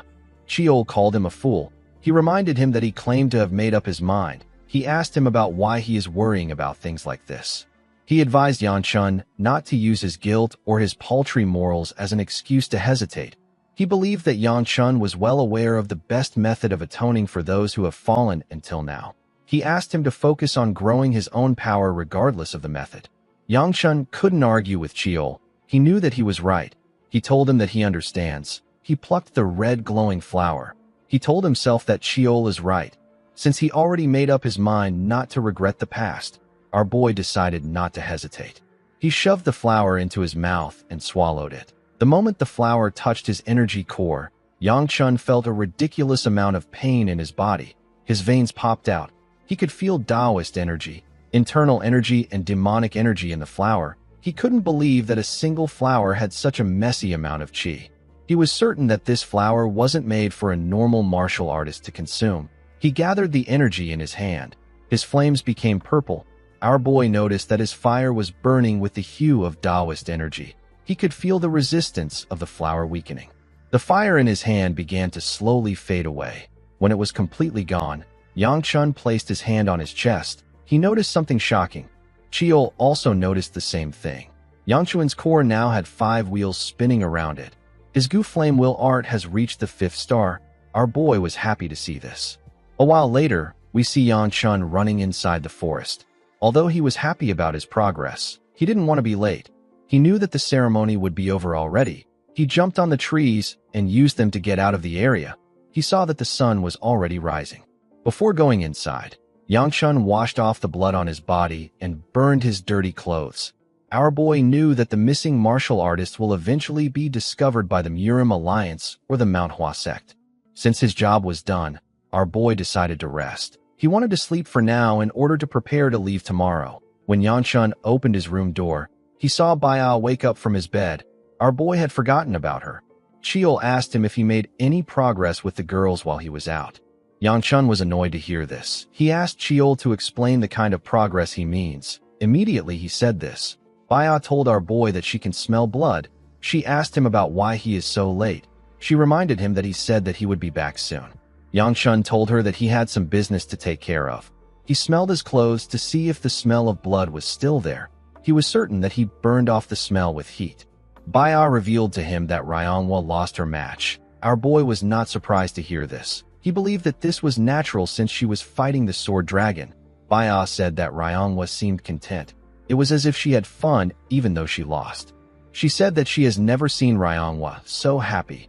Yangchun didn't really care. He was focused on his body. Baya moved close to him and gave him a hug. Our boy did not expect this. He reminded her that she just said that he smells of blood. He asked her if she isn't going to ask about where he was. Baya gently sniffed Yangchun. She told him that she won't ask for now. She asked him to just stay like this for a while. Yangchun accepted her request. Chiol was annoyed to see this. He called Yangchun a horny brat who flirts every time he gets the chance. Our boy didn't know what to say. The scene shifts, and we are taken back to the cave. We see 2 officials of the Murim Alliance step into the underground secret room. They saw the bodies of their missing members in the blood pool. One of them asked about what the kidnappers were trying to accomplish there. His senior advised him not to try to understand them. He told him that he can't comprehend what the unorthodox sects do. Immediately he said this. The man saw something shocking. He ordered his junior to head back and report the situation on his own. He said that he will add more details later. The junior was surprised to hear this. He accepted the order and wished the man good luck. He ran out of the cave in an instant. After his junior left, the man turned to the corpse in front of him. He recognized the scar on the face of the dead man. He knew that this is the warding demon. He recalled that the warding demon received orders to retrieve the essence of the Manhwa. He wondered about how the warding demon ended up as a crisp in a place like this. He quickly turned to the essence. He saw that it was gone. He wondered about who took the flower. The moment he thought of this, the spy noticed the residue heat and the burn marks on the warding demon's body. He realized that the warding demon was taken out by the same person that took out Hyljik. He placed his hand on the warding demon's body to feel his energy. he noticed that the man's heavenly chi is completely gone. He couldn't understand how this happened. The situation was quite bad. The man said that he needs to return and immediately report to the Dark Knight Palace Master. In the next scene, we see Yanchun training in the mountains. He took a stance and covered his fist with his energy. He thrust his fist forward and released an enormous amount of fire. His flames burnt the things in front of him and cleared the things around him. The land was filled with fire.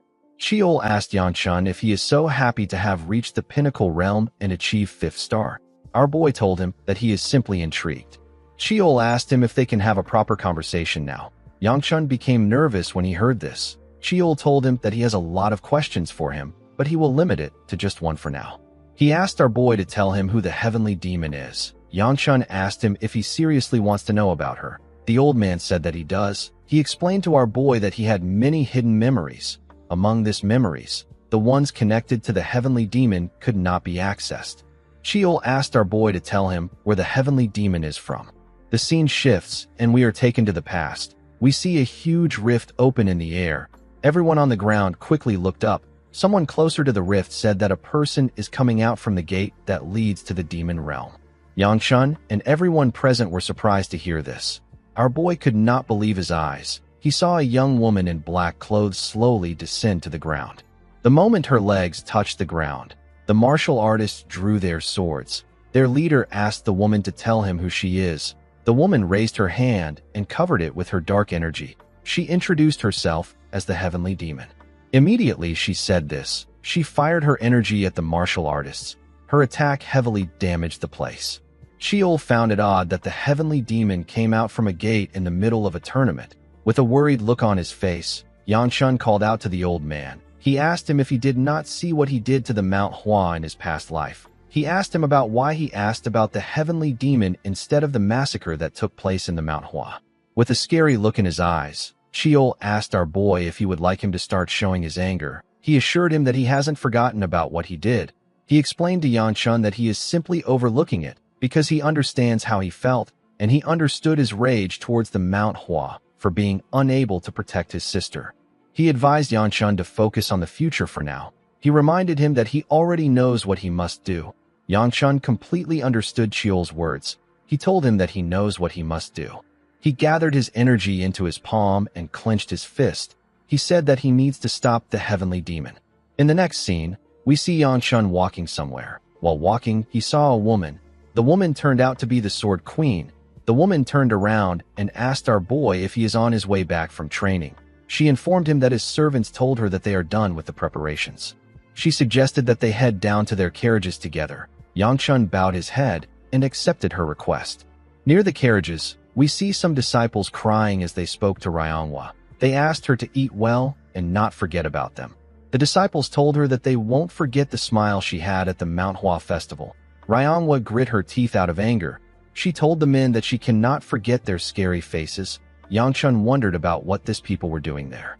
The moment he thought of this, he remembered something.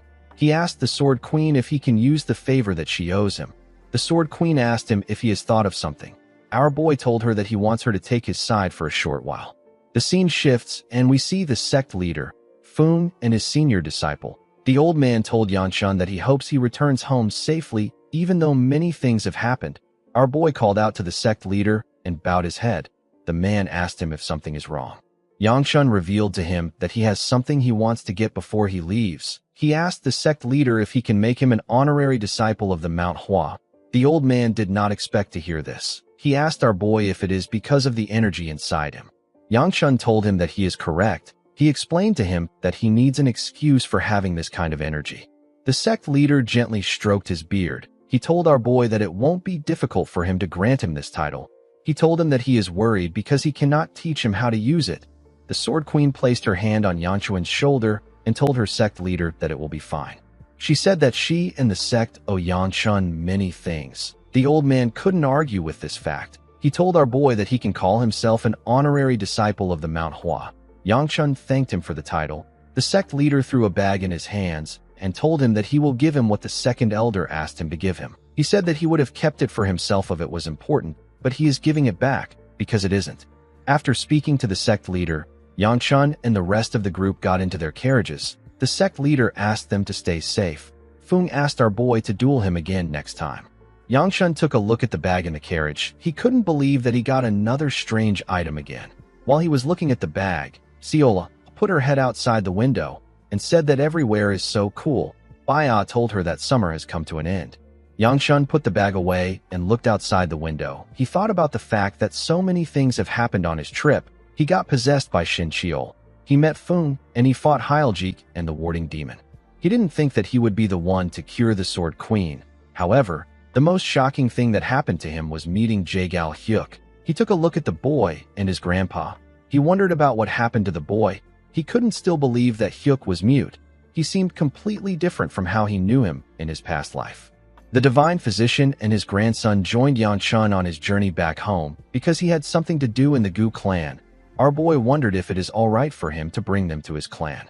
He felt like things might actually be better this way. He couldn't do anything about Hyuk at the moment, so it was better for the boy to be by his side. Our boy will be able to easily take care of him if he is closer to him. He let out a sigh when he thought about how long their journey will be. The group arrived in Shangxi in autumn. When they arrived at the gate of the clan, they saw the clan head waiting for them outside. Ryongwa came down from the carriage and moved close to her father. She nervously looked her father in his eyes. She walked past him and didn't say anything. Before she could get far, the clan head welcomed her back. Ryongwa was shocked to hear this. She gently smiled and walked forward. After his daughter went inside, Yangchun and Baya came to greet him. The clan head told his son that he read his letter. He said that a lot of things have happened. He turned to Baya and asked Yangchun about the person next to him.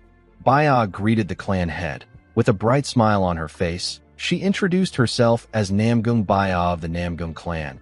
She told the clan head that she accompanied his son thanks to his hospitality. Yangchun was shocked to see her acting so normal. He didn't know how to react. Chiol asked him if this is the same girl that was drooling in her sleep. Our boy told him that he has never seen her use her brain before. The clan head introduced himself as Gu Chiolan. He told the girl that he has heard about her. He revealed to her that the Namgung clan has been looking for her. He told her that he will contact them. Baya bowed her head and thanked him for his kindness. Before Yangchun left, the clan had informed him that a guest has been waiting for him. He said that the guest arrived 10 days ago. He asked his son to go to the guest chambers. Yangchun was surprised to hear that he had a guest. He wasn't expecting anyone.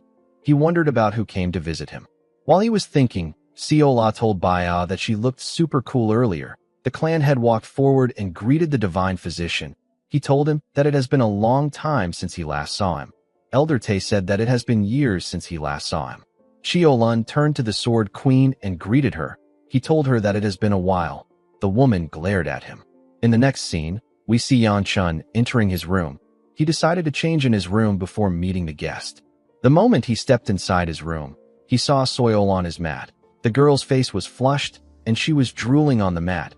She said that our boy's chambers are well lit and warm. She felt like he was lying next to her. She hoped that he would be back soon. The moment she said this, she opened her eyes and saw Yangchun staring at her. The girl got up and screamed. She was quite embarrassed. Our boy didn't know how to react to this situation. He slowly walked out of his own room in order to remove himself from this awkward situation. A while later, we see Yangchun and Soil sitting together. With a nervous look on his face, Yangchun asked her about why she came to his clan. Soil told him that she has something to say before she answers. She slammed her hands on the table and told Yangchun that his name isn't Gu Juliop.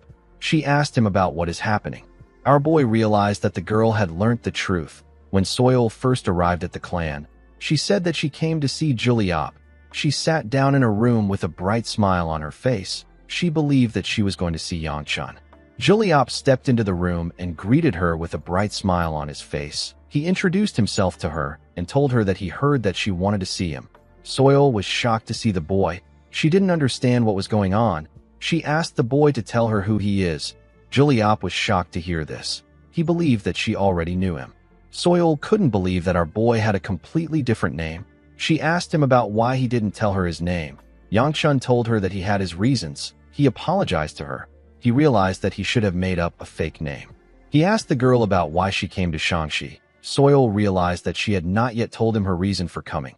She told him that she obviously came there because she wanted to see him. Immediately she said this, the girl realized that she messed up. She shook her head and told Yang that she has something different to tell him. Yang nervously asked her to tell him what she wants to say. Soil put her hand into her clothes and took out a document. She explained to Yang that the time for the Dragon and Phoenix Assembly is getting closer. She gently blushed and asked him if he would like to accompany her there. Our boy was surprised to get an invitation to the Dragon and Phoenix Assembly. The Dragon and Phoenix Assembly is a martial arts tournament of the Orthodox sects where the Murim Alliance calls out promising young martial artists and disciples of each sect. Nowadays, the event has become a place of vanity where they hand out cool titles. Yang remembered hearing that the recent assembly is full of monsters. It was in this assembly that Tang Soil obtained the title of Poison Peak. The girl hoped that Yang would accept her invitation. In his past life, Yang was too embarrassed to join the event. He avoided going to the event until he became the proper heir of his clan. He told Soil that he is not certain if he will participate. He told her that he cannot give her an answer right now. The girl was sad to hear this. Yang asked her if she has any other thing she wants to tell him. Soil told him that there is nothing else. Our boy could not believe that she came all the way from Sichuan to tell him this. He didn't understand why she would do this. Sheol appeared and asked him if he really doesn't understand. The old man hated the fact that Yang was so clueless. He revealed to him that Soil came to see him because she likes him. Yang was shocked to hear this. Sheol said that he doesn't understand why so many girls are falling for a boy that looks like a mantis. Yang couldn't believe what he was hearing. He wondered about why she liked him. In this life and his previous life, he never really got involved with the girl. Yang recalled the times he encountered the girl. He realized that she always blushed around him. He now knew that Soil had an unrequited love for him. Yang decided to confront her about it. He called out to the girl. The girl quickly answered him. He told her that he is curious about something. Sheol asked him about what he is doing.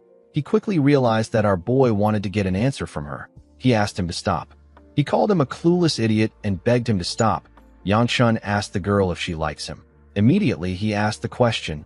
Baya opened the door and stepped into the room. The two of them quickly turned to her. Baya apologized to them. She asked them if they're still talking. Yang told her that they are. He asked her to leave. Soil apologized to him and asked him if he could give them some time together. Our boy was surprised to hear this. He asked her about what she means. Sheol called him an idiot. He asked him if he can't feel the mood in the air. He told him that he will only be able to survive by shutting his mouth and leaving. Soil seemed to be quite hostile to her friend. Yang decided to leave when he understood the situation. He smiled and told Baya that he is done talking to Soil. He stood up and told Soil that he will let her know about the offer. Soil thanked him for this. Yang quickly ran out. The mood was too intense for him. Baya moved closer to her friend. Soil told her that she wanted to talk to her. When Baya sat down, Soil revealed to her that she heard about her engagement to Yang. She asked her friend if she had a part in deciding this. Baya told her that she didn't. She said that she feels like it is actually a good thing. Soil glared at her friend. She clenched her fist and told Baya that she will ask her a question that she has asked before. She asked the girl if she loves Yang. Baya told her that she is not sure. She said that she doesn't know what love is, but she wants our boy to stay by her side. She smiled brightly and said that this is the only thing that she is certain about. Soil was surprised to see the bright smile on her friend's face. She didn't like what she was hearing. She felt betrayed. She didn't understand why Baya and Yang had to get engaged. She wished that she had asked to get engaged to the Gu clan earlier. While the girl was thinking, Baya apologized to her. Soil was surprised to hear this. She asked her about why she is apologizing. Baya reminded her friend that she liked Yang before her. Soil told her that she should be the one apologizing. She said that she shouldn't be getting involved in a matter decided by their clans. Baya noticed the document on the table. She asked her friend about what it is. Soil revealed to her that it is an invitation to the Dragon and Phoenix Assembly. She said that she asked Yang to go with her. She said that our boy might refuse. Baya told her that it is fine. She said that she is going too. She gently smiled and told her friend that she will go if Yang goes. She told her that it will be fine. Baya's skin shined brightly as she smiled. A bright light was emanating from her body. Soil was blinded by this light. She didn't understand what happened between her friend and our boy. She couldn't believe that someone like Baya, who has always hated going to this event, has decided to go willingly. The girl wondered if this was the power of love. She felt like she had completely lost. She picked up her cup and slowly drank her tea. Baya told her friend that she has something to share with her. She revealed to Soil that she might be carrying Yanchuan's child. The girl spat out her tea when she heard this. She coughed out loud. Baya asked her if she is all right. Soil put herself together and asked her friend to repeat what she just said. Baya gently blushed when she heard this. Outside the room, we see Yanchun walking somewhere. Our boy suddenly stopped walking and turned around. Cheol asked him if something is wrong. Our boy said that it is nothing. He told the old man that he just had an ominous feeling for some reason. He hoped the girls weren't talking about anything weird. Soil asked her friend if she is really carrying Yanchuan's child. Baya gently touched her stomach. She said that they slept together in the Manhwa sect and held each other's hands. She told her friend that the child might have been conceived at that time. Soil couldn't believe what she was hearing. She didn't expect them to get this far in their relationship. The moment she thought of this, the girl realized something. She asked Baya to tell her what happened after they held hands. Baya asked her about what she means. Soil asked her if they didn't do anything else. The girl realized that her friend is oblivious when it comes to matters like this. She drew out her chair and told Baya that she is going to share something with her for her own sake. She told her that babies are not made that way. Baya was shocked to hear this. She asked Soil to tell her how they are made. Her friend asked her to listen closely. She pointed at the oblivious girl and began to explain how babies are made. Baya could not believe what she was hearing. She was completely lost. A while later, we see Baya step out of the chambers. Yanchun was standing outside. He asked the girl about what took her so long. He noticed that Baya was looking tired. He asked her about what happened. He stretched out his hand and asked her if she is all right. Baya's face instantly became red when she saw his hand. She turned around and began to run. Yanchun asked her to wait. He asked her to tell him where she is going. He didn't understand what was happening. He wondered if he did something to her. The scene shifts, and we are taken to the clan head's office. We see the Sword Queen step into his office. Cheolun asked the Sword Queen to take a sit since she wants to ask him some questions. The woman asked him not to worry about it. She said that she will leave immediately she is done. She referred to the clan head as squad leader. Cheolun asked her to address him with the appropriate title. He told her that they have been away from each other for too long for them to be playing such games. The Sword Queen told him that she must call him squad leader if she wants to ask him about what happened in the demon realm on that particular day. Cheolun was surprised to hear this. He released his energy. Fire covered his entire body. He asked the Sword Queen if she has forgotten their promise. The woman asked him if there is a problem. She reminded him that she only promised not to question him about Chun-Hee. But this doesn't apply to the demon realm. With a scary look on his face, the clan head asked the woman if she believes that such tactics will work on him. The Sword Queen assured him that she is not playing around. She brought up the mature dragon squad that was created by the Murim Alliance to prevent the dangers of the demon realm from civilians. She said that she would never joke about this issue, especially when it involves the children who once followed him as their squad leader. The Sword Queen begged Cheolun to tell her what he saw in the demon realm on that day. She asked him to tell her what caused the members of his squad who entered the demon realm to kill each other and the survivors to tremble in fear and end their own lives. Cheolun removed his energy when he heard this question. He asked her if she will believe that he saw the same thing that she also saw. The Sword Queen vividly remembered what she saw. She saw a huge twisted tree with glowing purple leaves when she went to the demon realm to search for Chun-Hee. The Sword Queen remembered how chaotic energy entered her body from merely looking at the tree. The tree's aura and bindings doesn't even allow her to speak of its existence. The woman did not expect Cheolun to have also seen the same thing she saw. The clan head told the woman that he will no longer speak on the topic because she has also experienced the same danger as him. He revealed to her that everyone saw the thing and went mad. He explained to her that everyone entered the demon realm under the orders of the Sword Supreme, who was the alliance leader at that time.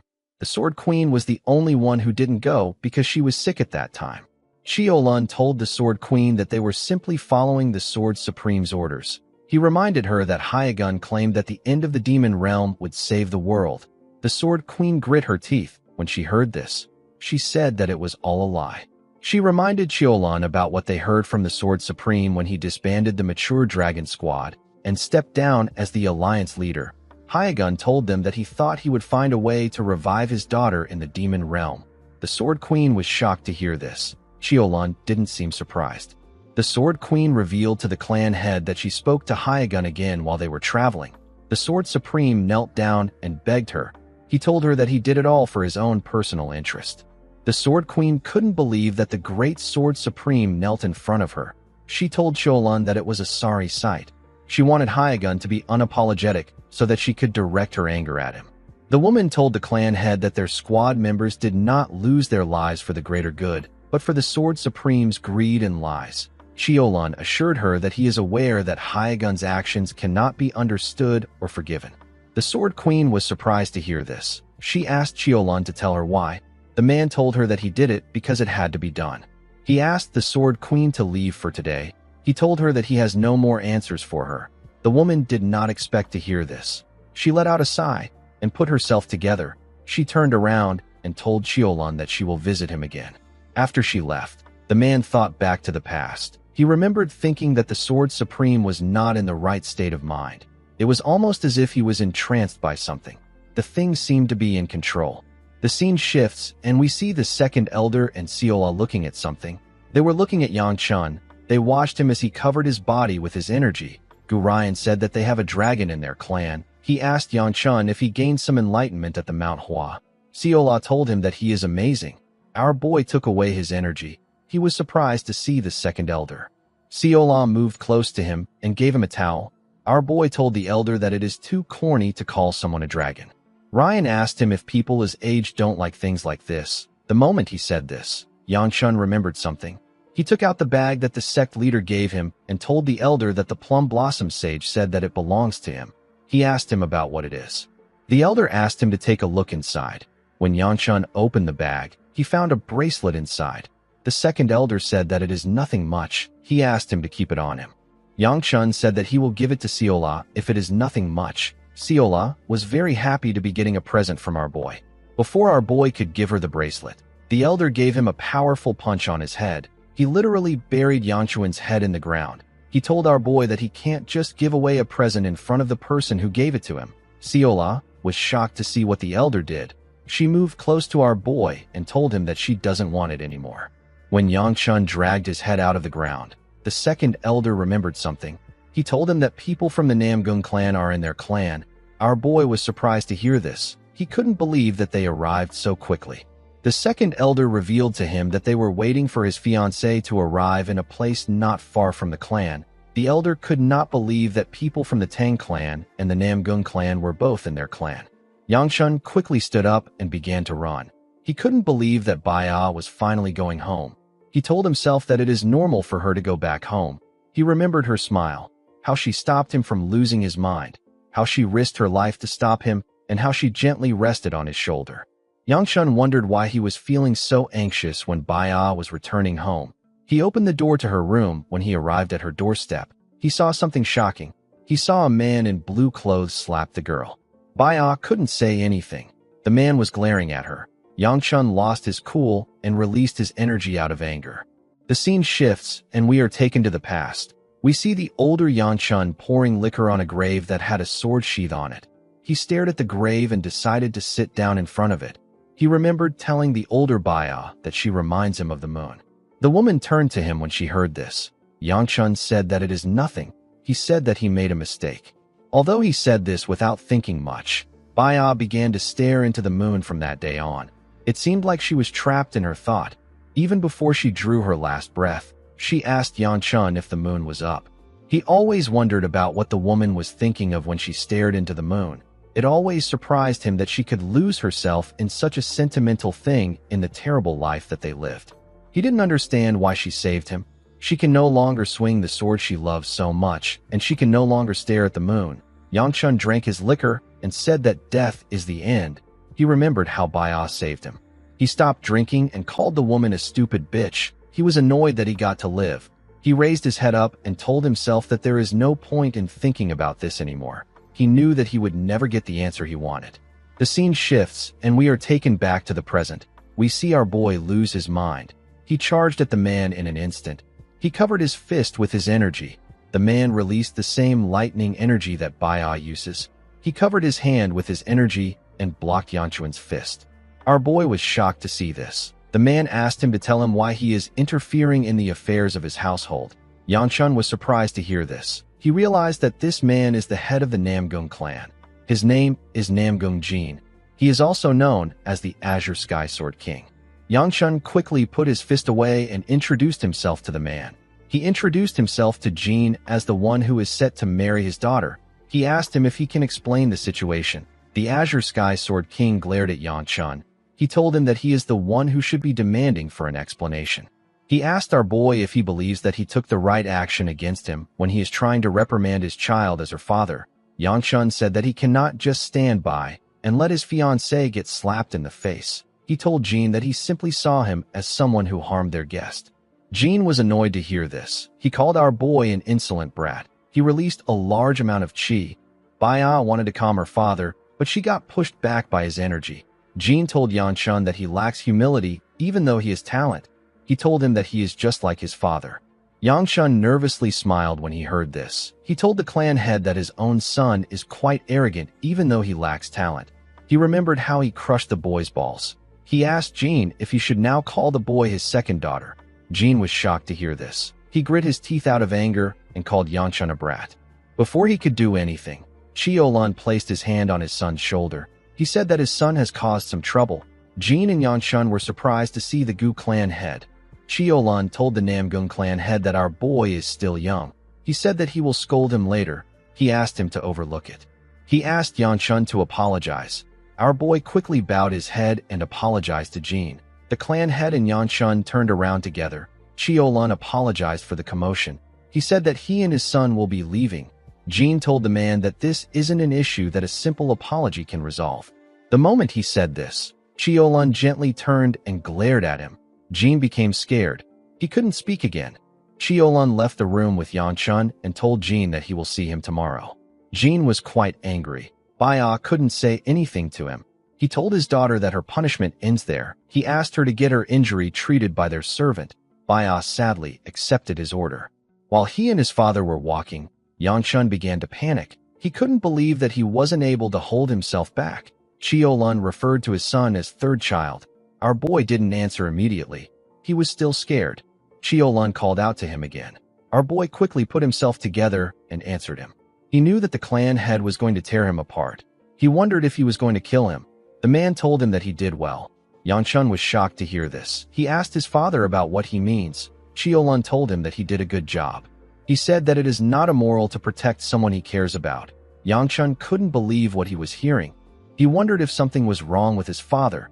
The clan head never compliments him on anything except his martial arts. Yang Chun could not believe that his father spoke about protecting someone he loves. Our boy remembered something that happened when he was younger. He remembered nervously offering a flower to someone. His younger sister was by his side. Yang Chun offered the flower to his father. Chiolun turned to his wife when he saw this. The woman smiled brightly at him. Chiolun accepted the flower and pat his son on his head. Ryangwa ran to hug their mother. Yang Chun was quite happy that his father pat him on the head. It was a joyful day. Upon remembering this, our boy called out to his father. Chiolun turned around and asked his son to speak. Yang Chun reminded him about the great sage pill he promised to give him if he brought back Ryangwa. The clan head said that he was just about to bring it up. Yang Chun said that he doesn't want the pill anymore. He told his father that he wants to see the thing that is underground. Chiolun was shocked to hear this. He reminded Yang Chun that he hasn't gone near that place since a particular day. Yang Chun told his father that he must learn about it eventually as a member of the clan. He said that it would be bad if he continues to push the issue. Chiolun gently stroked his beard. He realized that his son was right. He told him that they will go there tomorrow once their marriage talks are over. Yang Chun was shocked to hear this. His father revealed to him that they are meeting the Namgung clan head to schedule the wedding. He asked our boy not to be late to the meeting place tomorrow. Yang Chun couldn't believe that he had to go through all this when he just returned. The scene shifts and we see Yang Chun in his room. He was talking to Chiol. He asked the man about why he just stood by and watched the situation. Chiol asked our boy if he has ever listened to him. Yang Chun told him that he looked quite entertained. Chiol agreed that he was enjoying himself. He said that everything was entertaining from his perspective. He asked Yang Chun about why he didn't refuse the tournament invitation that Soil brought to him. Our boy said that he has no real reason to reject it. He told the man that Hunan isn't even far. Yang Chun actually wanted to meet someone there. Cheol asked him if the Shaolin is still in Hunan. Our boy told him that they are always there. Cheol asked him if he could stop there on his way to the event. He said that there is something he wants to look into. Yangchun asked him if he is serious. Cheol said that he is. Our boy agreed to stop there. The next day, we see Yangchun standing in front of the meeting place. He did not expect to arrive before everyone else. While he was looking around, Baya greeted him. Yangchun turned to her and asked her about what took her so long.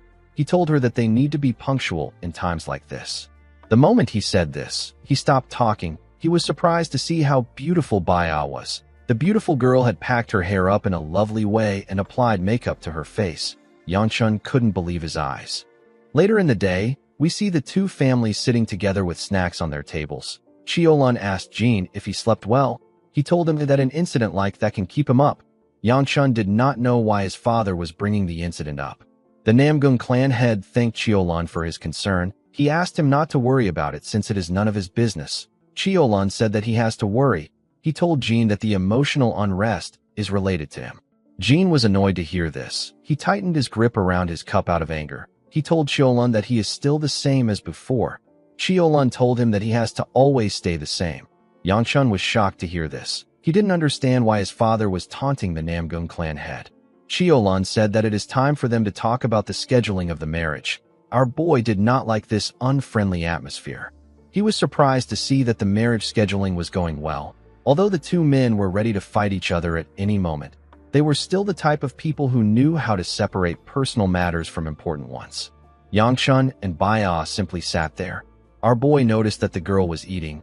He wondered about how she was able to stomach the food in this atmosphere. While he was looking at her, they locked eyes with each other. Baya quickly turned away and blushed. Yangchun didn't understand why she was getting embarrassed.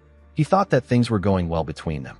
While the two men were talking, Cheolun told the Namgung clan head that it will be good if Baya comes to their clan when Yangchun turns 20 and officially becomes the clan heir. Jin was surprised to hear this. He told the man that 20 is too far. Before he could say more, Cheolun glared at him. He asked him if he has an issue with what he said. Jin became nervous. He quickly became calm. Yangchun noticed this. He realized that the Namgung clan head can't talk back to his father. Their talk was less of a conversation and more of an announcement. Jin asked Cheolun about when they can hold the actual wedding. Cheolun said that he was thinking that next spring will be all right. Jin told him that he will discuss with his elders and send a letter to him later. Cheolun told him that he hopes to get a good reply. The Namgung clan had clenched his fist out of anger. Later in the night, we see Jin in his room. His sword was on his bed. The man was quite angry. He did not like Cheolun at all. He remembered something that happened when he was younger. He recalled that Cheolun stared at him with derogatory eyes when he lost to him in the past. Jin never forgot the day he lost to Cheolun. He remembered the flames that engulfed the sky, the heat that was so hot that he couldn't even breathe properly. It wasn't a power that a martial artist of their age could unleash. From that day on, Jin spent his youth training to defeat Cheolun. He believed that he could surpass the Gu clan head if he gave it his all. One day, someone told him that he was lacking on the inside. Jin was surprised to hear this. He asked the man about what he just said. The man repeated himself and advised Jin to first fill himself up. This man was the Heavenly Supreme. He is one of the three Supremes like Hyagun.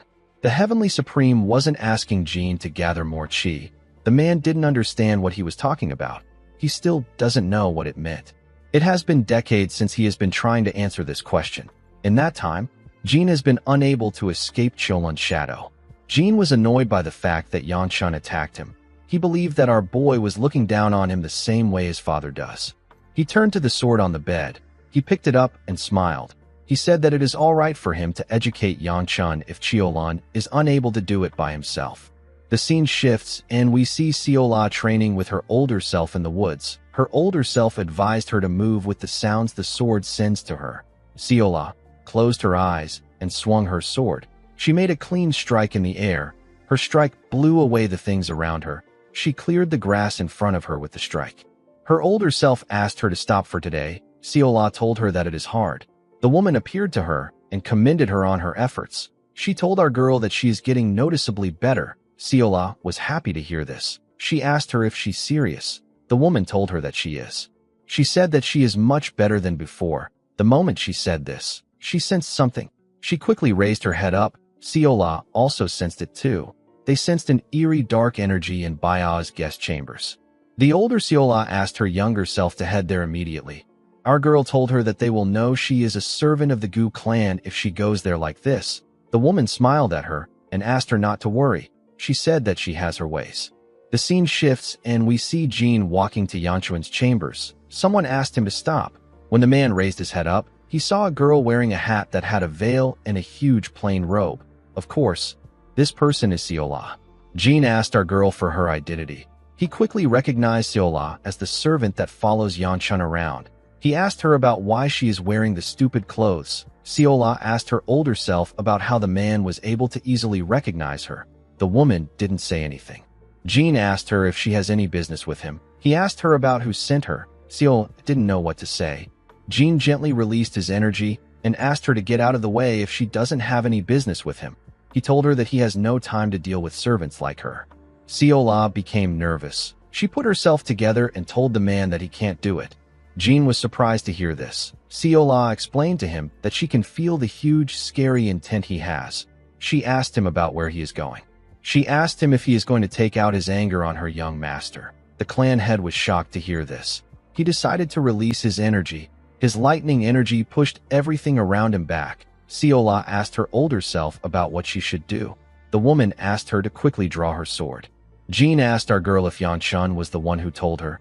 He thought that they were both looking down on him. He placed his hand on his sword and told Seola that everyone here annoys him. He said that he doesn't like it. Immediately he said this. Jin drew his sword and fired his energy at her with a single swing. Seola's older self asked her to move the way she learned. Our girl drew her sword and tore the man's strike with a clean swing. Jin was surprised to see this. His energy hit the ground behind our girl. The clan head couldn't believe that she nullified his attack. With a serious look on his face, he asked Seola to tell him who she is. Seola took a stance and became serious. In the next scene, we are taken to an underground prison. We see someone walk to an old man's cell. He asked him if he called for him. The old man raised his head to see the man's face. He asked him if he has taken a liking to the family he is in since he is comfortably walking around in this state. The man placed his hand on his face and changed it into a different one. He changed it again to show the old man his real one. He said that he spent so much time in hiding that he got used to the new face. He asked the old man about why he called for him. The old man took out a letter and told the face changer that he needs to visit the Dark Knight Palace. The young man was surprised to hear this. He asked the old man to tell him why he has to go there. The old man threw the letter to him. He revealed to him that they have received a request from the first elder. He asked the man to deliver it to the Dark Knight Palace. The man turned around and grit his teeth. The old man told him that he will leave it to him. The moment he said this, the young man disappeared. The old man smiled after the face changer left. He could not believe that the first elder reached out to them just to get more power. He realized that the first elder, whose name is Gu Changjun, has been blinded by his greed. The old man found the situation to be intriguing. The scene shifts and we are taken back to the forest. We see Seola and Jin exchanging strikes. Seola was blocking the man's strikes. Jin was annoyed to see this. He did not understand what was happening. He could sense the lack of skill in her movements, but she was still able to react at the perfect time and block every strike. Jin swung his blade with a lot of force. Seola jumped to dodge the attack. Her hat fell from her head. The clan head raised his sword up and thrust it at her. Before his blade could touch our girl, she blocked it with her sword. When their swords clashed, it blew away the things around them. Seola landed on the ground and turned to him. Jin wondered if the Gu clan teaches their servants martial arts. Even if they were taught martial arts, it makes no sense for Seola to be able to block his attacks. The moment he thought of this, the clan head noticed that he could hear a sound coming from Seola's sword. This was sword resonance. It is the ringing of the sword. It is something that even the skilled sword masters struggle to recreate. Jin did not understand how a mere servant was able to do it. He grit his teeth out of anger. He couldn't believe that someone as great as him was struggling to defeat a mere servant. He changed his stance and released more energy. The older Seola appeared and took a look at Jin's energy. The clan had asked our girl if she believes that she can block this attack with the same moves. He pushed his leg forward and charged at Seola at a crazy speed. He appeared behind her in an instant. It was like he moved with the lightning. He swung his blade at Seola. His strike destroyed everything in front of him with lightning. It caused a huge explosion in the forest. When the dust cleared up, Jin noticed that he couldn't see our girl. He wondered about where she was at. Seola appeared in front of him with a golden yellow hair. Jin quickly noticed the change in her hair. He blocked her sword with his blade. He noticed that the flow of her sword has changed. She was much stronger. This is natural since the older Seola has taken over our girl's body. The woman said that she now understands. She told Jin that she feels sad when she sees his sword. She said that she can feel emptiness from within. The Namgung clan head was shocked to hear this. It sounded similar to what the Heavenly Supreme said to him. The man became even more angry. He couldn't believe that Seola said this to him. He pushed her back with a large amount of force. He quickly closed the gap between himself and Seola. He swung his sword at her with a large amount of energy. Seola blocked his attacks and moved back. Although Jin was using the Namgung sword, it was jagged and messy. It was as if Jin lost his basis after getting lost on his path. The woman recalled that the Heavenly Supreme of her previous life was a skilled swordsman, but he always wondered why his sword was so rough. She wondered if this is how the Namgung sword has always been. She quickly realized that there was actually one person who was different. This was the demonic Blade Empress. Baya's sword always felt like it knew where it needed to go. The woman wondered why Baya was the only one who was different among the martial artists of the Namgung clan. The moment she thought of this, Jin swung his sword at her. She blocked it and pushed him back. The clan head couldn't comprehend what was happening. He raised his sword and gathered his energy into it. He asked her to tell him why his sword isn't able to reach her. Immediately he said this. He fired a devastating strike at her. Seola quickly took a stance. She realized that she had to change her method if she wanted to calm him down. She knew that this was the only way. She charged at the attack. She changed her stance and copied Baya's stance. She used her sword to calmly tear through the attack. She moved past the strike and pointed her blade at him. Jin was frozen in shock. He couldn't believe that Seola's blade was pointed at his head. He fell to his knees when he understood the situation. He knew that Seola just used the sword of the Namgung clan. He asked her about how she was able to do it. Seola did not expect to hear this question. She couldn't believe that the clan head was asking her about how she used it when she is just a mere servant.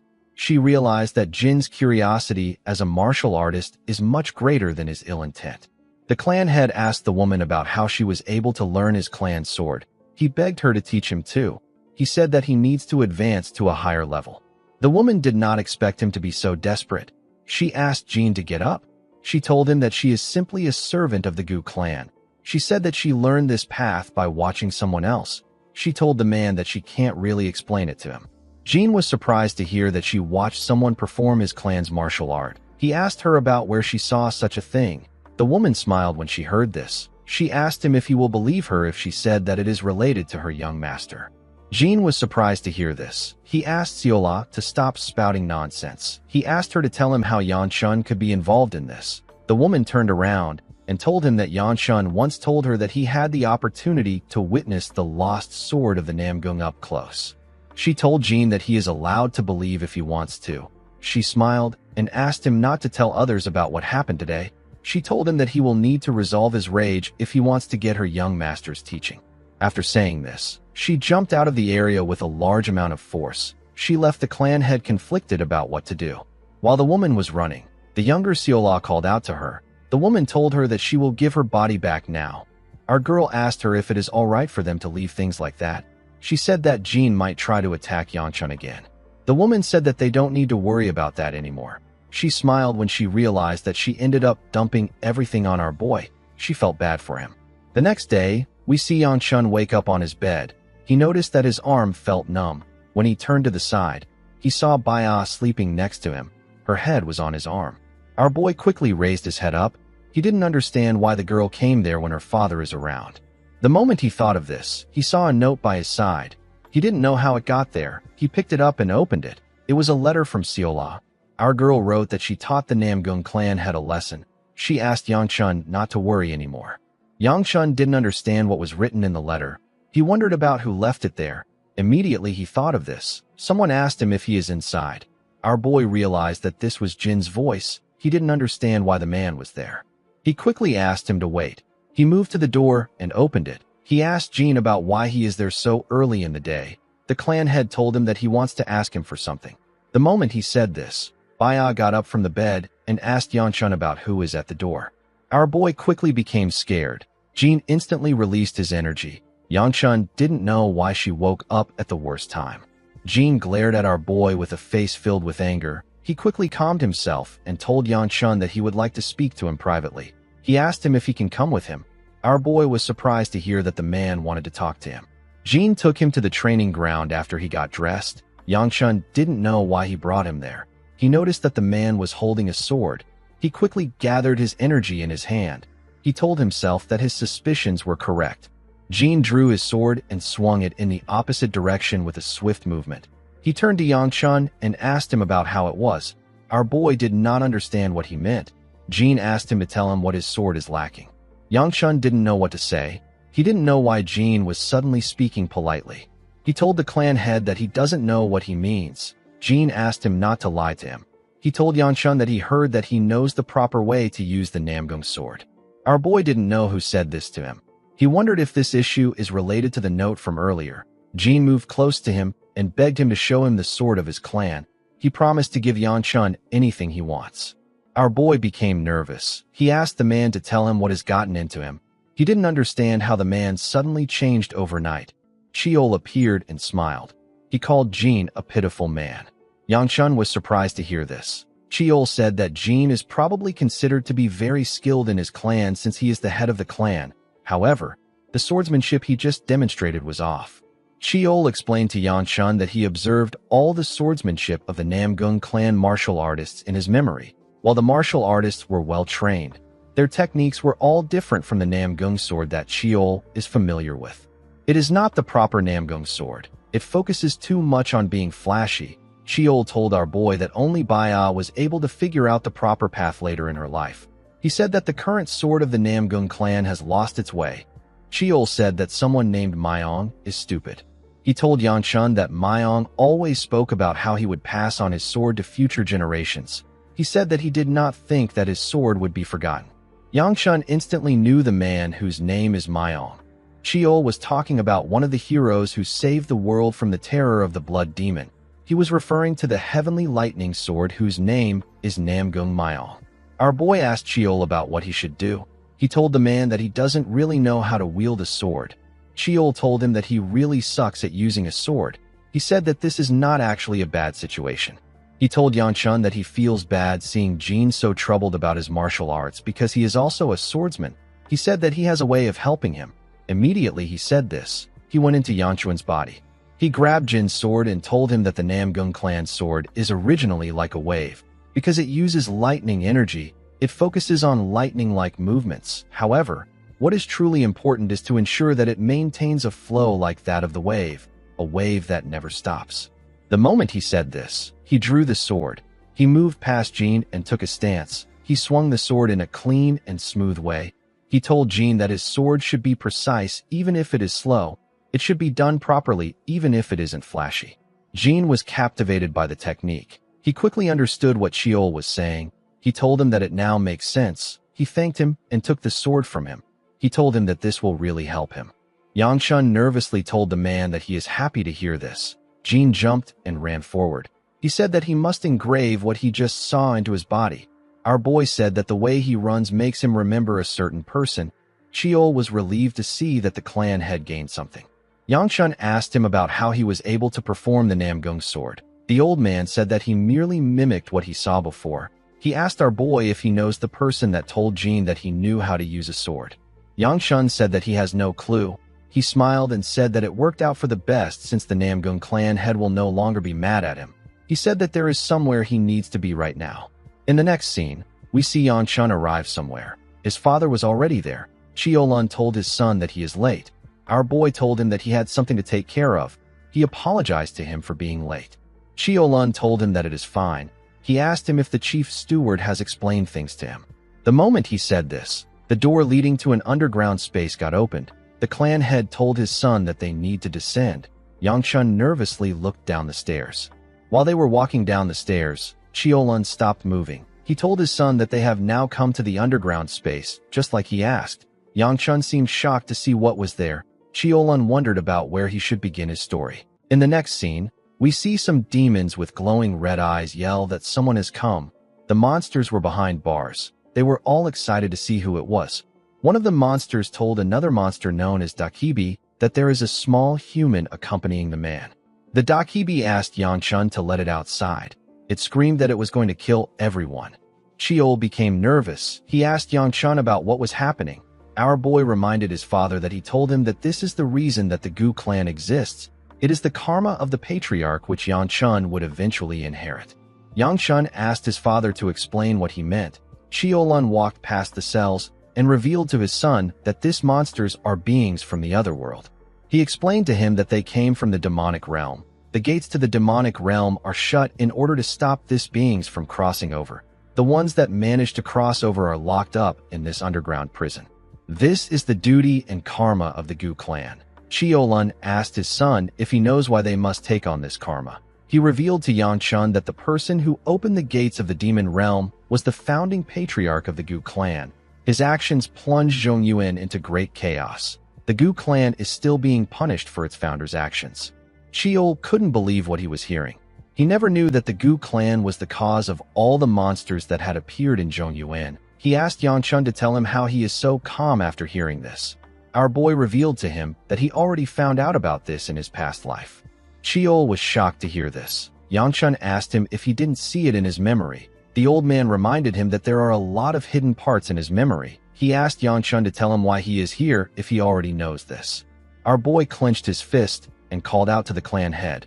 He reminded him that he said that they are being punished. He asked Cheolun if there is someone above them who is punishing them. Cheolun turned to Yangchun when he heard this. Yangchun learnt so many things as the heir of his clan in his past life. However, he never found out about the person punishing them. Cheolun called out his son's full name and told him that he can't answer this question right now. He told him that he will tell him about it once he becomes the young clan head. Yangchun nervously agreed to his father's offer. The otherworld beings laughed at Yangchun for getting rejected. Our boy already knew that his father would give him this answer. He didn't completely hate it because his father didn't deny that there was someone punishing them. This was enough for him. Cheolun walked past his son and told him that they have been there long enough. He told his son that they are leaving. Yangchun called out to the clan head and told him that he would like to look around on his own. A while later, we see Yangchun breathing heavily as he walked deeper into the prison. Cheol told him that he doesn't look well. He told him that he has been in there for too long. He advised our boy to leave now. Yangchun put himself together and said that he needs to go a bit further. He recalled that the first elder used the monster he is searching for to execute his plan. He wanted to see the being while he was there. He walked up to a cell and spoke an unknown language. Cheol asked him about what he just said. The being was in shackles and he was naked. He grabbed the bars of the cell when he heard what our boy said. The being transformed into Yangchun and smiled at him. He asked Yangchun to tell him why he said his name. He asked him to tell him how he knows his name. Cheol didn't understand what was happening. The Dakibi noticed that Yangchun wasn't shocked. He told him that he was trying to scare him. He transformed into the clan head and asked our boy if he is scared now. Yangchun simply glared at him. The Dakibi was surprised to see that our boy was not fazed. Yangchun noticed that there was no trace of the Dakibi leaving the prison. The Dakibi called him a boring bastard and asked him about why he came there. Our boy told him that he came to see how he is doing. He told him that he is done now. He turned around after saying this. The Dakibi told him that he is not doing well since he is trapped in there. He told Yangchun that he can help him get out. Our boy turned to him and glared at him with a scary look on his face. He advised him to give up if he is trying to pull anything right now. He told him that he will burn him to ashes if he catches him. After saying this, Yangchun walked away. After our boy left, the Dakibi began to release some steam from his body. He transformed into his true form. He turned out to be the old man who sent a letter to the leader of the Dark Knight Palace. He smiled and stroked his beard. He now understood why the first elder found Yangchun annoying. After Yangchun left the prison, we see him struggling to catch his breath. Cheol told him that he still can't believe what he just saw. He said that he never thought that they would be a secret like that underneath the Gu clan. Yangchun slowly pushed himself up and said that he didn't expect to stay there for so long. Immediately he said this, Seola called out to him. She asked him about where he was. She told him that she has been looking for him. She placed her hand on his face and told him that he doesn't look so well. With a worried look on her face, she asked him if something happened. She asked him if someone bullied him. Yangchun moved her hand away and told her that nothing happened. He asked her about why she was looking for him. Siola informed him that the young lady and the pretty lady wanted to ask him to have dinner with them. Yangchun was shocked to hear about a pretty lady. He knew that the young lady is his younger sister. He quickly realized that the pretty lady Siola was referring to was the Sword Queen. He grabbed our girl and asked her if she called the Sword Queen pretty lady to her face. Siola smiled and told him that the Sword Queen said that the name is nice, and she even asked her to keep calling her this. Yangchun told her that it is good if she doesn't mind. He realized that he hasn't eaten a single meal today. He decided to join them. He walked forward and asked Siola about where Baya is. Our girl informed him that Baya is talking to the lady of the Tang clan. Immediately she said this. She pointed at Soil and told her master that she is in front of them. When Yangchun turned, he saw Soil and Baya stepping out of a room. Soil asked him about why he is there. Yangchun reminded her that this is his room. He wondered why the two girls were there. He asked them about what they were doing inside. Baya turned away from him and told him that they did nothing inside. Yangchun revealed to the girl that the Sword Queen wants them to have a meal together. He asked them if they want to join them. Soil was extremely happy to hear this. She asked our boy if this is okay. She couldn't believe that she was going to have dinner with Yangchun. The moment she thought of this, she realized something. She asked Yangchun about who they will be having dinner with. Our boy told her that they will have dinner with the Sword Queen. He asked her if she doesn't know that the Sword Queen was staying here. Soil screamed and asked him to tell her how she was supposed to know this. The girl wondered about what she should do. She didn't expect to meet the Sword Queen. While she was talking, the Sword Queen arrived and waved at them. She noticed that she had never seen Soil before. She gently smiled and said that they have a cute new guest. Soil smiled like a crazy fangirl when she saw the Sword Queen. She nervously put her hands together and introduced herself as the Sichuan Tang clan's first daughter. The Sword Queen smiled brightly and welcomed her. She said that it is a bit odd to keep talking. She suggested that they all go to the dining hall. Yangchun didn't expect the girl to get this excited over seeing the Sword Queen. He wasn't really surprised because the Sword Queen is the most accomplished and renowned female martial artist in the Orthodox faction. It was natural that Soil respected her as a martial artist. Ryangwa moved close to her brother and asked him about why he has another woman. She asked him if Soil likes him too. Yangchun was annoyed to hear this. He raised his hand and told his sister that it is wrong. He was more annoyed by the fact that she was actually correct. Later in the night, we are taken to a different building. Yangchun was amazed to see the amount of dishes on the table. He said that this looks fancier than usual. The Sword Queen revealed to him that Hyuk and the attendants prepared this meal together. Yangchun was shocked to hear that Hyuk made this food. He couldn't believe that the boy knew how to cook. He recalled that Hyuk once mentioned this to him when they were in the demonic cult. Hyuk told him that he likes to cook. He said that he wanted to open a restaurant before he joined the cult. The older Yangchun told him that he never asked him. At the time, Yangchun thought that the man was lying because he always lied. He hoped that the food wasn't poisoned. He picked a dumpling with his chopsticks and carefully bit it. To his surprise, the food tasted good. He told himself that it is just all right. He quickly ate another dumpling. While he was eating, someone moved close to the Sword Queen to tell her something. The person turned out to be Soil. The girl nervously offered the Sword Queen a drink. She asked her to have it while she eats. The Sword Queen asked her about what it is. The girl revealed to her that it is a tea made from the silent flower herb. She told the woman that it is good for skincare. The Sword Queen nervously asked the girl if the silent flower herb isn't poisonous. Soil told her that it is. Yangchun spat out his food when he heard this. He spat it on his sister. Ryangwa couldn't believe what her brother did. Yangchun nervously told her that he is sorry. The girl didn't want his apology. She threw her chopsticks at his eyes. Our boy screamed out in pain and fell on his fiancé's laps. With a look of anger on her face, Ryangwa called her brother a crazy bastard and asked him about what he is doing. After they were done eating, Yangchun and the Sword Queen stepped out. Our boy apologized to her for showing such a poor behavior. The woman assured him that it is fine. She told him that she had fun. She asked him about how his eyes are. As tears gushed down from his eyes, Yangchun told the woman that he is fine. He said that his sister didn't hit hard. The Sword Queen was relieved to hear this. She gently smiled and told Yangchun that his sister resembles him when she gets angry. She told him that they are definitely siblings. Yangchun wondered about how the Sword Queen saw him. He wanted to explain Soil's behavior to her, but the Sword Queen told him that it is fine. She said that she knows that it was out of goodwill. Although Soil was from the Tang clan, the Sword Queen never expected her to drink poison for skincare. She found it impressive. She gently smiled and said that Soil will become an impressive martial artist. Yangchun noticed that something was off with the woman. He told her that she looks tired. He asked her if something happened. The woman stopped walking when she heard this.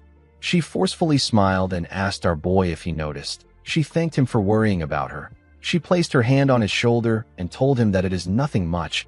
She assured him that he doesn't need to worry. She walked forward and said that things will flow naturally. Yangchun carefully stared at her as she walked away. He couldn't understand her worry. While he was looking at her, Soil called out to him. With a smile on her face, she thanked Yangchun for inviting her to today's meal. She told him that it was nice to eat with him. Yangchun moved close to her and asked her if it was nice to eat with him or the Sword Queen. Soil nervously said that she was talking about the Sword Queen. She quickly corrected herself and told Yangchun that it was nice to eat with both of them. Chiol called our boy a mean bastard and asked him if he has to tease someone who likes him. Our boy didn't understand what he meant. Chiol reminded him that he has something he wants to tell the girl.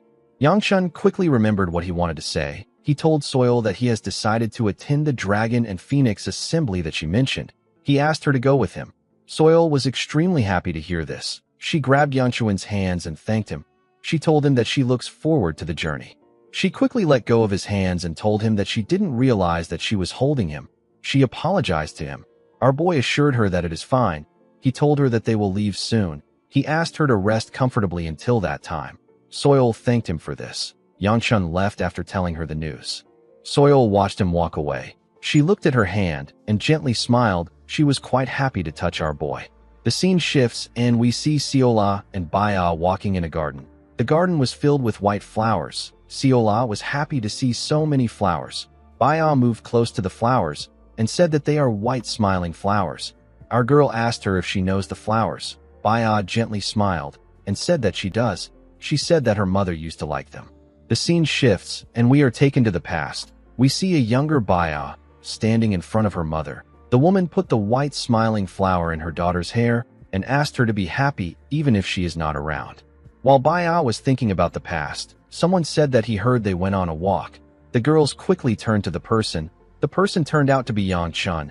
Our boy said that the garden looks simple. He said that there were so many flowers there when his mother took care of it. Baya carefully looked at him. She asked him if she can take some of these flowers. Yangchun asked her to go ahead. He said that it doesn't matter to him.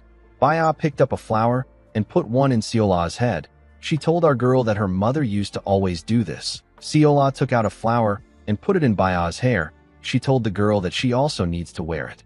Baya smiled when she heard this. The two girls turned to Yangchun and called out to him. They asked him about how they looked. The white smiling flowers in the area made their beauty shine radiantly.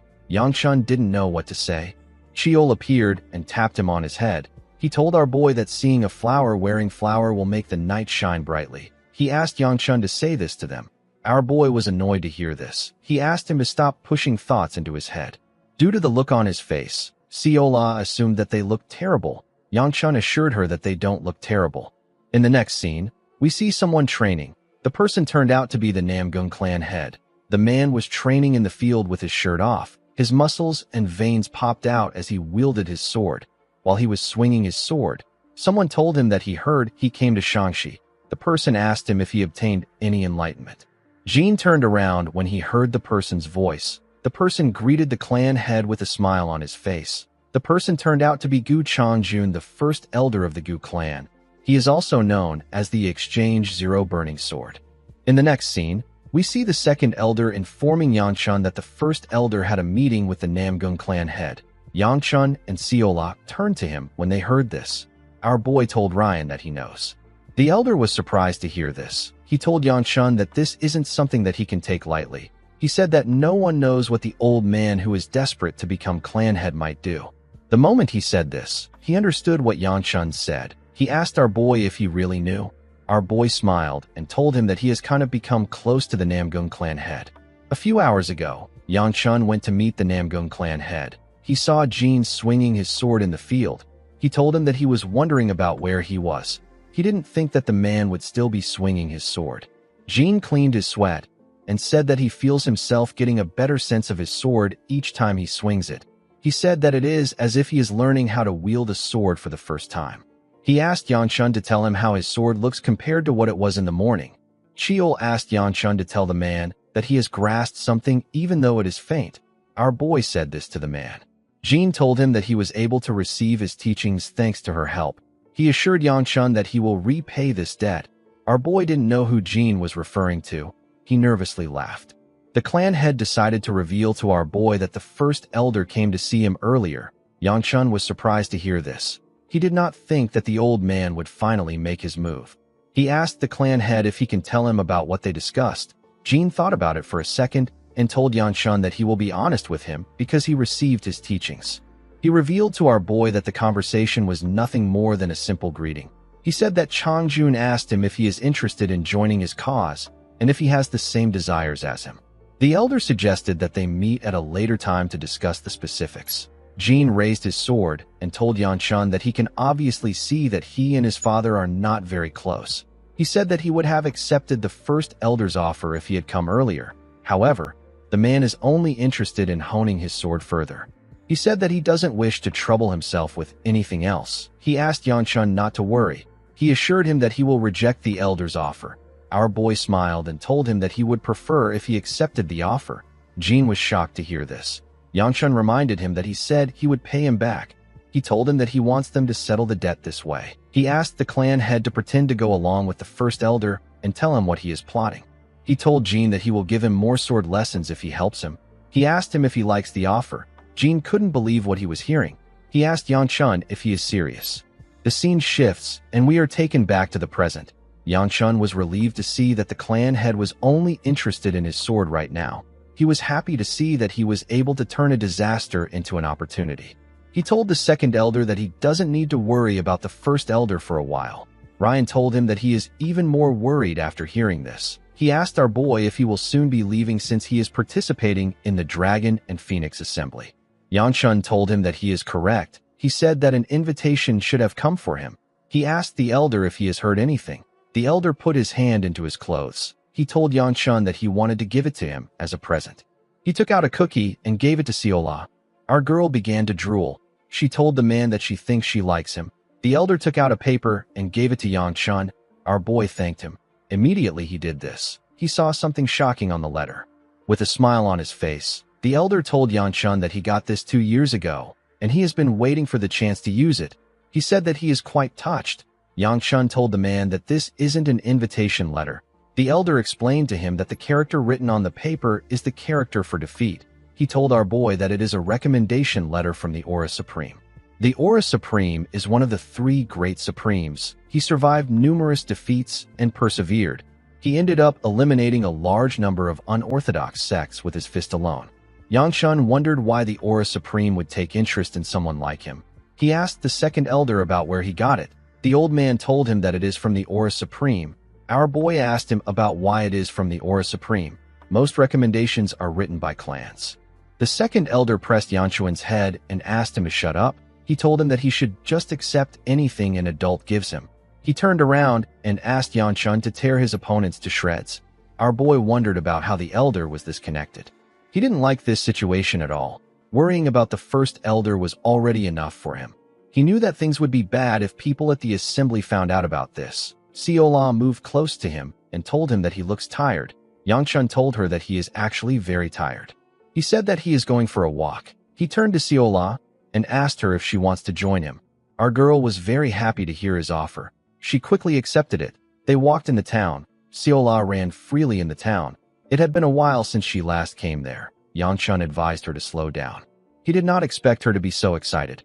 Our girl quickly went to a stall and greeted the owners. The woman there told her that it has been so long. The man told her that she has gotten prettier. Seola smiled and thanked him. Yanshun recalled that our girl said that she used to like walking around here. The moment he thought of this, he wondered about what she meant when she said this. While he was thinking, Seola bought 2 candy sticks from the store owners. She took one to Yanshun and told him that it is her treat. Our boy was surprised to hear this. He asked Seola if she has money. Our girl revealed to him that she gets paid as a servant. Our boy couldn't believe that this was the same girl that begged for all those treats. Due to how she spoke with the merchants, Yangchun realized that our girl has changed. He believed that she will soon become her past self. Immediately he thought of this. Siola referred to him as Gu Clan Heir. Our boy was shocked to hear this. He asked her about what she just called him. Siola called him the Gu Clan Heir again. She told him that this is what everyone calls him. She smiled and said that she wanted to try calling him this, but it might not suit her. She told Yangchun that it seemed cool when other people said it. The moment he heard this, Yangchun remembered something. This thing happened long before the heavenly demon appeared. The scene shifts, and we are taken to the past. We see an older Yangchun sitting at the edge of a cliff in another world. Our boy had not yet joined the demonic cult at this point. Someone came to meet him. The person referred to him as Gu Clan Heir. Yangchun turned to the person and asked her if something is wrong. He told her that they still have some time before they switch. He asked her about why she is out. The person turned out to be the older Siola. Our girl asked him if he wouldn't like someone to talk to while standing guard. She asked him if she can sit next to him. Yangchun asked her to do something about her messy hair if she wants to sit beside him. Siola told him that she doesn't have anything that she can use to tie it back. Our boy did not like this. He tore a part of his clothes and offered it to her. Siola was surprised to see this. She gently smiled. She tied her hair and asked Yangchun about what he's going to do when he gets out of this world. Our boy did not expect this question. He didn't understand why she brought something like this up when they have been transported to the demonic realm for 3 years. He reminded her that half of the talented martial artists at the Dragon and Phoenix Assembly died to demonic beasts immediately after being transported here. He asked Siola if she doesn't find it weird to still have hope about them getting out. He said that he should have never participated in the stupid event. He got pushed into it because he is the heir of his clan. Siola asked him if he has some dreams that he wants to achieve. She told him that she wants to hear about them. Yangchun dismissively waved his hands and said that he has never thought about it. Siola seemed a bit disappointed. Our boy turned to her and asked her about what she wants to do when she gets out of there. Siola smiled and said that she wants to tour the world. She said that she wants to go to a place where many people live in. She wanted to explore their own world. The scene shifts and we are taken back to the present. We see Siola staring at Yangchun. She wondered about what he was thinking about. She asked him if he is angry because she addressed him as Gu Clan Heir. She told him that she won't do it again. Yangchun dragged her cheek and asked her not to do it again. Siola told him that he is so mean. Our boy watched her run forward. He wished she could stay this innocent forever.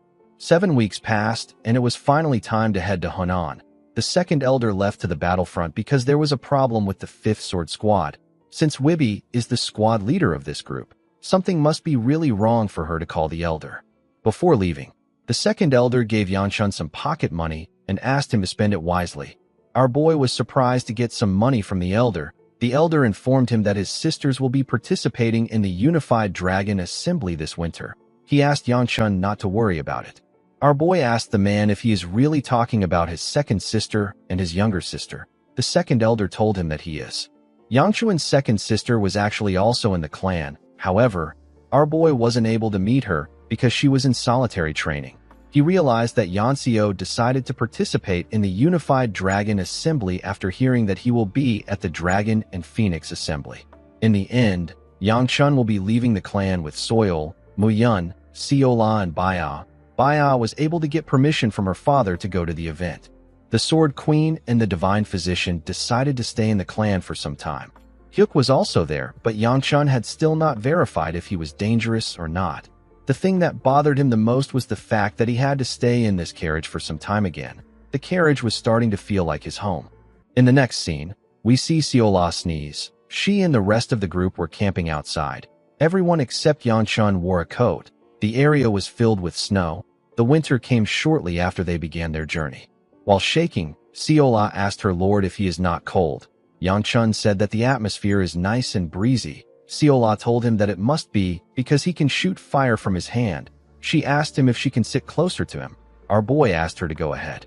Siola and Baya quickly sat next to Yangchun. They both held his hands. Siola told our boy that his hands are so warm. Yangchun wondered if she saw him as some kind of human hand warmer. He took a look at our girl and wondered why the Sword Supreme did not follow them. He found the situation to be weird. He wondered if Hyagun was now comfortable letting his granddaughter leave by herself. Yangchun did not think that this was the case. He recalled how the Sword Supreme was busy talking to the Divine Doctor and how he disappeared for a few days. Hyagun seemed to be quite busy. Our boy took a look at Baya. He realized that her father has probably gone back to Anhui by now. He remembered how the clan had forced him to teach him swordsmanship up until the moment he left. He was relieved to see that he was able to make up some stuff thanks to Chiol's help. The moment he thought of this, Chiol appeared and called him a rotten brat. He told him that he said that he had only seen the Namgung sword a few times. He was annoyed to see that Yangchun shoved the issue with the clan head on him. Yangchun didn't expect the old man to be listening to his thoughts. He told him that everything ended well. Chiol told him that there is one more thing that bothers him. He asked our boy about why he would visit someone who is trying to devour him. The scene shifts, and we are taken back to the past. We see Yangchun standing in front of someone. The person turned out to be the first elder. Changjun asked Yangchun to repeat what he just said. Our boy told him that he is quite arrogant. He said that it doesn't make sense for someone who knows about the duty bound to them to be tempted to become the clan head. The first elder began to laugh when he heard this. He was wondering why Yangchun wanted to see him. He did not expect this to be the reason. He found the situation to be amusing. With a scary look in his eyes, Changjun told Yangchun that he and his father are the ones who are arrogant for thinking that they can carry out this duty alone. Yangchun glared at the elder and told him that he speaks as if he is trying to help them. He told him that he is simply tempted by the power of the otherworldly beings. Our boy asked Changjun if the position is so important that it is worth carrying on the duty. Changjun told him that it is. He said that he would gain access to a massive amount of power by simply having the beings in his hands. Yangchun moved close to him and told him that he wants to give him a piece of advice. He released his energy and smiled at the man. He told the elder that when the old dog who guards the house begins to bite its owner, they will have no choice but to burn it alive. The scene shifts, and we are taken back to the present. Yangchun told Chiol that he simply gave Changjun a warning. The old man asked him if he did not consider the possibility that the elder might kill him there. Our boy told him that his father would immediately kill the elder if he tries to do something like that within Shangxi. He explained to Chiol that Changjun is as careful as he is wicked. He won't make a move until he is ready. Yangchun told him that the Namgung clan head will send him a letter if something happens. He said that he needs to just focus on the Dragon and Phoenix assembly for now. The moment he said this, Yangchun saw that Soil stood up. He asked the girl if something is wrong. Soil nervously told him that her hands are also cold. Baya grabbed her hands and told her that her own hands have warmed up. Soil wanted to complain, but she didn't know what to say. The girl just wanted to hold our boy's hand. Of course, Baya knew this. This is why she held her friend's hand. The scene shifts, and we see the carriage arrive in Hunan. We see Yangchun and Mu Yun standing in front of an inn.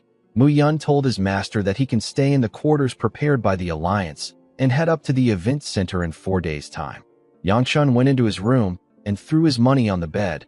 Now that he was there, it dawned on him that he was actually going for the Dragon and Phoenix assembly. He recalled that this event didn't go well in his past life. A few years from now, a demonic realm gate will open and young martial artists will get thrown into this realm.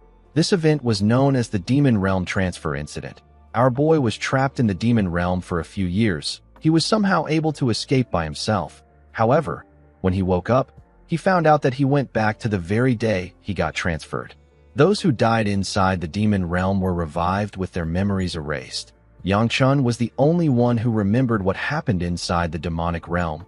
All the conflicts that took place in the demonic realm were forgotten. Of course, Yangchun was the one causing most of the conflicts. However, there was one person there that made him particularly uncomfortable. Our boy hoped that he would never run into this woman. The moment he thought of this, our boy stopped walking. He realized that this person might come to this event. He told himself that it won't happen. He remembered that the assembly was not a one-time event, and it wasn't mandatory either. He told himself that the person won't come. Mu Yun stepped into the building while he was thinking. Yangchun asked his guard about why he is alone. He said that the girls are taking too long. The man said that it might be because of all their luggage. Yangchun didn't understand why they packed so many things when they came there to fight. The moment he thought of this, he noticed that someone was behind him. He thought that it was the girls. He turned around and asked them to hurry up. He said that he is starving. Immediately he said this, he saw the face of the girl behind him. The girl was startled by him. She missed a step and tripped. She lost her balance. Before she could fall, Yangchun grabbed her hand. The girl was shocked to see this. Unfortunately for him, the girl was still unable to regain her balance. She fell on our boy. Immediately this happened, Soil and the girls ran downstairs. Soil apologized to Yanchun for being late. The moment she did this, she saw something shocking. She saw the girl on Yanchun. Soil asked our boy about what is happening. Muyun asked his master if he is alright. Among the 4 great clans, there is another clan apart from the Namgung clan that is known for their sword. This is the Moyong clan. They are the rulers of Liaoning. The girl above Yanchun is the precious daughter of this clan and one of the 5 dragons and 3 peaks. Her name is Moyong Haya. She is also known as the Snow Peak. This was the one person Yanchun didn't want to meet. He remembered how she belittled and insulted him in the demonic realm. He wondered why he reached out to her and created this situation. He noticed that her hand was lying on his own hand. He said that he hates himself. Before she could say anything, Soil called out to her and asked her if she isn't the Snow Peak. Haya stood up and told her that it has been a while since the last Dragon and Phoenix Assembly. Soil asked her if she can explain what is going on. The girl revealed to her that Yanchun caught her when she tripped on the stairs. Yanchun said that it is actually his fault. He apologized to the girl. Haya told him that it is fine as long as he knows that he is at fault. Our boy was annoyed to hear this. He called her bitch in his head. He told himself that he doesn't need to get emotional over her. He knew that he had to get out of there quickly. Haya turned to him. It seemed as if she wanted to ask him something. Yanchun placed his hand on Soil's shoulder and pushed her forward. He told Haya that they are going to eat. He told her that he will see her later. Baya walked past the girl to catch up to our boy. Haya instantly recognized her white hair and blue robe. She knew who Baya was. Before Yanchun could leave the building, Haya asked him if she can join them for lunch. She said that she hasn't eaten yet, and it will take some time for her acquaintances to arrive.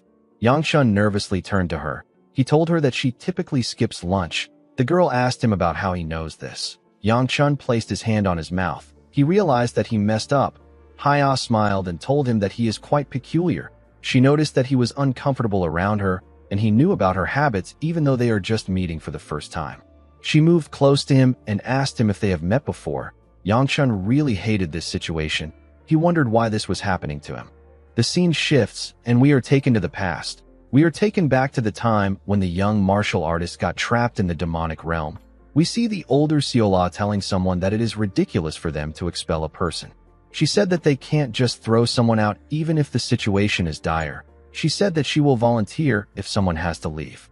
Someone referred to her as Sword Princess and asked her to get a grip. The person told her that she can't leave because she is their strongest fighter, Seola, and this person looked tattered. Their hair and clothes were a mess.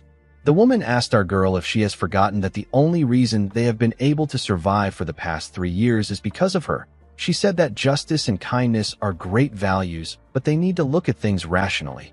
This woman turned out to be the older Haya. The other martial artists also felt guilty that they had to send someone out. Haya told our girl that everyone doesn't have the same worth. Although it was cruel, this was still their best shot at keeping most people alive. Seola asked her about who they will send out. Yanchun told her that they already know this answer. He stepped forward and told Haya that she wants him to leave because it doesn't matter if he dies or not. Haya moved close to him and told him that it isn't personal. She asked him not to get the wrong idea. Yanchun told her that he understands. He told her that she picked him because he is the weakest and the most worthless person in the group. He assured her that he knows that she would have volunteered herself if she was in his shoes. He told her that she is strict but also fair, even when it comes to things that concern herself. After saying this, Yanchun walked forward. He told the group that he will see them in hell. He left the cave and entered the snowy forest of the demonic realm. Seola nervously watched our boy walk away. Haya hated the situation. She broke her fan out of anger and said that she is sorry. The scene shifts and we are taken to the present. We see that Yanchun and the group have cleared their plates. Haya thanked them for allowing her to join them for lunch. She smiled and told Yanchun that she will repay him with a meal the next time he visits Liaoning. Our boy looked away and told her that he will be waiting for the meal. He didn't know why he would ever visit Liaoning. The moment he thought of this, he realized that something was wrong. He knew that Haya was not the type of person who would create debts over things like this.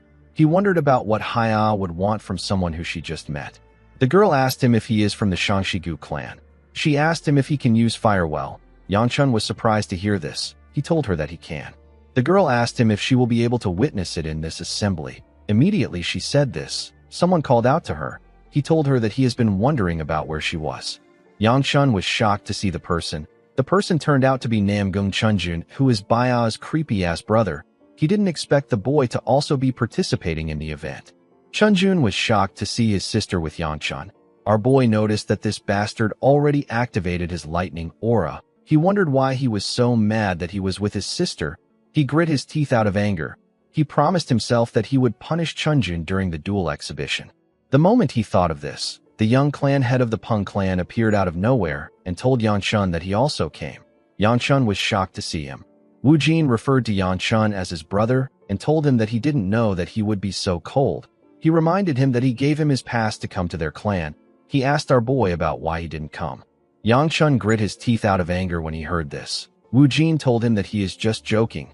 Our boy told the man that it has been a while since he saw him and his dear brother-in-law. He smiled and asked Chunjun if he should call him his sister-in-law in order to remind him about what he did to his balls. The boy was annoyed to hear this. He grit his teeth out of anger and released his lightning. With a cold gaze in his eyes, Wu Jin called out to the lightning dragon and told him that this is not the time for such squabbles. Chunjun became scared when he saw the look on Wu Jin's face. He cleared his throat and congratulated Yang Chun with a bright smile on his face. He told him that he heard about his sister's engagement plans. Our boy was impressed to see how fast he could switch his mood. Chunjun turned to Soil and greeted her. The girl quickly covered her mouth. She felt the urge to puke. She said that watching corny scenes make her sick. Chunjun was annoyed to hear this. Yang Chun asked Wu Jin about why he came there with the lightning dragon. He asked him if his sister and the other members of his clan came there. Wu Jin told him that things just ended up this way. He said that he is the only member of his clan that is participating in the event. He revealed to Yang Chun that he simply followed Chunjun to retrieve his fiancée. Our boy was surprised to hear this. Haya stood up and told Chunjun that it is nice to see him. She waved at Yang Chun and told him that she had a nice time. She told him that she will see him later. Our boy quickly recalled that Haya was Chunjun's fiancée. He realized that this was why the girl was looking at Baya the whole time. As Wu Jin pulled him away, Chunjun told his sister that he would like to speak to her privately later. Baya waved at her brother. Yang Chun realized that Haya was just trying to get close with the clan she is engaged to, and she wanted to know him because he is also set to marry someone from the Namgung clan. Of course, there was another fundamental reason why Haya wanted to talk to him. She wanted to talk to him because of the incurable disease that causes cold energy to build up in one's body. This disease is known as chi blockage. Haya wanted to cure the disease with Yang Chun's help. Our boy remembered the disease when she brought up his flame arts. He recalled that the girl spent her whole life trying to cure her chi blockage. She even fabricated false emotions to get what she needed. This is how she does things. 4 days later, we see Yang Chun and Seola running out of the inn with their bags. The Dragon and Phoenix assembly was about to begin. Our boy asked everyone to sprint to the carriage. He reminded them that he said that the event begins today and that they need to get to the Alliance before sunset. He asked them about why they haven't gotten ready until now. Seola said that Baya went into hibernation because it is winter. Our boy couldn't believe what he was hearing. He asked her if Baya is a bear. He wondered if they are already late. Immediately he thought of this. He saw someone in front of him. It was Haya. He asked the girl about why she is still there. The girl said that Chunjun left without her. She told him that she has no choice but to share a carriage with him. Yang Chun knew that she was lying. He didn't want to argue with her.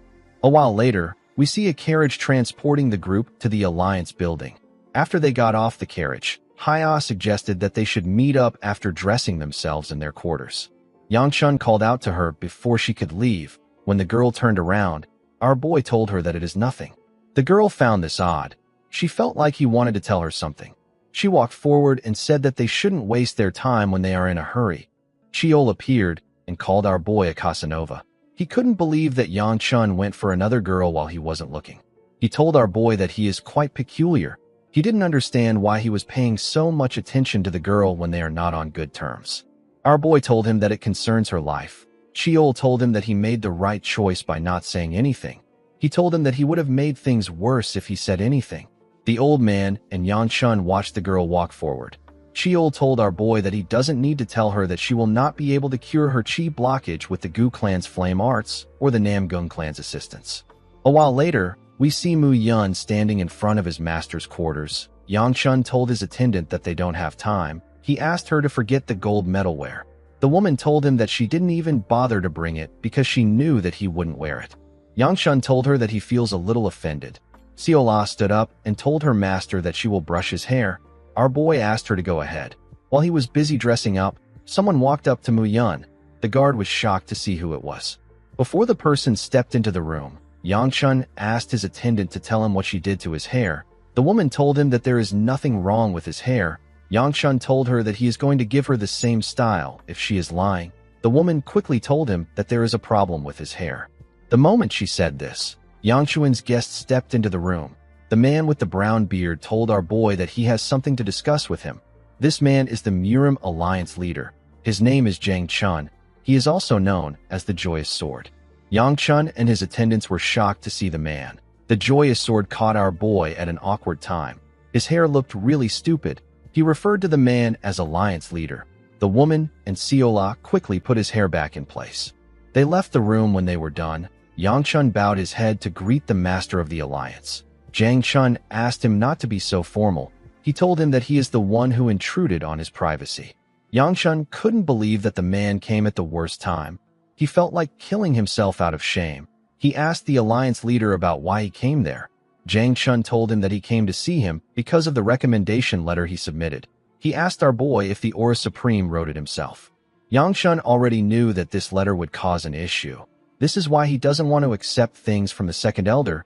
He told the Alliance leader that he didn't receive the letter directly from him. The man realized that our boy got it from someone else. He asked him if he read the back page of this recommendation. Yang Chun said that he didn't. He didn't know that there was something written on the back. The Alliance leader gave the letter to him and asked him to read it by himself. Yang Chun wondered about what was written there. When he turned the letter around, he saw something shocking. According to the letter, the Aura Supreme, whose name is by Ju, recommended Yang Chun for the assembly. He wrote that Yang Chun is a disciple that he has personally trained even though he is typically lazy. He said that our boy will one day destroy the heavens. He promised to make sure that this will happen. He asked the Alliance leader to have high hopes. He thanked Jang Chun for the treasure. He said that he will return it through Yang Chun. He asked the Alliance leader not to be too mad about it. Yang Chun was shocked to hear about a treasure. He didn't understand what was going on. The Alliance leader collected the letter from him. He told him that the handwriting and seal definitely belonged to the Aura Supreme. He said that no one would dare to impersonate him. He told Yang Chun that he wanted to confirm things with him. He asked him if he is really the Aura Supreme's disciple. Our boy couldn't comprehend what was happening. He had never heard anything about being the Aura Supreme's disciple even in his past life. He couldn't believe that he was now his disciple. This situation wasn't funny at all. He decided to just tell the Alliance leader the truth. He told him that he is not the Aura Supreme's disciple and that he has no idea about what the letter is talking about. The Alliance leader accepted his explanation. He apologized to Yang Chun for taking his time. Our boy was surprised to hear this. He asked the man if this is all he wanted to ask. Yang Chun said that it is. He revealed to Yang Chun that he was wondering where the Aura Supreme who has gone missing might be. Since Yang Chun did not know anything about the situation, the man decided not to pursue the case any further. Our boy was surprised to hear this. Jang Chun assured him that the recommendation is real. He asked him not to worry about his registration. He told Yang Chun that he is actually surprised that he managed to reach this level without being the Aura Supreme's disciple. He told him that he will be expecting great things from him during this assembly. He walked towards the door after saying this. Our boy bowed his head and thanked the Alliance leader for visiting him. After the Alliance leader left his room, Yang Chun screamed and said that the second elder is going to cause his death. His attendant and his guard were shocked to hear him scream. He was annoyed to see that the Aura Supreme called him his disciple. He knew that the second elder and the Aura Supreme must have made a bet. He realized that he couldn't blame anyone.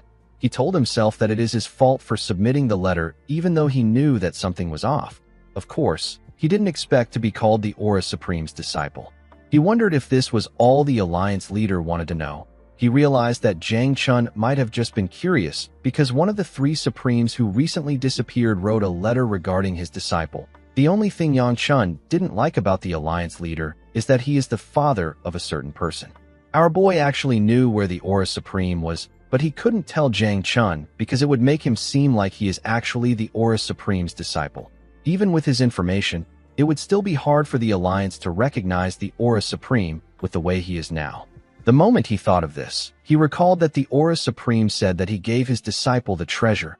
Immediately he thought of this. He remembered that the second elder gave him some pocket money and asked him to use it wisely.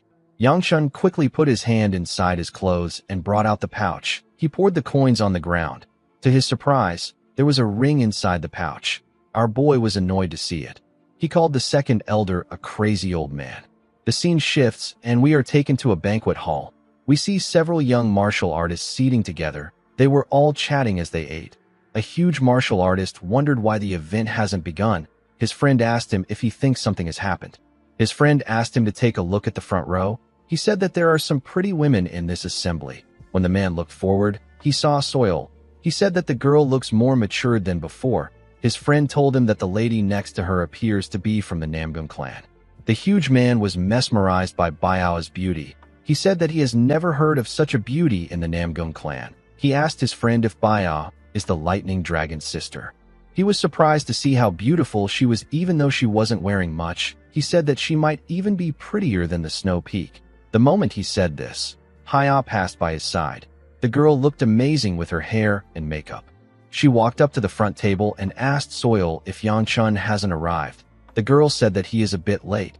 She asked Haya about why she isn't with her companions. The girl said that she hasn't been able to find Chunjun ever since they came there.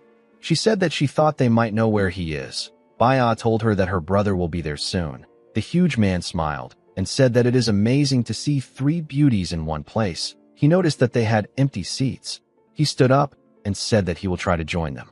His friend was surprised to hear this. He told him that the alliance leader will soon be there. He asked him to stay put.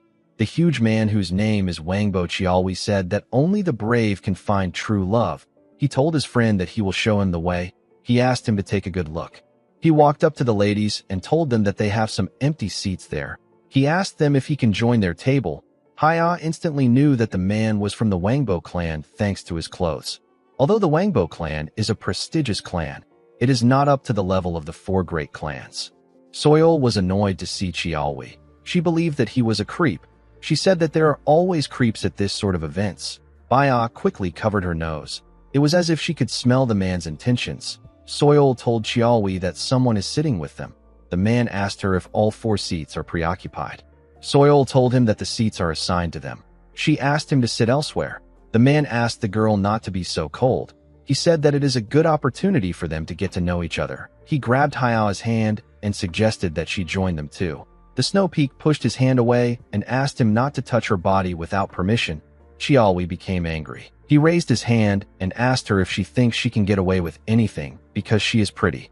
He told her that he will teach her some manners. Before he could do anything, Yang Chun moved past him and touched his arm at a crazy speed. Chiaohui asked our boy about who he is. Immediately he said this. He saw that his arm has been completely twisted. He screamed out in pain. Everyone was shocked to see what our boy did. Yang Chun carefully hit his leg and made him fall to the ground. He asked someone to inform the officials that an idiot got drunk before the event began and he will be forfeiting tomorrow's duels. He asked Haya if none of them got hurt. The girl told him that nothing happened. Yang Chun said that people don't often act crazy in a place where other people gather. He said that Chiaohui is a nutcase.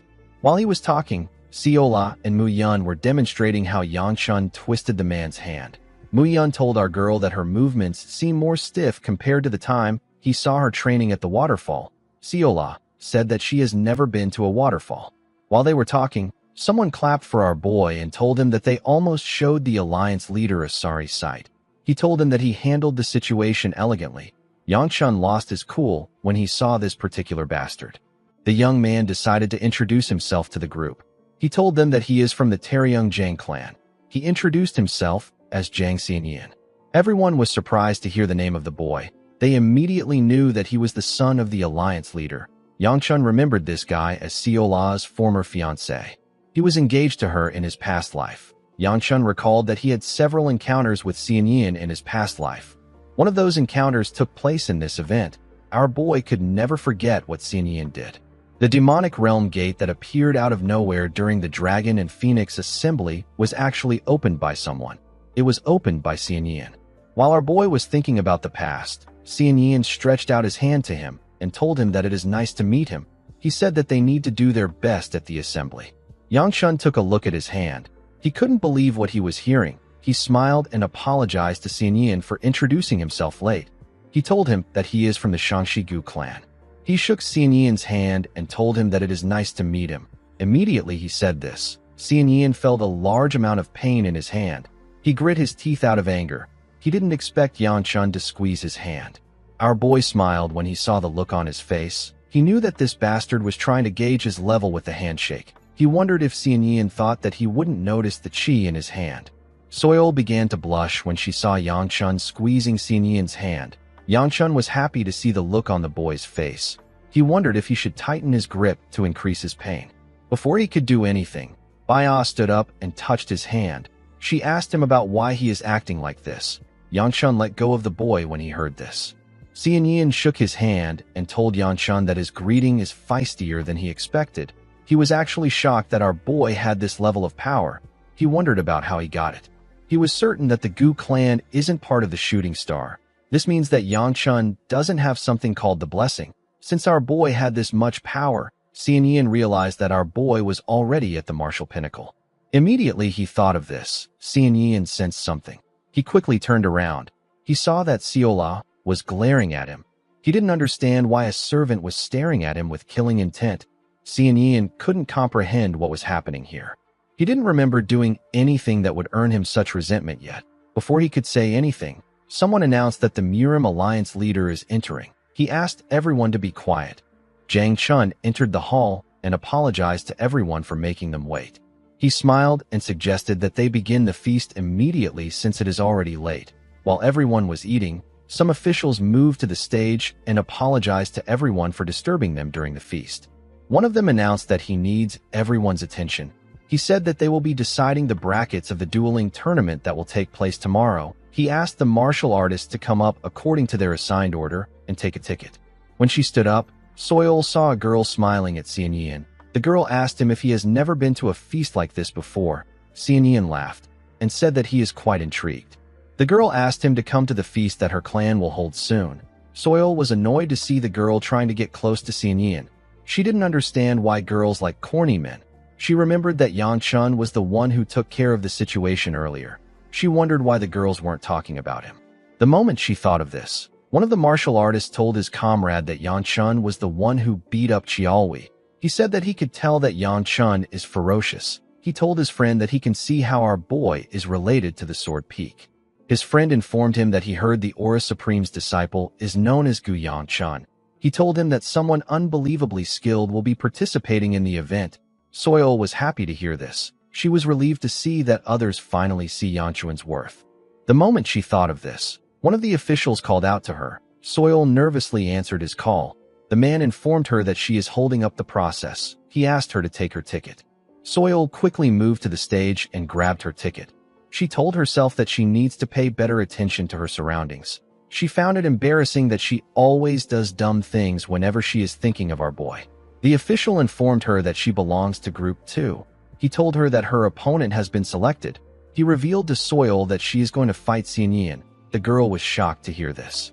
When she returned to her table, Yangchun asked her about the bracket she drew. Soil revealed to him that she is in Group 2. Yangchun smiled and said that they are all in different groups. He told her that Baya is feeling down right now because they are in different groups. He said that Baya told him that the event will not be fun. Soil asked our boy if she can ask him for one thing. A few days later, we see some people entering an arena. An announcer said that the 9th match of Group 3 is about to take place. The match was between Yangchun and Bai Yanxium of the Bui faction. The referee asked Yangchun and the other boy if they are ready. The two of them nodded their heads. The referee asked them to begin the match. Unfortunately, it didn't take long for Yangchun to send this poor guy flying out of the ring. The referee quickly announced that our boy won. As he walked off the stage, Chiol asked our boy if he isn't embarrassed. He reminded him that he gained his strength through regression and luck, and yet, he is participating in a tournament for kids. Sheol advised Yanshan to make it seem as if he is putting in some effort. Our boy agreed that this tournament was quite easy. It was like taking candy from a baby. He said that he doesn't have time to worry about this. He told Sheol that he needs to get to Group 2's dueling stage. Of all the people that Soil could face, Yanshan never expected her to go against Xianyan in the first round. When he shook the boy's hand yesterday, Yanshan could tell that he was already quite strong. He wondered about what Soil was thinking when she made her requests. The scene shifts, and we see Soil spit out some blood on the ground. Xianyan told her that she is amazing. He was well aware that the rules restricted the use of poison. He told Soil that she did well with only her hidden weapons. He smiled and told the Poison Peak that she would have gotten him already if this was a real fight. He said that he now understands why she is one of the 5 dragons and 3 peaks. While breathing heavily, Soil glared at Xianyan. She grit her teeth and threw some daggers at him. Xianyan easily blocked the attacks. Soil took out a dagger and charged at him. She thrust the dagger at him at an impressive speed. Xianyan easily dodged her attacks. It didn't seem like he had any issues facing her. He advised Soil to forfeit. Immediately he did this. He grabbed her hand and gave her a powerful kick in her stomach. The attack sent her flying. She slammed her body on the ground and spat out some blood. She wondered if she should give up. She knew that the outcome was already obvious. She believed that she never stood a chance against the son of the Alliance leader. The moment she thought of this, she saw something shocking. She saw Yanshan in a tower. She wondered about what happened to his match. She wondered if Yanshan was worried about her. She found it odd that Yanshan never budges when she makes a move, but now he is there for her. She smiled and pushed herself up. She thanked Xianyan for his kindness. She took a stance and told him that she hasn't shown off all her skills. She said that she is not giving up yet. Xianyan did not expect this. He found Soil's action to be interesting. He asked her about what is pushing her to go so far. Soil ignored his question and charged at him with a different technique. Her energy turned into multiple snakes. Each snake was ready to tear Xianyan apart. The boy was surprised to see the attack. The scene shifts, and we are taken back to the past. We see Soil take Yanshan somewhere. Our boy asked the Poison Peak to tell him what she could possibly want that she would need to bring him out there. Soil informed Yanshan that she is facing Xianyan tomorrow.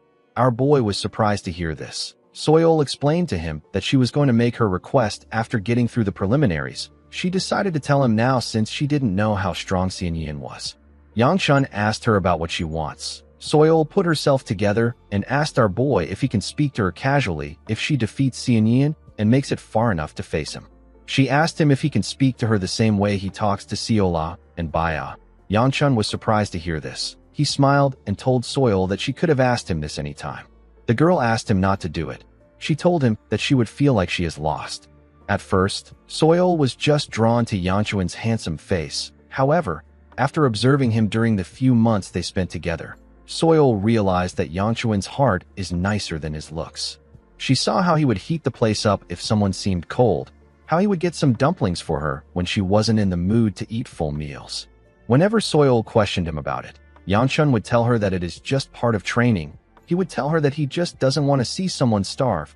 Anyone could tell that these were just excuses.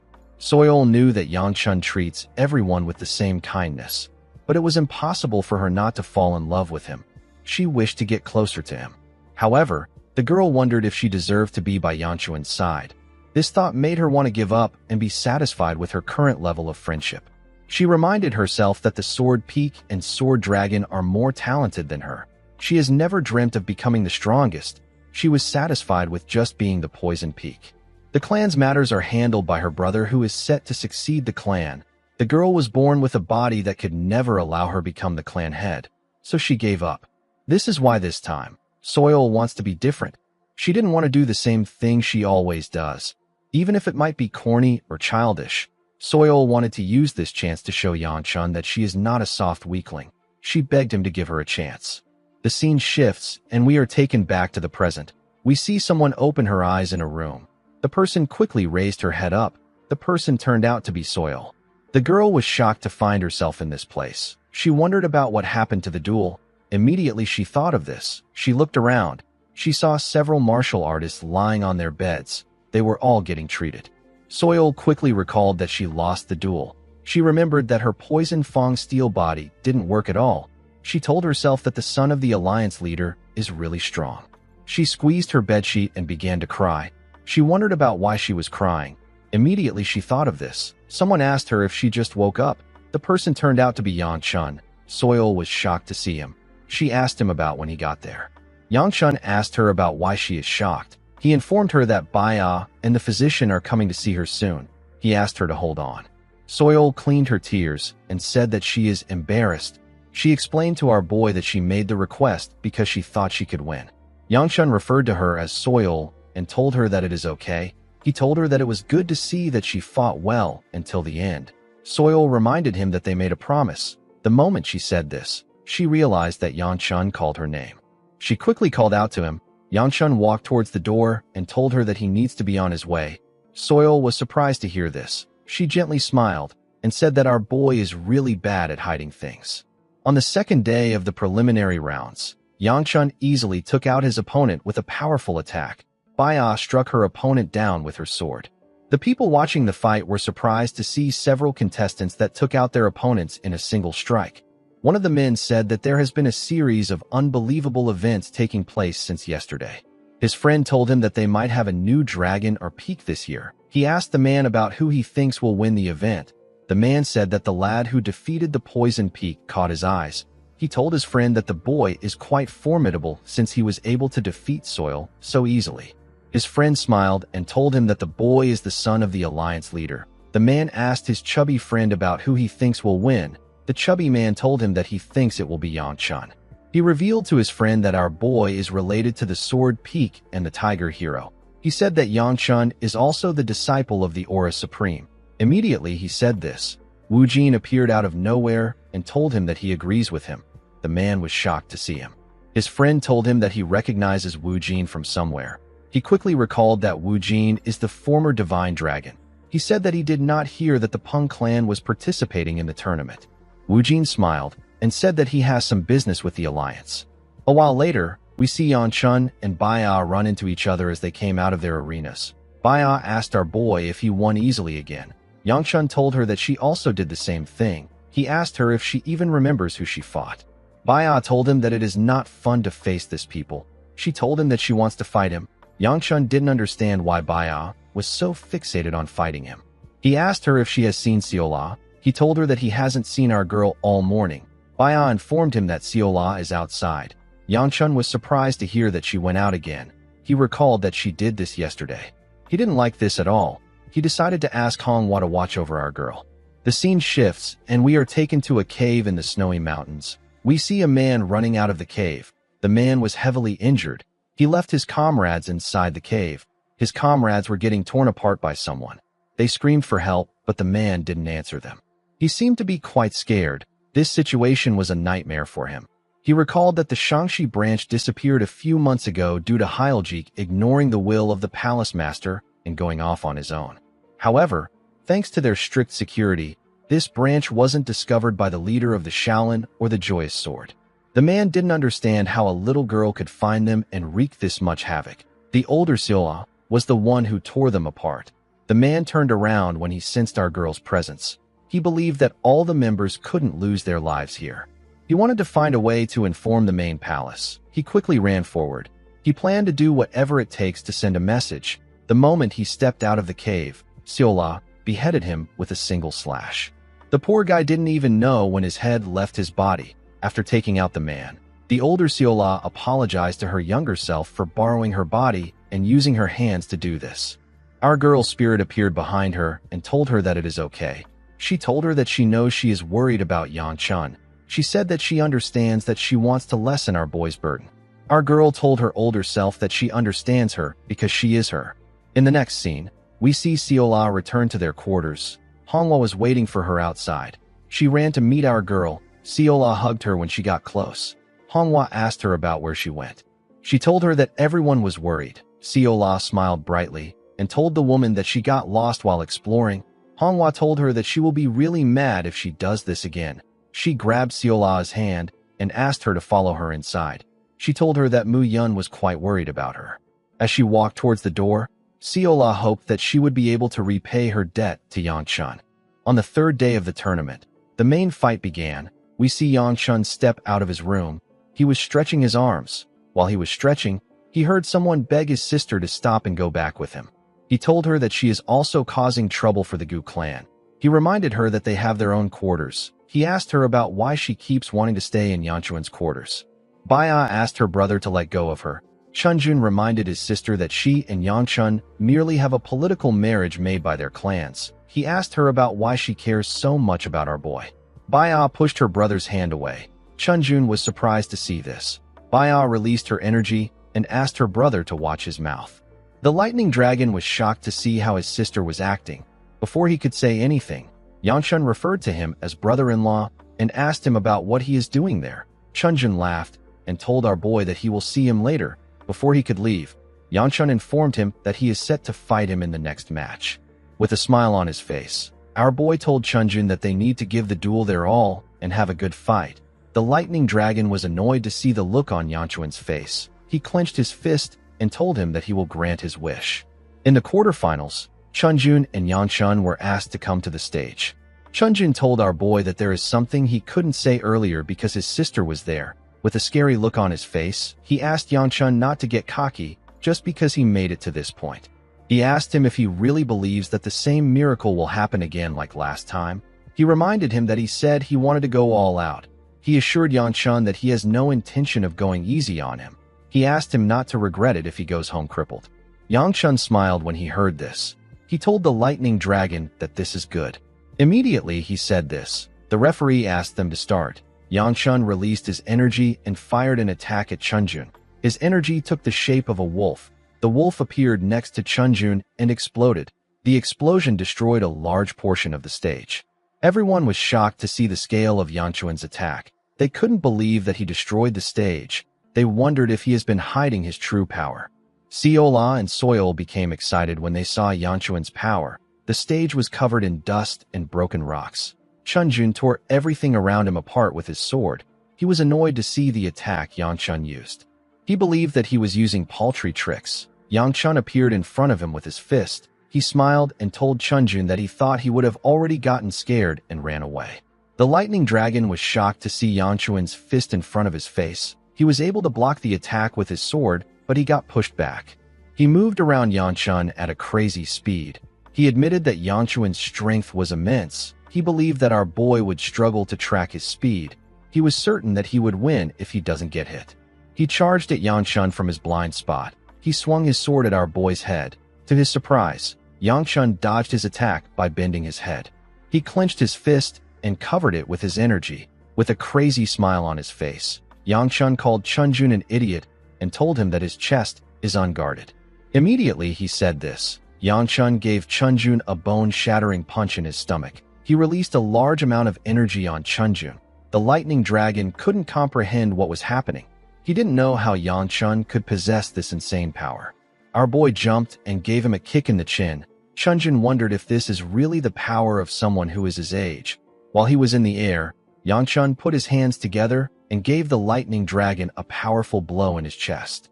Chunjun got slammed into the ground. His body destroyed the stage. He raised his head and grit his teeth out of anger. He couldn't accept what was happening. He looked at Yang Chun and told himself that our boy should be the one on the ground. He hated the look in Yang Chun's eyes. He believed that our boy was looking down on him. He recalled that everything in his life started going wrong after he met Yang Chun in Sichuan. He remembered how our boy surpassed his talent, how his father scolded him, and how his lovely sister became distorted. This was why Chunjun got a unique power without telling his father. He remembered a certain entity telling him that he has a good body. The entity told him that the blessing will give him power. It advised him not to use the power until it stabilizes. Although the power hasn't stabilized, Chunjun didn't care. He was willing to do anything to gain the power to cripple Yang Chun. He released the energy and charged at Yang Chun. Our boy was surprised to see him moving. The lightning dragon thrust his blade at him when he got close to him. Yang Chun used his palms to block the attack. He wondered about where Chunjun got this newfound strength from. Immediately he thought of this. He felt the odd energy coming from his body. He quickly dodged Chunjun's blade. While smiling like a lunatic, Chunjun asked our boy if he can now see the difference in their power. He swung his sword at him and told him that someone as worthless as him shouldn't dare defile his noble sister. He swung his sword at Yang Chun again. Our boy easily dodged his attack. With a crazy look in his eyes, Chunjun told our boy that his sister belongs to him. Immediately he said this, Yang Chun raised his fist and used it to block Chunjun's blade. Chunjun was shocked to see this. He didn't understand what was happening. Before he could do anything, our boy grabbed his neck and released a large amount of fire. With a terrifying look in his eyes, he asked the lightning dragon to tell him where he got his power from. He tightened his grip around the bastard's neck. Chunjun struggled to breathe. He wanted to beg Yang Chun to let him go. No one in the audience could see what was happening because our boy had covered the area with a large amount of fire. While struggling to breathe, the stupid bastard told himself that he would have gotten his sister if Yang Chun hadn't gotten involved with them. While screaming at the top of his voice, Yang Chun asked the lightning dragon to tell him where he got the thing curled up inside him. The moment he asked his question, our boy noticed that Chunjun had passed out and peed himself. As Yang Chun pinned Chunjun to the ground, Wu Jin smiled and said that he didn't expect things to get this far. He asked Xianyan if this isn't incredible. Xianyan did not like this question. He asked Wu Jin if he is really enjoying himself in this situation. He explained to him that there is currently someone who has surpassed the power of baptism among the next generation disciples. He said that this single variable can ruin their entire plan. Wu Jin explained to him that Chunjun is losing because he is forcing himself to use a power that hasn't settled in his body yet. He said that this is precisely why he had doubts. He asked Xianyan about why he involved Chunjun in their plan. Xianyan told him that Chunjun was needed. Wu Jin asked him if they really needed Chunjun's lousy talent. Xianyan told him that the lightning dragon is not lousy. He asked Wu Jin if he is speaking like this because he is displeased that Chunjun got to receive the baptism first. Wu Jin laughed out loud when he heard this. He called out to Xianyan and smiled like a crazy person. He asked him to stop spouting nonsense. He told him that he is incredibly strong even without the so-called shooting star or baptism nonsense. Xianyan told him that he can't understand him. He asked Chunjun about why he keeps trying to draw a line between himself and them when they are all on the same boat. He asked him if he really dislikes them this much. Wu Jin laughed and told him that he is misunderstanding something. He told Xianyan that he actually has a decent impression of him. Xianyan asked him about why he is looking so favorably upon Yang Chun if he doesn't hate him. Wu Jin said that his reason is simple. He explained to Xianyan that the entire world looks like it has lost its colors and become gray to him. He said that it is as if he has been walking through a dull and colorless world. Then one day, he discovered a very strong light. It was something beyond a strong light. It was a light that was so intense that it could even tint the colors of everything else around it. Yang Chun was the one emitting this intense light.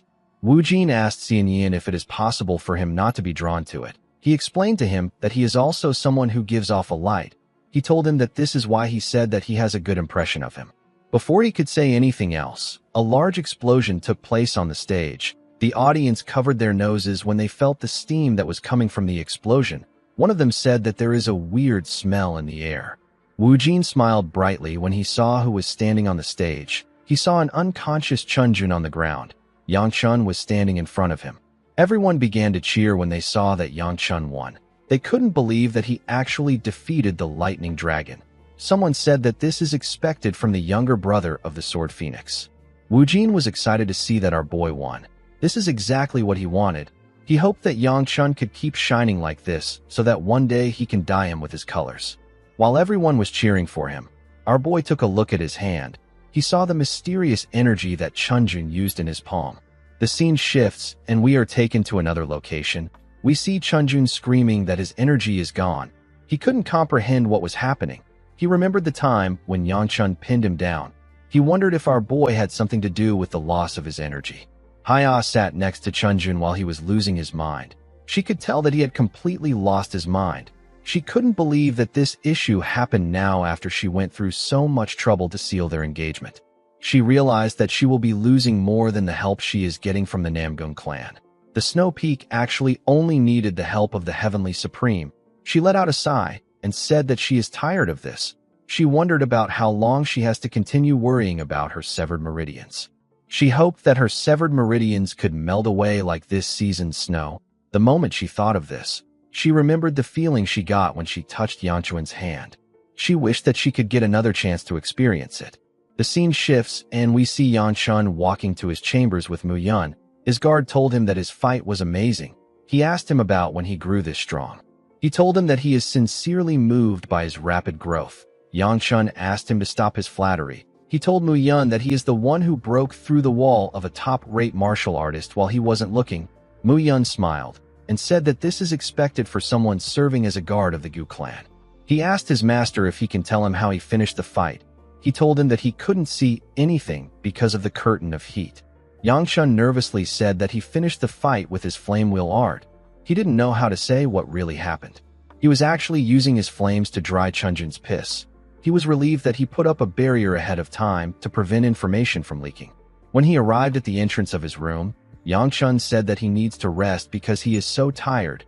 Muyun told him that he worked hard. Before he could open the door, our boy wondered about how things turned out like this again. He didn't understand what was wrong with his body. He called the entity within him a pig-like bastard and remembered how he gobbled up the strange energy that was coming off Chunjun. Our boy wondered about where Chunjun got his energy from. He tried to dig up information, but he couldn't get any answers. The only thing that our boy knew was that the energy didn't feel like demonic energy. It actually felt like the opposite of demonic energy. It felt like the energy that Seol exudes. Immediately he thought of this. Yanshun opened his room's door. Seola jumped and welcomed him. She told him that his match was awesome. Yanshun moved out of the way and made our girl fall to the ground.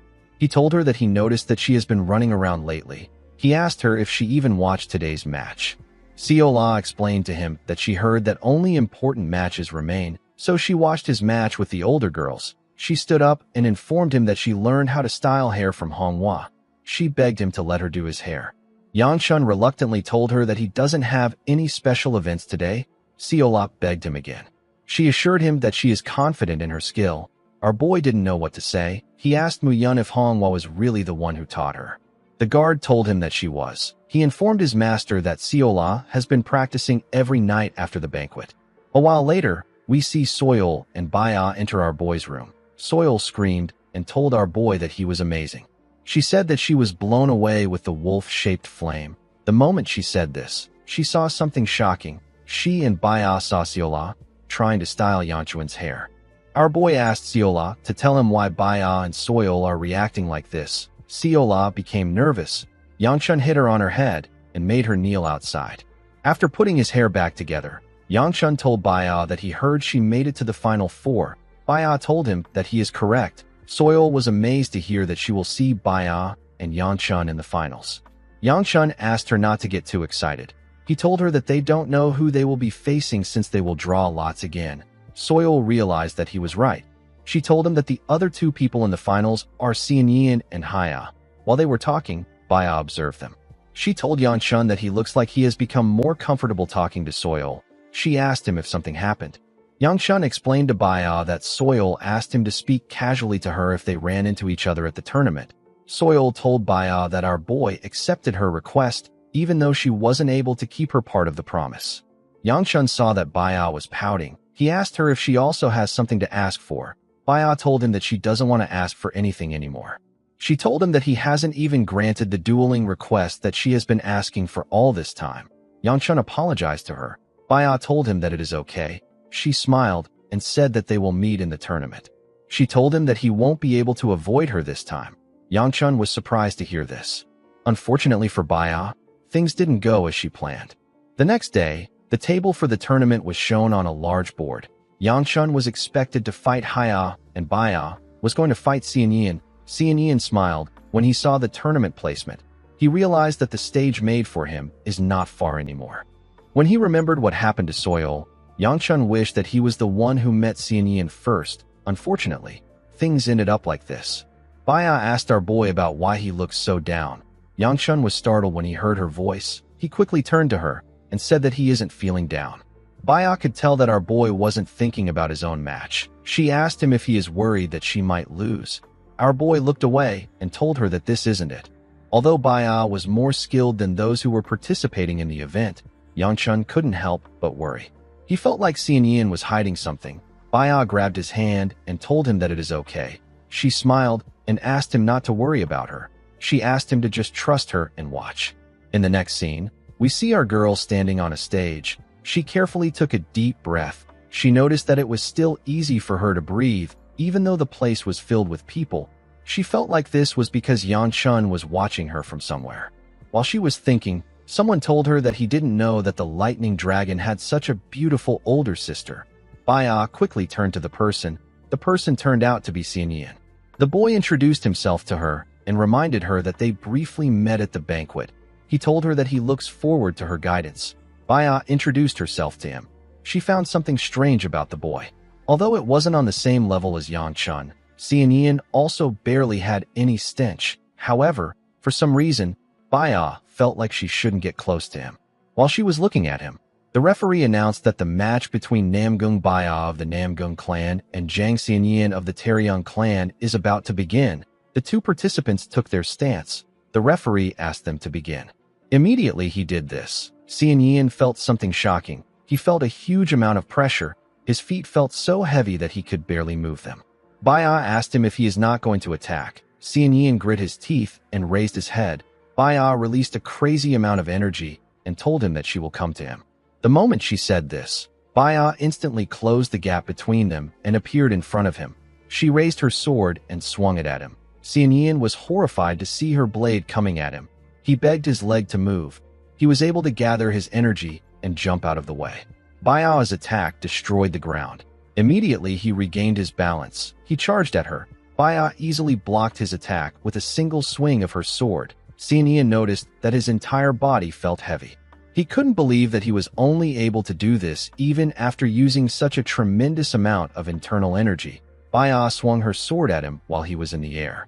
Xianyan quickly used his sword to block the attack. The boy realized that Baya was on a completely different level from her brother.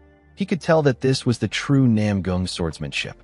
Baya added more energy into her sword and used it to push Xianyan back. The boy was sent flying. She quickly charged at him. She swung her sword at him when she got close to him. Xianyan was able to block her attacks even though he hadn't regained his balance. Although he was blocking her attacks, he was still getting pushed back. Baya pushed him to the edge of the stage. Xianyan couldn't believe what was happening. He never thought that he would lose at this point. He told himself that the stage exists solely to make him shine. While breathing heavily, he told himself that he can't let things end like this. The moment he thought of this, Baya swung her sword at his head. The audience and Yang Chun saw something shocking when this happened. Yang Chun didn't understand what just happened. He watched Xianyan push Baya back with his sword strike. Baya fell to the ground when she received the attack. Yang Chun saw the energy that the boy was using. He realized that Xianyan was using the exact same energy as Chunjun. Xianyan moved forward and told Baya that she is impressive. He said that this is the first time he has struggled like this. Baya spat out some blood when she raised her head. She didn't understand what just happened. She wasn't able to see Xianyan's sword. Xianyan dusted his clothes and told her that he owes her an apology. He told her that he just realized that she is not an opponent that he can hold back against. He charged at her after saying this. Baya picked up her sword and struggled to push herself up. Xianyan swung his sword at her at a crazy speed. Baya was able to block his attacks, but she was getting pushed back. While smiling like a crazy person, the boy asked Baya if she will be able to continue blocking his strikes. He told her that she is really incredible. He already knew that her body was in terrible shape. Baya was struggling to keep up with Xianyan. She felt like she was going to throw up. She didn't understand why the stench was back again. She wanted to get off the stage. She wished that she could go to Yang Chun right now. She quickly turned to our boy. She saw that he was nervous. She remembered that she asked him to trust her so that she won't see him make such an expression. Baya always hated her helplessness. She always wondered why she couldn't be of any help to Yang Chun. She knew how happy she was when she was by his side, but she didn't want to keep holding him back. Baya wanted to prove that she could stand on her own. The moment she thought of this, Xianyan raised his sword and made a huge swing. While smiling like a crazy person, he asked the girl to stop falling back. Baya blocked the attack. Xianyan was shocked to see this. He noticed that her sword released a ringing sound. He knew that this sound was sword resonance. He didn't expect the sound to be so clear. He wondered if this was Baya's hidden card. He quickly noticed that Baya didn't know how to handle the sword resonance yet. Baya calmed herself and released more energy. She told herself that she doesn't need any stray thoughts. She said that she wants to focus. She made a huge swing and pushed Xianyan back.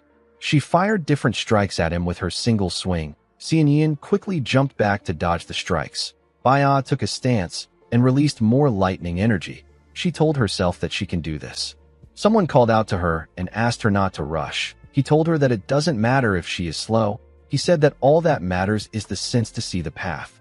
Baya repeated this person's words to herself. A path leading to Xianyan appeared in front of her. She charged at the boy. Xianyan was certain that she was already heavily injured. He didn't know what she was trying to do with such slow movements. He recalled that the Poison Peak also had a moment like this. He didn't understand what Baya was fighting for, that she was able to stand up again with such clear eyes. He took a stance and decided to use his divine energy and sword resonance to make sure that Baya will never stand up again. He charged at her with a large amount of energy. He and Baya swung their swords at each other when they got close to one another. They moved past each other. Baya said that this should be enough. The moment she said this, her sword shattered and her body fell to the ground. The referee announced that Xianyan won the duel. The man inside Baya smiled and told her that this is the right path. Baya lost consciousness with a smile on her face. In the next scene, we see Baya slowly open her eyes as she heard some voices. When she fully opened her eyes, she saw Siola and Soyol in front of her. She asked the two girls about where she is. Soyol explained to the injured girl that she is in the medical chamber. She told her that she ended up there after dueling the Jang clan heir. Baya raised her head when she recalled that she lost. Siola told her that she was very cool. She told her that she heard a sound coming from her sword. She said that she moved like a real wave in her last attack. Soyol told her that it almost looked like a dance. She asked Baya about where she learned such movements. Baya tried to remember what happened in the match. She wondered if she understood the movement when her sword started ringing. She couldn't see anything except for the path in which the sword should flow. At the end of the path, Baya saw someone. The person wasn't her father or her grandfather. It wasn't someone from the Namgung clan that she knew. She wondered about why she suddenly heard the man's voice. The entire situation felt like a dream to her. While she was thinking, Soyol asked her if she is all right. Baya assured her that she is fine. She asked her about where Yanchun went. Soyol revealed to her that our boy just left. She said that it was his turn to duel. Baya realized that our boy still had to fight. She wanted to go support him, but her body was in so much pain. Soyol told her that she shouldn't move while she is hurt. She told Baya that the physician said that she needs to rest. Baya wanted to argue with her friend. Siola assured the girl that her master will be back soon. She smiled and said that our boy asked her to deliver a message. Yangchun asked our girl to tell Baya that he watched her fight well. He said that it is now his turn to show her his skills. He asked Baya to rest well. Baya was surprised to hear this. She went into the sheets. Soyol was surprised to see this. She asked her friend about why she is lying down. Baya reminded her that our boy asked her to rest well.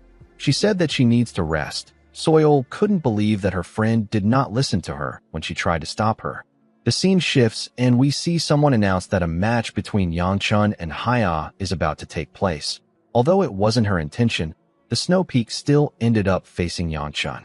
She remembered the flame art that Yangchun used when fighting the lightning dragon. She felt like our boy was still holding back against Chunjun.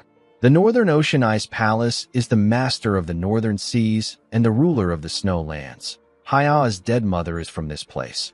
Her father is a man who threw away the politics of his clan for the sake of his love for Haya's mother.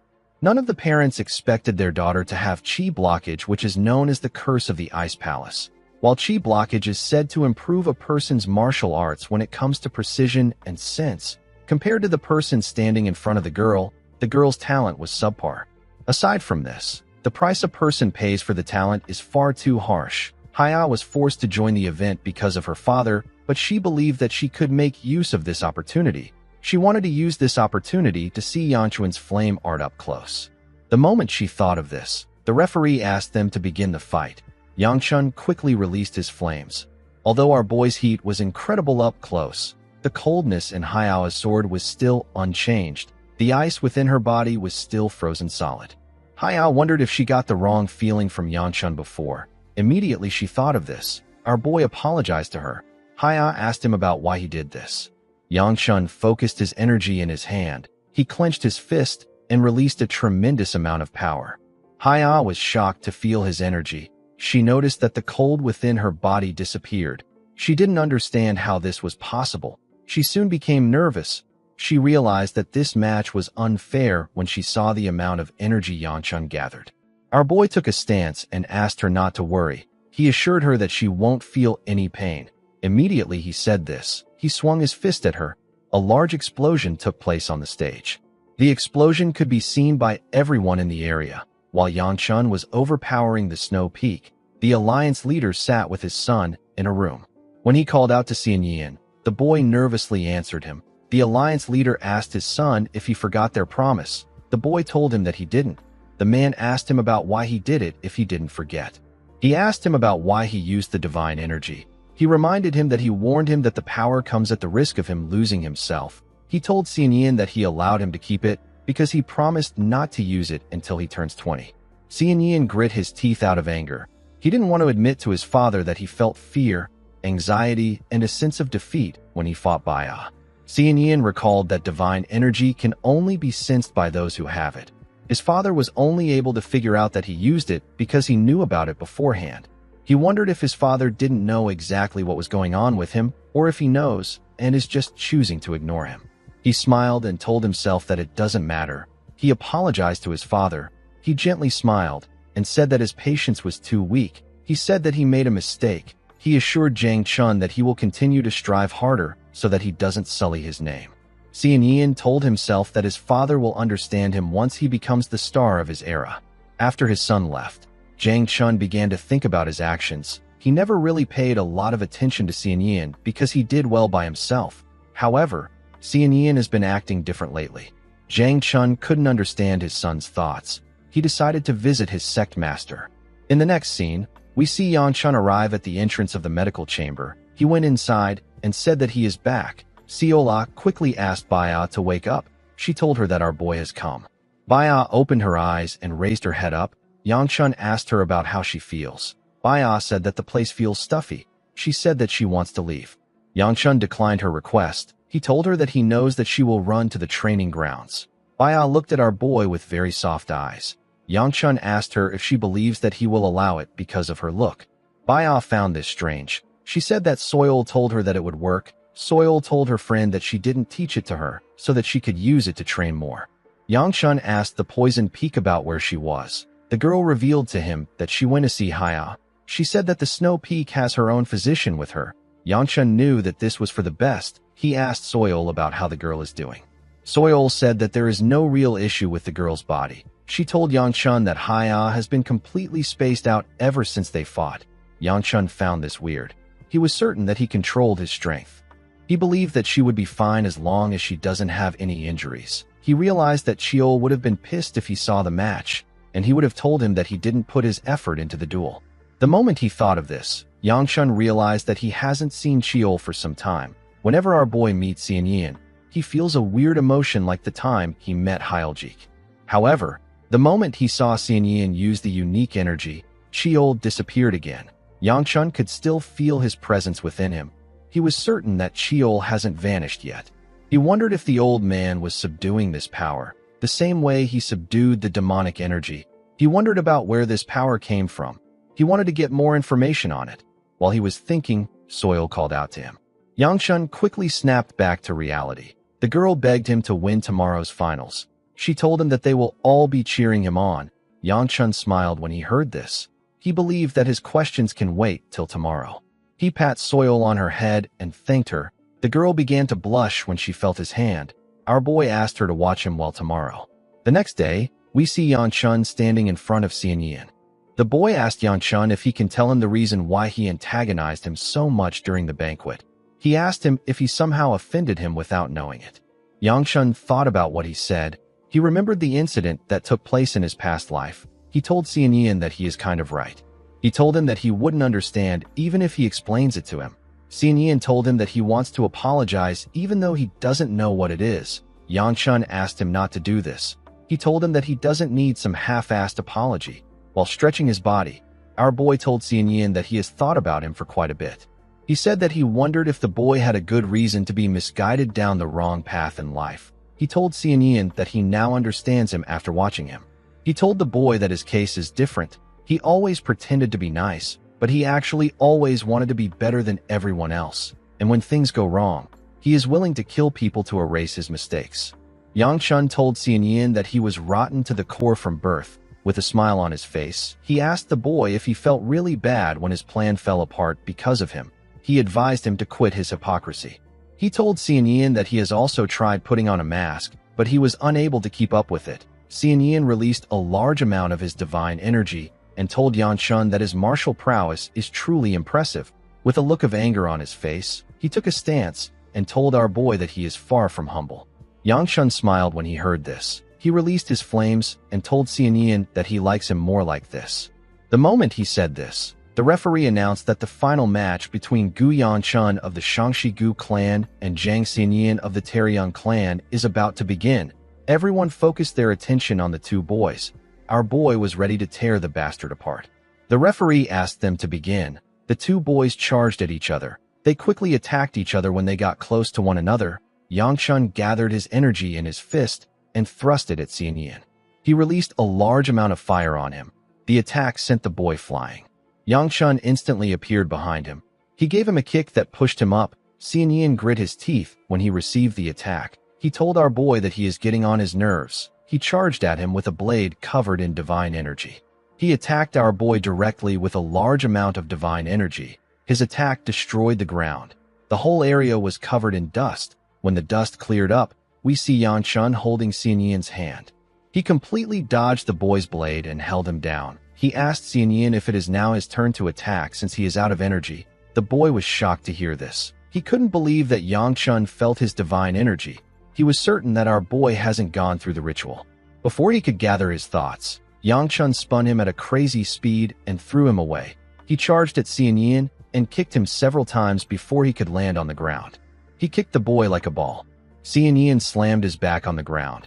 He could no longer move. Yang Chun clenched his fist and thrust it at the boy. He was filled with so much rage. He punched Xianyan in his chest and released a ridiculous amount of fire. Everyone in the arena could see these flames. Even the alliance leader could see what was happening to his son. He couldn't believe that his son ended up like this even after he warned him. Yang Chun was too much of an unexpected variable. Zhang Chun hoped that his son doesn't break down because of him. Even the referee was shocked to see our boy's strength. He was certain that Xianyan was done for. He wanted to announce that Yang Chun was the winner. Before he could say anything, another explosion took place. The man asked Yang Chun to stop. Our boy grit his teeth and continued punching Xianyan. He believed that he had not done enough. Due to the things that Xianyan would do in the future, Yang Chun believed that it was better for him to cripple the boy now. The moment he thought of this, Xianyan caught his hand. Yang Chun was shocked to see this. He was certain that the boy's bones would already be crushed by now. Someone spoke and told our boy that it was him. Xianyan pushed Yang Chun's hand aside. The person that spoke was in Xianyan's body. He said that he felt that something had broken. He said that he never expected it to be this. The entity turned to Yang Chun and smiled. He asked our boy to tell him why he has so many things in his body. Our boy quickly realized that the person speaking isn't Xianyan. Immediately he thought of this. Something within him told him that it is hungry. It told him that it needs to eat. Yang Chun couldn't comprehend what was happening. The person in Xianyan laughed and said that this is the owner of the abyss. The entity said that he doesn't understand why the owner is with him, but this is good. Yang Chun didn't understand what he was saying. The being told our boy that he will give him something to celebrate the fact that he met the rupture. He walked up to Yang Chun and grabbed his hand. He told our boy that he is certain that the beast within him will welcome his gift. Yang Chun struggled to escape the entity's grip, but he wasn't strong enough. He asked the being to tell him what he is. The entity released his divine energy and pushed it into Yang Chun's body. He smiled as he forced the energy into his body. He made sure to give our boy enough energy. After he was done, he let go of him. He told Yang Chun that it was nice to meet him. The entity whose name is Dok Gajun asked Yang Chun to tell someone known as Mui that he is looking for him if he ever meets him. The moment he said this, he let go of Xianyan's body. The boy fell to the ground. The referee announced that Yang Chun won the duel. Our boy grit his teeth out of anger. He didn't understand what was happening. The beast within him laughed out loud. In the next scene, we see Yang Chun sitting at the edge of a cliff. He was relieved to see that the tournament was finally over. Due to the fact that not all the strong contenders participated in the event, it was quite difficult to predict who the winner would be. The nearby inns were filled with people discussing about the tournament. They spoke about Baya and how she showcased her dance-like swordsmanship. She was named the Blade Dancer. Xian Yin, who appeared out of nowhere and got second place, was named the New Star. Since Yang Chun defeated the New Star and took first place, he was given the title of True Dragon. Our boy actually found the title quite embarrassing. He told himself that it is actually better than the title he had in his last life. He didn't understand why he was called a true dragon when he is just a mere human. Of course, Yang Chun didn't really care about the title because something has made him unable to concentrate on his victory. He thought about Dok Gajun. Our boy was certain that he never heard a name like this in his past life. He didn't understand why someone like that was in Xian Yin's body. He realized that the energy Gajun gave him is the same one that Xian Yin and Chunjun used. He now understood that Gajun was the one who gave the boys the energy. He recalled that Gajun recognized the entity in his body and referred to it as the owner of the abyss. He didn't understand what was happening. He released some energy and asked the entity within him to speak up if it knows something. He asked it to tell him what it wants from him. He told it that he can't help it if it doesn't say anything. The entity didn't respond to our boy. Yang Chun didn't like this. He didn't like the fact that the being would pop out whenever it is hungry and just go back to sleep. He looked at the energy in his hand and asked the entity if it didn't finish eating Gajun's energy. He felt like this remaining energy wasn't going away. Yang Chun quickly realized that something was off. He noticed that his Gu Flame Wheel art wasn't purifying the energy. In fact, the energy was combining with the wheel art. Yang Chun released some flames from his hand. He was shocked to see what happened. He quickly got up. He couldn't believe that his flames had turned blue. He didn't understand what was happening. He didn't know how he would explain this to his father. He knew that everyone will think that he is using some forbidden art. He carefully pushed the flame out of his hand. His fire returned back to its original color. Our boy realized that he needs to control his flames like Taoist Qi. He told himself that he will be able to do it. Immediately he did this. He felt a terrible headache in his head. He fell to his knees. He wondered if this was a backlash from using the Qi. He told himself that he might just be very tired. He raised his head up to look at the snow. He asked Chiol about what he should do at a time like this. He wanted Chiol to wake up and give him some advice. The scene shifts, and we see Mu Yun welcome Yang Chun and congratulate him on his victory. Our boy asked him about where the others are. Mu Yun didn't know how to answer him.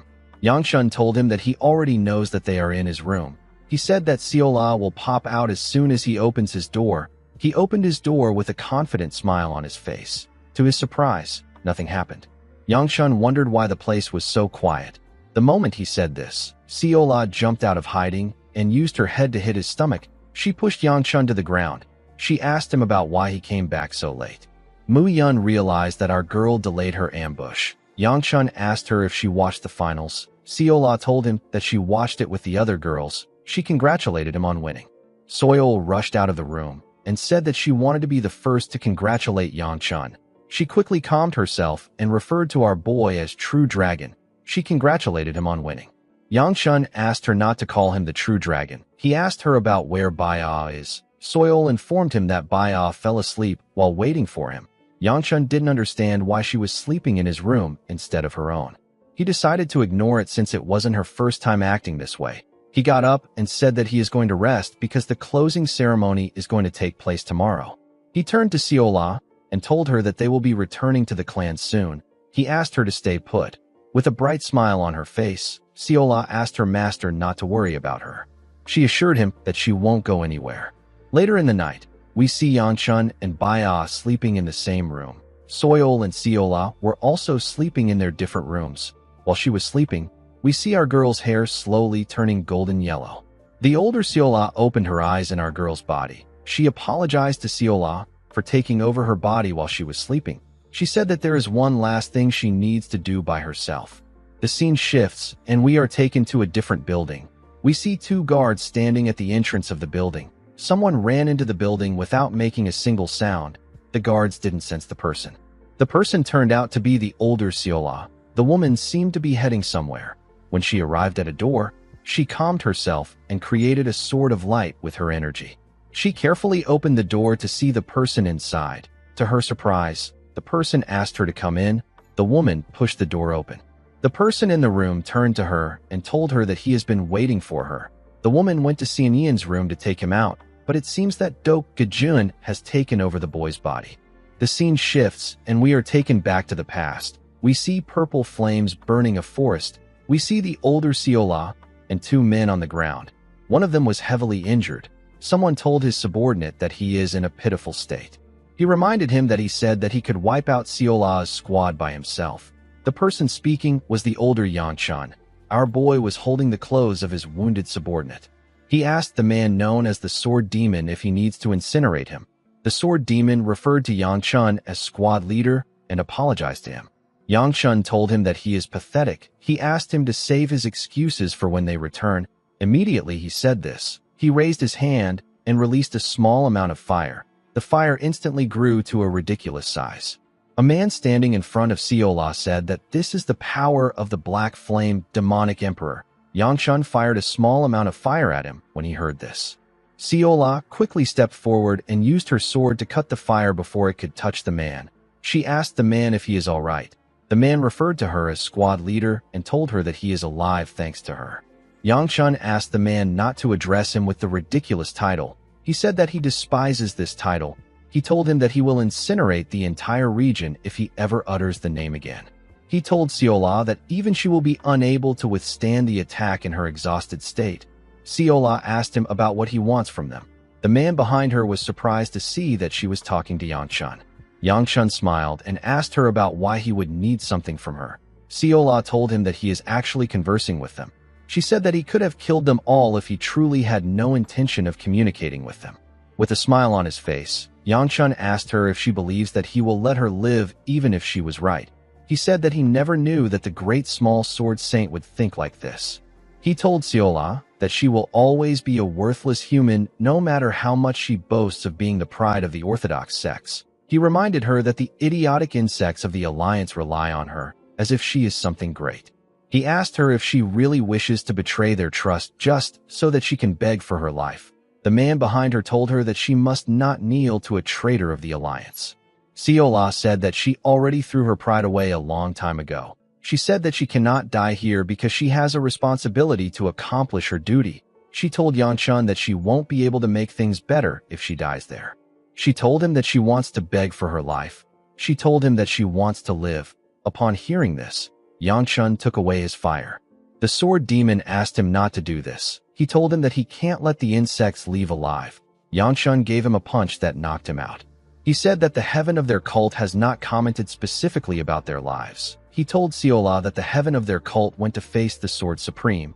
He asked Seola to vow that she will not interfere. He asked her to stand by and watch her grandfather slowly die. He told the woman that he will spare her if she makes this vow. The man behind her couldn't believe that Yang-chan would ask his squad leader to do this. He told Seola that he and his comrade will sacrifice themselves to buy her time. To his surprise, Seola made the vow. Yang-chan called her a stupid woman. He appeared in front of her in an instant and grabbed her neck. He explained to her that he placed a restraint on her. He told her that he will keep his promise for the sake of the pride that she threw away. He told her that he will see her another time. He asked her to keep being a worthless human so it will be more convenient for him to kill her. The moment he said this, he disappeared into thin air. Seola fell to the ground after he left. Her two subordinates moved close to her. One of them asked her if she is all right. The injured man apologized to her. Seola told him that it isn't their fault. She suggested that they head back. The man next to her said that they could still be more ambushes waiting for them. Seola asked him not to worry about this. She said that the Black Flame Demonic Emperor isn't the type of person who lies. The man helped Seola get up. He told her that the meteor blade will be waiting for them. 3 days after the fight, the heavenly demon killed her grandfather. Our girl was forced to run to Honan with the other survivors. However, the emotion she felt towards Yang-chan was more of resentment rather than a desire to kill. Beyond this, she felt a sense of nostalgia. The scene shifts, and we are taken back to the present. The older Seola asked Ga-jun about how he knew she was coming there. Ga-jun told her that it would be impossible for him not to know this when she is exuding such thick killing intent. Seola was surprised to hear this. She was certain that she hid her killing intent so well that Seon-yeon wouldn't be able to sense it. Gajun told the woman that he can sense things more accurately than this child. Immediately she heard this, Seola attacked Gajun with her sword. She cut off his arm. Gajun didn't expect her to do this when they haven't even began to talk properly. He told her that she is quite hot-headed. Although he said this, the man wasn't in pain. Seola told him that she has nothing to say to him. Gajun found this odd. He told her that she speaks as if she already knows him. He asked her about who she is. Seola ignored him and gathered a large amount of energy in her body. Gajun instantly recognized her when he saw this. Seola charged at him before he could do anything. Gajun smiled and revealed to her that he has planted his seed inside Yanchun, whom she loves so dearly. Seola was shocked to hear this. She changed the trajectory of her blade and slightly grazed Gajun in the face instead of taking his head. She pushed him down and asked him about what he just said. The man asked her if she is interested in listening now. He asked Seola not to worry. He assured her that the power is of no harm to Yanchun. He said that our boy might even appreciate it. Seola got angry and asked him not to mess with her. She asked him about why he would say something like that when she can see what has happened to this body. She told him that this body is no longer human. Gajun asked her about what she knows about Yanchun. He asked her if she even knows about her own self. He pointed at her and said that she might know about it, but decide not to think about it. He told her that she is trying to convince herself that she is human. He revealed to Seola that they belong to the same kind. He told her that she may shine brighter, but they are not different since they come from the same origins. Seola asked him to shut up if he doesn't want her to break into his underground nest. Gajun told her that he is impressed. He didn't expect her to know so much about him. He told her that she still doesn't know what is inside Yanchun. He found her to be pitiful. He referred to Seola as child and asked her not to worry. He said that he wishes for Yanchun's bowl to expand more than anyone. He told Seola that he will wait and observe our boy. Immediately he said this. He grabbed Xianyan's neck and began to choke him. Seola was shocked to see this. She asked him about what he is doing. Gajun asked her if her target wasn't Xianyan. He said that he is willing to give her his life as a gift. He laughed and asked her to stay beside Yanchun for now. He said that he is certain that Yanchun will walk himself to him since they have met today. He tightened his grip around the boy's neck and told Seola that he had fun talking today. He suggested that they meet again. The moment he said this, he snapped Xianyan's neck. Seola was shocked to see this. She quickly moved back. Before he left the body, Gajun referred to our girl as his daughter. Seola couldn't comprehend what was happening. She grit her teeth out of anger and began to attack Xianyan's body. After turning the boy's body to dust, she walked towards the door. She hated this situation. She couldn't believe that she is called the Divine Sword. She told herself that she is nothing in the end. As she walked out of the room, she remembered Yanchun calling her a stupid woman. She seemed to feel bad for him. She apologized to Yanchun and said that she made a choice for him. Seola was certain that Xianyan's body was going to disappear without a trace. Unfortunately, things didn't go as she expected. During the closing ceremony, the older Seola saw the first and second place of the tournament standing on the stage. Yanchun and Xianyan were standing side by side. The woman couldn't believe her eyes. She was certain that Gajun broke Xianyan's neck and she completely destroyed his body. She couldn't comprehend what was happening. While she was looking at him, the alliance leader asked everyone to give a round of applause for the new stars who have worked so hard. Everyone in the arena began to clap and cheer for the boys. While everyone was clapping for them, Yanchun carefully looked at Xianyan. He wondered if Gajun was still in the boy's body. He also wondered why Gajun was using his body. He wanted to know if Xianyan was even aware that his body was being controlled. Yanchun didn't like what was happening. Too many things have changed from his previous life. The scene shifts and we are taken to the streets. We see some people talking about Yanchun. They spoke about how he was the winner of the tournament. They believe that our boy was quite modest for not celebrating. Someone said that Yanchun might have already expected to win against his opponent. He said that our boy truly deserves to be called the true dragon. Yanchun was annoyed to hear the title. He turned around and released some flames out of anger. The people around him quickly got scared. Before he could say anything, someone called out to him. When Yanchun turned around, he saw Soil and Seola. Soil told him that she was looking for him. She asked him about why he has such a handsome expression on his face. Yanchun didn't understand what she was saying. He told her that he was just wandering around. He asked her if Baya is still asleep. Soil told him that Baya is still sleeping in his room. Yangchun realized that the girl lacks too much common sense. He couldn't believe that she even skipped out on the ceremony because there weren't any more duels. Soil asked Yangchun if he isn't excited that he won. She told him that he has been down since the ceremony took place. Yangchun forcefully raised his hand and said that he is super excited.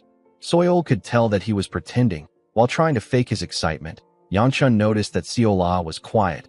He asked her about what is wrong with her. Seola quickly put herself together and said that she is fine. Yangchun pat her on the head and asked her to let him know if anything happens. He told her that he will do his best to help her. Our girl gently smiled when she heard this. Soil became jealous when she saw Yangchun pat Seola on her head. She asked Yangchun if he has any plans. Our boy asked her about what she means. The girl asked him if he has any plans now that the tournament is over. Our boy wanted to return back to his clan, but he recalled that Cheol said that he had some business with the Shaolin. He told Soil that he will be visiting the Shaolin. The girl didn't expect to hear this. She asked him if he has a reason.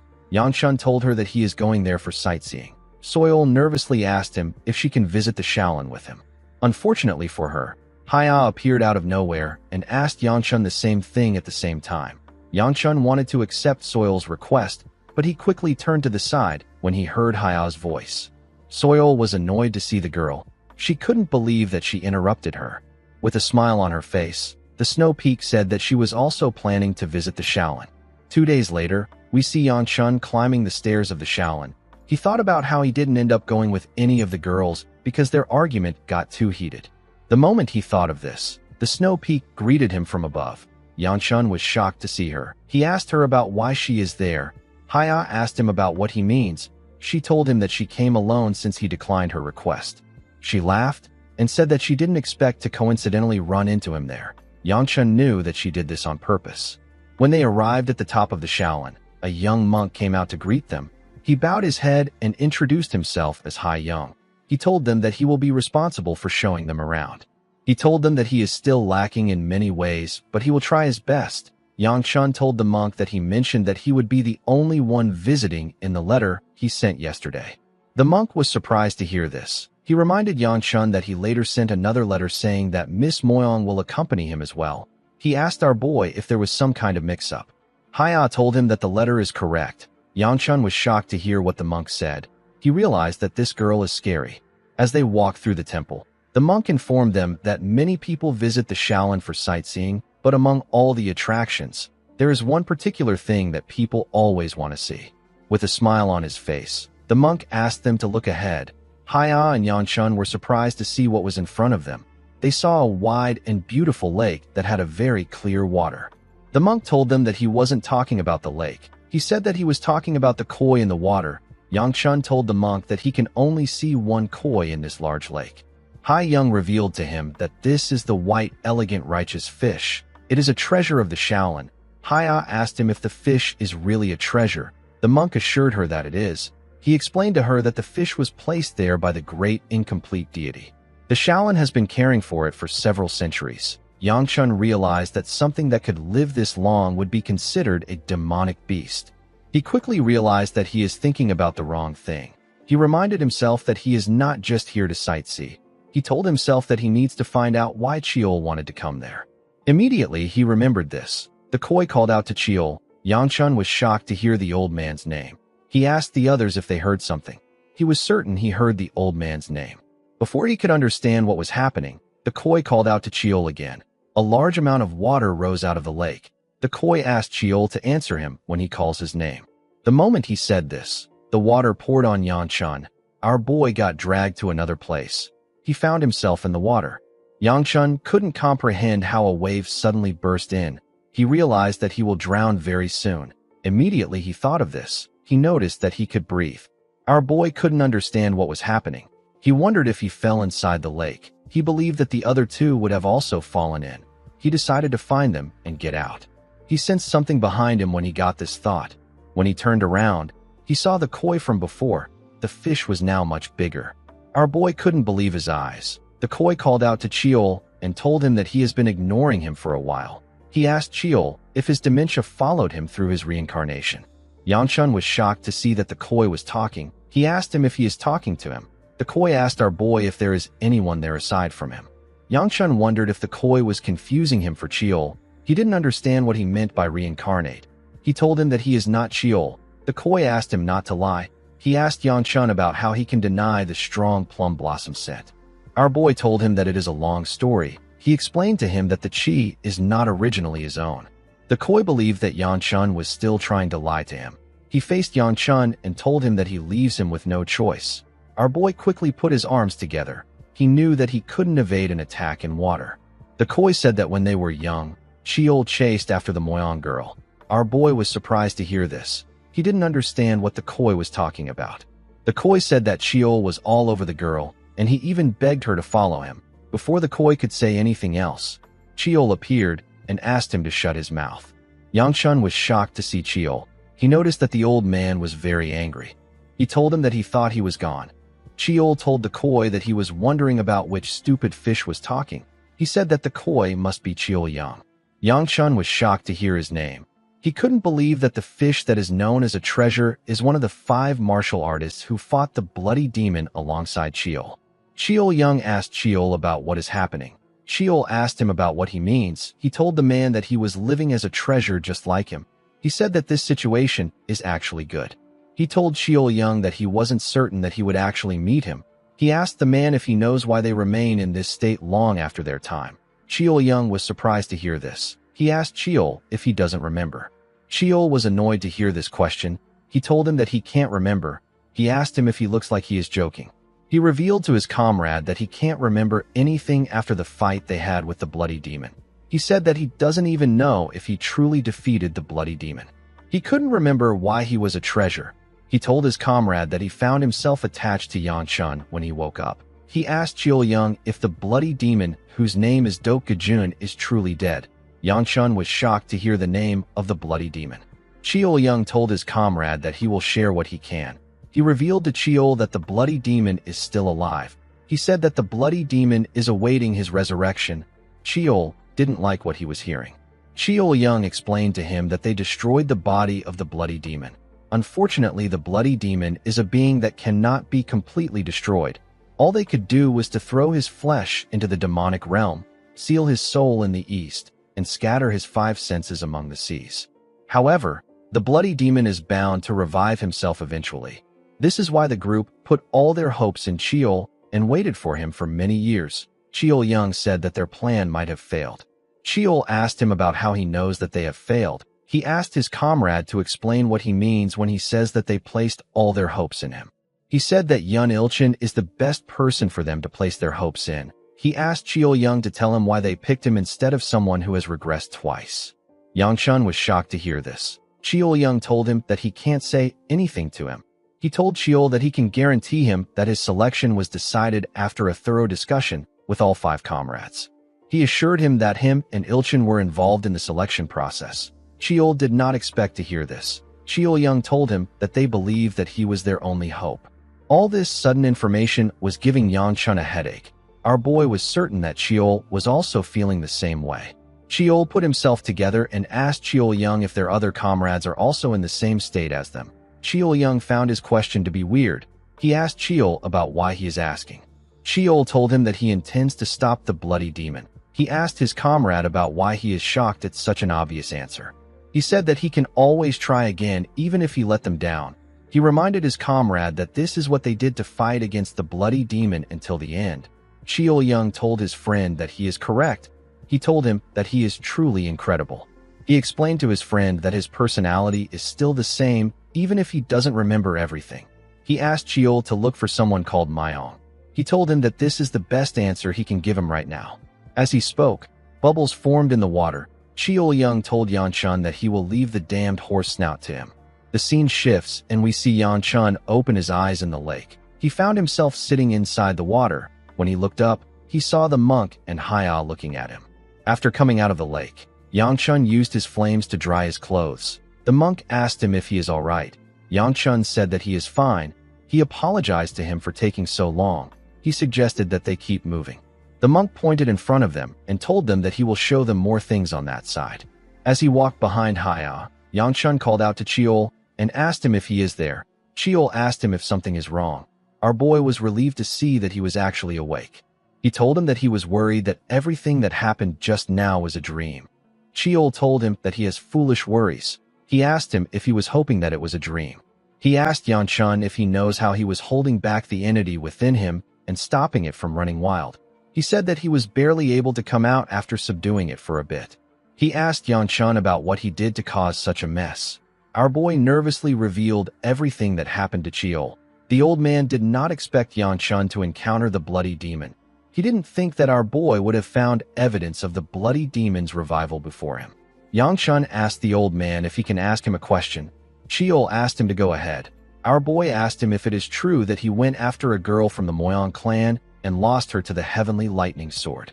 Cheol screamed and asked Yanchun to shut up. Our boy told him that he is just joking. With a more serious tone, he asked Cheol about how he knew that the bloody demon's name is Dok Gajun. Cheol didn't understand his question. He asked Yanchun if the name of the bloody demon isn't recorded in history books. Our boy revealed to him that the history books are only filled with the amazing feats they achieved during the Great War. Cheol now understood why Yanchun was surprised when he mentioned his name. Our boy reminded the old man that he mentioned something about regression. He asked him about what he means. Cheol revealed to him that the indestructible Iron Fist King, whose name is Yun Ilchin, is a regressor just like him. He said that Ilchin revealed this to them before the final battle. Yanchun couldn't believe that another regressor had existed before. Cheol said that this is why he cannot understand the decision. He recalled that Ilchin was skilled enough to be known as the strongest martial artist. He believed that Ilchin would have had more insights about regression since he did it twice. He didn't understand why his comrade chose to leave things to him. Cheol decided to not think about it anymore. He told Yanchun that they need to start moving as Cheol Young advised. He asked him to make preparations to go to his fiancée's house immediately they return home. He said that they might be able to find some clues about Namgung Myong. Yanchun said that he will still be the one who does the grunt work in the end. Cheol asked him about what he expects him to do. He told Yanchun that he already knows that he doesn't plan on letting the bloody demon be. Our boy said that he doesn't. He told him that the matter is also related to him. Immediately he said this. Someone placed her hand on his face. Yanchun quickly jumped back and said that her hand is freezing. The Snow Peak laughed and asked him not to be so surprised. She asked him if he is weak to cold things when he doesn't feel cold. Cheol became angry when he saw Haya. He couldn't believe that Yanchun got another girl. Our boy asked Haya if something is wrong. The Snow Peak told him that she was calling him, but he didn't respond. She informed him that they have finished the tour. Yanchun realized that he was actually outside. Haya asked him about what is wrong. She told him that he has been spacing out for a while. Yanchun said that he was thinking about something. The Snow Peak turned around and said that she had fun today. She told him that she will be leaving first because her servant is waiting for her. The moment she took a step down, Yanchun noticed that the girl's skin looked quite cold. He quickly called out to her. He moved close to her and grabbed her hand. He told her that he doesn't know what made her follow him there. He asked her to not make things harder for herself because she will become a burden not just to herself but to the people around her. As he spoke, Yanchun used his flame art to warm her hands. He reminded the girl that she is weak to the cold. Haya didn't know what to say. Yanchun let go of her hand after warming it up. He walked down the stairs and told her that he has to leave because he is busy. Before Haya could say anything, Yanchun made a huge leap down the stairs. Haya was shocked to see this. She gently smiled. Cheol called our boy a sly fox. He asked him about why he doesn't just romantically walk down with the girl. Yanchun asked him about what he is talking about. He told him that it will take him half a day to walk down the stairs with her. He said that he believes something will happen if he doesn't hurry back. The scene shifts, and we are taken to Yanchun's chambers. We see the three girls glaring at him. Soil asked him if he really went to the Shaolin with the Snow Peak. Seola reminded him that he said that he wasn't going to go. Baya asked him if it was just the two of them. Yanchun didn't know what to say. He was completely cornered. In the next scene, we are taken to Haya's room. We see the girl thinking about Yanchun. The more she thought about him, the more interesting he was to her. She thought about how she had received natural flames, chi from martial arts and demonic beasts. She even received treatment from other flame arts. However, the cold in her body has never gone away before. Haya didn't understand why she could still feel Yanchun's heat within her. Our boy's heat was able to ward away her coldness when they first met. The Snow Peak recalled that she experienced the same feeling when Yang grabbed her hand today and asked her to not get herself in trouble. She raised her head and began to blush. She struggled to catch her breath while she was breathing heavily. Haya reminded herself that this wasn't part of her plan. She blushed again and said that she doesn't really hate this. In the next scene, we see Yang at the entrance of the Shaolin with Baya, Soil, and Siola. Hai Young came outside to greet them. He told Yang that he has been waiting for him. He said that he will be showing them around today. He told Yang that he never expected him to visit again so quickly. Yang nervously laughed and said that he didn't expect to come again too. The monk suggested that they take a different route this time. He asked everyone to come in. He took them to the place where the martial monks were training. He said that the incomplete deity once personally taught his disciples there. He showed the group a statue that was a depiction of the incomplete deity and said that the temple tried their best to reflect the glory of the incomplete deity with the statue. The monk guided them to a place filled with towers. He told the group that the place is known as the Forest of Towers. He said that it was given this name due to its abundance of towers. The place acts as a graveyard which holds the remains of great monks. Soil smiled and said that she has never seen this site, even though she has been to the Shaolin before. Yangshan recalled that he passed through these places the other day, but he wasn't paying any attention. Soil turned to him and told him that he seems quite familiar with the place. She said that this must be because our boy saw it already with Haya. Yangshan asked her about why she is bringing this up now. He wondered if she read his mind.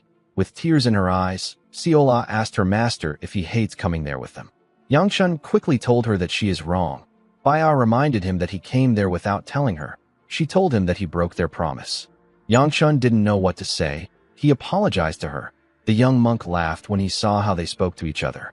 He guided them to see the treasure of the Shaolin. He told them that the fish is called the white, elegant, righteous fish. Baya didn't see the fish in the huge pond. She asked the monk to tell her where it is. Soil pointed at it and said that it is swimming away. While she was looking at the koi, it turned its eye to them. It seemed to be looking at Yangshan. The monk found the situation to be strange. He said that the koi usually comes out to greet people when they are passing by. He didn't think too much of it. He suggested that they move to the next location. Before they could move, Siola heavily stared at the fish. She thought about cooking it. As they walked forward, Yangshan called out to her and asked her about what she is waiting for. Siola quickly stopped drooling and told him that she is coming. Immediately, she stood up. A breeze blew past her. Siola quickly ran to her master and held his hand. She told him that she is always warm next to him even when it is windy. She said that everywhere was so cold when she lived in the forest with her grandpa. Hyagun would often start a fire for her, but it was never enough to get rid of the cold.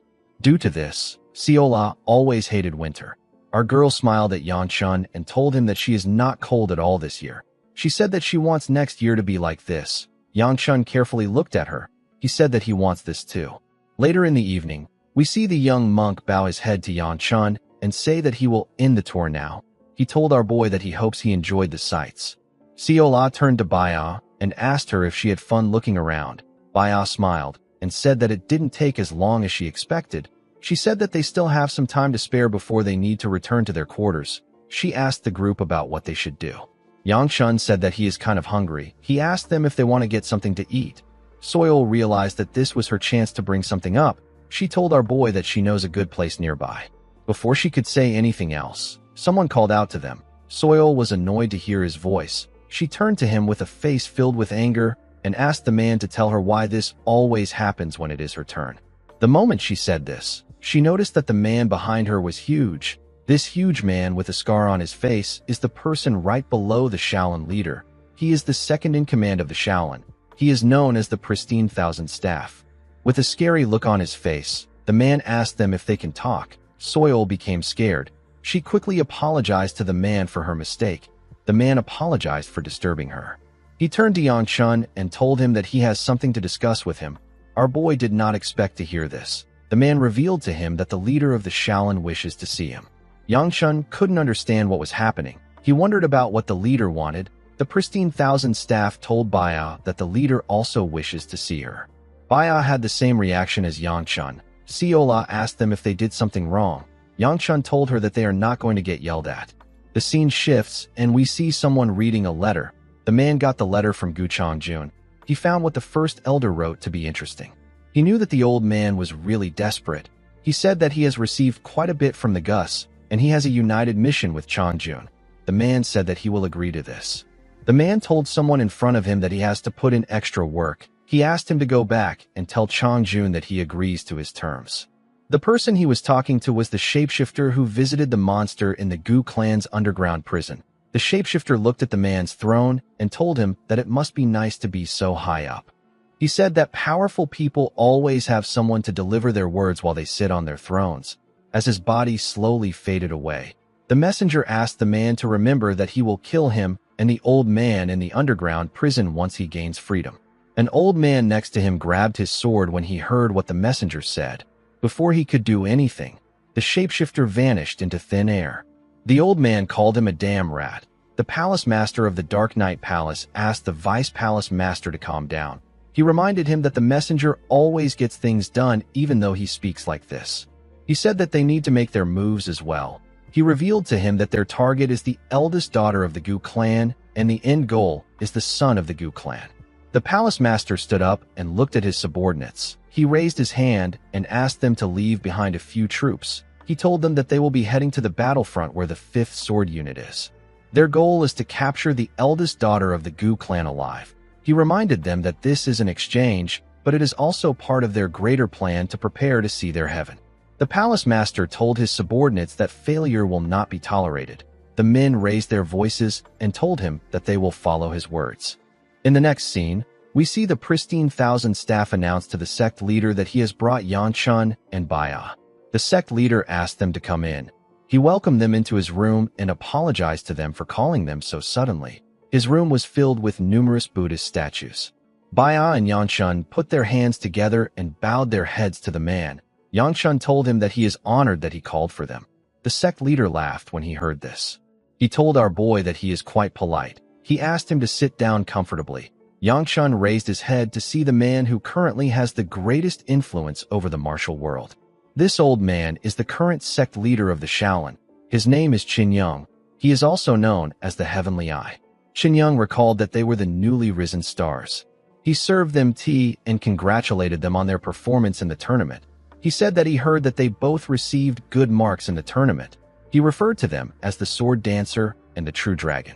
Immediately he said this. He carefully opened his eyes to see them well. He told them that they truly deserved their titles. Yangchun nervously thanked him for his praise. Although the sect leader appeared to be a feeble old man, Yangchun knew that he couldn't judge him with his looks. His title as the Heavenly Eye means the eye that sees the heavens. It also refers to the prophetic ability that the leaders of the Shaolin have had across generations. There were countless disasters like the True Demon Realm Gate that were prevented thanks to this power. It is inevitable that Qin Yang's influence is massive. Yangchun wondered why someone so important wanted to meet them. While he was thinking, Baya focused on drinking her tea. Yangchun turned to her and asked her to sip the tea quietly. He quickly apologized to the sect leader. Qin Yang told him that it is fine. He said that it is good to see that she is enjoying her tea. He asked him if he is curious about why he called for them. He said that he will go straight to the point. He placed his cup down and told them that he hopes that they will work together with the shooting star.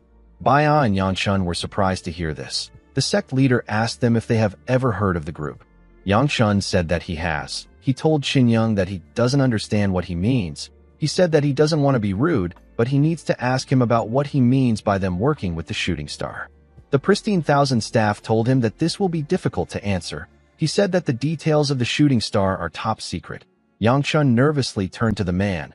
The leader raised his hand and told the pristine Thousand Staff that it is all right. The man didn't expect his sect leader to say this. Qin Yang told Yangchun that he understands that it will be hard for him to provide an answer if he doesn't even know what the shooting star is. He decided to explain things to him. He revealed to him that the shooting star is an organization created by the Alliance to prepare for future bloodshed. Yangchun asked him about what he means by bloodshed. Qin Yang said that he doesn't know how many years is left, but he can see a bloodshed approaching shortly. He said that the Murim Alliance has been secretly gathering skilled martial artists to prepare for this. Yangchun asked the man to tell him why he would invite inexperienced people like them to join such an organization. Qin Yang told him that they care more about stars with potential than fully grown martial artists. He said that his explanation should be sufficient. He asked Yanshun to tell him his thoughts. He assured him that the shooting star is a place that can give them many things. He told him that they can help him reach a higher realm if he wants. Immediately he said this. Baya asked the Pristine Thousand staff if she can get more tea. Yangchun felt like something was off. He knew that the bloodshed the man was referring to was probably the heavenly demon. This means that despite all the preparations made by the Alliance, they were still destroyed by the heavenly demon in the end. This would make sense if the heavenly demon was much stronger than they accounted for. However, there was still something that didn't make sense to Yangchun. The sect leader said that he wants to prepare for the bloodshed that will occur soon, and yet, he wants to gather younger martial artists who will take time to grow stronger. It sounds as if Qin Yang has a method of imbuing people with power at once. Yangchun remembered the fight he had with Chunjun and Xianyan. He felt like the sect leader was talking about granting him the power of the blood demon. He clenched his fist to calm himself. As Baya got another cup of tea, Yangchun called out to the sect leader and asked him if he can ask one more question. The sect leader asked him to go ahead. Yangchun told the man that he wants to know if Zhang Xianyan is part of the shooting star.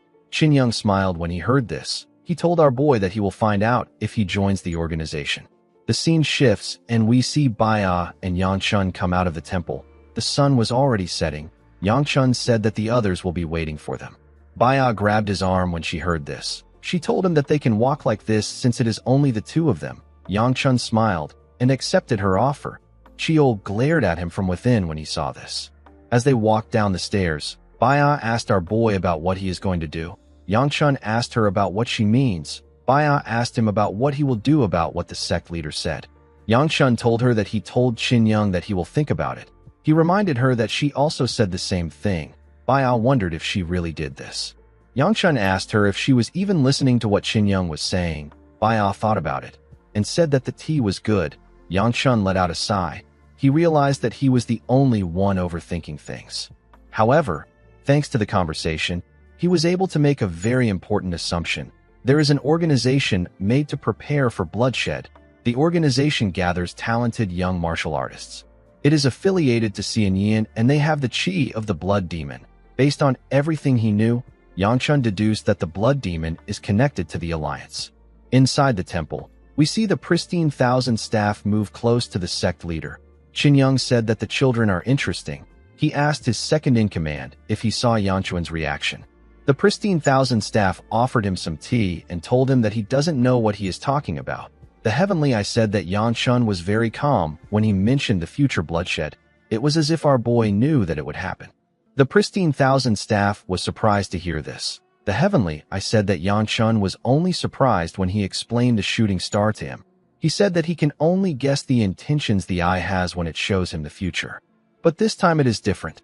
The sect leader asked the man to keep track of Yangchun. He said that they need to get moving. He told the Pristine Thousand staff that he heard that the heir of the Peng clan is currently at the alliance. The man asked him if he is referring to Peng Wujin. He said that Wujin will probably be meeting the sword dancer together with the lightning dragon. The sect leader said that everyone must be waiting for him to arrive. He suggested that they start moving before the sun completely sets. He asked the Pristine Thousand staff if he will be able to get him to the alliance quickly. The man told him that he will prepare for it right away. As he walked towards the door, Qin Yang told himself that everything is for peace under the heavens. The next day, we see Xiola step out of a carriage and inform Yangchun that they are done loading the carriage. Although only 10 days had passed, Yangchun felt like so many things had happened. He wondered about what his father will say to him when he returns. While he was thinking, Xiola asked him to come in quickly. She said that the inside of the carriage is still very cold. Before Yangchun could enter the carriage, someone grabbed his clothes. When our boy turned around, he saw Haya. He asked her about why she is there. He quickly noticed something odd about the girl. He told her that she seems sick. He asked her if she is all right. Haya's face had completely turned red. She nervously told our boy that she is fine. Yangchun wondered about what was happening. He had never seen Haya this flustered before. He wondered if something happened. The moment he thought of this, Xiola and the other two glared at him from the carriage. Yangchun became nervous when he sensed their gaze. He asked Haya about what she wanted to talk to him about.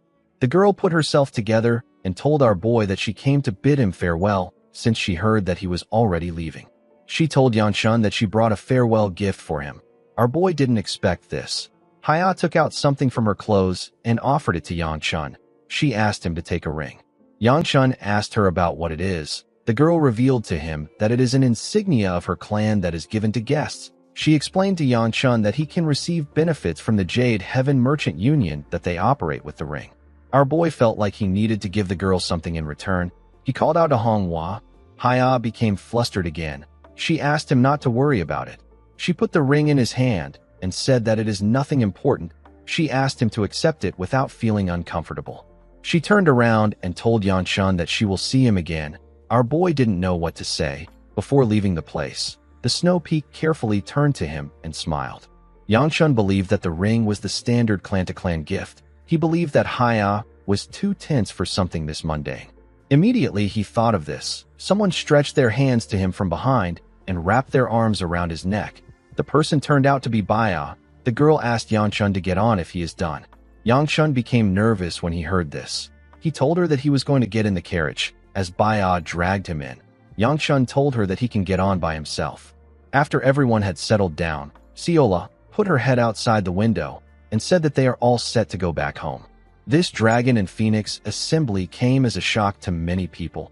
The names of the new martial artists spread across the land as our boy and his group traveled to Shaanxi. The word also spread to the dragons who did not participate in the event. Feng was able to hear about our boy's achievement. Aside from him, another person was also able to hear about what happened in the event. The person was sitting at the top of a mountain. He read about everything that happened in the event. He was impressed to find out that Yanshun is the disciple of the Aura Supreme. This person is the fighting dragon. His name is Bui Jin. The scene shifts and we see Yanshun and his group sitting around a fire. Baya was holding on to our boy's arm. While they were looking at the fire, they heard someone sneeze. Yanshun turned to Soil and told her that he noticed that she gets sick easily when she is on a carriage. He asked her if she doesn't surround her body with qi. Soil asked him about what he means. She said that this queasiness is the best part of being on a carriage. She laughed and said that she won't be able to feel it if she used her qi. Yanshun realized that this girl might be the most dangerous one out of the girls. Due to the fact that he just went with the flow, Yanshun realized that he never asked Baya and Soil why they were following him all the way to Shaanxi. Our boy knew that Baya could have just gone back to her clan with her brother. Chiol appeared next to him and told him that he was worried that he would take Haya with him. Yanshun asked him about what he is talking about. He asked him to tell him why the girl would even go to Shaanxi. The moment he said this, Yanshun remembered something. He told Chiol that he just remembered that the girl gave him an insignia. He said that he had completely forgotten about it. Chiol told him that he shouldn't lose a gift so easily. He asked him to store it safely in his bag. Yanshun took out a bag and opened it. He and Chiol saw something shocking inside. He found some money in the bag and the ring the second elder gave him. The ring was glowing a bit. Yanshun realized that he forgot to give it to the alliance leader. Chiol asked Yanshun if the color of the ring doesn't seem a bit different. He said that Chiol Young must have done something to it when they went to the Shaolin. He said that he can sense the man's qi from the ring. Yanshun didn't expect the incomplete deity to do something to the ring. He realized that the ring was really a treasure. Chiol asked him if he is thinking of taking the treasure of the alliance for himself. Yanshun told him that he will hold on to it for now. He said that there is no way he would return something like this to an alliance that is connected to the blood demon. Later in the night, we see everyone sleeping. Mu Yun was standing guard. While he was standing next to the carriage, something jumped out of the bushes. Mu Yun quickly grabbed his sword. He was shocked to see what it was. Some minutes later, he screamed that they are being ambushed. Yanshun quickly opened his eyes when he heard this. He got up and asked Mu Yun about what is happening. When he moved close to him, he saw something shocking. Mu Yun was fighting himself. One of them asked Yanshun to be careful. He said that the enemy has disguised himself as him. The other Mu Yun told the first one that he talks a lot for a fake. He asked Yanshun not to be tricked. He said that the person in front of him is a fake. Yanshun didn't understand what was happening. He could sense Mu Yun's qi from both of them. He quickly realized that the only ones who could disguise themselves this well are the damned bastards in the underground prison. They are known as the people of the mask. While he was thinking, an injured Mu Yun appeared behind him and told him that he needs to run. He said that they will all be killed if this continues. One of the other two said that this Mu Yun is also a fake. Yangshun couldn't believe that there were now 3 versions of Mu Yun around him. Although he knew that they were people of the mask, he had no way of finding out who the real Mu Yun was. He wondered about what he should do. The moment he thought of this, something in his clothes began to glow. The injured Mu Yun called out to him and asked him to run. He told him that he will hold the others off. Immediately he said this. Yangshun attacked him and destroyed his head with a single blow. His body turned into ashes and got blown away. The other 2 versions of Mu Yun were surprised to see what Yangshun did. Our boy charged at another Mu Yun and gave him a powerful punch in his head. He destroyed the shapeshifter with a single blow. His body also turned to ashes. The original Mu Yun was shocked to see what his master did. He nervously laughed and told Yangshun that he knew he would recognize him. Our boy was amazed. He didn't expect the ring in his bag to allow him to sense the identities of the people of the mask. He didn't think that the ring would have such an ability. He realized that this wasn't a simple attack. All the clothes and swords used by the shapeshifters were real equipment used by the Gu clan. The only person who could easily provide this was Changjun. Yangshun stood up and asked Mu Yun about how long it will take for them to reach Shangxi. Mu Yun told him that it will take them 2 more months. Our boy told him that they need to hurry and make it in a month. He said that he has a bad feeling about this situation. Yangshun hated the fact that his bad hunches are never wrong. When he arrived at his clan, everything felt quite weird. This confirmed his feeling. His little sister ran to him immediately he got back. Yangshun asked Manhwa about why she is there. He thought that she was going back to the Manhwa sect with the Sword Queen. With tears in her eyes, Manhwa told her brother that they are in big trouble. She revealed to him that the second elder might pass away. Yangshun froze in shock when he heard this. He couldn't believe what he was hearing. The elder was heavily injured. In the next scene, we see Yangshun sitting outside the second elder's room. He thought about what someone told him. One of the clan members told him and his sister that the second elder was attacked by the Dark Knight Palace Master. He said that they were able to get this information from the squad members who were attacked. Yangshun remembered that the master of the Dark Knight Palace is one of the unorthodox emperors who's said to be at the pinnacle of the unorthodox factions. He recalled that the Dark Knight Palace Master never left his palace in his past life, not even during the House Sect War or the Martial Alliance attack. Yangshun couldn't believe that a man like that appeared at the battlefront where the 5th Sword Unit was. He attacked the second elder and kidnapped Wibby. The man talking to Yangshun revealed to him that the clan head took the 1st Sword Unit with him to search for his sister. He said that the Sword Queen also went out to help with the search. He told our boy that he doesn't know when they will return. Yangshun clenched his fist out of anger when he heard this. Later in the night, we see the divine physician step out of the second elder's room. He said that he is sweating from pressure. Immediately he said this, he noticed that there was someone next to the door. He screamed and asked our boy about when he got back. Yangshun quickly got up and asked him if the second elder is all right. The man got startled when our boy got close to him. He fell to the ground. He got angry and called Yangshun a brat. He asked him about why he would scream when he is right in front of him. He took Yangshun inside and told him that the treatment is over. He said that it was a very close call. Any ordinary person would have died already. However, the elder was stopping his bleeding with his chi even while he was unconscious. The divine physician said that Ryan's regeneration is truly on a different level. Yangshun asked him if he knows when the elder will wake up. The man said that he would be a fortune teller, not a physician, if he knew something like that. He asked him not to worry. He said that the elder will be up within 4 days. Our boy didn't think that the divine physician would still tell him the time it takes for the elder to heal. The divine physician told Yangshun that it will take the elder some time to recover his strength. He smiled and told him that he is really clingy. He didn't understand why Yangshun waited outside when he wasn't any help to the sick man. He walked forward and said that he is going on a walk. He asked Yangshun to watch the elder while he is gone. He said that his body has been aching from treating patients for the past few days. Our boy asked him to take the walk. After the man left, Yangshun thought about how something was very wrong. None of this ever happened to the second elder or his elder sister in his past life. He realized that this must have been caused by the effects of how he changed the past. He carefully looked at the elder. He remembered the times he tried to run away from him, the times when the elder laughed at him, the times they argued and laughed together. Yangshun truly loved this man. He believed that the elder would still be fine for another 10 years. He hated this situation. He quickly put himself together and began to think about why the Dark Knight Palace Master kidnapped his sister. There should have been no reason for the Palace Master to strike when the second elder was visiting if his main purpose was to kidnap Wibby. The only thing that has happened is that the clan head is no longer in the clan and the second elder is no longer available. Yang Chun realized that only one bastard would plot something like this. The scene shifts, and we are taken to Changyuan's residence. We see the first elder sitting on a chair next to the window. He thought about how the exchange has been completed.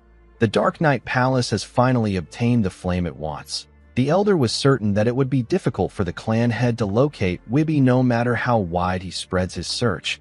Changjun believed that it was time for him to expand his power. He wanted to contact those who were willing to help him. He realized that the Namgung clan head doesn't believe in him. He understood that it would be pointless to continue talking to him. He wasn't too bothered because everything was going according to plan. He picked up his cup and decided to drink his tea. Before he could drink it, he began to cough heavily. He coughed out some blood. He realized that he was at his limit of suppressing something with his chi. He knew that he needed to hurry. The moment he thought of this, he felt some energy. He quickly looked outside.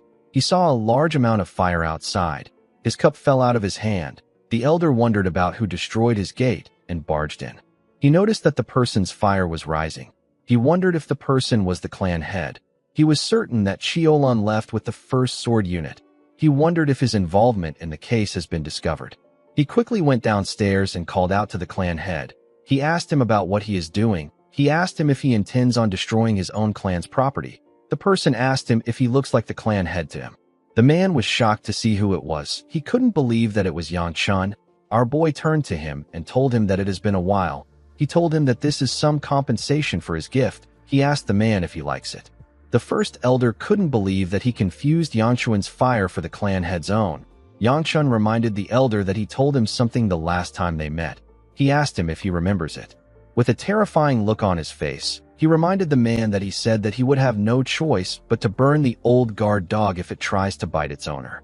Changjun moved his hand close to his sword and told Yang Chun that he doesn't know why he is causing a scene there. He said that his actions are not excused just because he is the heir. Yang Chun released his fire and told him that he is correct. He asked the man to tell him why he keeps angering him when he is of the direct lineage. He told him that there are limits to how much he can forgive him. With a smile on his face, he told the elder that he was quite rash this time. He said that he didn't expect him to keep playing dumb after doing something so obvious. He told Changjun that he is acting like he doesn't have much time left. Changjun was annoyed to hear this. He drew his sword and fired a slash at Yang Chun. Our boy didn't flinch when he saw the attack. He took a stance and punched the attack away. Changjun couldn't believe that Yang Chun blocked his attack with a single fist. Our boy told him that he thought someone with his prowess would be a bit stronger. The elder was annoyed to hear this. He told Yang Chun that he was just lucky. He thrust his sword forward and fired several attacks at him. He asked him to try blocking the attacks. He raised his sword and fired another slash at our boy. The attack caused a huge explosion. Changjun put his sword away. He called Yang Chun an arrogant brat and told him that he is still just a young martial artist of the pinnacle realm. He believed that his attack should be enough to fix Yang Chun's manners. He noticed that he couldn't hear anything. He moved close to where Yang Chun was. Our boy was no longer there. He was shocked to see that Yang Chun was gone. He wondered about when he moved. Before he could do anything, Yang Chun appeared next to him and gave him a bone-crushing punch in his ribs. The attack sent the elder flying. He crashed into a wall. He spat out some blood when he tried to move. Yang Chun realized that the man wasn't able to use his power well. He moved close to him and told him that this is expected. He asked him if his body isn't completely broken. Changjun was shocked to hear this. He didn't understand how Yang Chun was able to know this. With a smile on his face, Yang Chun told the man that his heart is the most broken part. Guys, we have come to the end of our video. How do you feel about the story so far? Also, do you think that Yang Chun should kill the first elder? Let me know what you think in the comments section. Don't forget to like and smash that subscribe button for more recaps. See you guys later.